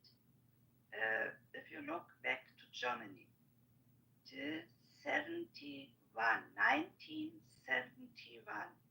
women were not even allowed to make a contract in their own name. When they did it, the husband, was allowed to cancel. So back, it only changed in 1971 in West Germany. In East Germany, a bit earlier. But it's not the point. What I'm pointing out, when you compare all the hundreds of years, and even thousands of years, but just take hundreds of years, many things which we now take as granted in the Western countries, many changes of them also happens only in the middle or late middle of the 20th century. And I try to think at this when it comes to the speed of changes. Ilka, thank you for that. And I tried to make a similar point when I spoke about half an hour ago. And if we look at the progress, the legal progress that women have made just within the UK, just to agree with your point, when Margaret Thatcher became the Prime Minister of England in 1979, a woman could not legally have a bank account in the UK without a male countersigning it, whether that was a husband or a father. And she was the Prime Minister of the UK. So it just shows you that our view of progress isn't exactly linear. And it always disheartens me when people talk about Islam and always go to Saudi Arabia, because you have a religion which is some 1600 years old, and in that time there have become different interpretations of that religion. So somebody said, this is the final law, this is the final word of Allah, and it can't be changed. But the Turks have a very different view of Islam and its interpretation and its position in the state than do the Saudis, than do the Iranians. So to always go and look at the most extreme case from a Western point of view is disingenuous, because there are many countries around the world of which the majority of the population are Muslim, but women can get a divorce. I'll give you Albania, Turkey, just off the top of my head. But always to go to the example of Wahhabism in Saudi Arabia is always disingenuous. This is a religion which is 1600 years old plus, and there are countries that interpret the word of the Quran differently. And it'd be really good for us to have a nuanced and a balanced conversation which actually recognise that, as opposed to going to extremes all the time. Don't you think the religion itself goes to an extreme? The simple fact that the prophet, the perfect example. Mr. Mojo, we all know what you're going to say. We all know what you're going to say. No, hold on. I don't know what he's going to say. Hold on. I just think that the prophet himself, that's held up to be a perfect example of what humans can be, does things that I would hope everybody in this room would say is abhorrent. And if that's the case, if they're saying this is the perfect guy, I think fundamentally, right from the gate, it to me it's not really a religion. I look at it and I think that it behaves like a religion in some ways. It has some similarities to religions, but it's really designed to justify pedophilia. I disagree. You're welcome to disagree. I just say that I can hear an opinion that it's not essentially religious, that it's primarily a political movement, that I could hear an argument for. But to say that the whole justification is pedophilia, no, Roger, that's just an insult. Thank you, like I said. And we all knew where he was going to go. Hold on. And if you don't believe that he's the greatest, this pedophile, if you don't believe that he's the greatest, they will behead you. I mean, this does not exactly seem like a religion of love. Respect. Honestly, when people take this as a reason for putting other people in miscredit or even put force on them up to killing, then it's wrong. Then it's the misuse of the religion, in my opinion, because you just take out the radical things which are mostly based in history, and many things which are also wrongly interpreted, sometimes, not every time, but sometimes also wrongly interpreted of the original religion. And do you think I have it wrongly interpreted when? No. Well, hold on. I'm going to ask a question. Do you think I have it wrongly interpreted when one of the most respected scholars of Islam, which was Muhammad's wife, Aisha, when she says that she was 6 years old when she married the Prophet and she was 9 years old when she consummated the marriage? Like, that's her words. That's not mine. I'm not besmirching anything. I'm simply acknowledging what one of the leading scholars in Islam had shared with the world. He was also 50. I use the word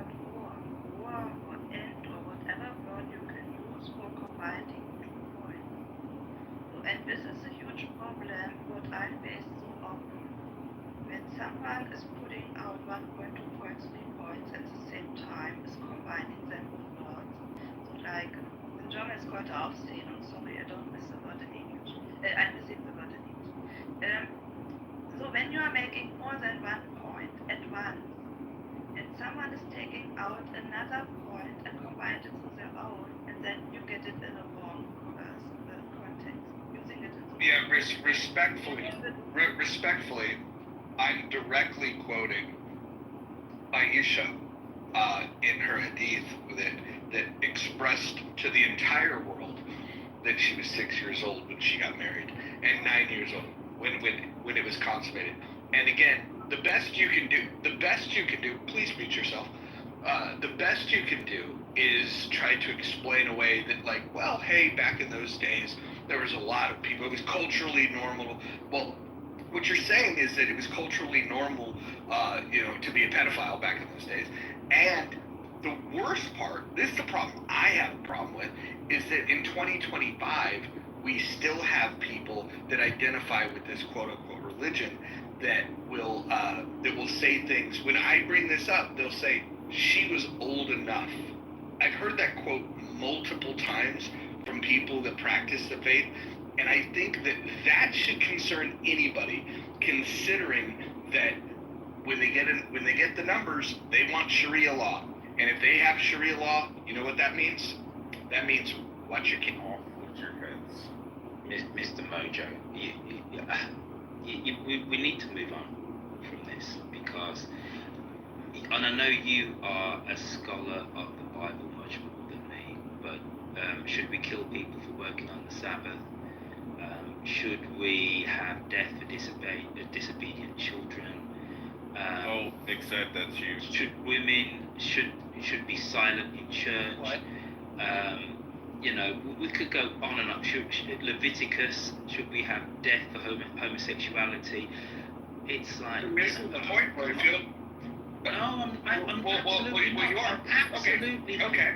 You are missing the point, because you missed my point. Is my biggest point of contention is that in 2025 there are Muslims that still believe these things to be absolutely true. Hey, listen, my grandfather, God rest his soul, fundamentalist Christian, believed in death for homosexuality. He only died 15 years ago. So come on now. Come on, right? I keep making the point here that there are extremists. If you have billions of people that follow a religion, you're going to have different interpretations of it. But nobody says all Christians believe that homosexuals should be put to death. There's a reason. But actually, there are churches that are extremists. Well, I've so not finished. You are correct about the diversity within Christianity, but what you're like sidestepping is exactly that part of the nature of the Islamic religion is they refuse to acknowledge distinctions. We can't parse out and say the Turkish ones are good and the Saudis are bad and the Iranians are perfect. We can't make those distinctions, whereas within Christianity and Judaism, it seems that they have whatever techniques within their religious schools that can accommodate shifting moral trends in pedophilia, women's rights, and death penalties. It seems that some religions are more flexible, at least within their messaging, and can distinguish these guys off as sects that are crazy and don't stand for the teachings of the school. But in Islam, it seems the religion stops them from actually disassociating from the murderers who are following things through in their religion that they believe. Now, wait a minute, you're actually engaging with me here, and I applaud you for that, right? And I don't know enough about Albanian law. I don't know enough. All I do know is I've been to Tirana. It's a pretty liberal place, liberal in the traditional sense of the word, okay? And the way that they practice Islam feels very, in inverted commas, Western. I've been to Istanbul, right? You can drink in Turkey. There is no prescription against alcohol, etc., etc. So there are, I don't know whether these changes in different countries which would say they are Islamic are top down from the government as opposed to theocratic? I don't know, because I don't know enough. All I do know is that when people go Saudi Arabia, they don't say the Lebanon, which is very, very liberal in a way that we'd understand in the West. Well, you know what? I'll concede that point. The majority religion in Lebanon is actually Christianity, but Islam comes a very close second. I will concede that point. Let's forget Lebanon then. But you didn't pull me up when I said Turkey. Nobody said anything about Albania. Nobody said anything about Algeria. We could go on, right? For all of the, you're focusing on the European ones that were affected by Russia in their. Wait a minute. I said Algeria. Last time I checked my atlas, Algeria is in northern Africa. Right. Algeria was an offshoot of Carthage. That was a totally different thing. What are you talking about? It's better you said it was part of the Department of France up until 1958. You're picking European affected countries with specific histories that led to their modernization, as opposed to the Islamic, solid countries that have maintained their Islamic status and are seeped in Islam and had very little interaction with the West, like, for example, Saudi Arabia, that has only basically had ties with the U.S. as a trading partner. And you're saying, we should look at Turkey. We should look at the offshoots, the ones that No, I didn't say we should look at. I said we should balance it. No. Don't twist my words, my friend. Do not twist my words. I said we should balance it. Saudi Arabia exists. It exists, but so does Turkey, so does Egypt. If we were to talk about countries which are, influenced by Europeans, Egypt exists. So again, right, let's not go to one example and paint it to be a picture of all. You talk about Saudi Arabia, I can talk about Egypt, right? Anyway, listen, this is a perennial conversation on this app, and it's somewhat tiresome. I've dropped my parents at church. Everybody's had a snapshot into my life, and my Muslim neighbours who live next door to my mum and dad, and they're lovely people, right? They're not extremists, and I'm sure if I sat down and spoke to them, none of them are going to come out with a butcher's knife and go wrong thing. Listen. I'm done with the conversation. Mojo, thank you for inviting me up. It was entertaining to and then cut your head off. So, Rofield, please don't be upset. This is a big joy I have. I'm not upset at all. I'm bored. I'm bored, my friend. I'm bored. You didn't address bored. Let me say. Well, because I've got a life to live, and it's 11:15 on a Sunday in the UK. I'm gonna go and have a cup of tea. Thank you, everybody. Can you look at my display picture, Max? Just a quick 1 minute. Look at my display picture. This is a wedding that happened in 2021. You can look at both parties and make your own conclusion. I think I disagree with the point where you say that the religion does not promote pedophilia. I would say religion does not promote men marrying children. It does, because we try to pass what is called the Child Rights Act, where women should be able to get married at the age of 18. They wanted to create the age of 18 as consent. And mostly, the Muslim states refused because they said it affects their religion. Now, it's so easy to cherry pick Algeria, Lebanon. Let's compare the majority Muslim nations and their practices with the so-called liberal ones. It's like 95 to 5. There's no comparison. They all do the same thing. So I'm not saying, you shouldn't feel some kind of about Islam, but you cannot, in all honesty, say that people don't use the religion to justify. Just look at this picture. Why an old man should marry a child? And the example, and the clear picture perfect, is the Prophet. The Prophet married a 6-year-old and consummated at 9. So there's no excuse. You're not going to wish away that. You're not going to tell them that they're not making sense. You can say it's just what it is. And lastly, all these comparisons of Christianity, LGBT people, Christians don't have an enforcement power. So even if they disagree with the gay people, they disagree with other things, there is no enforcement power like Islam. Islam already has a military arm, the Sharia police called Hisba. So I don't know why you bring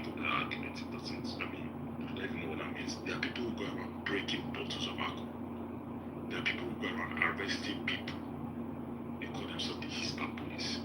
So I don't know why I know some people want to feel bad and say, oh, let's not judge our religion, but I mean, it's just commonsensical.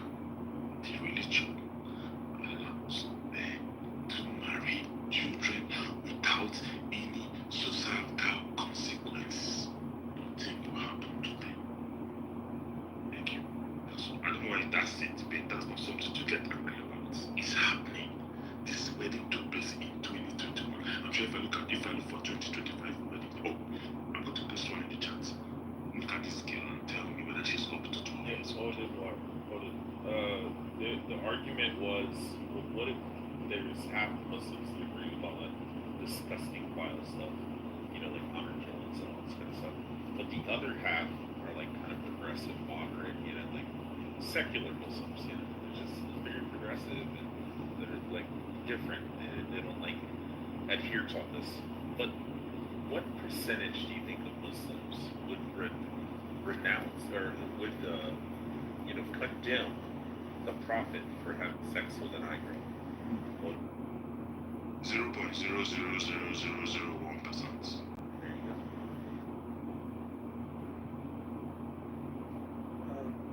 There are many aspects of Islam that are dangerous to the future survival of the West. So I think this video is the last thing. I mean, they can do this, but it will not challenge the survival of the West. The country most important is IRGC, Iran. Before 1979, people are freedom. They are free. They are happy, right? The question to ask is how in 40 years that 10-15% of the population in Iran is able to control and suppress the other 85% who still remember from their parents it used to be a freedom country. That is the main thing we want to prevent, because this template of how to use 10-15% to suppress the West is what we worry the most, right?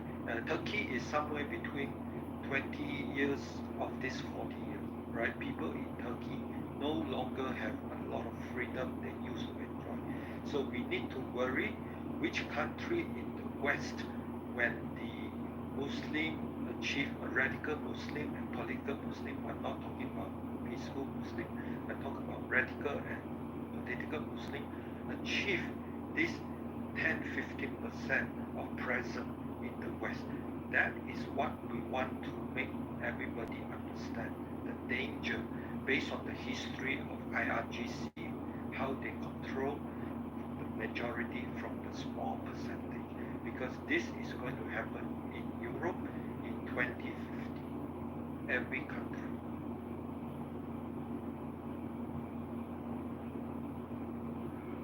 Can I jump in? So, Pew did some polling on this subject of views, particularly extremist views, and specifically in the early 2000s when the numbers were much higher than they are today, and they asked to what extent suicide bombing was often or sometimes justified. And in the Palestinian territories, it was 70%. In Jordan, it was 57%. In Pakistan, 41%. Lebanon, 34%. And roughly 20% in Indonesia, Turkey, and Morocco. 26% Bangladesh, 42% in Nigeria, 18% in Tanzania. So it shows that in a lot of Muslim countries, this position of support for suicide bombing was quite high.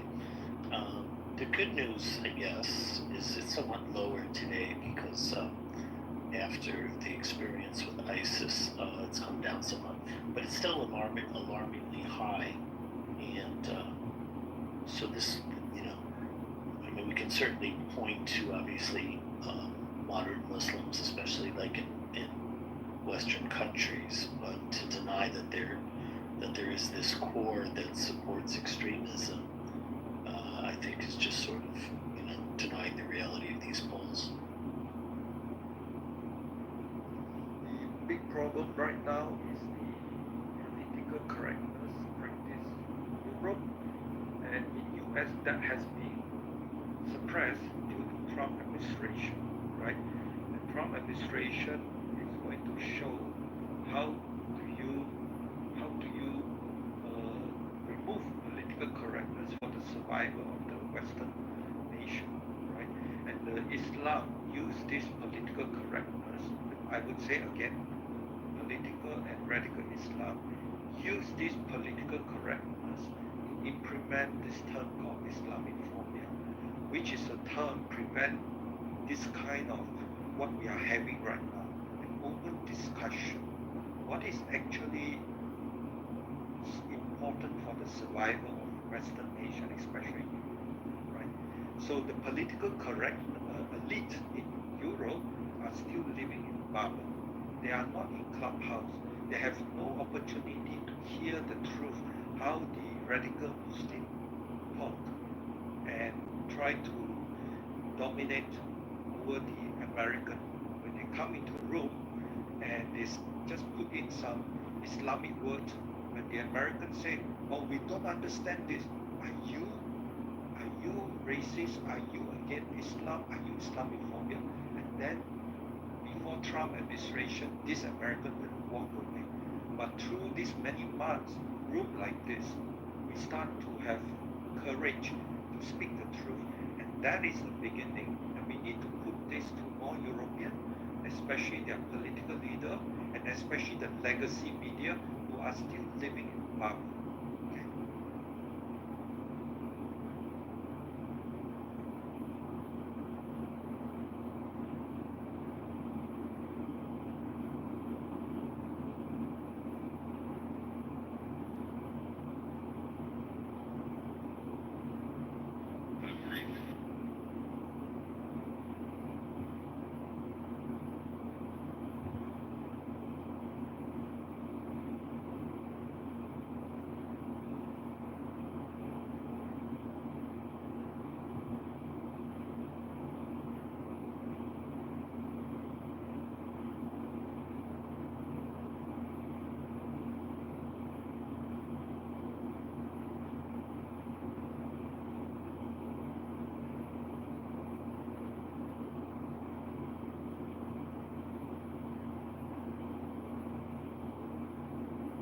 Hey, yo, wait.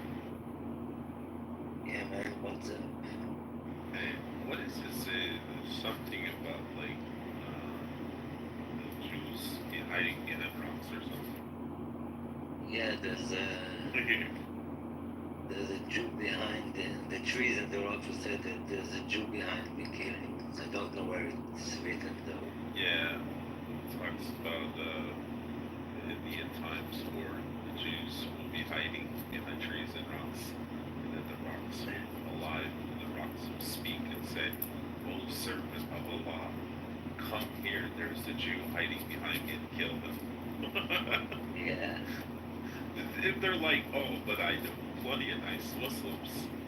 Yeah, the nice Muslim is the one who leaves the religion. That's it. Yeah. What a wonderful religion of peace. I remember Allah turned us into pigs and apes. Yeah. Oink, oink, oink. That's where we are, Hong Kong. We don't eat pig, but we will become pig.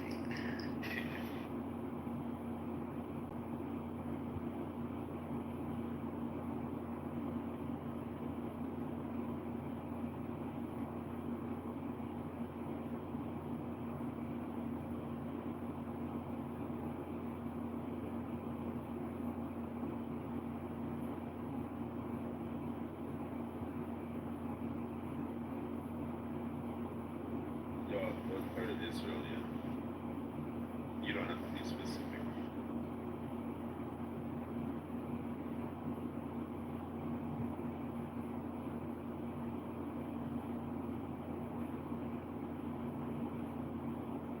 On the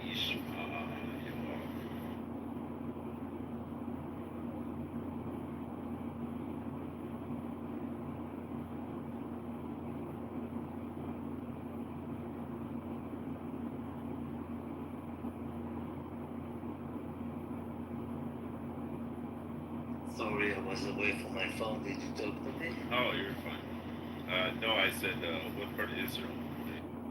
Tel Aviv. Oh, okay.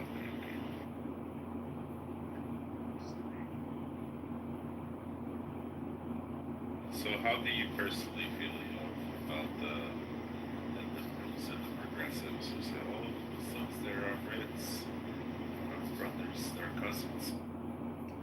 They don't know when there will be a majority of Muslims, they will not be their friends. What do you think if Israel were to put down their weapons and say, we're not going to have weapons anymore? What do you think will happen?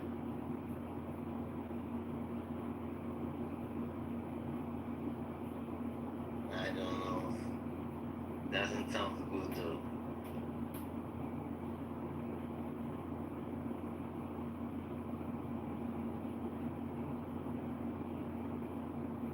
Man, Elk is going hard. She's going hard in the chat, y'all. Yeah, she's progressive. What you gonna do? The only thing what I'm trying is, okay, first of all, I'm better at writing than at speaking. When it comes to speak about details, it's based on my still a little bit lack of language skills when sometimes when it comes to special details. And then I find it sometimes hard to join in a conversation while other people speak. And then from also my own thoughts. I'm not a very great speaker. And the last thing I want to say is I don't try to want to be hard. I try to fight for more tolerance. It is so easy. I know it from my own past. It is so easy to get stuck in their own thoughts and their own bubble. And it happens so often. And over the last years, I'm working so hard also on myself. Even if I don't like the opinion on the other side, trotzdem, despite this, to try to look outside and to at least to have a look from the other side, and then try to point out very detailed what is wrong, what is not wrong, why people think it is wrong, why I think it is wrong, why other people with different opinions think it is wrong. And definitely, before it goes in the wrong direction, I'm not speaking about radical people who are spreading populistic stuff, etc. Both I try to fight. But among the moderate people, not to get stuck on following a path where we are at least stuck in our own bubble. How do you think that, say, 30% of Muslims who don't really, keep this, hard line, radical ideology, do you think we should convince them not to be Muslim? And that way they don't have to worry about them becoming radical? I think the Muslims should learn from German. The Muslims should learn from German because the German accept their past. The German government always say for historical reason they take on this responsibility. The Muslims need to learn from German. When German defeated, they say, yes, we are defeated. But through martial law, they, like Phoenix, right, they become one of the most important countries in Europe. Muslims have zero quality of any of this, right? Muslims have no accountability. They are totally destroyed now in Gaza. They want everybody to die with it. They have zero accountability. They have no concept what is called defeat. Israel cannot defeat any radical Muslim because they have no concept what is meant for defeat. For the sake of the people, accept it and come up strong. And that's what German people have demonstrated, right? So Muslims need to learn from German, and if they do so, we have a better world.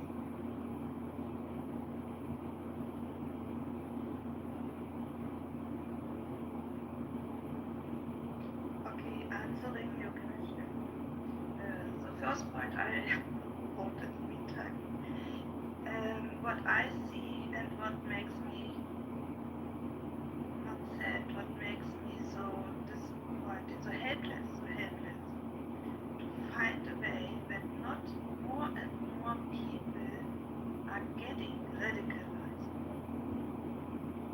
And I guess here it might also be important to look at the psychology, how psychology works when some talks are spreads, how people act with each other, etc. I guess it might also have a huge impact. The second thing is the idea of getting rid or killing the whole religion.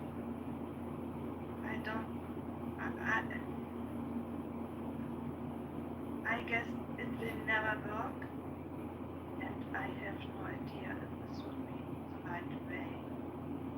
I am convinced of modernization going with the time when it comes with every kind of belief. The belief can be a religion, belief can be politics, belief can be anything else. Any kind of religion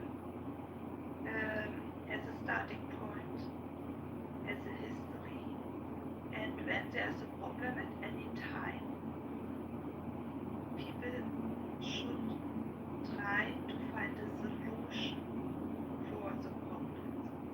So my last question, if hypothetically we could go back in time and we could stop Adolf Hitler and we could stop the Nazi Party, Third Reich and everything, we could go in there and we could wipe out all the Nazis. Do you think that it would be justified to destroy the Nazis and their ideology and the people who they support them? You can see that it will not be able to destroy it because the radical national way of thinking would now see all over the world in so many countries. Radical national thinking means intolerance. Intolerance means choosing any kind of group of people, pointing the finger to them, I guess I said it already, and declare them as the one who are the reason for our problems. So when this very group is gone, those people will look for another group. They will look for the next group, until there's no group left anymore. My question is, if we could save the lives of 77 million people, including 6 million Jews, which are people murdered, in death camps, and burning them alive, and killing them by poison, instead of stopping shooting them, and rape and murder all our people, would it be justified to get in a time machine and go back and stop them and kill them before they did this? That's my question now. Hold on, Dave. When I look at history of the Jews, I guess the main reason why, however, I will never understand however it was when the same events or similar events happens over hundreds and thousands of years again to the Jews. And what I said to my friend, she's also Jew, and we spoke a lot in closed rooms, in private rooms, very deeply about many points. And what I told her is, I'm so impressed, and I'm so proud of the people of Jews, that those people could survive. Would you be able to just answer my question though? Would people be justified in getting in a time machine and going back and killing the people who are going to orchestrate the Nazi party, including What Hitler, is opposite? to create or to unite, to make, to I don't know like the actual definition, but like to make it happen. Would it be justified to go and kill like Joseph Gerbler and all these different type of people, and also the people who support them, the 60% of the Germans who are going to support the Nazis? Would it be justified to go and kill them before they go and kill 77 million people or cause the deaths of? You need to let others answer this question. Hold on, Dave. Please be patient with me because I have problems with understanding the whole statement we are doing. I tried to. Oh, okay. I'll reiterate it very clearly. If I had a time machine and we could go back to the rise of Hitler, Adolf Hitler, and we could kill, if we could kill Hitler, and we could kill all of his people that were going to be the Nazis, and we could kill the 60% of the German population who are going to support the Nazis, would it be justified? Okay. Would it be justified and out? But till then, till the justified, I think I only can say what I think. I don't know. Really. At that time, people had still in their mind, they were still in the thinking, when there's a problem, you have to find a group of people who are the reason for it. People at that time were also still very religious. The majority were very religious with Christianity. And Christianity was not very tolerant, at least the Catholic way was not a very tolerant. No, I'm saying us in 2025. Would we be justified to go back in time and destroy the people who are going to start World War II? Yeah. The 60% Germans and all the Nazis. Maybe maybe give me 5. No, 1 minute or whatever. Maybe I go from another direction. I don't know. So when I look back, and we would make the time machines, and it would also include the still one-sided thinking, stuck in their own way of thinking. I guess it would not make that much difference because the majority of people were so desperate to survive, and it seems so they had lost the ability of listening to news, to information, just following them blindly. And as long as those 2 points are there, and with the very last point we have right now, follow the populistic stuff and stop thinking on your own and educate yourself. When this is still there might not be a change. Maybe there might be a change which kind of group you declare as the majority group, you declare as the victim, or the people who are causing the stuff. But as long as people follow the populistic stuff and they are stuck in their own thinking and lose tolerance, we will face similar events, or we might face similar events again and again, even in the future. I guess so.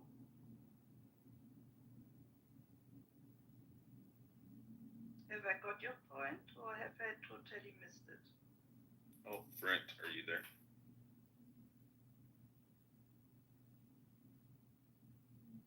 Yeah, I'm here.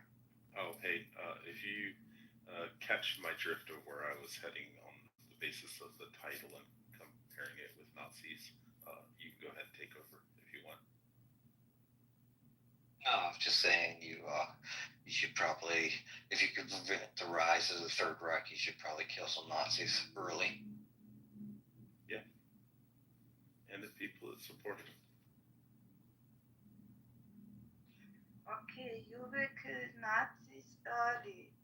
It means you would, right today, really today, I speak from today, go through the country, through Germany, and start to kill Nazis because, unfortunately, at least till the 80s, we have a growing Nazi population inside our community, and which which were growing in East Germany as well in West Germany back at that time. And after the war breakdown, they united. So the people with brain and money were coming from West Germany, and the people who were spreading the force on the streets, the majority of them were coming from East Germany, and then they were combined. When you make it so clear, then it means you would go right now through the street and kill people. Is this really the religion, or might it not be more helpful to spread knowledge? What I'm comparing is the 60% of Germans and also the Nazis and also Adolf Hitler. I'm comparing them to Islam, and I'm saying that if we knew what we know now, we should go back in a time machine and destroy the Nazis before they had a chance to go and try to destroy the entire world. And I'm saying that that's exactly what we should do with Islam. I mean, if we're talking about mass murder, then no, we shouldn't do that. But if you could go back to like 1910, 1905, kill Hitler, kill Drexler. He was formed the Workers' Party, which Hitler joined, killed. Killed. I can't remember who created the SA, but killed him. You should do that. Yeah, but my point in making all this argument is that if we know what we know now, then we should kill Muslims, because, like, realistically, we don't have a time machine. We can't go back and just off fucking Muhammad, which would be wonderful. Well, I mean, that's why that's why your argument would be genocidal and dumb. What do you mean? You're advocating mass murder of a group of people, and as opposed to creating a hypothetical where you could stop a genocide. You mean for people that say that they want to kill you, it shouldn't be justified to kill them? People who have an intent to do violence, we do kill those people. That's silly. What do you mean? So, okay, if a person stands up in a crowd and says, "I'm going to fucking kill all of you," should you kill him? If a person stands up in a crowd that it says they want to kill all of y'all, should you decide that person represents millions of people and kill those millions of people? I would say no. Euro, are you there?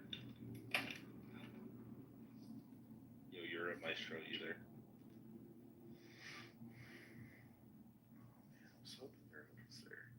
So Euro was reading off the numbers of it's like 60 to 50% on average throughout the Muslim world that say that it's justified in terrorist attacks and killing infidels or disbelievers. I mean, I would like to see that polling. I think it was Pew Research, and it was, how many years ago was it, Euro? You're not there. It was like a decade ago. So you're going to kill millions of people. So you're going to kill millions of people based off of a decades-old poll. No, it's went down in the last 10 years, but that mostly due, to the rise of ISIS and people seeing, what ISIS is like. But it's still really fucking high. So groups of people react to stuff, and polling should, the thought that you're going to take the thought that is helpful to not kind of encourage people to become more moderate, not try to encourage more moderate trends of Islam, etc., and kind of make this kind of we're going to kill you all is that's helpful at all. Modern world, I just think it's silly. What do we do with dogs with rabies? I don't know. Hopefully the same thing that will occur to you. I know, right? Euthanize them because they're rabid. I think it's pretty fucking wild that like 50% of people in the entire fucking country say Pew Research that they think that terrorist bombings of innocent people is totally justified. That's pretty funny. But it's only 1.8 billion. We don't have to worry about it.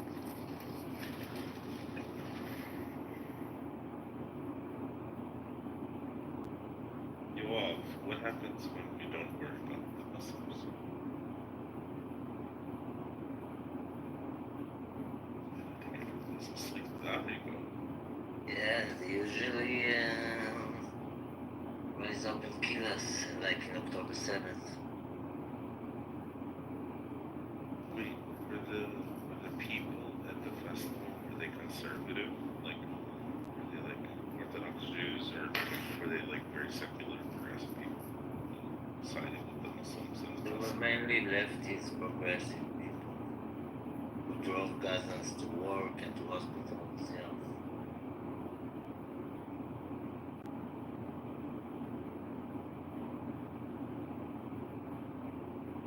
But I agree, you're right, Brent. Yeah, makes sense.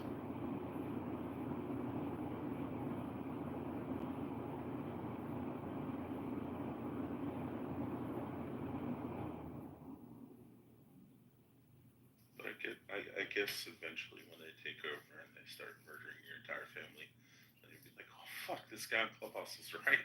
Shit, I mean, because I was saying it before October 7th, and all the Jews were like, no, why are you being so mean to the Muslims? They're really nice people. I have a lot of Muslim friends. Then after October 7th, they're like, fuck these motherfuckers. Alright, so I've looked up some actual data. So there's a Pew poll in 2013.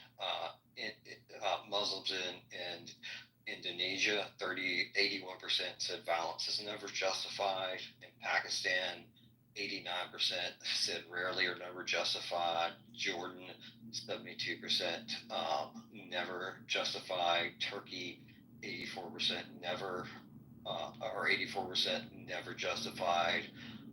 Gallup did an interview of 50,000 people in more than 35 Muslim countries in 2008. Muslims condemned 9/11 as a terrorist act.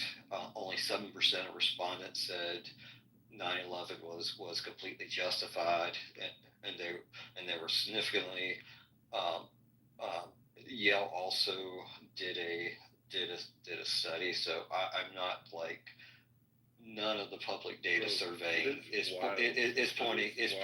So none of the actual data. So none of the actual data is actually supporting anything you say. It is wild that the numbers you just read off of are from 1.8 billion people. Think about that. Even if it's just 1% or 10%, let's say it's 10%. Holy Again, you've vastly misstated what you said, and you said there's a Pew poll. You said there's a you said there was a Pew poll, and you said there's a Pew poll that said a vast majority. I didn't say pupil. I said Pew poll. That's what I just said. You said pupil, like like a pupil.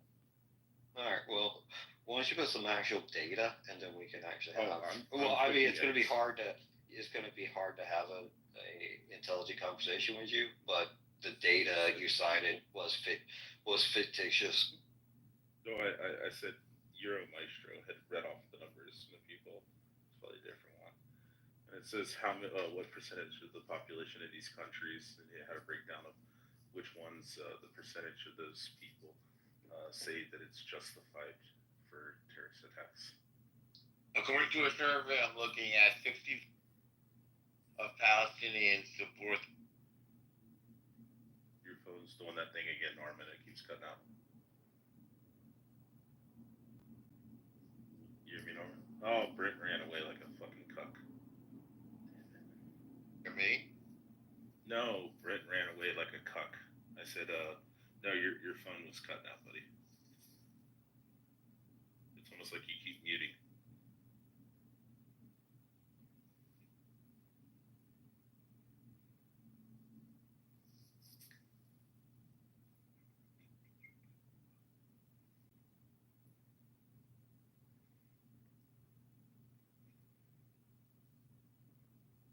Yeah, just imagine 180 million people want to fucking murk you. Half the U.S. population. Actually, the number is even much bigger. What rich so radical people wants to kill, even in their own Muslim societies, because they declare they are not even Muslims, which is crazy. So it really is about, in my opinion, it is about looking for any kind of minority, and especially a minority who has a life, so a well-developed life, and those are the most targeted people, like groups of minorities. But at the end, it is going about minority, if you ask me. You see it in Africa. Look at the numbers which were killed over the last 2 years in Africa of minorities. One minorities are Christians. It's unbelievable, it's crazy. So maybe, I don't know, it's just an idea which right now comes into my mind. How about if the minorities will be able to sich zusammenschließen, to get together and fight together? Maybe this could be a help, I don't know. I'm just getting this idea based on the political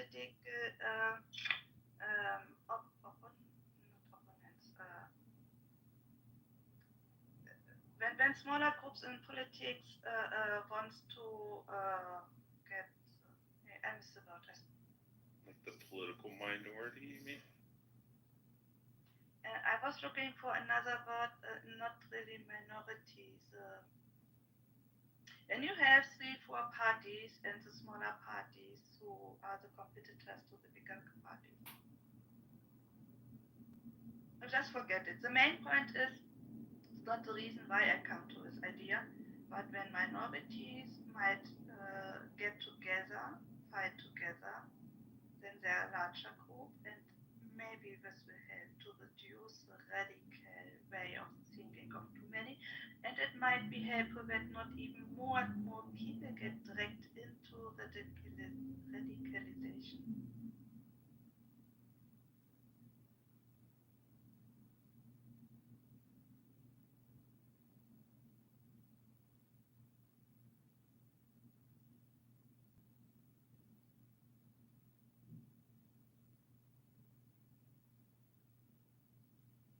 So I know I sound like the boy who's crying wolf, crying that the sky is falling, but I'm not genuinely worried about myself. I mean, I'm 40 years old, but I am worried about my kids, my grandkids, what this country and also the world's going to look like. Seeing how places like France and Germany, Italy, Greece, and all these different countries are falling to Muslims because they say, oh, they only make up a small percent of the population. But then when they come into your country and they start having 8 and 10 kids, and then they want to start pushing for Sharia law, and eventually it's going to happen in the U.S. They're going to outpopulate. It may take 50, 100 years, 200 years, whatever. But eventually it's going to get to the point where they're going to go, you know what? Fuck these Christians. Fuck these atheists. Fuck these Buddhists. Fuck these Hindus. Fuck all these spiritual people. Let's kill them all. And that's what they're going to do. And eventually it's going to get to the point where my grandkids, or my kids, hopefully not, are going to be subjugated and murdered because they won't convert to Islam. Or maybe they will. And it's scary. But, like I said, if you see the Nazis coming, then you should probably kill the Nazis before they have a chance to rise up and kill you. Especially when they're stating that they want to kill you.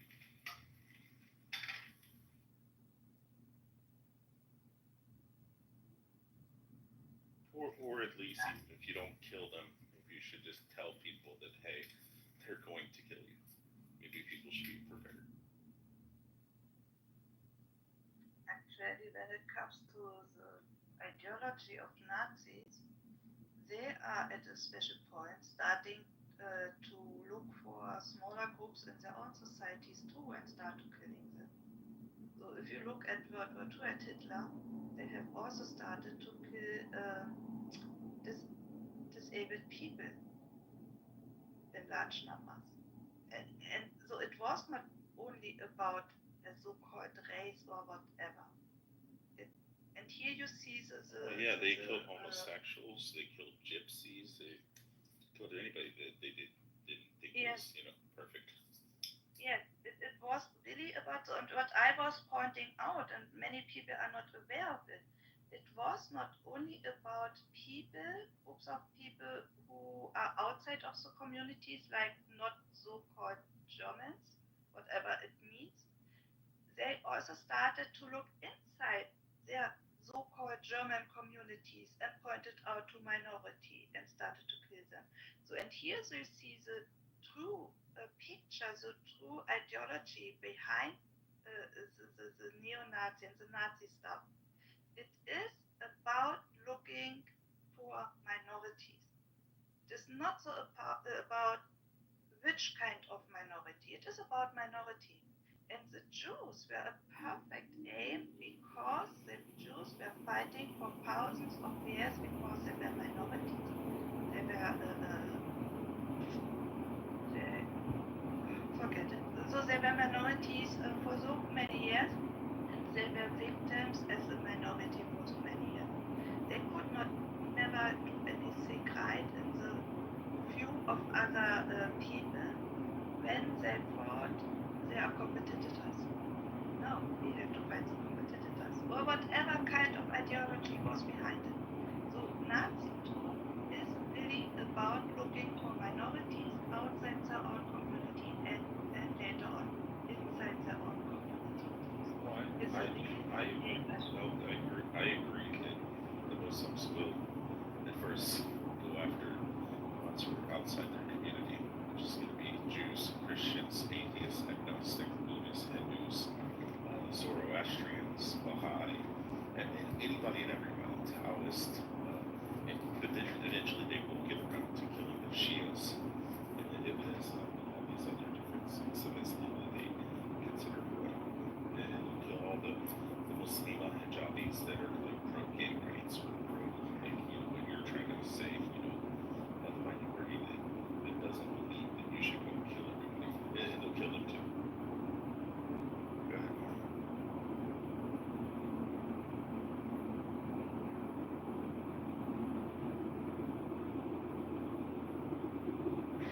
Rich, I have a question for you.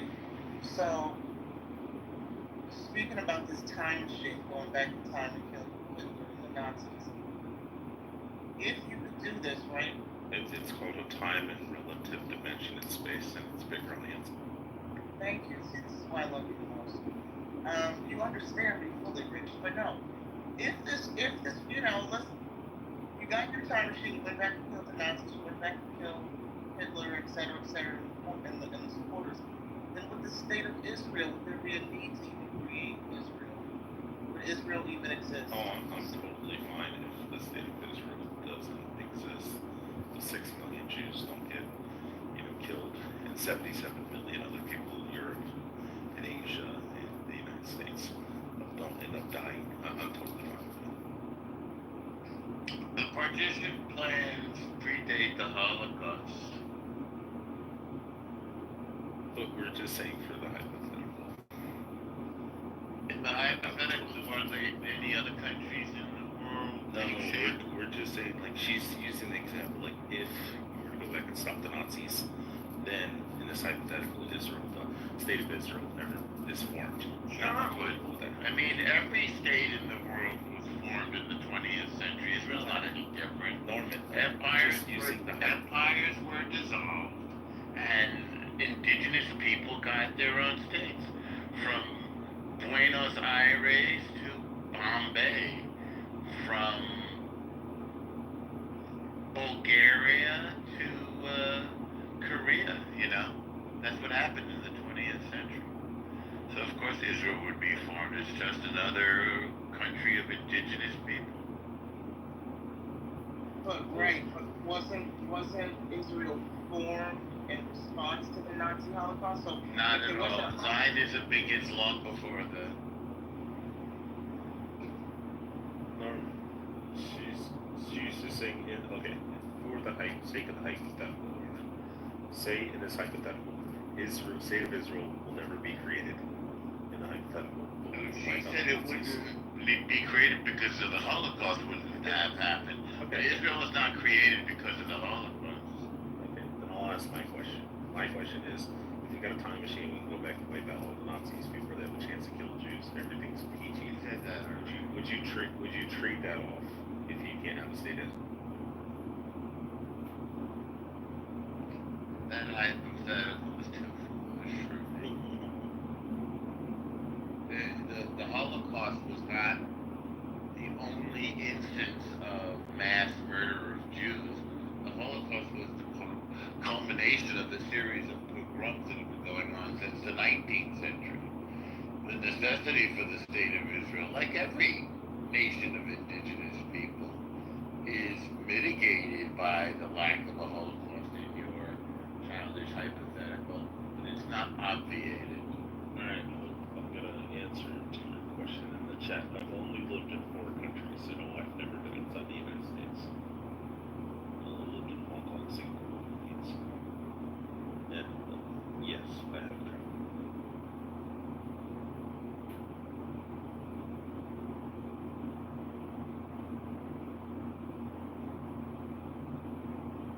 One of the impetuses for the modern state of Israel, as you should know, was the Dreyfus Affair in France. By the way, did you know that the country with the third most Jews is France?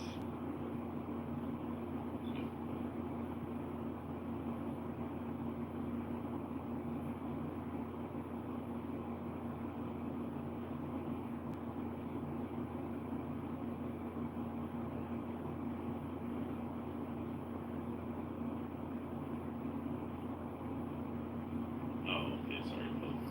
I'm just always up with Benson. It's usually covered, it's necktie.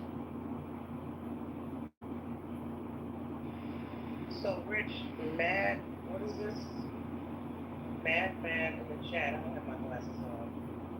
You said you wouldn't have to. Hypothetical time machine situation. A person fighting one person, the entire Nazi ideology. So you wouldn't even have to kill all the Nazis, just Hitler.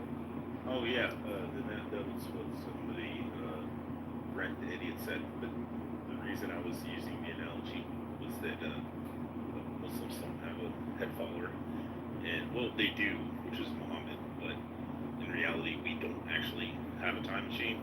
So the second best thing that we can do is to eliminate the people who want to kill us and are clearly stating that they want to fucking kill us. Like, all the Muslims that say, hey, Allah Akbar, let's kill all the Jews and Christians, and the ones who disbelieve in Allah, I think we should probably kill them first.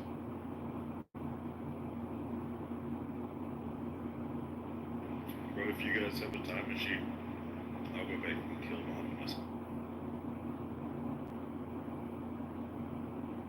Well, if I had a time machine, I want to go back and see how the pyramids were built. And I want to see if Jesus actually walked the earth. Allah say. All I'm saying, see? Brilliant.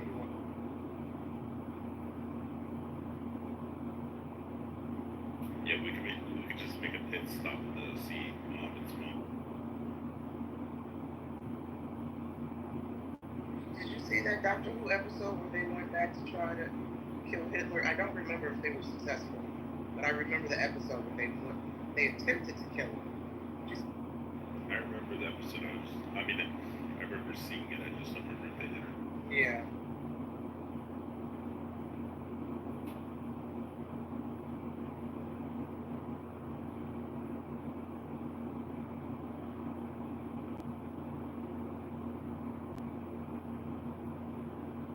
Am I allowed to say that the Nazis had great taste in art? And I only say that thanks to the History Channel.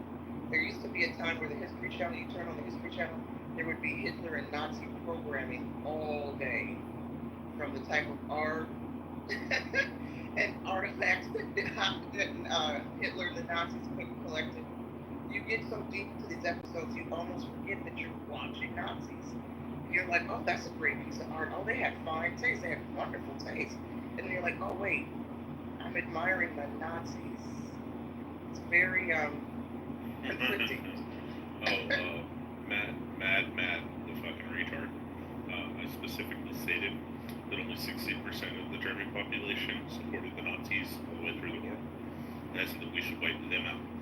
And when we say that the 51% of Muslims, who say that it's okay to do honor killings and murder their own children because their daughter had premarital sex or didn't cover her head, cover her hair, we should go and kill those 51% of Muslims. The other 49% are fine. But if then they become radicalized, then we should kill them too. Hopefully that clears it up. I kind of agree with your extermination of the radicals. Don't bring that shit to my house. Kill them all, like the Mad King said in Game of Yep.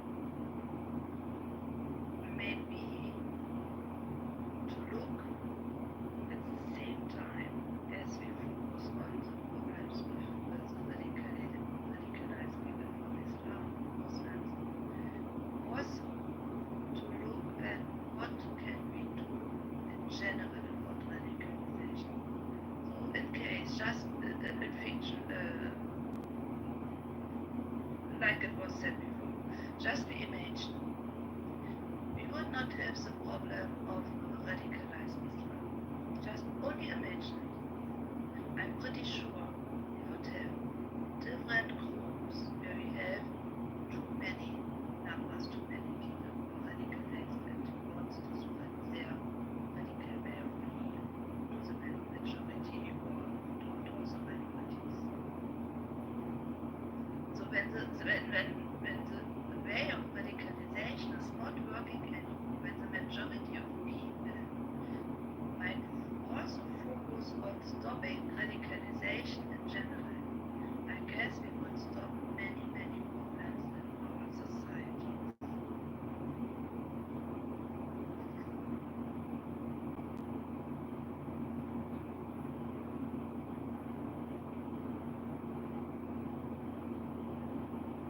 The only thing I was going to say is that prior to studying like the Quran, the Hadith, and the tafsirs, I would probably be of the mind of like stating, hey, I don't believe we should like wipe out all Muslims and shit, because I don't think they're all extremists. I think it's one misunderstanding, and these are like tropes. They're things that people just say about the Muslims, and they're probably incorrect. But then when I actually studied their religion, I was like, oh fuck, they're literally like fucking Nazis. They're like demon Nazis who want to wipe out everybody who's not Muslim. And once I realized that, I was like, okay, now we just need to wipe them out, because if we don't, they're going to end up wiping us out.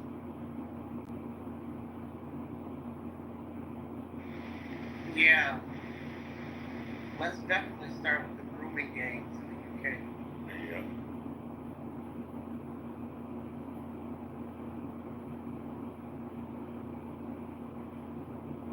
Yoav, so you're Israeli. You've had a lot of experience with Muslims if you're there. How much better do you think the world would be, and how much safer would it be without Muslims? It's hard to answer that kind of question because without Islam. Yeah, without Islam, the world would be a better place. No doubt. Without the IRGC, without Hamas, without Hezbollah, without ISIS. And basically, I don't know. I don't believe in moderate Islam. I agree. I have a question. What do you think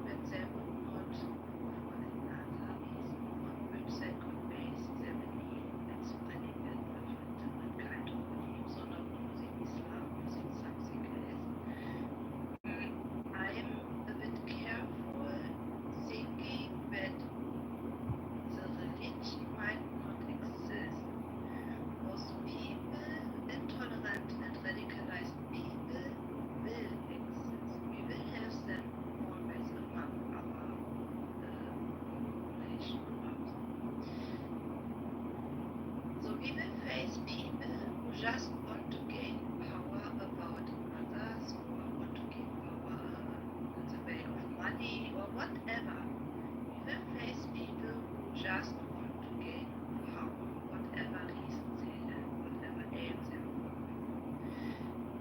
And to try to find a way of reducing their power, they might not be able to spread their ideas when many people are following their ideas, and then too many people have to suffer of their suppression.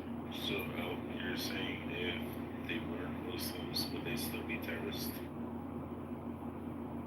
Yes, I'm convinced. You're off, go ahead. Sorry, what was the question? The what? Oh, say it easy. If the Islam didn't exist, do you think those same Muslim leaders and Muslim terrorists would still be committing like terrorist acts?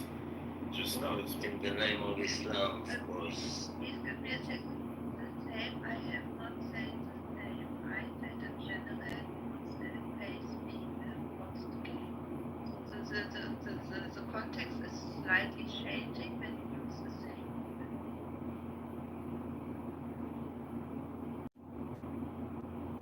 Did you get that, Yoav? Yeah, but still, context or no context, look, I'm not an expert, so I can't speak as an expert, but October 7th, when they shouted Allahu Akbar, called their imam and said, I killed 10 Jews. This wasn't for territory or for peace or for land. This was in the name of Islam to kill Jews. That's my 2 cents.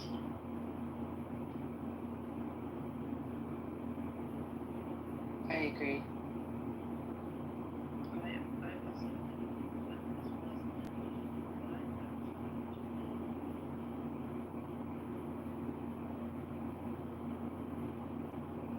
To answer your point, I don't think that we would see near the terror organization without the Islamic faith. I don't know, but what we have radical Christians though in replacing radical. I mean, throughout history, you're always going to have radicals in one shape or form or fashion.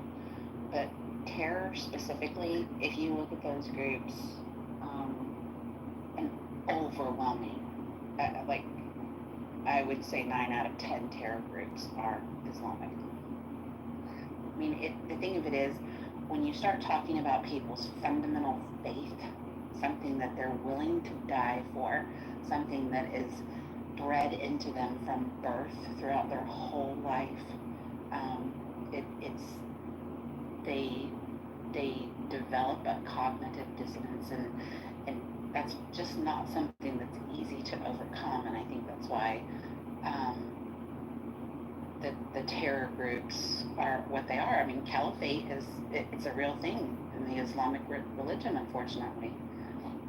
And they do think that they're better than everybody, and they're not interested in coexisting with people. They're interested in dominating and taking over. You can see that just even from early on in their history, right after the Islamic faith kind of developed.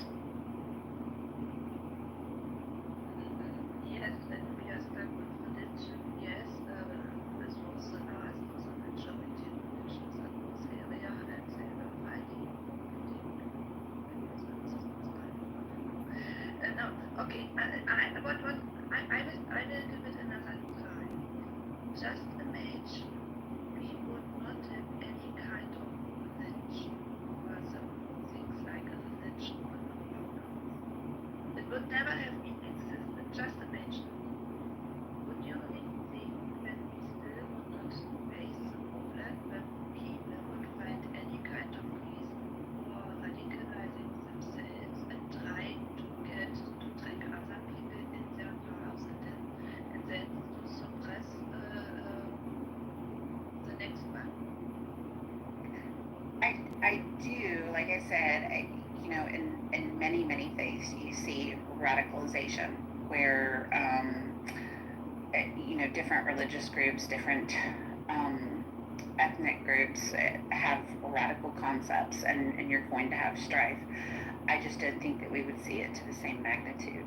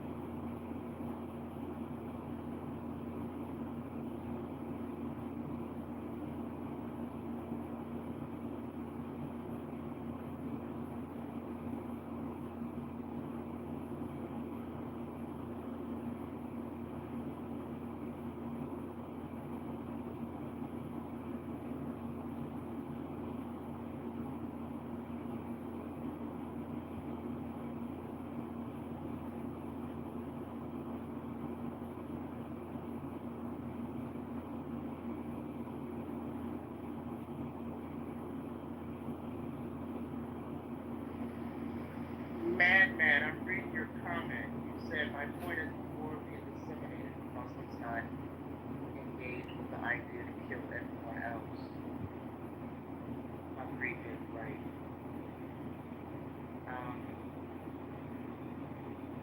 Don't radical Muslims want to kill everyone who's not Muslim?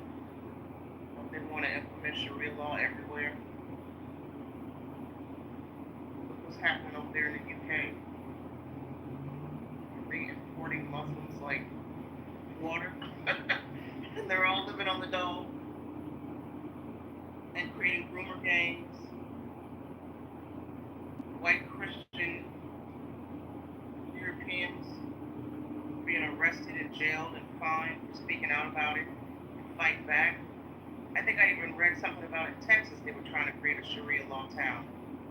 Now we gotta nip that shit in the bud before it spreads here like wildfire.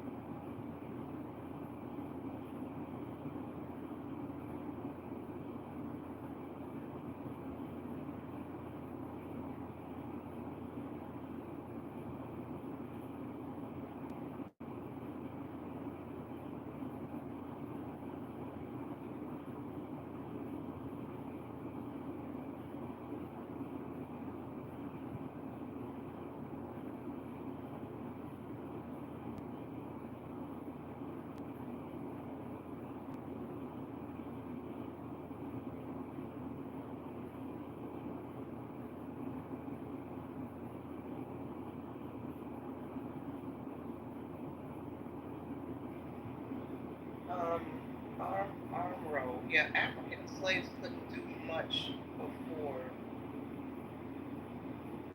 civil rights movement. I mean, the question: African slaves couldn't eat in restaurants in America. They couldn't do anything while they were on plantations and subjected to breeding farms and being beat to death. They weren't allowed to read, right? And then after, that's why we had civil rights movement post-slavery, because Black Americans were hell bent on sharing spaces with white folks. That included eating in restaurants with them, being able to sit alongside them in churches, right? They wanted access to white, hot, interracial sex. I interviewed some, you have to forgive me, I'm just waking up, I can't get my thoughts together. The Black Panthers, original Black Panthers. I've had the pleasure of interviewing in my work, my job capacity, interviewing Black Panthers. And I was startled when some of them told me that they quit the Black Panther Party because it got to the point where many of the members, all they wanted to do was bang white girls and smoke weed. And I was startled. That's the part of history I didn't learn. But yeah, sure, there was a time when Black Americans, post-slavery, were not allowed to eat in restaurants. We had segregated water fountains, schools, restaurants, churches, etc., etc. Then Martin Luther King came along and said, no, we all need to be integrated. Of course, Malcolm X was against that. And Martin Luther King later said, there's a famous quote, and I'm not going to quote it accurately, where he said he feels like he led his people into the burning fires of hell or an inferno, and that's not accurate, when he pushed for integration. Because I think he realized integration was not to our benefit after all. Which is why you have many Black Americans today who are for segregation. That doesn't mean they don't want to coexist with white people and live among white people, dine with them and go to share space with them. They feel that to establish, it would be spiritually and mentally and physically safe for Black folks to embrace segregation, specifically as it relates to segregated schools, communities. We had Black Wall Street back in the day. If you don't know what Black Wall Street is, I encourage you to Google that. I've always said we need a new Black Renaissance, new leaders. We don't have accurate Black leaders. And I think a lot of modern-day Black Americans want Black leaders who would advocate for segregated cities where Black folks feel they can thrive. Because many modern Black Americans don't think they can thrive under this current system.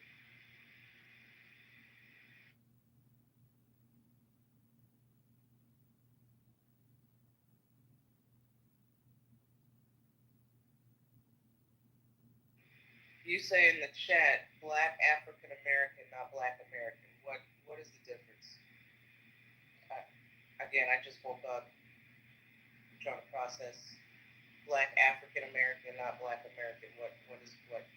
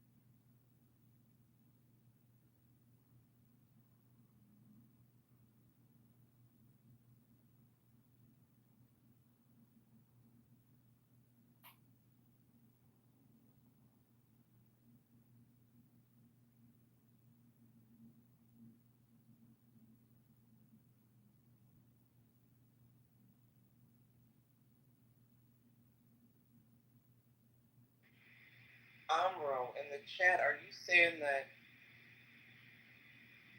America was created by Islamic orders?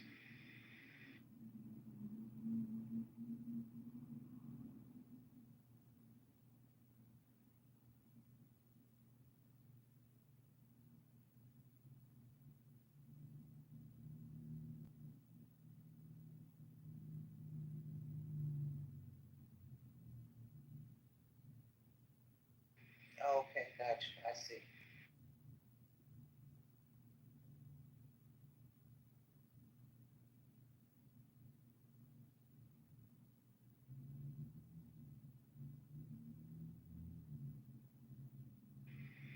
Anyway, guys, I don't know if Mojo is awake, but anybody on the stage can speak.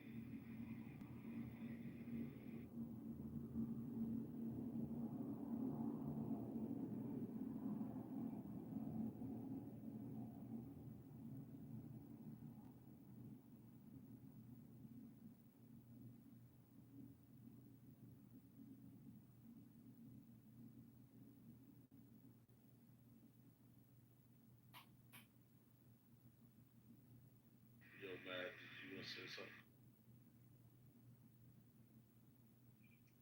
Hey, thanks for having me, guys. First of all, it's a very tough conversation, really, and I come from a completely different culture. English not even my first language, so first of all, my English is not coming. Where are you from? All right, I'm from Brazil. Oh, okay. Como vai? Yeah, tô bem. But yeah, it's tough. Are you Catholic or Christian or atheist, agnostic, Muslim? No, how do you say spiritual? There's So you're like a spiritual split person. Yeah, pretty much. Do you reject Muhammad as a prophet, or? I don't really play by those rules. I don't really carry any book under my arms, you know. So I think that you would reject his words, and I mean, if you don't like consider him like a prophet, or you don't adhere to like his religious beliefs, then would you say that you like reject him as a prophet? yeah, you could say so, but I wouldn't like. Yeah, but I wouldn't go mad at anyone who believes otherwise. That's the point. What was my question? The simple question was, hey, do you believe Muhammad was a prophet from God? Though. No.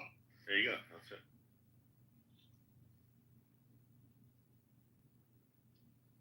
But still, you'd kill all Muslims because they believe in that, and because there are some radicals, and they are painting the ass in lots of areas all over the world. How would you treat them all in the same pot? That's my question. Oh, if they truly believe upon the Quran and Allah and His Messenger, and I had like Thanos' gauntlet, I would snap my fingers. Really? Yep. Wouldn't you say that's radical same way? To wipe out a bunch of savages, demons who want to murder the entire world? That's you labeling an entire group. Do you think the entire group thinks like that? Yes, if they truly believe in Islam, yeah. Go ahead, Fish. I was just gonna say. I knew you were. Dr. Amy, what do you think? Why do you people keep insisting that it's a small fringe group of people that think this way? There's been few research studies about this. In the most liberal Muslim countries, up to 80% of them believe that homosexuals should be punished by death, that apostasy should be punished by death. It's all on paper. I don't know why you still keep lying to yourself like this. Well, it's like progressivism tells them that they should feel that way. And if you say any otherwise, then it's Islamophobia. I'm really not coming from that angle. No, it's the equivalent of like somebody saying, "Hey, I'm a Christian, but I think it's okay for like gay people to get married, like, or you can be gay and be a Christian." Like, I'm not saying you're like, "Oh, I think your Sky Daddy Spaghetti Monster is like stupid," or like I'm not saying like that extreme. I'm just saying it's kind of those people that like ride the line, and they're like, well, I believe in Jesus and I'm a Christian, but but I think it's okay to like smoke some weed or get drunk all the time or like all these things that like are antithetical to like the religion. So yeah, I get that you're not saying that like, oh, all Muslims are good. I get you're saying that, yeah, there's a bunch of shitty ones. We're just trying to explain to you that the numbers that you think that exist are like drastically higher. Like fucking huge amounts of Muslims want to do like really fucking crazy, disgusting shit, and they want to murder. I truly appreciate the honesty, and I'm really ignorant to the subject. That's why I'm here, so even to listen to you guys speak about. I'll read it. I'll read it real quick for you. But it's just in the Quran.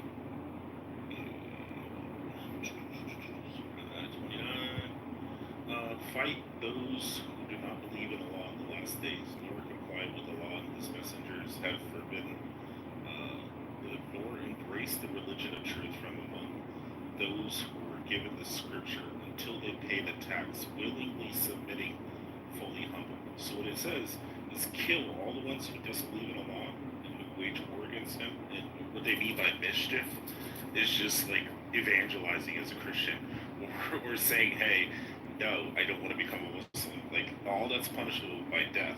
And then it goes on to say that if you then say, hey, okay, I don't want to die, so I'll go ahead and become a Muslim. It says, so as long as you become a Muslim and you pay the tax and you humble yourself before Allah, then Allah will let you pass. So if you want to convert to Islam and pay the tax and stuff, then yeah, you'd be totally fine. But if you refuse to do that, they're supposed to kill you. Yeah, that's absolute nonsense. That's great. Yep. I mean, shifting just a little bit, how do you guys see like the Islam world getting into sports, F1, and then Champions League in football? Then they took the World Cup into Qatar, maybe trying to change the Western perspective on how do you think that plays? They want to make money. So okay, the Quran and the Hadith are very clear. When you're not in control, you're supposed to go along to get along. You're supposed to befriend the Christians and the Jews, and be nice to them. Don't cut their fucking heads off. Not yet. But when you rise up and you're in control, that's when you can turn around and start cutting their fucking heads off. And if they refuse to convert, you cut their heads off. But if they convert, then Allah is merciful and just, and let them go on their way as long as they pay zakat or just pay their zakat, which is their tax, and they convert and become good Muslims. Yeah, I believe it's called Al-Taqiyya or something. Nah. Yeah, and I mean, having the World Cup in Qatar, I mean, having tourists from all over the world drinking getting drunk, and they didn't let. I mean,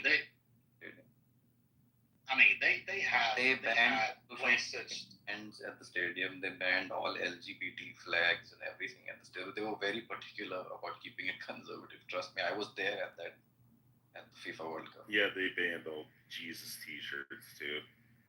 There's a bunch of Christians, whenever I did that, they almost got. I mean, let's say you're with your girlfriend and you were making out on the street, like that was.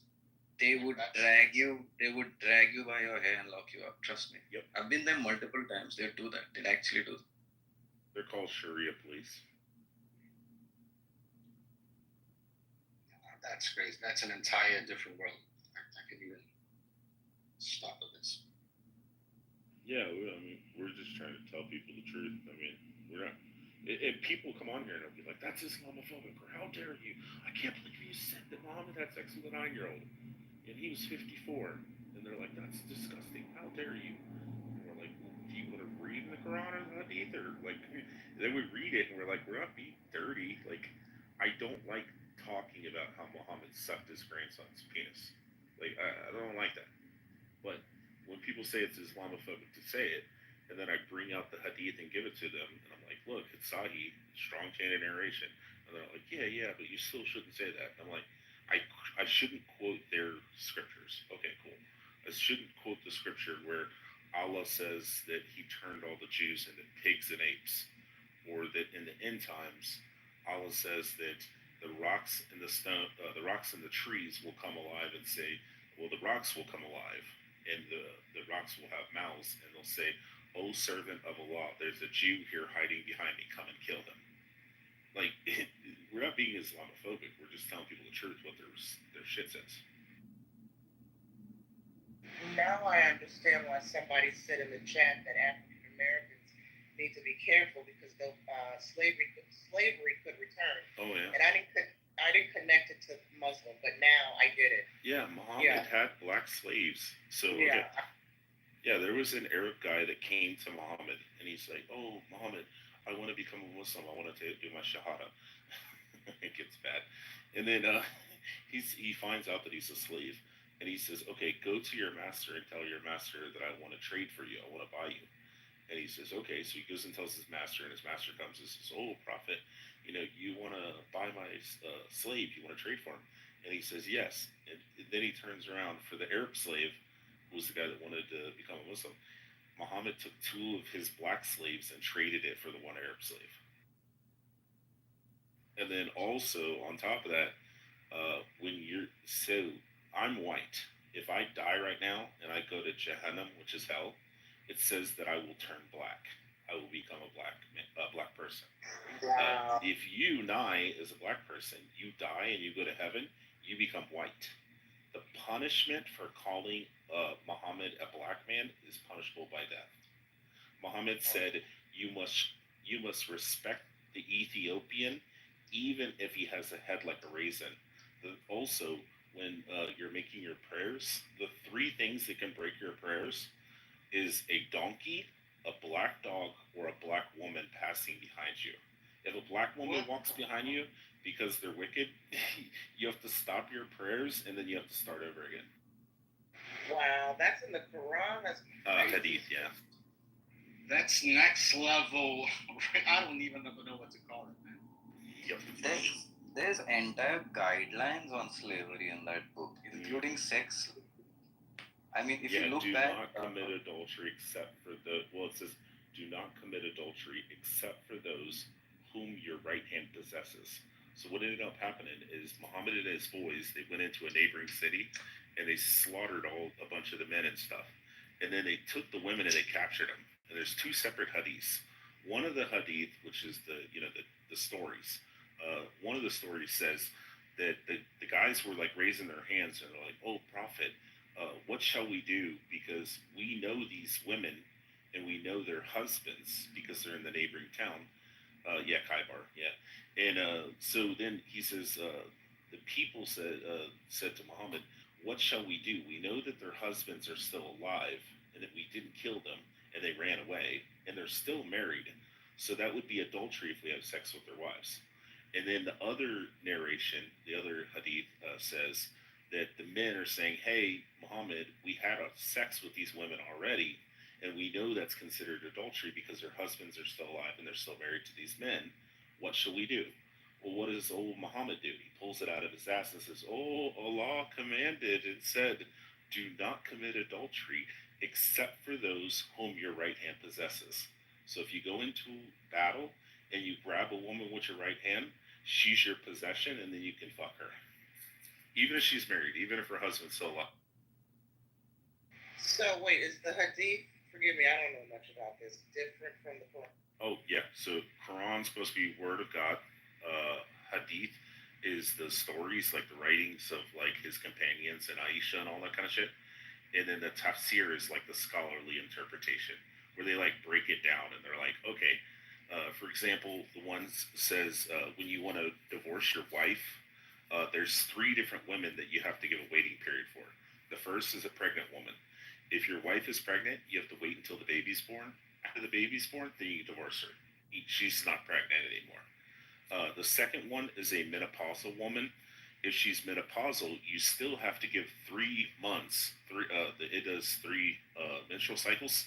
So you have to wait 3 months, make sure the last time you had sex with her. Well, you can't have sex with her anymore. But you got to wait 3 months, make sure she's not knocked up. After that, then you can get rid of her.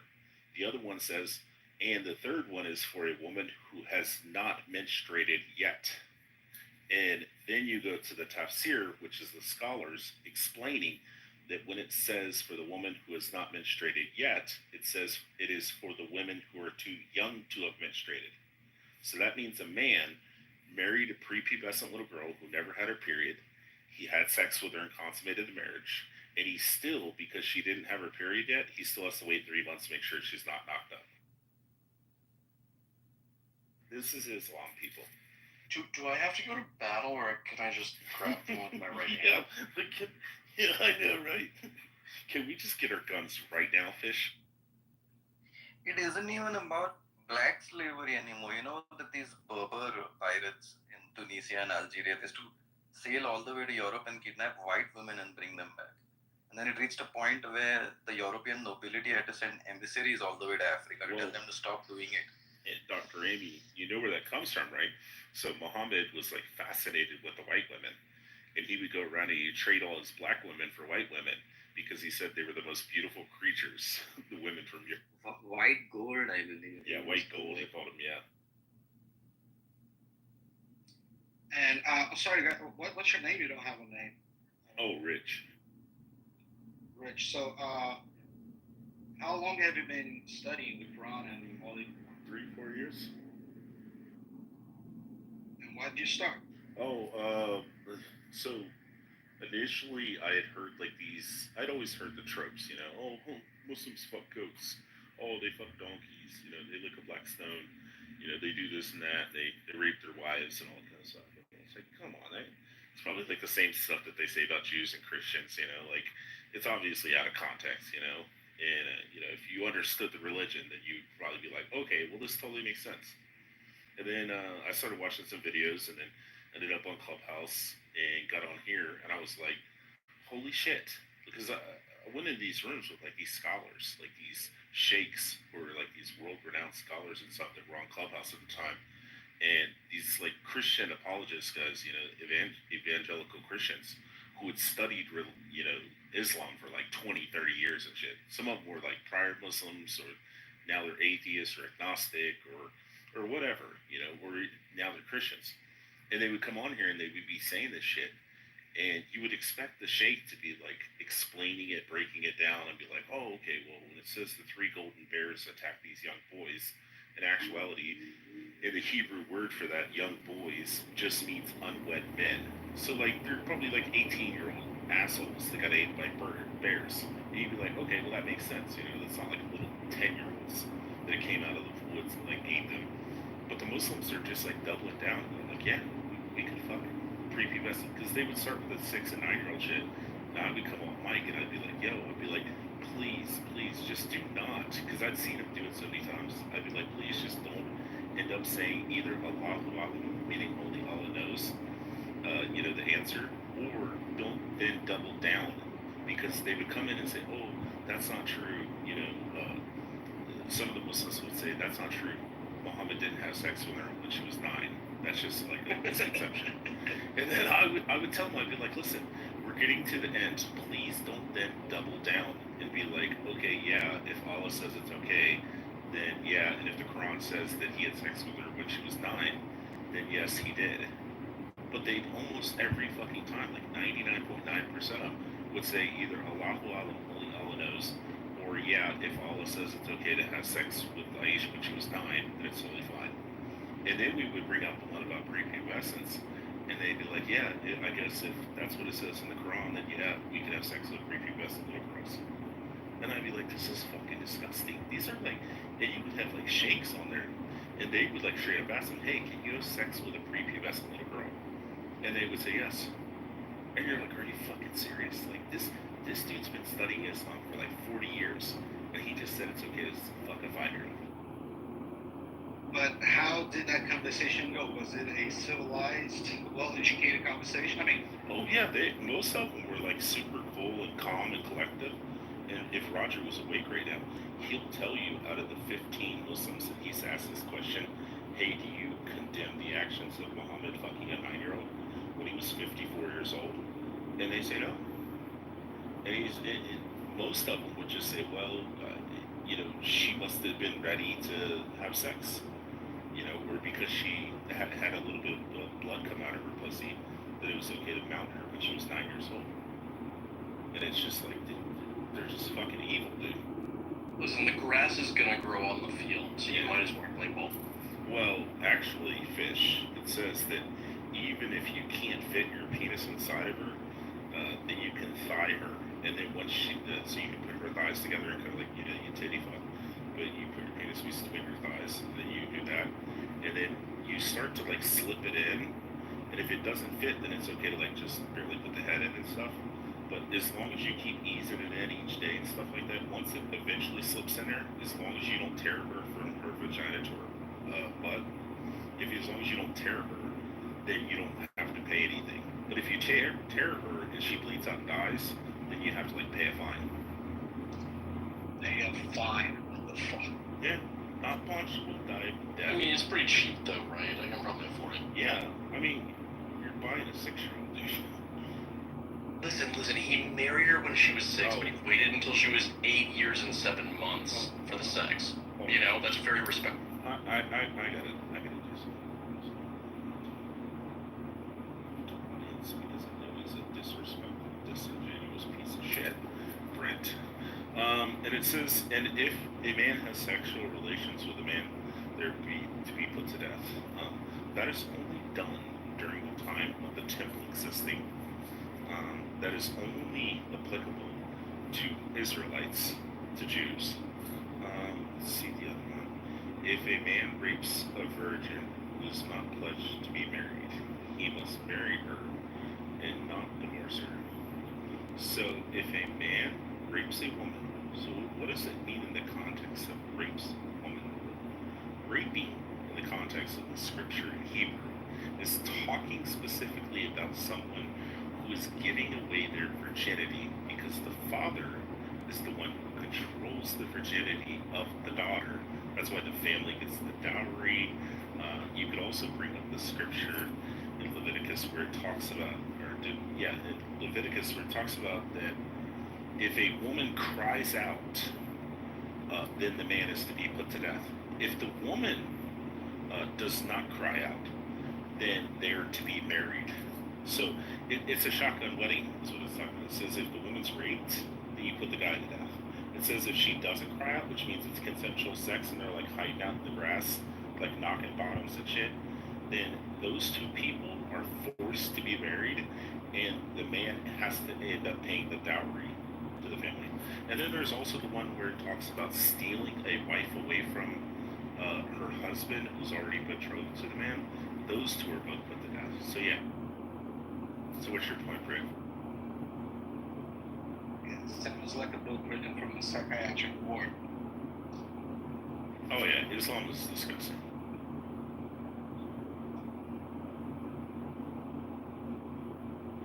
All the rapiness aside, my major concern is the sort of intentional spread, impregnate, takeover doctrine. And you can see what's happening in Europe. Fish, you just be this one. Yes.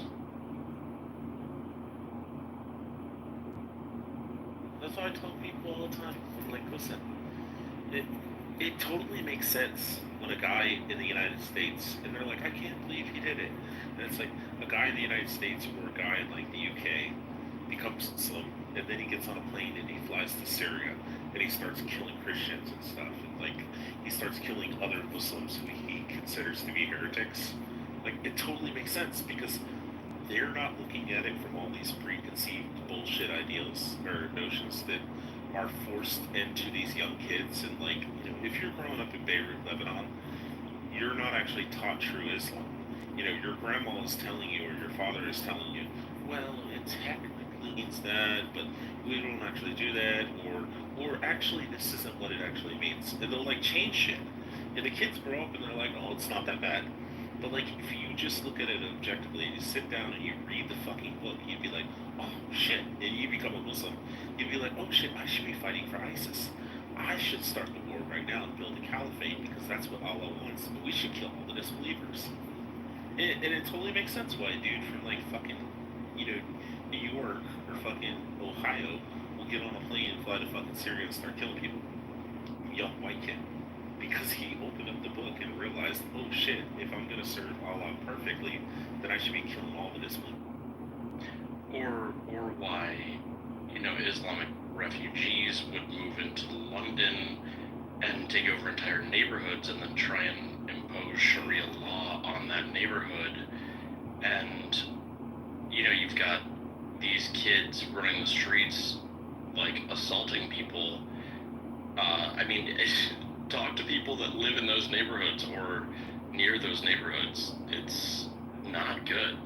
It's like a cancerous spreading ideology that wants to take over the fucking world, and it's terrifying. Not only that, the study was done with lab evidence. It's 53% of all Muslims believe that modern killing should be like if your daughter is like 16 or 17 or even like 20, and she goes out and has premarital sex or she dishonors the family, meaning like if she Or gets raped. Yeah, or gets raped. Yeah, that's also considered. If she gets raped, if she has premarital sex, if she doesn't even wear her head covering, her headscarf on the top of her head, that brings dishonor to the family to be considered. But 53% of Muslims in London say that that should be acceptable for the father to pull out a knife and cut his fucking daughter's head off. And 71% believe that Sharia law should be the law of the land in London, which Sharia law includes like all kinds of fucking horrific shit. Horrific. Yeah, like all the shit you see in Saudi Arabia where they like pull people in for like holding hands in public and shit, and they're like, "Oh, are you guys married?" And they're like, "No, we're just boyfriend and girlfriend." They're like off with their fucking heads. Like this is what the Muslims want in London. You're real progressive. Yeah, my takeaway here is that, man, I'll give you that. I'm completely ignorant to everything Muslim, like I said before. And it's really far from my reality here in Brazil. We don't really see much of that here. Lucky. But yeah, but we do like see the news, and it was kind of funny that it was like it's been years since Matt, let me ask you a question. Do you know where the largest population of Lebanese live in the entire world? I think that'll be Brazil. Yeah, you know why?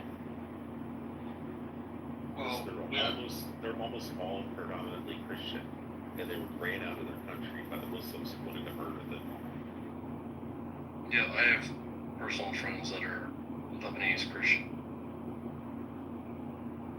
I mean, in Brazil, the religion debate is not really a thing. I mean, everyone has their own religion, and we live fine. Like, no one's trying to put anything down anyone's throats.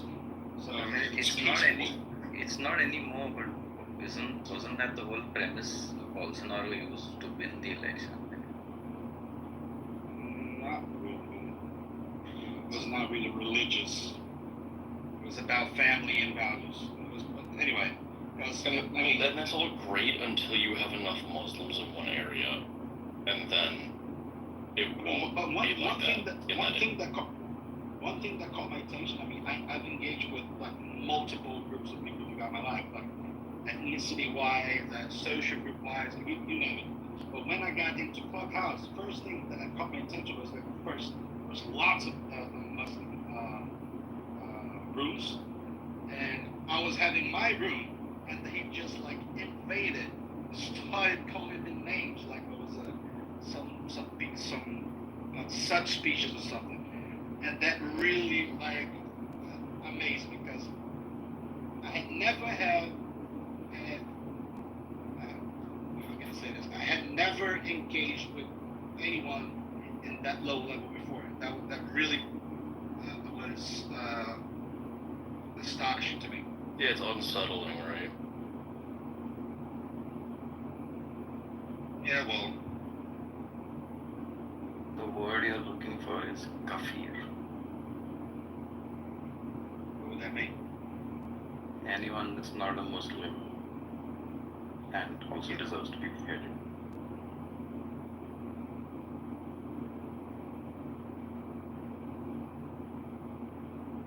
Yeah, anyway, I think it's just sad. Like,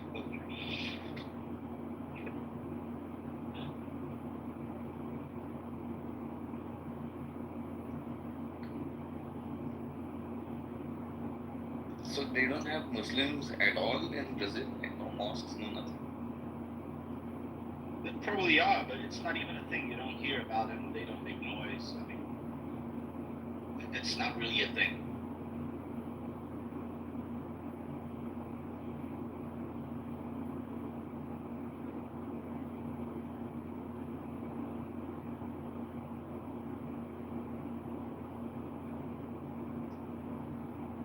Yeah, so Matt, if you really want to like delve into the shit and learn more about it, so there's a really good YouTuber guy named Sam Shogo, and he usually debates Muslims online, and he puts up these like 10-minute clips. He gets like sheikhs, like the teachers of their religion in Islam, and they'll come in there and they'll want to debate him, and he'll be like, oh, come up here, you filthy dog. And he gets him up on stage and he starts asking questions, and some of the shit that they concede to, and they say that, yeah, that's true, it's just fucking abhorrent. I mean, we had this piece of shit in here earlier that was telling Mojo, hey, say something bad about my prophet, and I'll cut your fucking head off. He said, Roger, do you want me to cut your head off or your dick off? And Roger was being smart ass and said, are you gonna cut it long ways or, or which way are you gonna cut it and shit? He was like, tell him straight up, like, I wanna fucking kill you. And that's the way most of the Muslims are. This fucking British guy was in here talking about, oh, my parents live next to these really nice sweet Pakistanis. I said, I dare you, I fucking dare you to walk to that Pakistani guy and say, hey, I heard it's true that your prophet fucked a 9-year-old and that he's a pedophile. Fish, what do you think that Pakistani guy would do? Just tell me. He would probably be irate and angry and possibly violent, but it's really hard to say because, or just like total denial and like hype. Okay, like if you walked up to the average Muslim and said Muhammad is a pedophile, Muhammad is a piece of shit. Well, you can't even draw a picture of him, bro. Yeah, that's what I'm saying. Like, you say that to the average Muslim, and they will walk in their house and grab a fucking butcher knife and come out and cut your fucking head off in the middle of the street. Because that is what is commanded of Muslims in their religion. If you insult the prophet, it is punishable by death. But do you think younger generations they react exactly the same way? Like there's no change at all across generations? I would say that the majority of young Muslims and shit, especially when they move to the Western world, hopefully will leave Islam, either because they get their work convicted and they realize that Islam's fucking disgusting and abhorrent, and they hear all this kind of shit. And I don't want them to take my word for it. When I tell them that Sunnah Nabi Dawud 47:17 says that Allah says when a mother buries her newborn baby alive under the ground, when she buries her, the baby, the mother and the baby both go to hell. And when they say that's bullshit, well, that's bullshit, I thought, just go look it up. Don't trust me. Do not take my word. I might be lying right to your face. But here's the hadith, and here's the grading on it, which is Sahih, which means a strong chain of narration, which means the Muslims have to accept it. And just go look it up. And hopefully they look at it and go, holy fuck, my God says that if a mother kills her baby, the mother and the baby, both their spirit will go to hellfire forever. Yeah, well, I mean, at this point, an asteroid would be just a blessing. Well, Thanos, I always say Thanos' gauntlet with the Infinity Stones, and then instead of wiping out half the universe, we can just wipe out the Muslims with one snap. But then you have the Russians, then you have the Chinese, then you would have blah blah blah. There will always be a better world. I would take the North Koreans over the fuck. I would let the North Koreans move into the U.S. before I let one more fucking Muslim if it was up to me. I think the vast majority of Russia would be okay with the Thanos thing. Well, yeah, the North Koreans are going to show up and be like, oh my god, TV, cars, this is amazing. Porn. Oh my god, you have food, porn, yeah, all this kind of shit. The internet, god, this is amazing. And they'd be like, fuck Kim Jong-un. But the Muslims will show up and go, oh, we need to kill all these fucking people. Yeah, the only reason North Koreans do anything is because they fear for their family.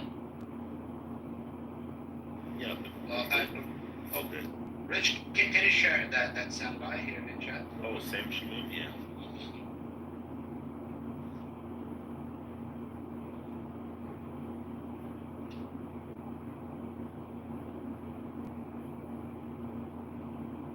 There's also another YouTube channel called The Apostate Prophets. Check that out.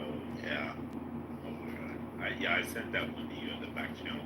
I sent him the Yalzut. There he goes. I know, Dr. Amy, are you familiar with the Yalzut story? No, I'm not familiar with that. What? Oh my god, the night train in Muhammad. So Muhammad goes with his companion, he goes out into the desert, and he tells his companion, he says, stand here, and then he draws a line, which is probably a circle, and he draws a line and he says, do not cross this line or you shall surely die. And the companion says, okay. And then it says that Muhammad went a stone's throw away, distance, and he walked out there, and then these 9 Al-Zut men, which were these tall, lengthy, tall, muscular, lanky, black guys, were actually North Indians, like Pakistanis. And these black guys walk up, and they're described as having these giant, huge dicks that never weaken. And then it says that the Al-Zut men then mounted Muhammad, and they rode him all night. And he was crying out and screaming and shit. Yeah, this is wild. And then it says the Al-Zut stopped riding Muhammad, and then they went over to the companion, and they were trying to reach past the line and grab him. So then he sat down to protect his butt. And then they went back over and they rode Muhammad all night until the morning. And then the Al-Zut got up and got their clothes on, and then they left. And then Muhammad crawled over to his companion and laid his head on his waist, on his lap, and sat there and talked about how he was sore from being ridden all night. So they had Viagra way back then. Yeah, they call it the night train.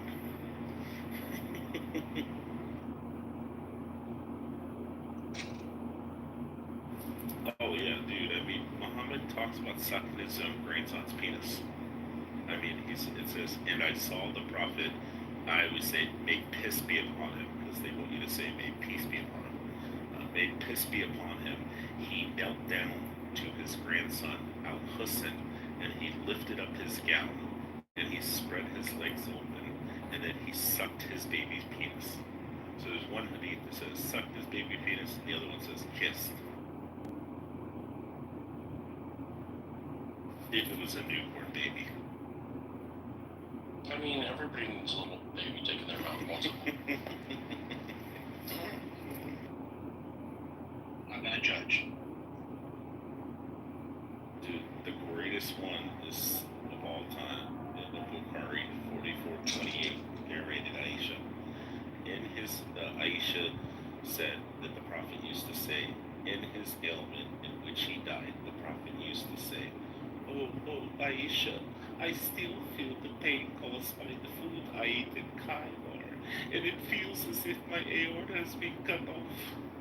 Because a Jewish woman, she was preparing the food, and she took poison and she put it into the shoulder of the goat, and then she fed it to Muhammad and his 2 companions. Those 2 companions dropped dead from him, so he spat the food out, and it cut off his aorta, and he brings a Jewish woman out, who's named Zainab, and he says to her, he says, why did you do this? And she says, well, because you... And then you forced me to prepare food for you. And after you forced me to prepare food for you, I thought to myself, hey, in my Tanakh, in my Jewish Bible, it says the prophet shall not befall the poison. The poison shall not befall him. So she says, okay, well, I'm going to test this. I'll put the poison in there, and if he's really a prophet, then he'll eat it and he'll be fine. Well, he eats it, he's not fine, so he's not a fucking prophet. And then he has her killed. And then, and then I guess for the next 5 years, Muhammad ended up surviving, but they had to carry him around because he was like a fucking gimp. And he would just sit there crying about how much pain he was in for the rest of his life for the next 5 years. And people were like, see, that means that he didn't die from the poison. That means he's really a prophet. And I said, no, that means that God is amazing, and that God allowed your filthy, disgusting pedophile prophet to suffer for 5 years straight in immense agony and suffering for 5 years. Or fucking go. I knew you were going to say something stupid. Yeah, I don't know. I just have a really hard time believing that people with an actual brain will read such graphical misogynist and like literal like obscenities like that and think that that's somewhat sacred. I don't know, man. I'll read more into that stuff. Oh, and dude, try to yeah. educate myself because it's. Fish, how many times have you seen Muslims read it and then go, Allahu Akbar, tell me all of it? Usually every time. It's like they have Stockholm syndrome, Matt. You know, like when you're kidnapped and then you're like, oh, he was really nice to me. And yeah, he raped me, but he raped me because he loves me. I always Daddy kind of wonder issues. about that with like the women. I feel like that's exactly how it goes.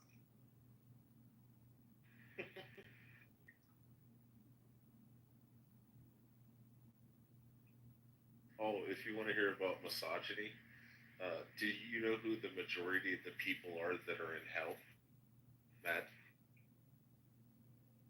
Tell me about it. It's Probably those filthy women. Yeah, it's women, because it says that women make up the majority, because it says Muhammad looked into, he was brought down to hell, and he looked upon hell, and he seen that it was almost all women, it's majority women. And the reason that Allah says that it's majority women is because women are deficient in mind and they're emotional, so it causes them to go to hell. Do they all become black too? Yep. So if you're white, you go to Jahannam, your face turns black. If you're black and you go to Jannah, which is heaven, your face turns white. Makes no fucking sense. Okay. Well, I mean, women don't drive so well all the time, but I don't think they should go to hell. No. Oh, the best one is when the woman shows up to Aisha, Muhammad's little honeypot, I call her. You know, the 9-year-old that Muhammad fucked when he's 54, his wife, and which is fucking disgusting. 8 years, 7 months, by the way. Yeah, 8 years, 7 months. Yeah, the way they do their calendars. That's And precise. yeah, so Aisha's sitting there and she sees this woman show up, and a woman comes to her and she says, "Oh, Aisha, please speak to the Prophet because my husband is beating the shit out of me." She didn't say beating the shit out of me. She said, "My husband is beating me." And Aisha said she looked at the woman and she seen her arm, and her arm was the same color, or it was darker than the green dress that she was wearing. It's like he was really beating the shit out of her, black and blue. And Aisha goes to Muhammad, and she's like, Muhammad, you have to help.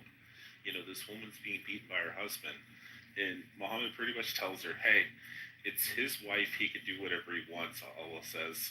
And if he wants to beat her, as long as he doesn't kill her and shit, it's totally fine. Yeah, he's an amazing guy. But he told her not to fret about it, don't worry. You know, that's just marital things, but you shouldn't interfere with somebody else's relationship.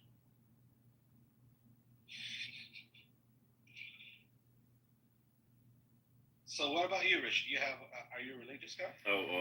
I'm ethnically Jewish, so I was born a Jew, and I'm religiously Christian. So Messianic Jew. Or as I like to say, a messy Jew. Messy Jew. I was born a goldfish. I'm religiously a killer whale. I thought you're a koi fish. Oh, that's the technical term. Yep. But you can tell I'm reformed to a killer whale, or an orca, to be specific. You can tell by my BB. Wait, what? Yeah. Watch this. Look how stupid fucking Brent is. Watch this. He says 88% of British Muslims were opposed to the bombings. He's talking about a specific bombing. Okay, so that means that 12%. So if we scale that out to, say, 1.8 billion Muslims, how many is that? And that's the 12% that admitted. Oh yeah, because the rest of them are like, oh, I don't know if I should say that it's okay for us to bomb shit. You know, like innocent people. We probably shouldn't say that out loud. I'll probably keep that one for home. You know, like the 12% that answered yes to it are the same people that be like, yeah, I just fucked my wife. You know, like, hey, smell my finger. That doesn't mean the other, 88% didn't fuck their wives, or their finger doesn't smell like cooch. But I'm just saying, let's say this stuff out. I'm curious though. There's a lot of people in this room. No one's really saying anything. Oh, they're all sleeping. I mean, there's some retard down in the chat that's saying Rebecca was 3, Alex. But hey, Alex, let me ask you a question. Do you realize that Rebecca was carrying 35-pound jugs of water and carrying them out to feed the animals to give them water? Do you realize that Rebecca, who was supposedly 3 years old in your bullshit narrative, because you're fucking retarded and you don't read scripture, do you realize that Rebecca in that scriptures was sitting and talking with her mother about marrying him? She was talking about, oh, should I marry him, Mom? And the mom's like, it only if God wills. And then she's like, okay, I'm going to go back to my tending to my duties, and I'm going to get 35-pound jugs of water and go carry it to feed the animals. What kind of 3-year-olds are doing that, Alex? So they have this narrative because there was 2 kings, and they'd say, oh, well, this is the same king, obviously, and he ruled twice. And since she was born during the first king, and then it mentions it 3 years later, then obviously she's 3 years old. And it's like, no, these are 2 separate kings who have the same name. And they make this like bullshit that she was 3 years old in the Bible. Listen, I've seen some pretty jacked 3-year-olds before. Yeah, carrying 35-pound jugs of water. Hey, I did see my daughter when she was like 5 or 6. She picked up an entire, like, one of those big 1-gallon pickle jars. That's got to at least weigh like 8 pounds. That's 8 pounds for water. Plus the. It might be 9 with the glass. Yeah, with the glass. That's what I'm saying, like 9 or 10 pounds. But sure as fuck wasn't 35 pounds. And she wasn't 3 years old. Alex, you are a retard. Well, it's the crazy thing with Islam is it's like there are things that I vehemently disagree with in the Old Testament and the New Testament, but like these, if you had to whether choose one, Christianity or Islam. But the thing is, like we went through the Reformation, we went like yeah, but I'm saying you just gotta choose one, and it has actually evolved over time, and no one's out here stoning gay people to death, right? But the literality and the specific adherence to very specific, very barbaric rules that applies in Islam it's like uniform and insane. I gotta respond to this fucking retard. Hey Alex, did you not hear the point? Did you not hear the part where I said that I'm not a rabbinic Jew anymore, and that I'm a Christian, so I reject Rashi? And Rashi's a fucking idiot, because Rashi and all those little Talmudic fucking pricks say that Jesus is burning in a pool of excrement in hell, and that Mary was a loose woman running around with Romans. So yeah, you can't use Rashi on me. I was just having a trip when Fish mentioned the New Testament. I was like, oh, there's a new one. I saw there's the revised edition. Much more. Don't even get me started on that. I have a whole analogy. I think it seems like there was like a kind of like a change in management, but they didn't want to confuse the employees, so they just sort of updated the employee handbook.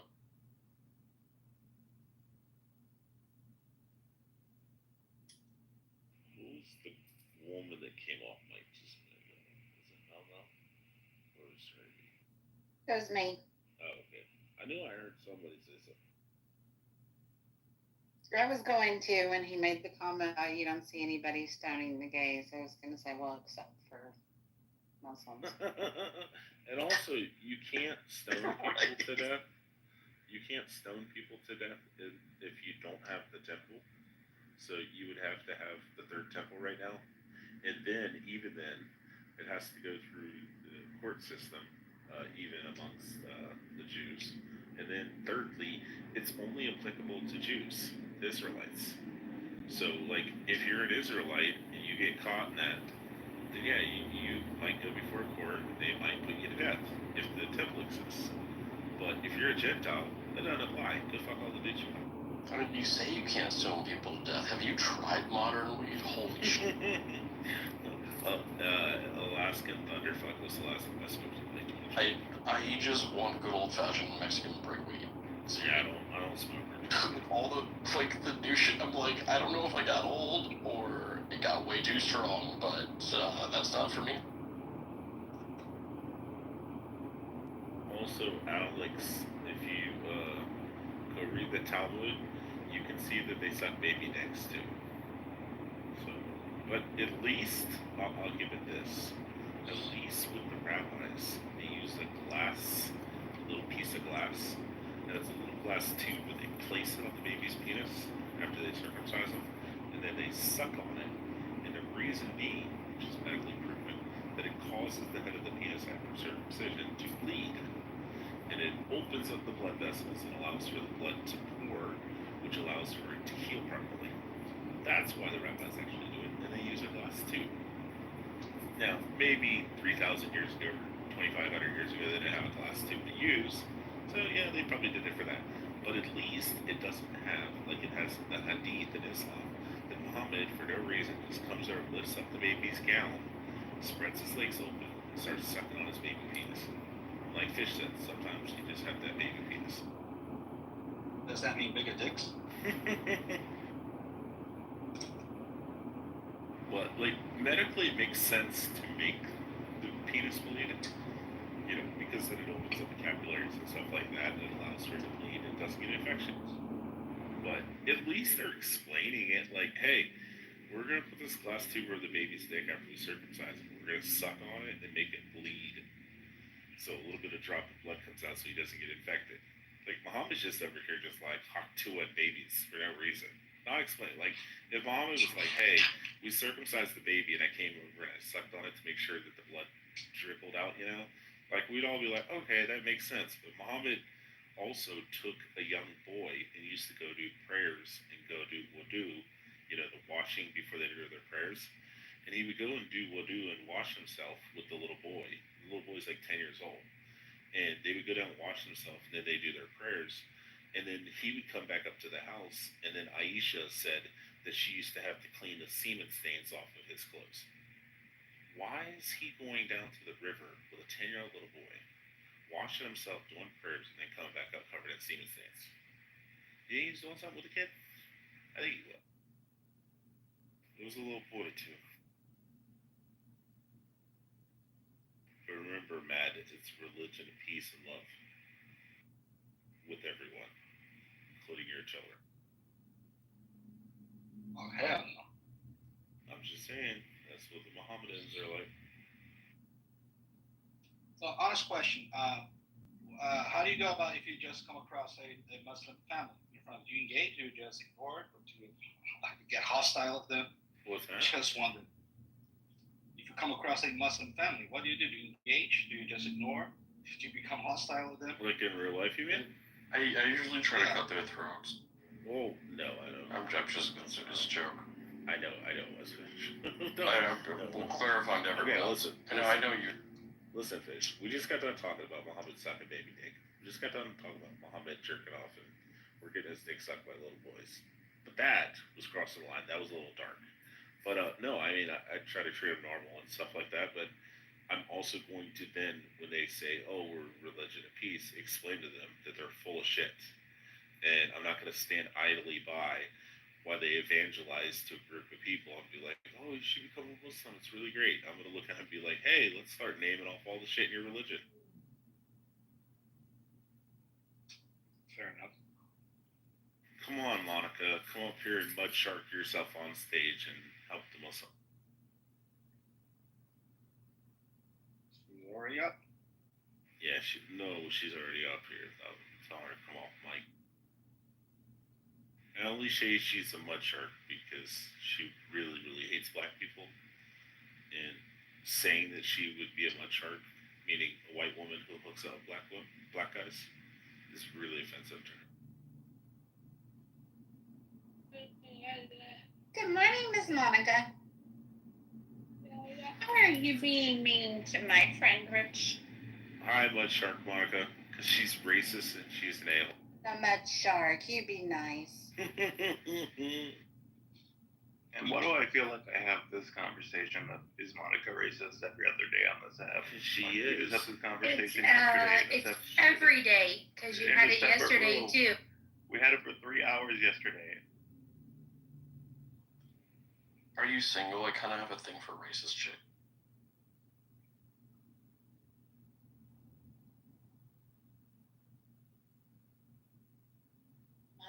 I'm here to date.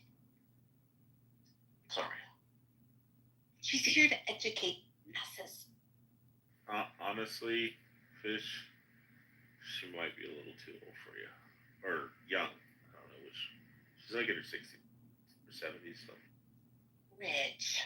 She is old as shit. She is not. She is.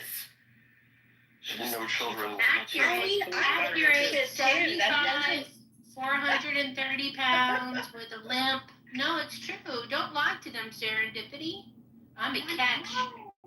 Oh, I like them puffy. Yeah, exactly. There you go. I take offense to that whole older shit thing, you know. You little young whippersnappers. Just want to call everybody old. You know what I'm about to do? I'm about to invite all these Muslims on stage when they go to sleep. We'll let y'all deal. Oh, great. You just laid the trap, and then you're going to go to sleep. Yep. Yeah, you can skip the first step and just go to sleep, as far as I'm concerned. Hey, Monica, shut your fucking mouth. Notice how weak you are, that you have to curse at me when I've been mostly hurting my heart. You've been mostly pleasant to me for the past 3 years, Monica. Actually, I've been heroic to you, and you've not appreciated it. Lying demon. You just can't help yourself. You're just a jerk, and it makes people impatient. And you do it deliberately sometimes, probably 80% of the time. Because I've seen you behave yourself when you wish, when it's someone who's asking you to not burn up the room and you like them. You have self-control. Yeah, you just don't exercise it. I don't respect 90% of the people in chillism. That's the problem. Why And would yet I honor and yet, respect them and be quiet and and not yet, crash out? And yet you like still go in there and you like inflict I said, yourself upon people. Which means there's 10% of the people in there that I like. And they can't tell because you treat them just like you treat the other 90%. 2 o'clock in the morning and I go into Clubhouse and there's 10% of the people there, I get on stage and we sit there and chill out and just have a nice conversation. I doubt that. Yeah, we do. It's like Jacobus, Eric, Butcha sometimes when he's not like pissy.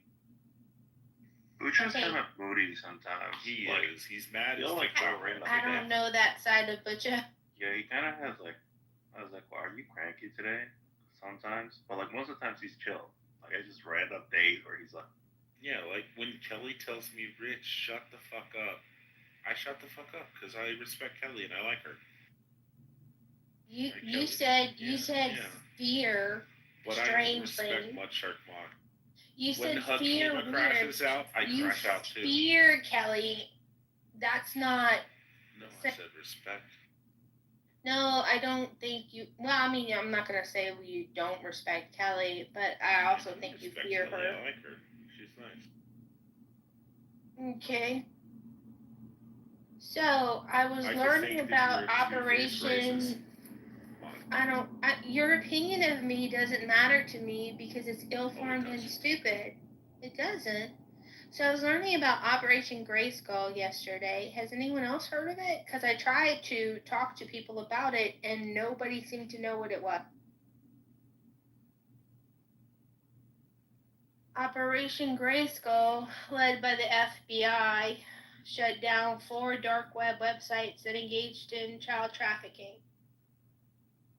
Led to 30 or 80 arrests. Hold on, let me get one of the links. She gets lost. There Are it is any in of the their chat. names Aisha?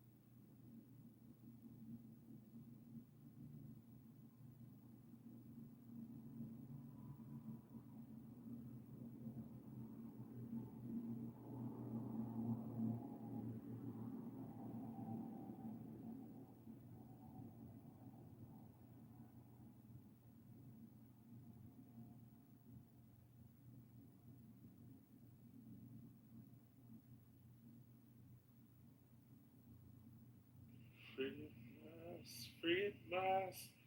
Thank God Almighty, we're free at last. Oh, that's really funny because there's a post I just put in the chat from Bernice King after the release of the Martin Luther King files. There's a photo of him looking skeptically at the camera and saying, now, piece of shit. now do the Epstein files. Wait, the commie? Yeah, the commie that banged like 70 different chicks beyond his wife's back. What did that make Trump do? He's a real piece of shit, and he's the president. Imagine that. Wait, is he like a religious leader and a pastor? He claimed that he's the biggest Christian in the world, but either way. So one's a political position and one's a pastor. Akima.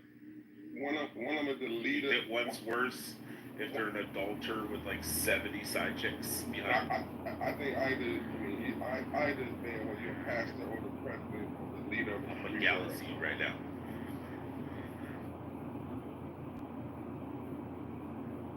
What about Side Boy?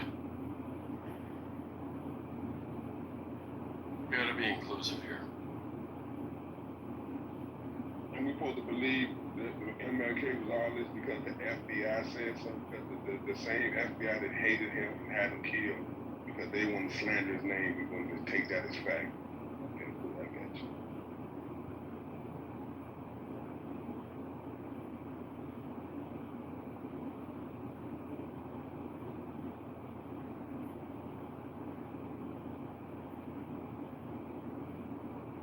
I just believe that picture was first. She was really going to go sit back next to him. You think I really believe American history the way it was told, Rich? I believe that. Yeah, you're making shit up.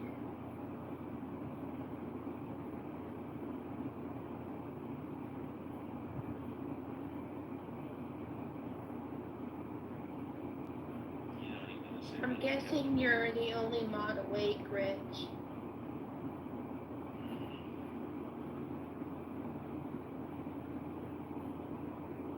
She moved herself down. Wow, that was true.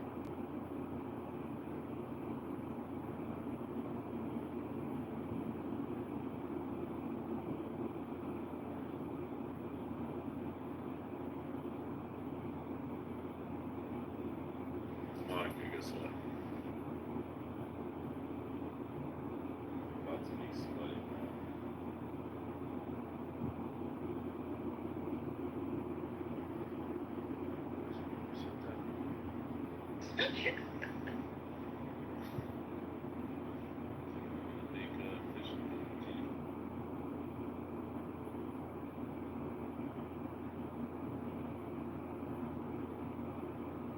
Now I feel awkward.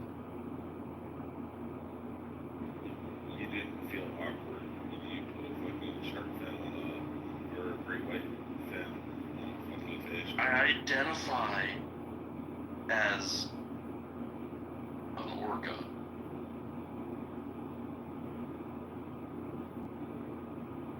Whatever floats your fin.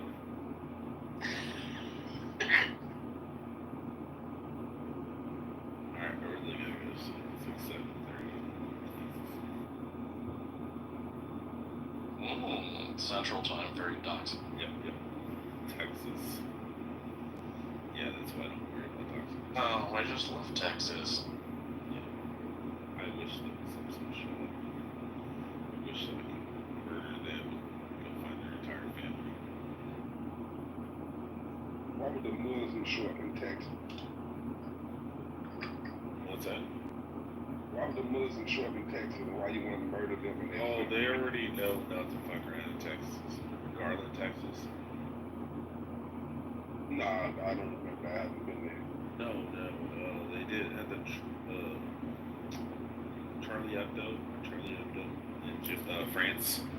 The cartoonist was gonna write some like cartoon depictions of like mama taking shit or fucking a donkey or some shit. They went in there and they shot up the whole place and killed a bunch of people and shit, like trying to murder everybody in there. So Garland, Texas was like, oh, hold my beer, watch this. They're like, hey, motherfuckers, watch this. We're having a draw Muhammad competition. And people were in there drawing it with like shit and stuff, like Muhammad sucking dick and all kinds of nasty shit. And these like 3 Muslims pulled up in a car and they got out like right down the street from the thing, and they were just gonna walk through and start from one end to the other and just mow down everybody. And as soon as they got out of the car and they popped off some rounds, like 30 people unloaded on them, including like law enforcement and SWAT teams and all kinds of shit. And they just mowed them the fuck down.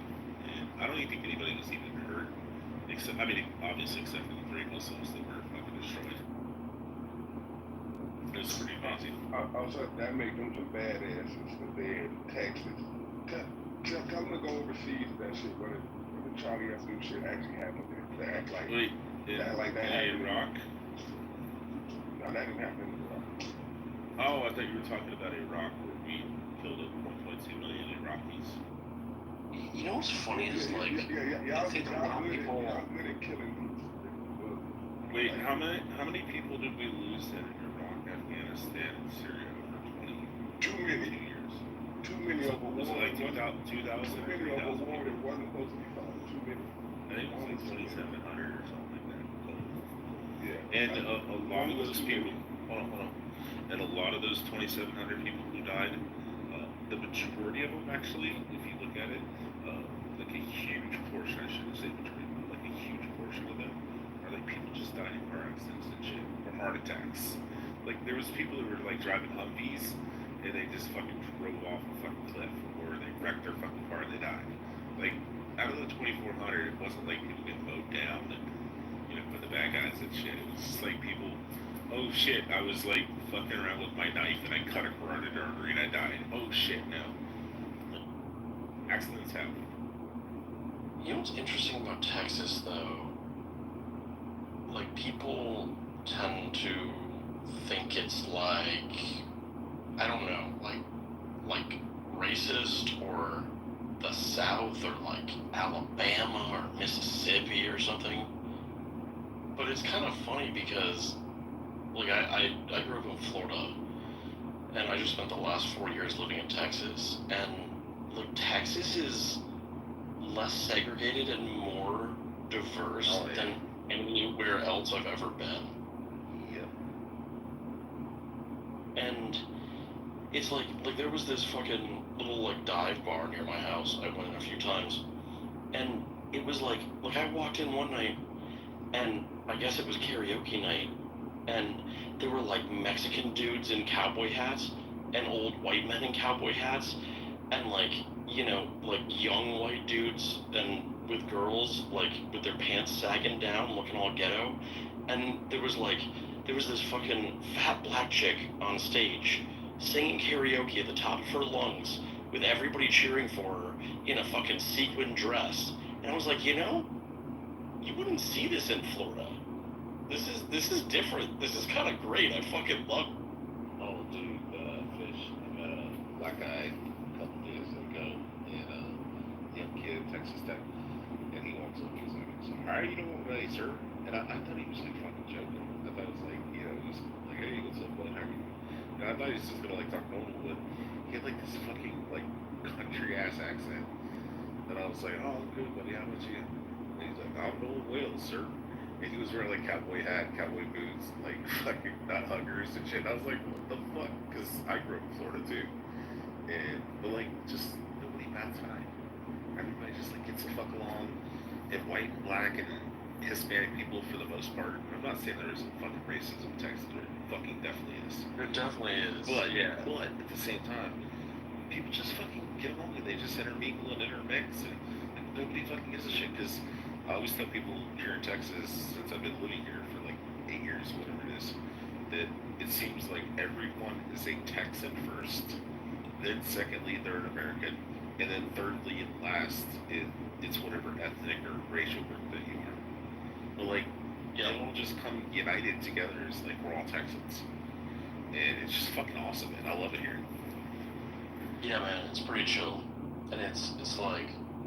Yeah, I don't know. It seems like I grew up in Broward County, right, like Fort Lauderdale, and it seems like there were like black pool halls, or like predominantly, and like Hispanic pool halls and more white pool halls. Like Texas, I've never like anywhere in the Austin area or Houston, like I've never found a pool hall that wasn't filled with like a mix of like everything you could think of. And there's like an Indian dude shooting pool too. It's like everything. And no, it's not. Oh yeah, you go up to the barber shop out here, and it's just everybody's in there. And I remember Daytona Beach, Florida, right off of Kitover Road, Daytona. There used to be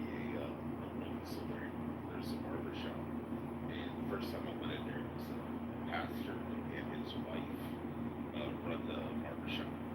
And the first time I walked in there, the entire place stopped. Everybody turned and looked at me. Everybody in there was black. And I was the only fucking white guy. And I think they were like waiting for me to be like, excuse me, like the restaurant names or something. And then they'd be like, oh yeah, Sun Street. And then I was walking in and they're like, can I help you? And I was like, yeah, I just want to get a haircut. My beard trimmed up and stuff. And they're like, oh, okay. And then I came in there and I just became like a regular. And then I would come in there and they were very accepting and very nice and sweet and everything like that. But I did the same thing in Fifes in Alabama and Birmingham. Walked in this Southern Soul Food kitchen. And I walked in, the whole place just like got fucking dead silent. Everybody turned to look at me. Then I went over and I sat down, drank a sweet tea, and everybody just went back to their shit. They're like, okay, he knows where he's at. And like, but here, man, you just walk in restaurants, like, it doesn't matter if it's a soul food kitchen out here in Texas. You walk in, it's just everybody. They're all just fucking there. Yeah, there's a distinct difference, right? Dating and married, and they all have mixed kids, and it's like white and black people, black and Mexican, and white and Mexican, and they're just like all fucking mixed, fucking great people. And it's pretty fucking cool for the most part. And like I said, there is assholes. Like, oh yeah, for sure. Like out in the country, there definitely I've seen some of that. You know, I lived like way out in the country for a little while when I first went there. But yeah, no, there is a noticeable difference from what I could tell. It's actually much more, diverse. I don't know what to call it, but it's like it's the country guys, like not way out rural. You know, they probably fucking did a little nowhere and shit. Yeah, that's where you're gonna find the assholes out here. But in general, like even like the western part of Texas, it's like, and then you go down to Houston and shit, and even in Houston and stuff like that, where it's more like urban, you know, it's like just the same shit. It's just like people all kind of mixed together and just, you know, everybody's intermarried and everybody's intermixed, and you know, like everybody just kind of gets along. yeah, there's a lot of Asian people in fucking Houston too. Yeah, I love it here, man. But I assumed that it was like the stereotypical trope when I moved to Texas. I was like, oh, it's gonna be a bunch of fucking rednecks. Dude, I didn't know what I was getting myself into. Yeah. You know, I'm like, I'm new here, just gonna like kind of figure it out. And then I was like, oh, this is like pretty fucking easy going. Like everybody, the first thing I noticed there is that like people kept talking to me at gas stations, and I was like, oh fuck, they're gonna like ask me for money or something. And then they were just like, hey, we saw, yeah, how you doing? We saw you got a Florida license plate. You like in Texas? Because we fucking love Texas. And I'm like, oh, it seems great because people like you were so friendly. And, like, I feel so welcome. And they were like, hell yeah! Yeah, people go out there with really nice. Yeah. I mean, I'm kind of used to that in Northern Kentucky, you know, but people are overly nice in Northern Kentucky right now because most people grew up together. So it's like, you know, not me personally, because I'm 12, but my dad, you know, he could go in that, like, whole region, the whole area and shit, and he could bump into somebody and he'd be like, oh, I knew your grandma, I knew your mom, or your dad, or something like that. Like, everybody just kind of knows each other, they're cool to each other. Out here, you just be standing at the gas station or walking through the grocery store, and you just be standing in the aisle, and somebody just walk up to you and just start talking to you and asking questions. Right. And you're like, what the fuck's going on here? And it reminded me of when I was younger in Florida, but I feel like New York, like the influx from the Northeast, had a big influence on the culture in Florida, and it got much more like mind your business, keep to yourself, don't like make eye contact with people over the years. But, like, Texas is not like that at all. It's very, like, oh, don't recognize this person, say what's up, make them feel well. And you know, what I also like about Texas so much, why I never want to fucking get here, is the state of Texas was like, hey, the Obama administration looks like, the Biden administration looks like they may be wanting to criminalize suppressors, you know, people who have silencers for firearms. The state of Texas is like, you know what? As long as you make the fucking suppressor the silencer here in the state of Texas, and you don't take it outside the state of Texas, it's going to be 100% legal. We're going to change our laws. Right. And we're going to tell the federal government to go fuck themselves. And if they come in here and try to fuck with us, we're going to stop them. You know, and it's not guaranteed, it's not foolproof that if you fucking deliver by a fucking suppressor in the state of Texas, maybe the fucking federal government will shove it in front of them. But at least the state of Texas is trying. You know, and they also see that, you know, the Biden administration was talking about, well, you know, the way that we may keep people from getting guns and shit like that is to not approve their fucking federal background checks. So if you can't approve their federal background checks, then they can't even get a CHL, concealed handgun gun license here in Texas. So the state of Texas is like, okay, fuck you, Biden. What we're gonna fucking do is we're gonna implement a new law in Texas that says as long as you're fucking over 18, you can carry a fucking long rifle. As long as you're over fucking 21, you can conceal and carry, carry a handgun without a fucking license. Constitution. You're not a fucking felon. You're not mentally adjudicated and shit like that. You buy yourself a fucking pistol, put it on your side, and walk the fuck around. You don't need a license. It's fucking awesome.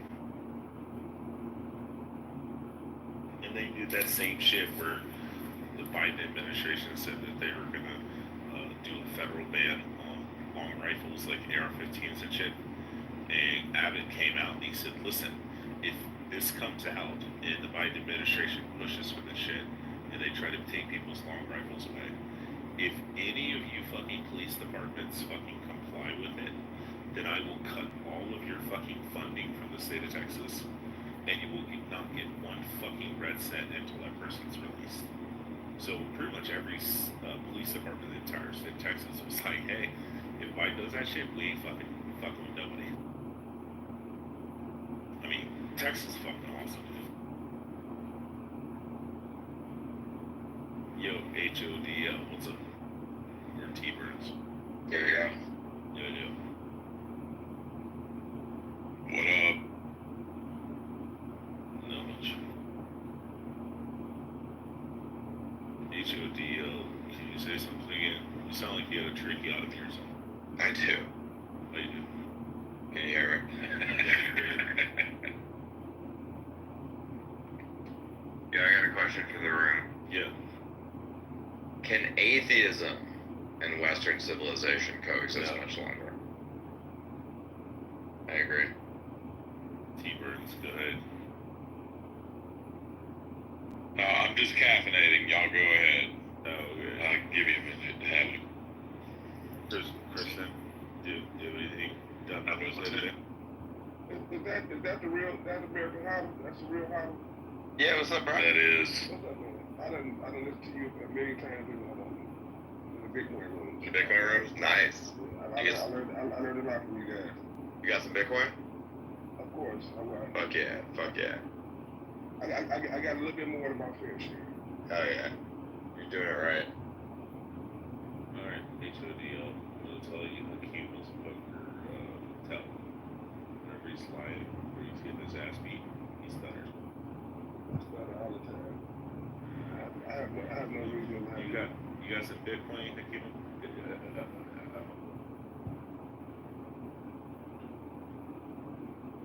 I believe him. I believe him too. I don't care if you believe it or not, Rich.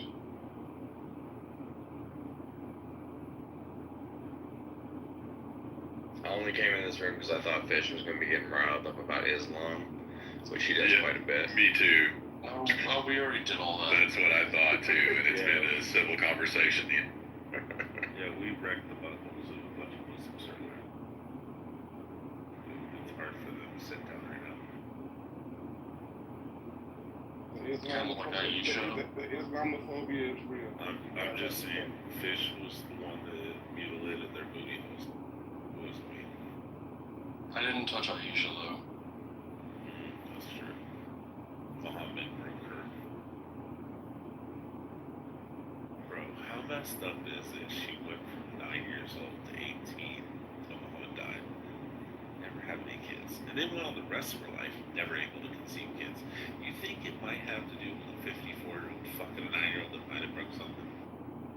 Probably a little physical damage there. Yeah.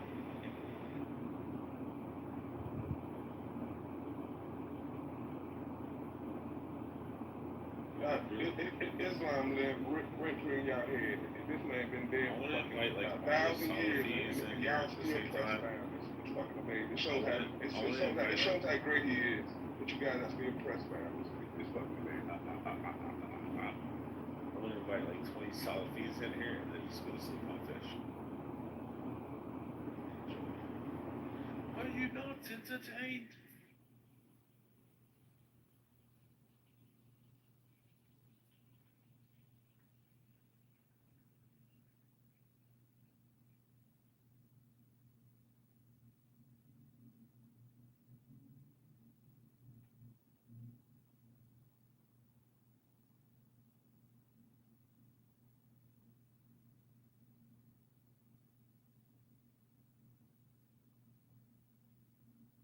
Fish, you're not even gonna. Oh, you dick.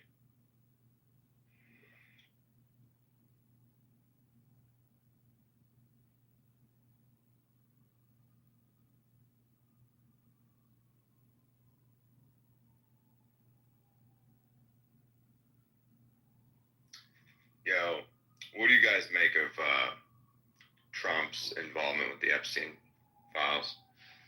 I still can't fully, there's something there, but I don't know, I can't, contextualize what the story is, you know? I'm trying to, think of what his involvement was. He definitely did something, because it seems like he's covering something up, you know, but, what was it? That's the $1 million question, because he definitely did something. He's swinging and missing with all the distractions to not have done nothing. So. Hakima, I modded you up. I'm going to sleep. Have fun. Good. Shut the fuck up. You shut the fuck up. Motherfucker. I mean, listen, bro, I feel like at this point, everybody in America can tell that both of these fucking people, you know, the Democrats and the Republicans, that they both are covering up for pedophiles on their side, you know, and that it's a bipartisan affair, and basically everybody was on that island or in New York in his brownstone, and they were doing, you know, whatever they were doing there. And if you can't see that at this point, you're still like, oh, it was this side, oh, it was that side, you're kind of retarded. The sad part is the people are still gonna vote for both sides. I They're know. still gonna entertain the third party. That's the pathetic part. They both are supporting pedophiles. That's what I'm saying. We need a Bitcoin party, bro. We need an orange party. It's not enough smart people to have a Bitcoin party. Sorry. Well, we just need Bitcoin to make all the Bitcoiners wealthier, and then we can form a party. But it's gonna take some time. That's probably like 15 years out. I'm looking forward to it.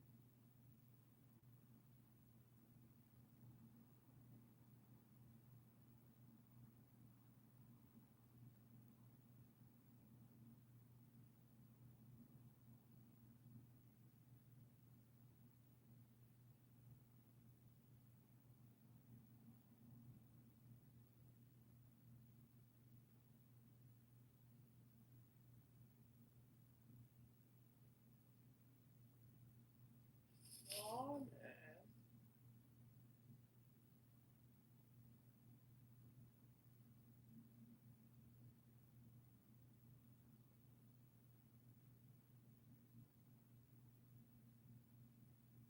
Oh man. I thought you was. Oh, I had to go get a bottle of water. You just can't sleep. Nope. I only sleep like 4 hours a night. It's not insomnia. It's just that's the way my brain's wired. My dad's the same way. He sleeps about 4 or 5 hours a night. That's not healthy, Rich. There's plenty of people that do. There's plenty of unhealthy people.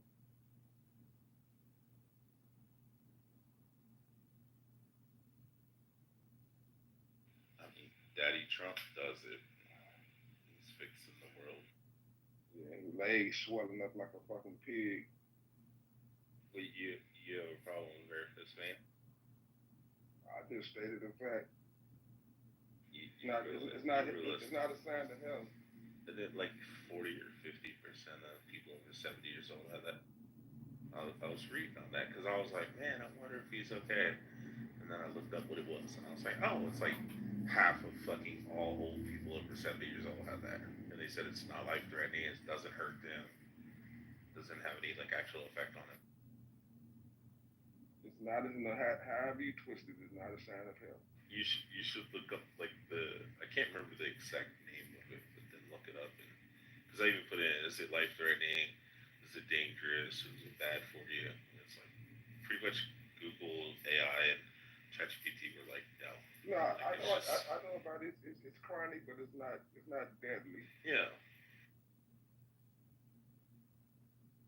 Yeah, I was kind of worried about it when I first seen it. I was like, oh fuck, man, there's something wrong. Like even if it was Biden, like Biden's got some shit fucked up with him, I'd be like, oh shit, man, I hope he's okay. But at the same time, it's like you look at it, they're like, Trump is dying.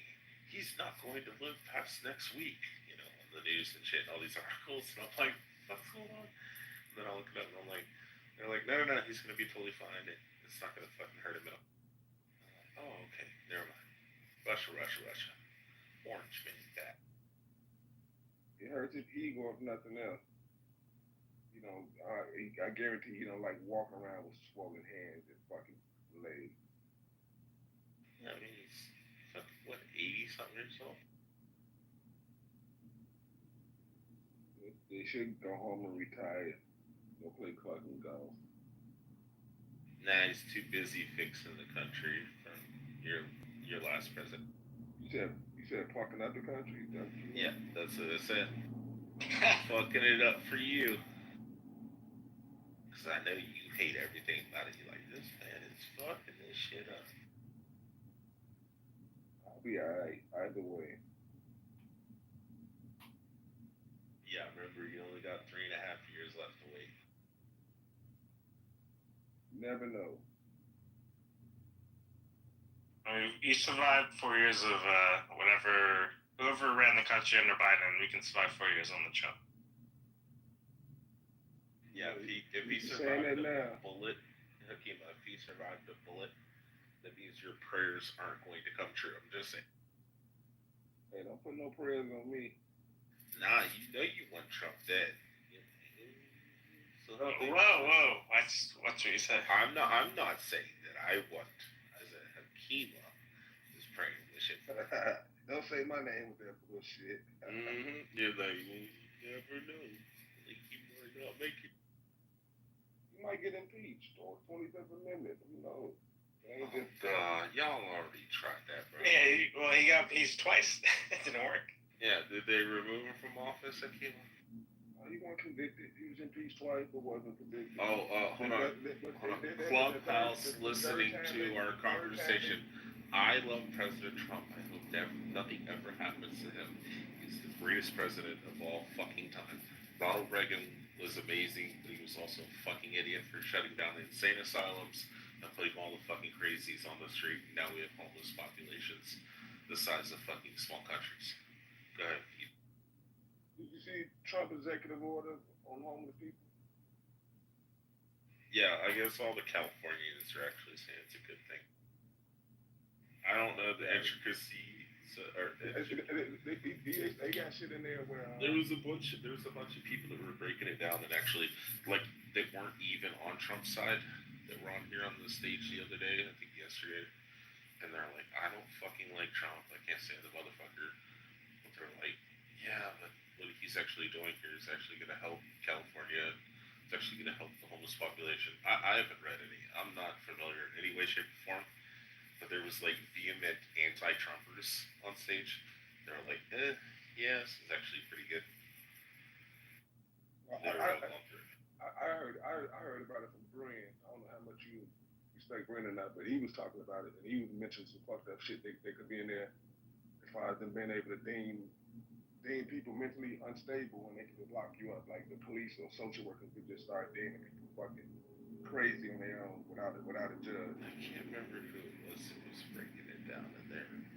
They're explaining how it works. Somebody in here knows, man. Like I said, there's a bunch of people that were anti-Trumpers that against something like that. Well, they passed a law in New York City, I think it was like 2 years ago, where they can, if the NYPD deems the person to be harmful for themselves or anyone else around them to be mentally unstable, they can force them now into someone that can be evaluated. So that's dangerous. That's dangerous. Well, like in a liberal city like maybe Mondavi will, when he becomes mayor, will reverse it. But as of right now, the NYPD does have that power.